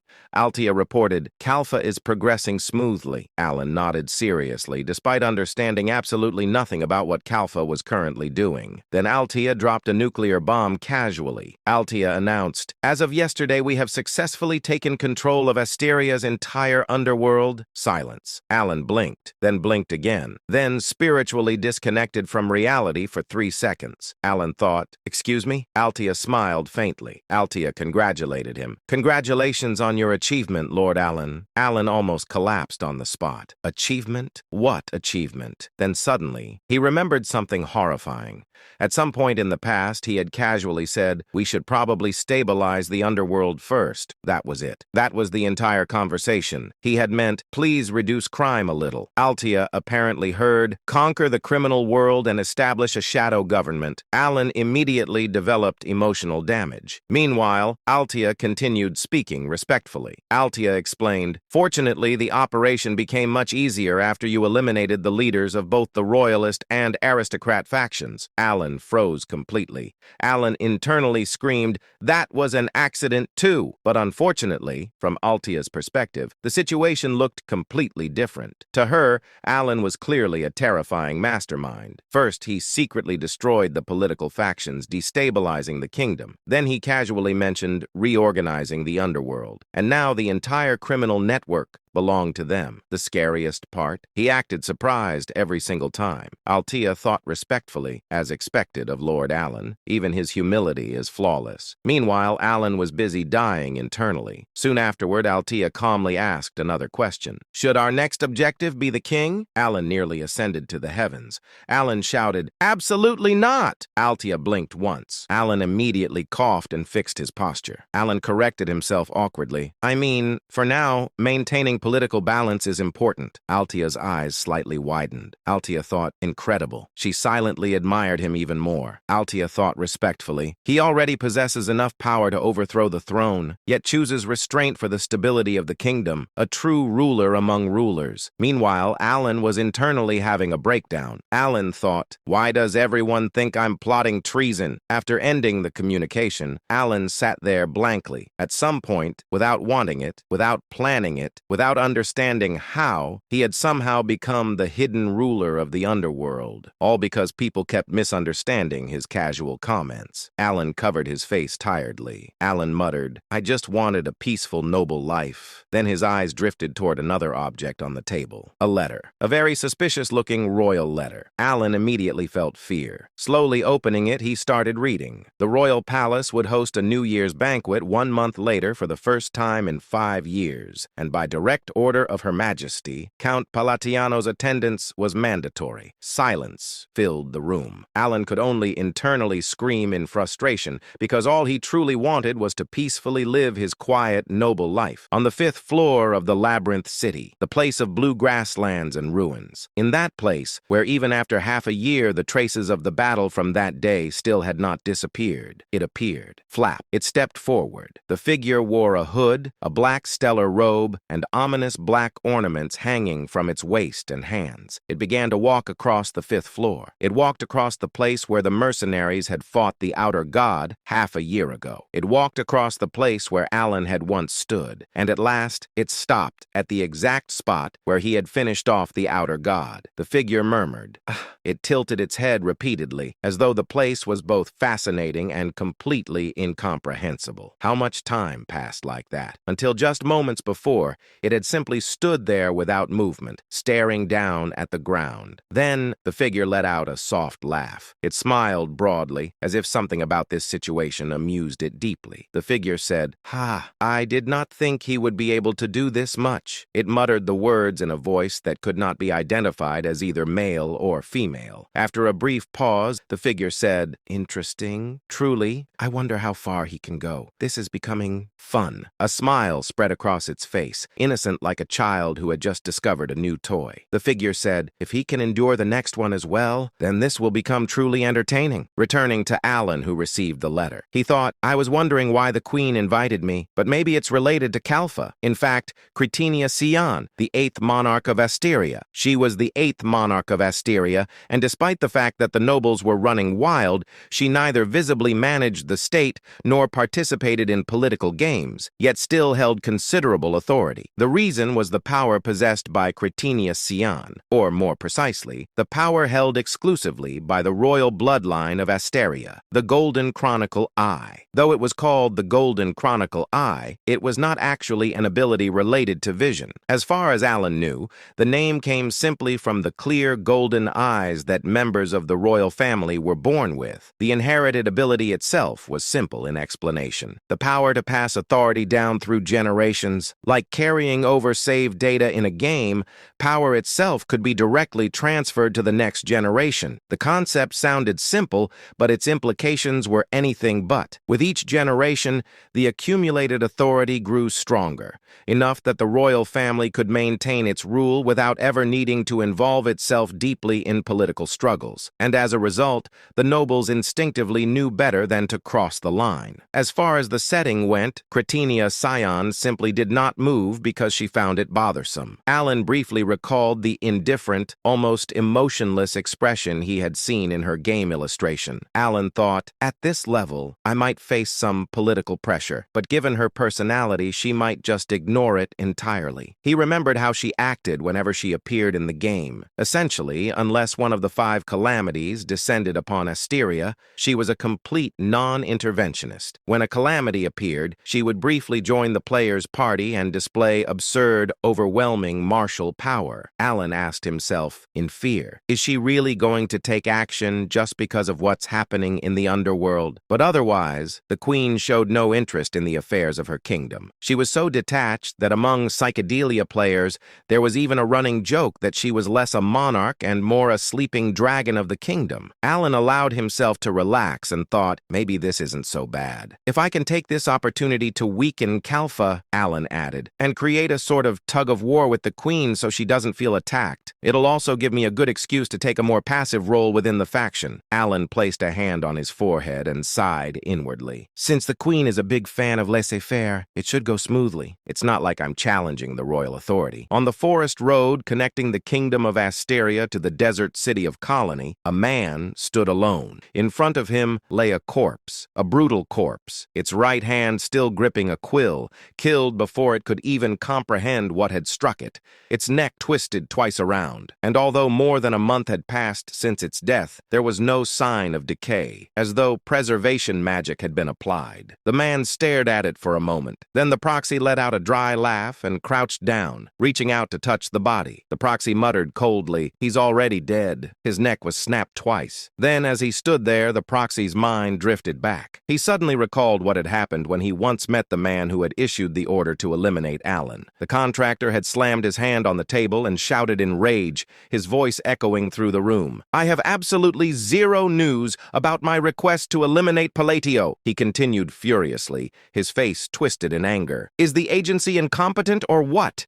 Is this how you treat your clients? Go get your superior, right away!" The assassin standing before him bowed politely and replied in a calm voice, "I will look into it immediately." But inwardly he cursed the man. The assassin thought bitterly, "This is going to fall back on me." Returning to the forest road, the proxy lifted his foot and kicked the corpse lightly. At the moment of impact, residual mana scattered into the air like dust. The proxy's eyes narrowed. He immediately recognized it. Anti-decay magic. He licked his lips unconsciously. There was only one reason to preserve a corpse like this. A warning. A message that said, "If you don't want to end up like this, don't come closer." The proxy thought slowly. So this is what happened when someone tried to deal with Count Palatio. He stood silent for a moment, recalling the request the dead man had taken 2 months earlier. Then his thoughts sharpened. When, how, and in what way should I take revenge? The proxies were not bound by loyalty to one another. The only thing that mattered was their reputation. Their near-perfect success rate, the core of their identity, had to remain intact. The proxy thought coldly, "The boss is going to lose it if he hears our success rate is no longer 100%. However, he was not planning to act immediately. The proxy narrowed his eyes. He thought, "He's definitely strong." So the rumors weren't exaggerated after all. He recalled everything he had heard about Count Palladio. At first, he had dismissed it as typical noble exaggeration, empty achievements inflated for prestige. But now, seeing one of their own die without even managing to resist, that assumption no longer held. The proxy thought carefully, "Since I can't gather enough force right now, I should find someone who truly understands Count Palatio." A faint smile appeared on his face as he turned his gaze toward Caliburn Castle. Deus Macalian, one of the master knights tied to Count Palatio. Inside Caliburn Castle, Deus was walking calmly through the corridor. Then he suddenly stopped. Without turning around, he spoke in a low voice. Behind me, a man slowly revealed himself. The proxy stepped forward, holding his scythe, and smirked. "I masked my presence perfectly. You're quite perceptive." He tilted his head slightly and added with a grin, "Our target isn't you, it's Count Palatio." He raised his hand casually. "Tell me everything you know about him, and I will leave here as if nothing happened. We will not come after you again." His smile darkened. "But if you refuse—" He never finished. A sudden silence fell. Then he saw it. Blood. And in the next instant, the entire scene had changed. The proxy's eyes widened slightly. Violet threads, countless clear purple lines, glowing beneath the blue moonlight, filled his vision. Like a spider web, they stretched across the entire estate. No, not just the estate. His entire field of view was covered. The threads wrapped around everything. His allies, Salgui's body, Juriyong's body, even around him. Deus, and he spoke slowly, his voice tight. "So, you're also part of the agency." The threads tightened. They coiled around his body and his scythe. He tried to move, but couldn't. His breath trembled. "What is this?" Before he could understand, his own scythe shifted. It moved on its own, and in a single motion, it cut through his neck. The last thing the man saw as his consciousness faded was the blade turning inward, as he stabbed his own throat, and beyond it, a pair of chilling violet eyes watching him without emotion. A voice echoed coldly, "How dare you speak like that in front of me?" The scene transitioned once again. again. This time,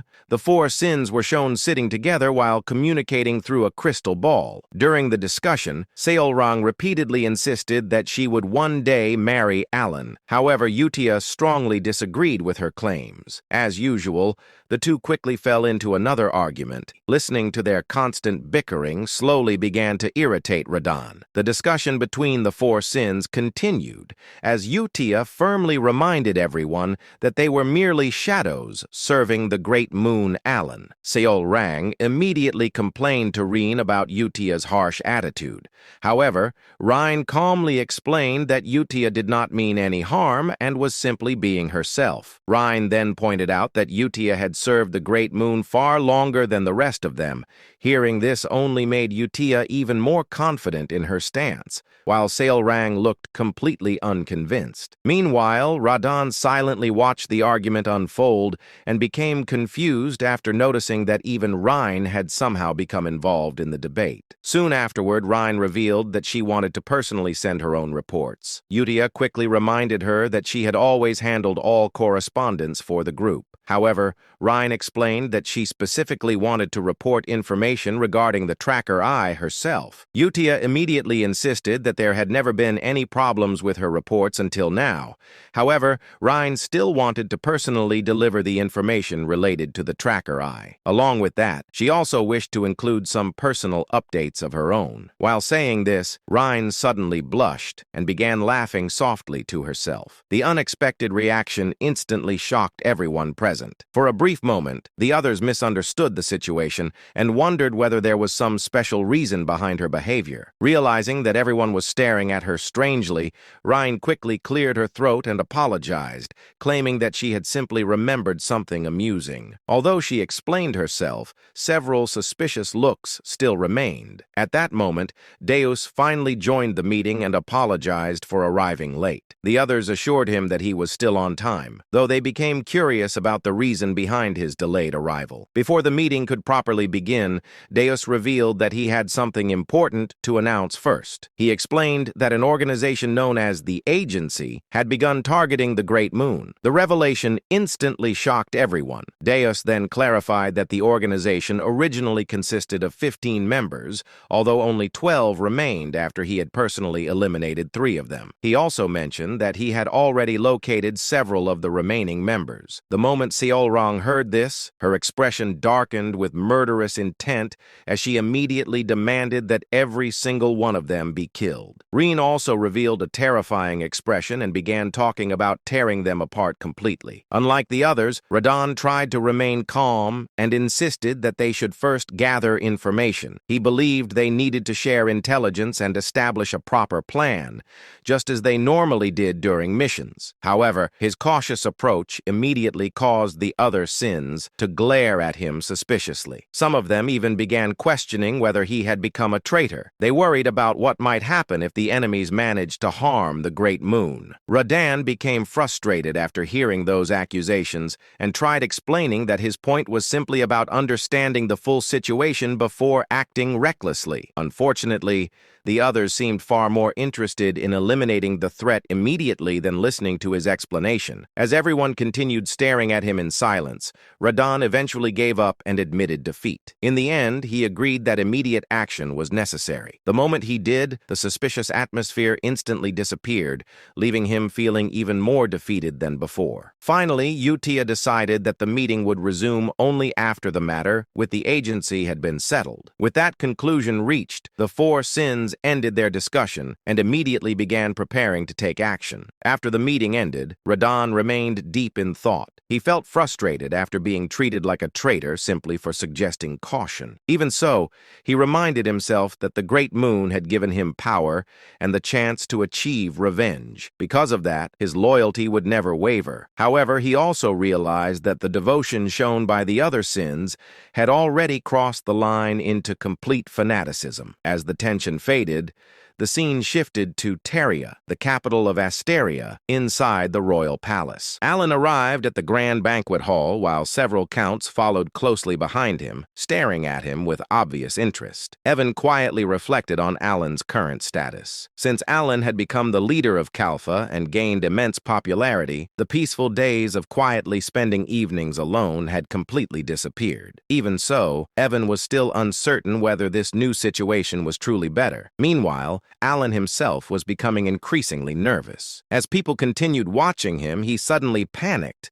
and felt as though everyone believed he had come to challenge the queen directly. In reality, most of the nobles were simply curious about him, but Alan immediately misunderstood their attention and imagined the worst possible scenario. Trying to calm himself down, Alan quickly reconsidered his plan. He decided that showing complete submission to the queen would likely make everything proceed more smoothly. After entering deeper into the banquet hall, Alan carefully observed the surroundings. The palace's overwhelming grandeur immediately impressed him. At the same time, he noticed how openly the royalist and aristocrat factions were carrying out their political schemes. He soon realized that most of them were ignoring Kalfa because they believed the queen was about to completely crush the faction. Even with that pressure, Alan desperately tried to compose himself. He convinced himself that after being scolded by the queen, he would simply pretend to give in and peacefully accept everything. Eventually, Alan and the other counts approached the queen together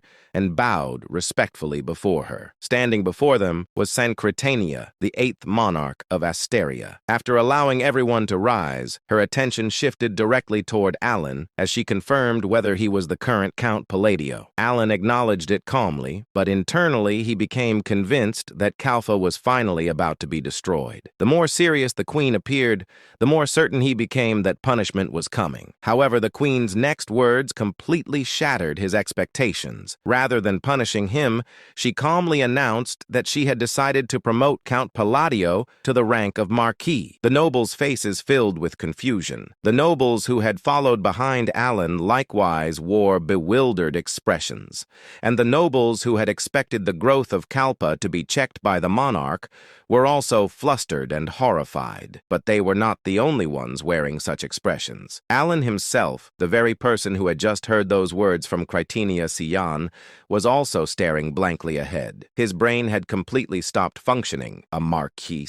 For a noble, a title carried countless meanings: authority, influence, military power, territory, and most importantly, work. An absolutely horrifying amount of work. Alan immediately felt a headache coming on. A marquis possessed far more authority than a count. More land, more soldiers, more responsibilities, more nobles wanting favors, more meetings, more paperwork. Alan thought, no, wait, why am I getting promoted? He looked at the queen in confusion. From what he knew, Critenia Sian wasn't the type to support growing factions. If anything, she should have been suppressing Kalpa's expansion. Yet instead, she had just handed him a promotion. Not a warning, not a punishment. A promotion. He thought, what is happening? The more Alan thought about it, the less sense it made. Kalpa's biggest weakness had always been its structure. Normally, the leader of a major faction would be at least a marquis. A count leading one was absurd. It was like putting a village chief on a royal throne and expecting people to act normal. Yet Kalpa had somehow survived despite that. Now, with a single sentence, Critenia had erased that weakness entirely. Which meant she wasn't limiting Kalpa, she was helping it. Alan stared at the queen. Why? Did I accidentally trigger some hidden event? Was there a quest line I forgot? Did I choose a dialogue option without realizing it? No matter how much he thought about it, nothing came to mind. Meanwhile, Critenia casually rested her chin on one hand. Critenia said, I heard the reports. They say you exterminated the creatures lurking in Asteria's shadows. Consider this your reward. Her tone was calm, reasonable, perfectly logical, and completely unhelpful. No, that explanation raises even more questions. Alan felt his confusion deepen. There was absolutely no reason for the queen to reward him this generously. Not for something like that. If anything, this felt more like an excuse to promote him. Does she just not care? Maybe she's simply confident she can crush Kalpa whenever she wants. That possibility suddenly crossed his mind.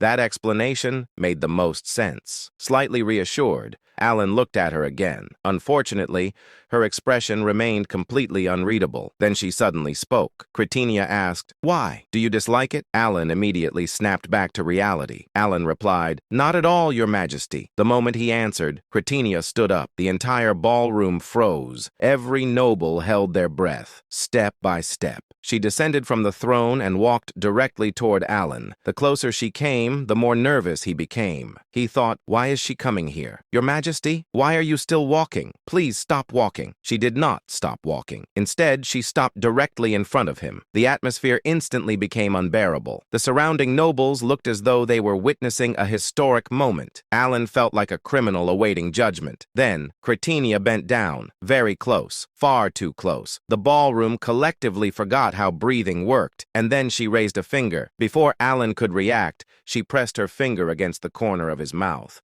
and pushed upward. His face instantly twisted into a strange, crooked smile, a very awkward smile, the kind of smile someone made when being held hostage. Cretinia examined her handiwork. Then, for the first time that evening, she smiled, a smile so small it would have gone unnoticed by most people.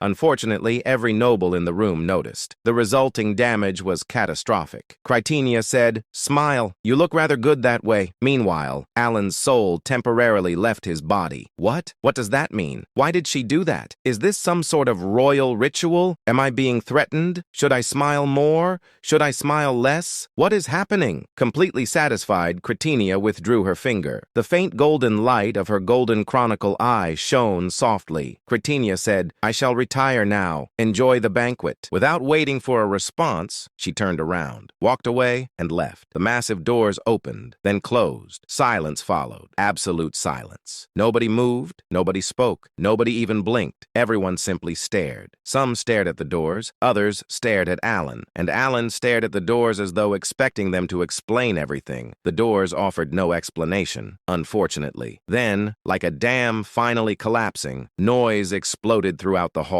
The atmosphere completely reversed. The royalist nobles, who had arrived expecting Kalpa to be suppressed, now looked as though someone had informed them that their estates had burned down. Meanwhile, the nobles who had entered the ballroom behind Alan looked as though they had just won the lottery. In the midst of all this, Alan remained completely lost. What exactly happened here? Unfortunately, nobody seemed interested in answering that question. Instead, the nobles rushed toward him. A noble exclaimed, "My sincerest congratulations, Count Palladio." Another noble immediately corrected him. The noble said, "Count? Count? What nonsense are you saying? He will soon be Marquis Palladio." The first noble quickly bowed. The noble said, "Ah, my apologies, Marquis Palladio." Alan wanted to say that the promotion hasn't even happened yet. Nobody listened. A third noble joined in. The noble declared, "As expected. Indeed, everything makes sense now." Alan strongly disagreed, he thought. Nothing makes sense. Yet nobody asked for his opinion. A fifth noble lowered his voice dramatically. The noble whispered, "To think he had already reached Her Majesty herself." Several nearby nobles inhaled sharply. The atmosphere became even stranger. Reached her? Alan blinked and thought, "She literally walked over here. I didn't reach anybody. I was standing still." Yet somehow the story had already begun mutating. In the minds of the nobles, the queen's actions could only mean one thing: a hidden alliance, a secret understanding, a deep relationship, some terrifying political maneuver beyond the comprehension of ordinary nobles. Duke Altia was watching him with renewed admiration. Altia remarked, "As expected of Count Palladio." Count Zenonia nodded in agreement. She said, "No, Marquis Palladio." Altia slowly crossed his arms. Altia continued, "To think he had already established such a relationship with Her Majesty." Zenonia sighed and replied, "We truly underestimated him." The two women looked toward Alan. Their gazes were filled with respect and fear, mostly fear. Meanwhile, Alan was wondering whether the queen had mistaken him for someone else. He thought, seriously, did she confuse me with another noble? There are a lot of people here. It could happen. Unfortunately, even he found that explanation difficult to believe. As the flood of congratulations continued, Alan slowly turned his gaze toward the doors through which Cretinia had departed. What was that? The question refused to leave his mind. He recalled everything he knew about Cretinia Sion. the 8th monarch of Asteria, one of the strongest individuals in the world, a woman famous for her indifference. She rarely smiled, rarely cared, rarely involved herself in anything. Yet today, not only had she promoted him, she had personally walked down from her throne, touched his face, smiled, and then left. He thought, no matter how I look at it, something is strange, very strange, terrifyingly strange, the kind of strange that usually led to future disasters, and that worried him far more than any promotion. While Alan was busy trying to understand reality, someone else was staring at him from across the ballroom. Marcus Filvoid. The noble ground his teeth so hard they almost cracked. Filvoid thought Count Palladio. Half a year ago, he had knelt before that man. Then he had been dragged to the Holy Kingdom, locked away, interrogated, humiliated, and subjected to an experience he never wished to remember again. For months, he had waited for today, waited to see Kalpa checked, waited to see Palladio punished, waited to see his faction collapse. Filvoid's eye twitched. Filvoid thought, how? Nothing made sense. No matter how much he thought about it, nothing. He looked around the ballroom, the smiling Kalpa nobles, the defeated royalists, the despairing aristocrats, the excited opportunists already preparing to switch factions,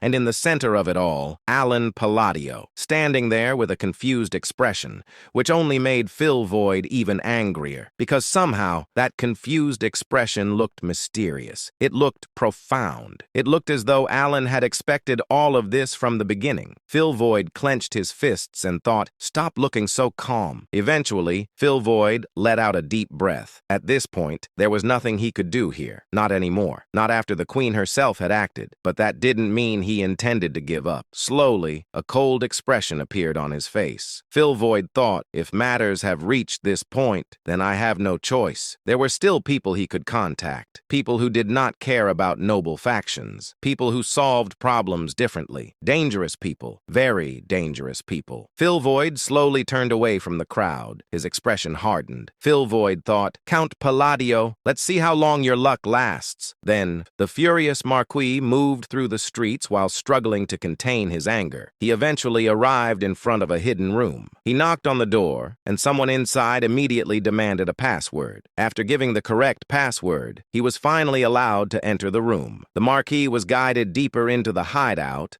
where one of the members informed him that the boss was waiting all the way in the back. As he moved further inside, the true identity of the boss was finally revealed. The leader of the organization turned out to be none other than Seorlang. The Marquis was left stunned by the revelation. He had always heard rumors about a bloodthirsty hybrid who desecrated corpses purely for amusement, but he never imagined it would be her. The horrifying truth became even clearer when he saw the room around her. Seorlang had already slaughtered numerous people. Dead bodies were scattered everywhere, and she stood calmly with her foot resting on the severed head of a man. Sensing his presence, Seorlang asked who had entered. Trying to stay composed, the Marquis introduced himself as a member of the agency and declared that he had come to commission Palladio's assassination. He desperately offered to pay whatever price she demanded. Seorlang responded with amusement before casually pointing out the real boss of the establishment. Without warning, she kicked the severed head lying beneath her foot directly toward the Marquis. The horrifying sight instantly shattered his composure, causing him to scream in terror before trying to run away. Still panicking, he realized that the room he had entered truly belonged to the boss. Seorlang casually remarked that the place had become a little messy. Moments later, she activated her thunderstick magic and burned every corpse within the room. The terrified Marquis immediately begged for his life, but Seorlang coldly declared that no one was allowed to lay a hand on her future husband. Right after that, she cleanly severed his head as well. Meanwhile, far away from that massacre, Alita and Zenonia continued staring at Alan while trying to speak with him. Somehow, Alan had managed to survive the entire week by doing nothing except tasting every single cake available at the banquet. To him, the experience had been extremely satisfying. Soon after, Alan finally began returning to his palace. During the journey, his thoughts drifted back toward the queen's strange behavior. No matter how much he thought about it, he still could not understand her attitude. As the carriage continued moving forward, Evan accidentally addressed Alan, using his old count title before quickly correcting himself after remembering that Alan had now become a marquis. Alan immediately told him once again to call him whatever he wanted, since the official ceremony had not happened yet. Evan awkwardly agreed before once again calling him Count. Not long after, Evan pointed toward the forest Alan had been searching for. The place stood near the border between the plains and the desert. Alan recognized the location immediately. Since the desert was close to Colony, he decided they should visit the forest first. However, his thoughts soon became increasingly complicated. After defeating Kairos, he now needed to return to the Kahala ruins. He also had to travel to Roxas in order to activate the item Heinkel had left behind. On top of all that, he had suddenly received the title of Marquis for cleaning up the underworld. Alan realized he needed to prepare himself carefully, especially if the Bone Eater within the Empire became involved. His thoughts then shifted towards Psychedelia and Calypsophobia, two games that both took place across the continent of Ampelon. Although both games had been created by the same development team and occurred simultaneously, their worlds were so separated that they shared almost no common elements. Alan remembered that he had dropped Calypso very early, meaning he barely knew anything about its storyline. Still, he quietly hoped that the changes happening in this world would not trigger a butterfly effect within Calypso's story. In the end, he convinced himself that the protagonist within the Western Empire would probably handle everything. Eventually, Evan stepped out of the carriage and informed Alan that the rest of the journey would have to be completed on foot. At that moment, Alan prepared himself mentally, deciding that it was finally time to lure out the nearest agency member. As Alan approached Alchemy's hideout, he carefully recalled the original method for entering the cave. According to his memories, all he needed to do was recite a specific incantation while stepping inside. Even so, seeing a real boss zone with his own eyes sent chills down his spine. Back in the game, people used to call the agency leader the Spine Slicer, while constantly throwing insults at him. Still, Alan convinced himself that everything would work as long as he followed the original plan. After arriving at the entrance, he attempted to call upon Alchemy, the leader of the agency, while reciting the protocol exactly as he remembered it. However, before he could properly finish the incantation and request a favor, Evan immediately pointed out that things clearly were not going to work that easily. At that moment, the story shifted several hours into the past. Earlier that day, Utia had personally arrived before Alkai, the leader of the agency and the strongest elite assassin group in existence. Alchemy initially believed she had come to kill him. He reminded her that he had already followed the Pilgrim's will by withdrawing from the world, making it insulting for someone to underestimate him now. Inside his mind, rage began building rapidly. He could not tolerate being challenged, despite spending nearly 300 years beheading the strongest warriors across the world. However, before his anger could fully erupt, blood suddenly burst from his head as though every thought inside his mind was violently tearing itself apart. The unbearable pain forced him into screams. At the same time, Utia released her long flowing hair and used it to completely restrain Alchemy before driving the strands directly into his head. As she tortured him, she spoke about endless fear and guilt, repeating over and over inside her mind until nothing remained except emptiness and dread. She then declared that even thinking about laying a hand on him was an unforgivable crime, and that punishment was now inevitable. Utia continued crushing him with her powers, while Alchemy screamed endlessly in agony. Watching his suffering, Utia smirked coldly and remarked that such a painful death was still far too gentle for him. She even stated that he should feel grateful toward Sorlong. Moments later, Utia read the letter Alan had sent her. A letter from Alan saying that it seemed he would be going to the desert city once again. She realized that she needed to hurry. And with that, the agency that had once ruled the entire underworld disappeared into darkness forever, never to return again. Soon after, the story returned back to the present. Standing inside the cave, Evan questioned questioned whether this was truly the place Alan had been searching for, because absolutely nothing seemed to be working. Alan confirmed that this was indeed the correct location, but even he could not understand what could possibly have happened there. Despite the eerie silence, the enormous mansion hidden inside the cave still looked incredibly impressive. Evan then noticed the massive piles of gold stored throughout the mansion and immediately suggested taking everything with them. He desperately hoped Alan would not refuse by claiming they were forbidden from touching anything. At the same time, Alan quietly realized that if Al-Kamai were truly present, nobody would have been allowed to touch even a single treasure. That alone confirmed that something terrible had happened to him. A grin slowly appeared on Alan's face as he finally agreed to take everything, especially the potions and jewelry. Evan could barely believe Alan was being serious. Not long after, both of them began hauling away enormous amounts of treasure. The carriage became so overloaded with gold that some of it could not even fit properly and started falling out. The absurd situation made it feel as though they had stumbled upon endless wealth without doing anything at all. And in that place, money truly ruled everything. Contrary to Alan's earlier worries, they safely reached their next destination while carrying mountains of treasure behind them. After completing his journey,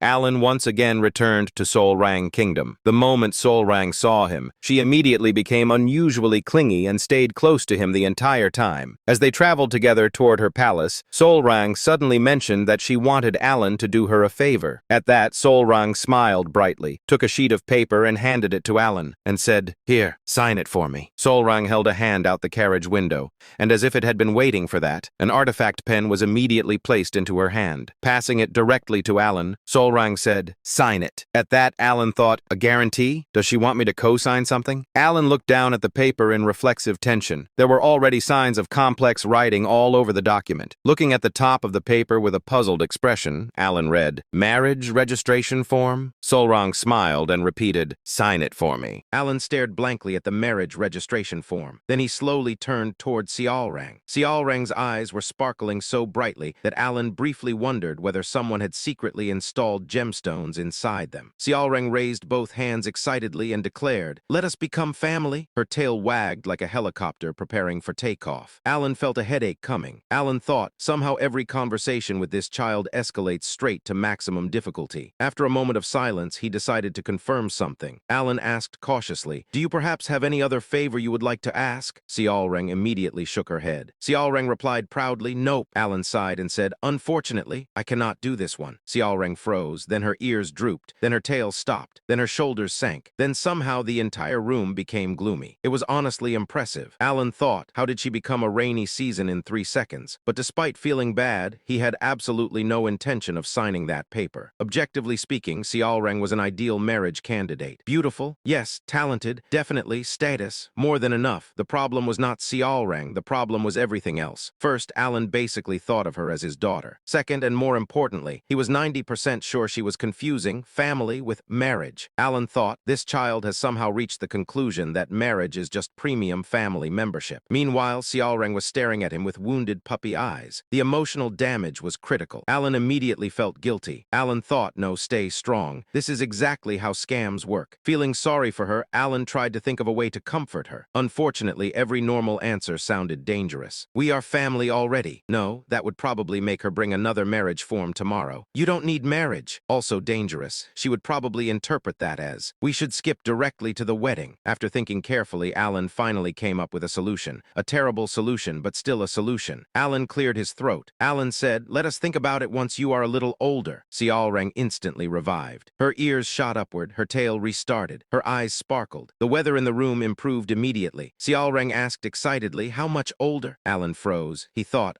this was the follow-up question, the dangerous one. Now he had to choose carefully. Too short, problem. Too long, also problem. After several seconds of intense mental calculation, Alan gave what he believed was a harmless answer. Alan replied, 2 years. Silence. Then Xiaorang's entire face lit up. Xiaorang cheered, "Okay." Alan blinked. Alan thought, wait, why are you happy? That was supposed to be a rejection. In Xiaorang's head, however, something completely different had happened. Alan thought, let's discuss it in 2 years. What Xiaorang heard, I am currently accepting reservations. Xiaorang happily folded the marriage form. Xiaorang declared confidently, then I will come back in 2 years. Alan felt a chill run down his spine. Alan thought, why does that sound like a threat? Meanwhile, Xiaorang was already making plans. Xiaoreng thought happily, 2 years. I just have to wait 2 years. Nearby, invisible wedding bells were already ringing in her imagination. The scene then shifted to the Ashtalon kingdom. In a quiet office, Duke Komalin, with a face too young to believe belonged to a middle-aged man who had held a ducal title for over 20 years, looked over documents and abruptly opened his mouth. So it has become difficult to exert influence in the kingdom of Asteria? The Duke was muttering alone in an office where no one else seemed to be present. And yet, yes, that is correct. They have wiped out all of our people over there. With that answer, a man emerged from the shadows and knelt before Duke Komalin. It was Shutro, the man who, on the Duke's behalf, held vast power in Ashtalon's underworld. The Duke continued questioning him. Did the organizations that received Abyssstone or Abyssal cores collapse that easily? Shutro hesitated briefly before answering. There were not yet any organizations on the Asterian side suitable to receive Abyssstone or Abyssal cores. The Duke said, I see. So there was no one to recruit. Shutro lowered his head. My apologies. Kalfa had expanded its power far beyond our expectations. The Duke showed no concern over the apology. Instead, he calmly released Black Mana and killed the assistant on the spot. Without wasting another moment, the Duke summoned Ingela and handed the remaining work over to him. He then spoke about the ongoing experiment. Lord Carmine was still locked inside the isolation chamber. Absorbing the Abyss Jade had only filled him with overwhelming anxiety. While the Abyss body had completely destroyed his ability to control his aggression, the Duke concluded that Carmine had never been a worthy enough vessel to achieve the expected results. Even so, he was not surprised, since Carmine had only been used as a replacement after losing another test subject. Every guinea pig used in his experiments possessed enough power to withstand the absorption of an abyssal body. Unfortunately, the specimen from Colony had already been lost, and the recent experiments had failed to produce satisfying results. Among them all, Kalman remained the only true success. The story then shifted to a few weeks earlier. At that time, the Pilgrim had showered Kalman with valuable gifts in exchange for assassinating Count Alan. However, despite all that support, Kalman still failed to eliminate him. The narrative then returned to the present. The Duke admitted that he had believed Kalman could handle the mission alone. Looking back, he realized that his only mistake had been underestimating Count Alan's true strength. He then ordered Ingela to keep a close watch on the Kolin underworld. Although he claimed not to hold grudges, the situation had become increasingly irritating, and he wanted it dealt with as quickly as possible. The Duke instructed Ingela to send the corrupt nobles to offer their condolences to Palladio. By damaging his reputation, cracks would naturally begin to spread among Asteria's nobles. Since those nobles constantly sought their support, the Duke intended to use the situation as an opportunity to expand their influence even further. Finally, he made it clear that the plan had to be carried out at all costs, believing that everything they were doing was ultimately for the good of everyone. Sometime later, Alan arrived at the Forgotten Ruins. Xiaoreng immediately sat down near the entrance. She declared proudly, I shall wait here. Alan nodded. Then he immediately left before she could pull out another marriage registration form. Honestly, after the previous incident, Alan was beginning to treat paper documents with the same caution one would reserve for cursed artifacts. Soon afterward, Alan reached the central tower. Without hesitation, he climbed all the way to the great chamber where he had met the mysterious being before. The moment he arrived, a familiar voice greeted him. Oh, you have come. The creature appeared as though it had been waiting the entire time. Unlike before, however, its appearance was now much clearer. It still looked like a living shadow, but Alan could finally make out certain details. Antlers, a tail, a humanoid body. Alan muttered, a dragon woman? The dragon woman seemed pleased. The dragon woman replied, oh, you can see me now. It leaned forward slightly. The dragon woman continued, I suppose defeating an outer god raised your rank enough. Honestly, I expected you to fail. Alan stared at it. Alan replied flatly, I almost died. The dragon woman nodded and said, yes, but only almost. Alan thought, why do ancient beings always act like nearly dying is a minor inconvenience? The dragon woman remarked, still something doesn't make sense. Its tail formed a question mark, literally. The tail actually formed a question mark. The dragon woman asked, how exactly did you kill an outer god? Alan answered honestly, self-nature manifestation. Silence. The dragon woman blinked, then blinked again. Then she burst out laughing. Alan stared and asked, what exactly is funny? The dragon woman wiped imaginary tears. She replied, the part where you said you achieved self-nature manifestation. That's a good one. Alan's expression remained completely blank. Unfortunately, that only made the situation funnier. The dragon woman pointed at him. She gasped, wait, you're serious? Alan nodded. The dragon woman immediately laughed even harder. At this point, it looked less like an ancient mysterious being and more like someone who had just heard a legendary joke at a family gathering. Eventually, it managed to calm down. The dragon woman sighed. The dragon woman explained patiently, listen, self-nature manifestation requires requires mind image. Alan frowned. He repeated, mind image. The dragon woman froze, then slowly looked at him. She asked, you don't know what mind image is? Alan replied honestly, no. The dragon woman immediately started laughing again. She pointed dramatically and declared, you don't even know what mind image is and you're claiming self-nature manifestation. More laughter. At this point, Alan was beginning to get annoyed. The dragon woman said sympathetically, look, defeating an outer god is impressive. Lying about your achievements afterward isn't. She added kindly, if you're embarrassed, I'll allow you to leave and come back pretending this conversation never happened. The dragon woman grinned and waved him away. She said, go on, we'll restart. Alan's eye twitched. Alan asked, you really think I'm lying? She nodded immediately, absolutely. Alan crossed his arms and asked, and what if I'm not? She pointed dramatically at itself. She proclaimed, if you can prove it, I shall call you master from this day forward. The creature looked extremely pleased with itself, because from its perspective, this was completely impossible. It was basically offering a reward for someone proving they could casually fly to the moon. The dragon woman laughed and added, can you prove it? Alan immediately answered. He replied, remember that promise. Annoyed by her attitude, Alan wondered whether he still had enough mana left. Even so, he decided he had to give it a try. He immediately began channeling his mana and cast the powerful spell Snowflake Formation. Glory of the Snowy Mountains, Blind Man's Fatality, Ice Crystal Halberd. The overwhelming display of mana instantly shocked the dragon woman. Alan calmly reminded her of the promise she had just made. Instead of accepting defeat, the dragon woman became furious. She accused Alan of lying about not knowing spirit projection from the very beginning. She refused to acknowledge the result, insisting that it was completely unfair and that it didn't count. After proving his abilities, Alan reminded the dragon woman of the promise she had made. Although she reluctantly accepted him as her master, she still pouted in frustration. She genuinely wanted to know whether he truly had no idea what spirit projection was. Alan once again insisted that he knew nothing about it. Unable to believe him, the dragon woman demanded to know how he had managed to perform such a feat. Alan explained that he had simply structured his incantations according to their principles and memorized their names. He pointed out that this was exactly what she had instructed him to do during their previous meeting. The dragon woman then began explaining the true nature of magic. She revealed that magic was not something superficial that merely followed principles. Instead, it required accessing and manifesting the laws engraved by the original mage. Once someone understood the incantations, the sentences, and the ritual gestures, they could freely manifest and reshape the essence of magic. As Alan listened, he realized that this was essentially what he had been doing all along. However, the dragon woman clarified that to manifest the essence through sentences, a mage first had to invoke spirit projection. She further explained that spirit projection corresponded to the memory of the very first time a mage engraved a law using incantations, principles, sentences, ritual gestures, and the manifestation of essence. Those memories formed the foundation of every spell. Hearing this, Alan concluded that sentences actually had two completely different purposes. The dragon woman explained that without spirit projection or a mage capable of inheriting that legacy, she could never have believed him. Sentences were the key to understanding magical laws. The few clues she had accidentally revealed were far from enough. Without spirit projection, achieving that understanding should have been impossible. Alan calmly replied that he had always cast his spells the same way, by reciting the incantation while performing the ritual gestures. At that moment, Alan suddenly realized that their ways of thinking were completely different. The dragon woman believed that true understanding had to come before casting magic. In contrast, Alan had gradually understood the meaning only after repeatedly using the spells themselves. That realization led him to another conclusion. It seemed that becoming a mage through self-study alone might actually be impossible. Wanting confirmation, Alan asked another question. The dragon woman was left completely shocked that he had figured all of that out by himself. She could not understand how he had managed it. Alan simply explained that this was how he had always learned magic. Before the conversation could continue, an alarm suddenly echoed through the area. The dragon woman realized that her time had run out and explained that they would not be able to continue their conversation for quite some time. Before disappearing, she advised Alan to obtain Sparrow's staff so he could receive its incantations and sentences. Alan wondered whether Sparrow's staff was a sentient weapon. The dragon woman revealed that it belonged to a madman who had implanted his own personality into the weapon. Alan then pointed out that sentences were supposed to be secret techniques, making it unlikely that the owner would ever willingly hand them over. The dragon woman replied that the weapon's owner had never managed to find an heir. She believed he was probably still desperately searching in frustration. Finally, she told Alan that she would be waiting for him. If everything he had said was truly the truth, then he would eventually be able to wield the magic of a true mage. She even believed he might one day be capable of pushing those mysterious mysterious beings back. With those final words, the dragon woman completely vanished. After some time had passed, Alan sat inside the carriage on the way back from the forgotten ruins. Surprisingly, he was not thinking about the secrets he had originally come to uncover. Instead, his thoughts kept returning to the dragon woman's words. If you do not understand the phrases, the sentences, and self-nature manifestation, then magic cannot be used. Alan had repeated those words to himself countless times already. Alan thought, then how exactly have I been using magic this entire time? The dragon woman had seemed completely serious, which meant one of two things. Either she was wrong, or reality itself was wrong. And Alan was beginning to suspect the second option. Alan sighed. Alan thought, the more I learn about magic, the less I understand it. After giving up on finding an answer, he shifted his attention elsewhere. Sparrow's staff. Fortunately, he knew exactly where it was, the royal treasury of Colony. He had entered the treasury several times through quests before. In fact, he had walked out carrying random treasures often enough that the guards had probably started expecting it. The problem was that among all the treasures inside, Sparrow's staff was infamous. Alan thought, that thing is terrible. Actually, calling it terrible might be too generous. Out of every treasure available, Sparrow's staff was almost always the last thing anyone would choose, which only made the dragon woman's recommendation more suspicious. Alan thought, if she specifically told me to get it, then it probably hides some absurd secret. After a long period of consideration, he finally made a decision. Alan nodded. Fine, I'll register for the Colosseum first. After that, he would retrieve Sparrow's staff, hopefully without getting involved with another insane ancient being. His hopes were not particularly high. Suddenly, a head appeared beside him. Sialreng shouted, benefactor. Alan flinched. Alan asked, what is it this time? Sialreng demanded, pat my head. Alan stared, then he sighed and replied, fine. The moment he placed his hand on her head, something strange happened. His hand barely moved. Instead, Sialreng aggressively moved her own head beneath his palm, back and forth. Alan watched silently. Alan thought, am I petting her? Or is she petting herself using my hand? Meanwhile, Sialreng looked happier than anyone had a right to be. A few minutes later, the carriage stopped. Completely. A massive crowd blocked the central street. People packed both sides of the road as far as the eye could see. A beastkin scout returned after investigating. The beastkin reported, Lady Sialreng, the road is completely blocked. After thinking briefly, Alan shrugged. He said, we're stuck anyway, let's see what's happening. The group stepped out of the carriage. Curiosity naturally got the better of Alan. As he approached the crowd, he noticed an enormous procession moving through the street. Then he saw the Holy Knights. Alan immediately recognized them. Alan thought, the Holy Kingdom. A moment later, one particular white carriage stopped directly in front of him. The crowd fell silent. The carriage door slowly opened. A young girl stepped out. She wore black sacred robes decorated with crimson embroidery. Alan tilted his head. The girl looked strangely familiar, but he couldn't remember where he had seen her. Then she began walking directly toward him. Not toward the nobles, not toward the officials, toward him. The moment this happened, Sialreng's eyes widened. Sialreng screamed, this is bad. Her tail immediately began wagging in panic. Meanwhile, the girl continued walking. She passed directly by Sialreng. A few moments later, the girl stopped in front of Alan. Then she gently took his hand in both of hers. The girl smiled warmly. The girl said, teacher, it has truly been a long time. Then she opened her eyes. Crimson irises appeared, and instantly Alan remembered those red eyes. Alan said, Utia. His brain finally caught up. The mysterious girl, the saint candidate, the troublesome disciple. Alan looked at Utia and could not help feeling amazed. Seeing her through a screen and seeing her in person were completely different experiences. The Utia before him smiled warmly, spoke gently, and carried herself with an elegance that made her seem almost untouchable. Alan thought she really became someone incredible. At that moment, a small child passing through the street suddenly widened his eyes. He pointed excitedly and shouted, the beautiful saint! Utia blinked. Then she let out a small laugh, smiled, and replied, I am no longer a saint. I am a cardinal now, so you should address me properly. Silence. Alan froze. Even Sialreng blinked. Alan thought, a cardinal? Only then did it fully sink in. Utia had truly become a cardinal, one of the highest positions within Rosario. Meanwhile, the child did not understand the importance of the title at all. The child hurriedly picked a flower from nearby. He knelt dramatically and declared, you are still prettier than all the saints. Utia blinked again. The child's father turned pale. He shouted, I apologize. The child proudly raised the flower and said, please marry me. The father immediately grabbed the child. He shouted, we are leaving. The child was dragged away while struggling. He shouted, but she's beautiful. The father shouted, stop proposing to cardinals. The two disappeared into the crowd. Utia quietly accepted the flower. Meanwhile, Alan was still processing the previous information. Cardinal. An actual cardinal. Utia looked toward him, smiled, and asked, since we met unexpectedly, would you like to continue our conversation somewhere more comfortable? She then asked Sialreng what she thought about it. Sialreng immediately nodded vigorously and eagerly proposed heading straight to the guild headquarters. And so, the group began heading toward Xiaorang's guild. Inside the carriage, the atmosphere felt strange. Xiaorang sat quietly. Her tail was not moving. Her ears drooped. She looked utterly depressed. Evan looked back and forth between everyone. Eventually, he leaned toward Alan. Evan whispered, "What happened to her?" In response, Alan brought up the fact that a cardinal from Rosario was an extremely influential figure and asked if Evan understood what that meant. Confused, Evan asked why that mattered so much, then explained that a cardinal held the highest position directly below the pope. According to church protocol, a cardinal possessed the authority to issue an outcall, something capable of triggering an actual holy war. Alan said, Utia became a cardinal. The realization that Utia had reached such a position completely shocked Evan. He slowly turned his head toward Utia. For some reason, Evan suddenly sat up straighter. Meanwhile, Alan himself remained lost in thought. He never imagined that pure faith alone could raise someone this high. He had expected many things: a respected saint, a famous healer, a beloved figure, but a cardinal. Even he had never imagined that. Still, as long as Utia herself was happy, that was enough. Alan smiled slightly. Alan thought she truly found her own path. Then another realization suddenly struck him. For years, they had exchanged letters. Utia listened to his advice. She respected him. She called him teacher, and now she was one of the most powerful people in the Holy Kingdom. Alan thought, wait, does this mean I have connections now? For the first time in his life, Count Palladio, leader of Kalpa, king of the underworld without realizing it, teacher of a cardinal. Alan suddenly felt an unfamiliar emotion: security. Meanwhile, Utia quietly looked toward Alan. Utia thought, teacher seems happy. And Alan himself simply sat there, completely unaware that everyone around him was becoming more frightened of him by the minute. Alan thought, it really is nice to have someone influential supporting you. Everyone else thought, just how many terrifying connections does he have? Soon the group arrived at the guild headquarters and sat down together. The moment they entered the room, Xiaorang immediately became energetic again. Xiaorang happily said, Benefactor, please make yourself comfortable. Alan nodded and replied, thank you. Just as Alan was about to sit down, Xiaorang immediately rushed toward the seat beside him. She declared, I'm going to sit right next to you. At that exact moment, Utia slowly turned her head. Her red eyes opened. She said absolutely nothing, but her eyes clearly said, if you wish to die, sit there. Xiaorang froze. Her ears stood up. Her tail stopped moving. Cold sweat ran down her back. For some reason, she suddenly felt as though the moon itself had begun judging her existence. Xiaorang thought, danger, extreme danger. Without saying another word, she immediately sat beside Utia. Not beside Alan, beside Utia. She even sat with perfect posture, like a criminal standing before a judge. Utia smiled warmly. She said, good choice. Meanwhile, Alan remained completely unaware. He asked, you came to Colony because of some business? Utia smiled gently. She replied, yes. I do not think I will stay very long. Then she looked directly at Alan. Utia smiled. She said, you may already know, but I wanted to tell you personally. I have become a cardinal. A soft smile appeared on her face. Utia added, and I am very happy to see you again, teacher. Alan replied, me too. But he continued looking at her. The girl before him seemed far too kind. Her smile was warm enough that calling her a saint would not feel strange at all. And that image clashed heavily with the one engraved in his memories. Alan thought, the Utia I knew in psychedelia was completely different. The destructive being, the future sin, the terrifying existence that had once shaken the world. Compared to that image, the girl sitting before him looked almost unreal. Alan thought, she truly grew up well. For some reason, he felt especially proud. Among all of his children, Utia perhaps gave him the greatest relief. Meanwhile, Utia quietly observed him. She thought, teacher keeps staring at me. Perhaps he missed me. Meanwhile, beside her, Xiaorang quietly narrowed her eyes. She leaned closer. She whispered, this is not a coincidence, is it? You only came here because of Benefactor. Utia smiled. She asked, oh, if this is not a coincidence, then what exactly are you implying? The temperature around Xiaorang suddenly dropped. The smile on Utia's face remained, which somehow made everything much worse. Utia calmly said, are you accusing me of violating the moon's directives? Xiaorang froze. Utia's red eyes narrowed slightly. She continued, are you saying I fabricated an excuse merely to come here? A terrifying pressure filled the room. Even the air seemed to grow heavier. Xiaorang suddenly felt dizzy. Her tail trembled. Her ears shook. Xiaorang stammered, the directives? She swallowed. She continued, why, you're right. She lowered her head. She said, sorry. Meanwhile, Alan was still thinking about how proud he felt. Several minutes later, he finally noticed something. Xiaorang was sitting perfectly still. Her tail was not moving, which for Xiaorang was essentially a national emergency. Alan frowned. He thought, Xiaorang has been acting strangely nervous around Utia. He looked toward them. Alan asked, is everything all right between the two of you? I hope you are getting along. Utia smiled immediately. She replied, how could that be? She looked toward Xiaorang. Utia smiled. She asked, Xiaorang and I get along very well, right? Xiaorang tried to smile. The result was horrifying. It resembled someone being forced to sign a confession. Xiaorang Xiaoreng nodded. She replied, very well. Meanwhile, inside her head, Xiaoreng thought, when did we become close? And what exactly was that murderous aura earlier? The atmosphere somehow became even worse. Alan looked between the two girls. Alan thought, why does this feel like a peace treaty between enemy nations? Still, since both of them claimed they were close, he decided not to ask further. That decision lasted approximately 5 seconds. Xiaoreng suddenly looked toward him. She asked, benefactor, after 2 years you will think about it, right? Alan froze. Utia blinked. The marriage registration incident. The disaster. The nightmare? Alan carefully replied, well, when that time comes, I will think about it. Utia tilted her head. She asked, think about what? Alan opened his mouth. Unfortunately, Xiaoreng was faster. Xiaoreng proudly declared, he said he will seriously think about marrying me in 2 years. Silence. Utia froze. Alan died internally. Utia slowly turned toward Alan. She asked, what? Xiaoreng puffed out her chest. She thought victory. Meanwhile, Alan wanted to jump through the window. But suddenly, Utia laughed. She smiled calmly. She said, teacher, you do not need to explain. Xiaoreng must have made an unreasonable request. Teacher probably rejected her. But because Xiaoreng would become sad, teacher had no choice but to comfort her. She smiled brightly. She concluded, therefore, the 2 years are simply an unavoidable lie. The logic somehow became more confusing with every sentence. Alan stared. He thought, she reached the correct answer using completely incorrect reasoning. Utia said teacher only said it because he had no choice. Xiaoreng immediately exploded. That is not true. He said he would think about it. Utia replied, because he had no choice. Xiaoreng shouted, you are wrong. Utia smiled. She replied, you are too young. Xiaoreng crossed her arms. She declared, the vice guild leader said that a 5-year age gap is appropriate. Utia smiled. She replied, you are still too young. Xiaoreng immediately counterattacked. She declared, the one who cannot is you. Utia blinked. She asked, and why is that? Xiaoreng proudly answered. She declared, because you are old. Silence. Utia continued smiling. She replied, there are only 2 years between us. Xiaoreng nodded. Then she uttered the forbidden words. Xiaoreng declared, Rin said your estimated age is over 1,000. Silence. 1 second, 2 seconds, 3. Then, boom. Xiaoreng disappeared. The floor disappeared. The floor below became visible. Alan stared. His brain completely stopped functioning. Utia slowly looked downward. Then she turned toward Alan with a gentle smile. She said, this building is somewhat weak. Alan blinked. He looked at the hole. He looked at Utia. He looked at the hole again. He asked, the building is weak. Utia nodded. Alan pointed downward. He asked, really? Utia smiled. She answered, it suddenly collapsed. Alan thought for several seconds. Then he remembered former sin, ancient being, extremely powerful, possibly over 1,000 years old. Alan immediately nodded. He replied, I understand. At the same time, he engraved an important lesson into his heart. Alan thought, a woman's age is forbidden territory. He paused, especially if the answer contains 4 digits. Several minutes later, Xiaoreng returned. Or rather, she was returned. She sat perfectly upright. She said nothing. She moved nothing. She resembled a puppet whose soul had temporarily left its body. Alan looked at her. Alan thought, she has seen something terrible. The atmosphere slowly recovered. About 30 minutes later, Utia finally stood. She smiled. She said, I believe I should leave now, teacher. Alan nodded. He replied, you said you had business here. Utia answered, I will remain in colony for around 3 weeks. She smiled gently. While you stay here, I will come visit often. Xiaoreng immediately became nervous again. Alan remained completely unaware. He replied, all right. Then suddenly she clapped her hands. She asked, teacher, you mentioned earlier that you would enter the Colosseum, correct? Alan replied, there is something I need from the royal treasury. Sparrow's staff? Utia thought briefly. Then she smiled. She said, I see. Then I shall come see you again soon. With those words, she departed. After confirming that the white carriage had headed toward the royal castle, Alan looked toward Xiaoreng. Only then did she finally release the breath she had been holding. Xiaoreng thought, the disaster has passed. He thought, I should begin preparing for the Colosseum. Unfortunately for him, the Colosseum was currently the least dangerous thing waiting for him. The next day, Alan headed toward the F-rank death match together with Xiaoreng. While walking beside him, Xiaoreng proudly pointed toward Alan's standard F-rank gladiator tag. She excitedly reminded him, I already told you that the process would only take a second. She continued boasting that there had been no reason for him to worry so much. According to her, waiting in line all night had been completely unnecessary. Hearing that, Alan quickly realized that simply bringing Xiaoreng along had been enough to finish the entire process within a single minute. At the same time, Alan focused on his true objective. The only way to gain access to the royal treasury was by reaching a rank. Even so, he believed that if he played his cards correctly, reaching that level should still be possible. Soon, 2 days passed. The long-awaited F-rank death match finally began. The host enthusiastically welcomed everyone to the F-rank death match. He proudly described it as the bloodiest battle of them all. Unlike ordinary individual duels, which required participants to pile up multiple victories over time, this brutal event offered a complete completely different reward. The winner would immediately skip several ranks and advance straight to D rank. As the atmosphere grew more intense, the host explained that battles like these always followed one simple rule. The strongest fighter became the first target. Because of that, it seemed that Count Palladio had already become the center of attention. A massive target had been placed on his back. Finally, after building up the tension, the host officially signaled the start of the battle. The moment the battle began, all of Alan's opponents charged at him at the same time. Facing the overwhelming assault, Alan quickly analyzed the situation. Until now, he had only relied on a single spell while fighting overwhelmingly powerful opponents one-on-one. However, against multiple enemies at once, he realized that he needed to completely change his strategy. Alan understood that he needed to create a much wider area of effect. At the same time, he needed enough destructive power to eliminate every single F-rank gladiator surrounding him. Without hesitation, Alan immediately activated his spell, Snowy Lands. Right after that, he summoned a massive ice crystal. The enormous crystal instantly stunned everyone watching the match, but Alan did not stop there. He continued casting reinforcement spells one after another. Reinforcement, compression, vacuum, primordial regression. As the spells combined together, several incredibly powerful crystal spheres began forming around him. The overwhelming energy radiating from them shook the entire battlefield. Then, in a single devastating attack, Alan unleashed the crystal spheres toward all of his opponents at once. The impact completely overwhelmed the other gladiators. Within moments, every opponent in the arena had been defeated simultaneously. The entire audience was left speechless by the unbelievable display of power. Soon after, the official announcement echoed throughout the arena. Alan had been declared the winner of the F-rank death match. With that victory, he was immediately promoted to D rank. Even after winning the battle, Alan's entire body continued trembling from fear and exhaustion. His heart pounded violently as he struggled to calm himself down. Although he had managed to defeat everyone, the experience had pushed him to his limit. Fortunately, he had succeeded in taking out all of his opponents at once. However, expanding the spell's range had instantly drained almost his entire mana pool. Sweat poured down his body. Alan realized that he seriously needed to improve the regulation of his spell sequences. At the same time, he understood that he also needed a proper method to control the flow of mana itself. While Alan was still recovering, Evan suddenly approached him. He praised Alan's performance. Then he revealed that Utia had sent him a gift. The moment Alan looked at it, he immediately recognized it. It was Sparrow's staff. The sight completely surprised him. Alan had originally believed that accessing the royal treasury required proving one's worth through the arena first. Because of that, he had already accepted the disappointment of giving up on the treasure he truly wanted. But now, everything had worked out perfectly for him. Evan explained that Utia simply thought Alan would appreciate the gift. Judging by his reaction, she had clearly been correct. Hearing that, Alan felt unexpectedly emotional. Receiving such a thoughtful gift from his oldest daughter genuinely touched his heart. Then, the next day arrived. After restoring his mana, Alan finally picked up Sparrow's staff and prepared to activate it. All he needed to do now was pour mana directly into the staff itself. The moment he did, Sparrow's staff suddenly awakened. It immediately began speaking. The staff demanded to know who had dared to wake it. Alan calmly introduced himself. He explained that a dragon woman had sent him there because she claimed the staff once belonged to a mage. Hearing that explanation, the staff mocked the situation. It commented that among all those fools, there had apparently been at least one idiot after all. Without wasting time, Alan directly asked whether the staff could teach him incantations and spell sentences. However, Sparrow's staff reacted with disbelief. It questioned whether Alan truly believed he could use such magic without properly understanding it. The absurdity of the idea amused the staff so much that it nearly drove itself crazy. In the end, the staff coldly declared that it neither possessed the desire nor the intention to pass down its legacy. After saying that, it simply demanded to be left alone. Right then, Evan suddenly arrived once again with urgent news. He informed Alan that an A-rank gladiator named Persian had officially challenged him to a duel. The announcement completely stunned Alan. After all, he was still only D-rank. Alan could not understand why someone at A-rank would challenge a fighter like him. To him, it felt completely shameless. Evan then explained that an A-rank gladiator would never risk losing their rank without a reason. Even so, Alan found the situation incredibly strange. But after thinking about it carefully, he suddenly realized something important. This duel was actually his chance to reach A-rank immediately. According to the arena rules, Alan himself was normally only allowed to challenge gladiators ranked C-rank or below. Because of that restriction, this unexpected challenge felt like an unbelievable lucky break. With renewed confidence, Alan turned towards Sparrow's staff. He proposed making a bet if the staff truly doubted him. Hearing that, Sparrow's staff suddenly burst into laughter. The idea instantly caught its interest. After being bored for so long, the staff finally felt that things were about to become entertaining.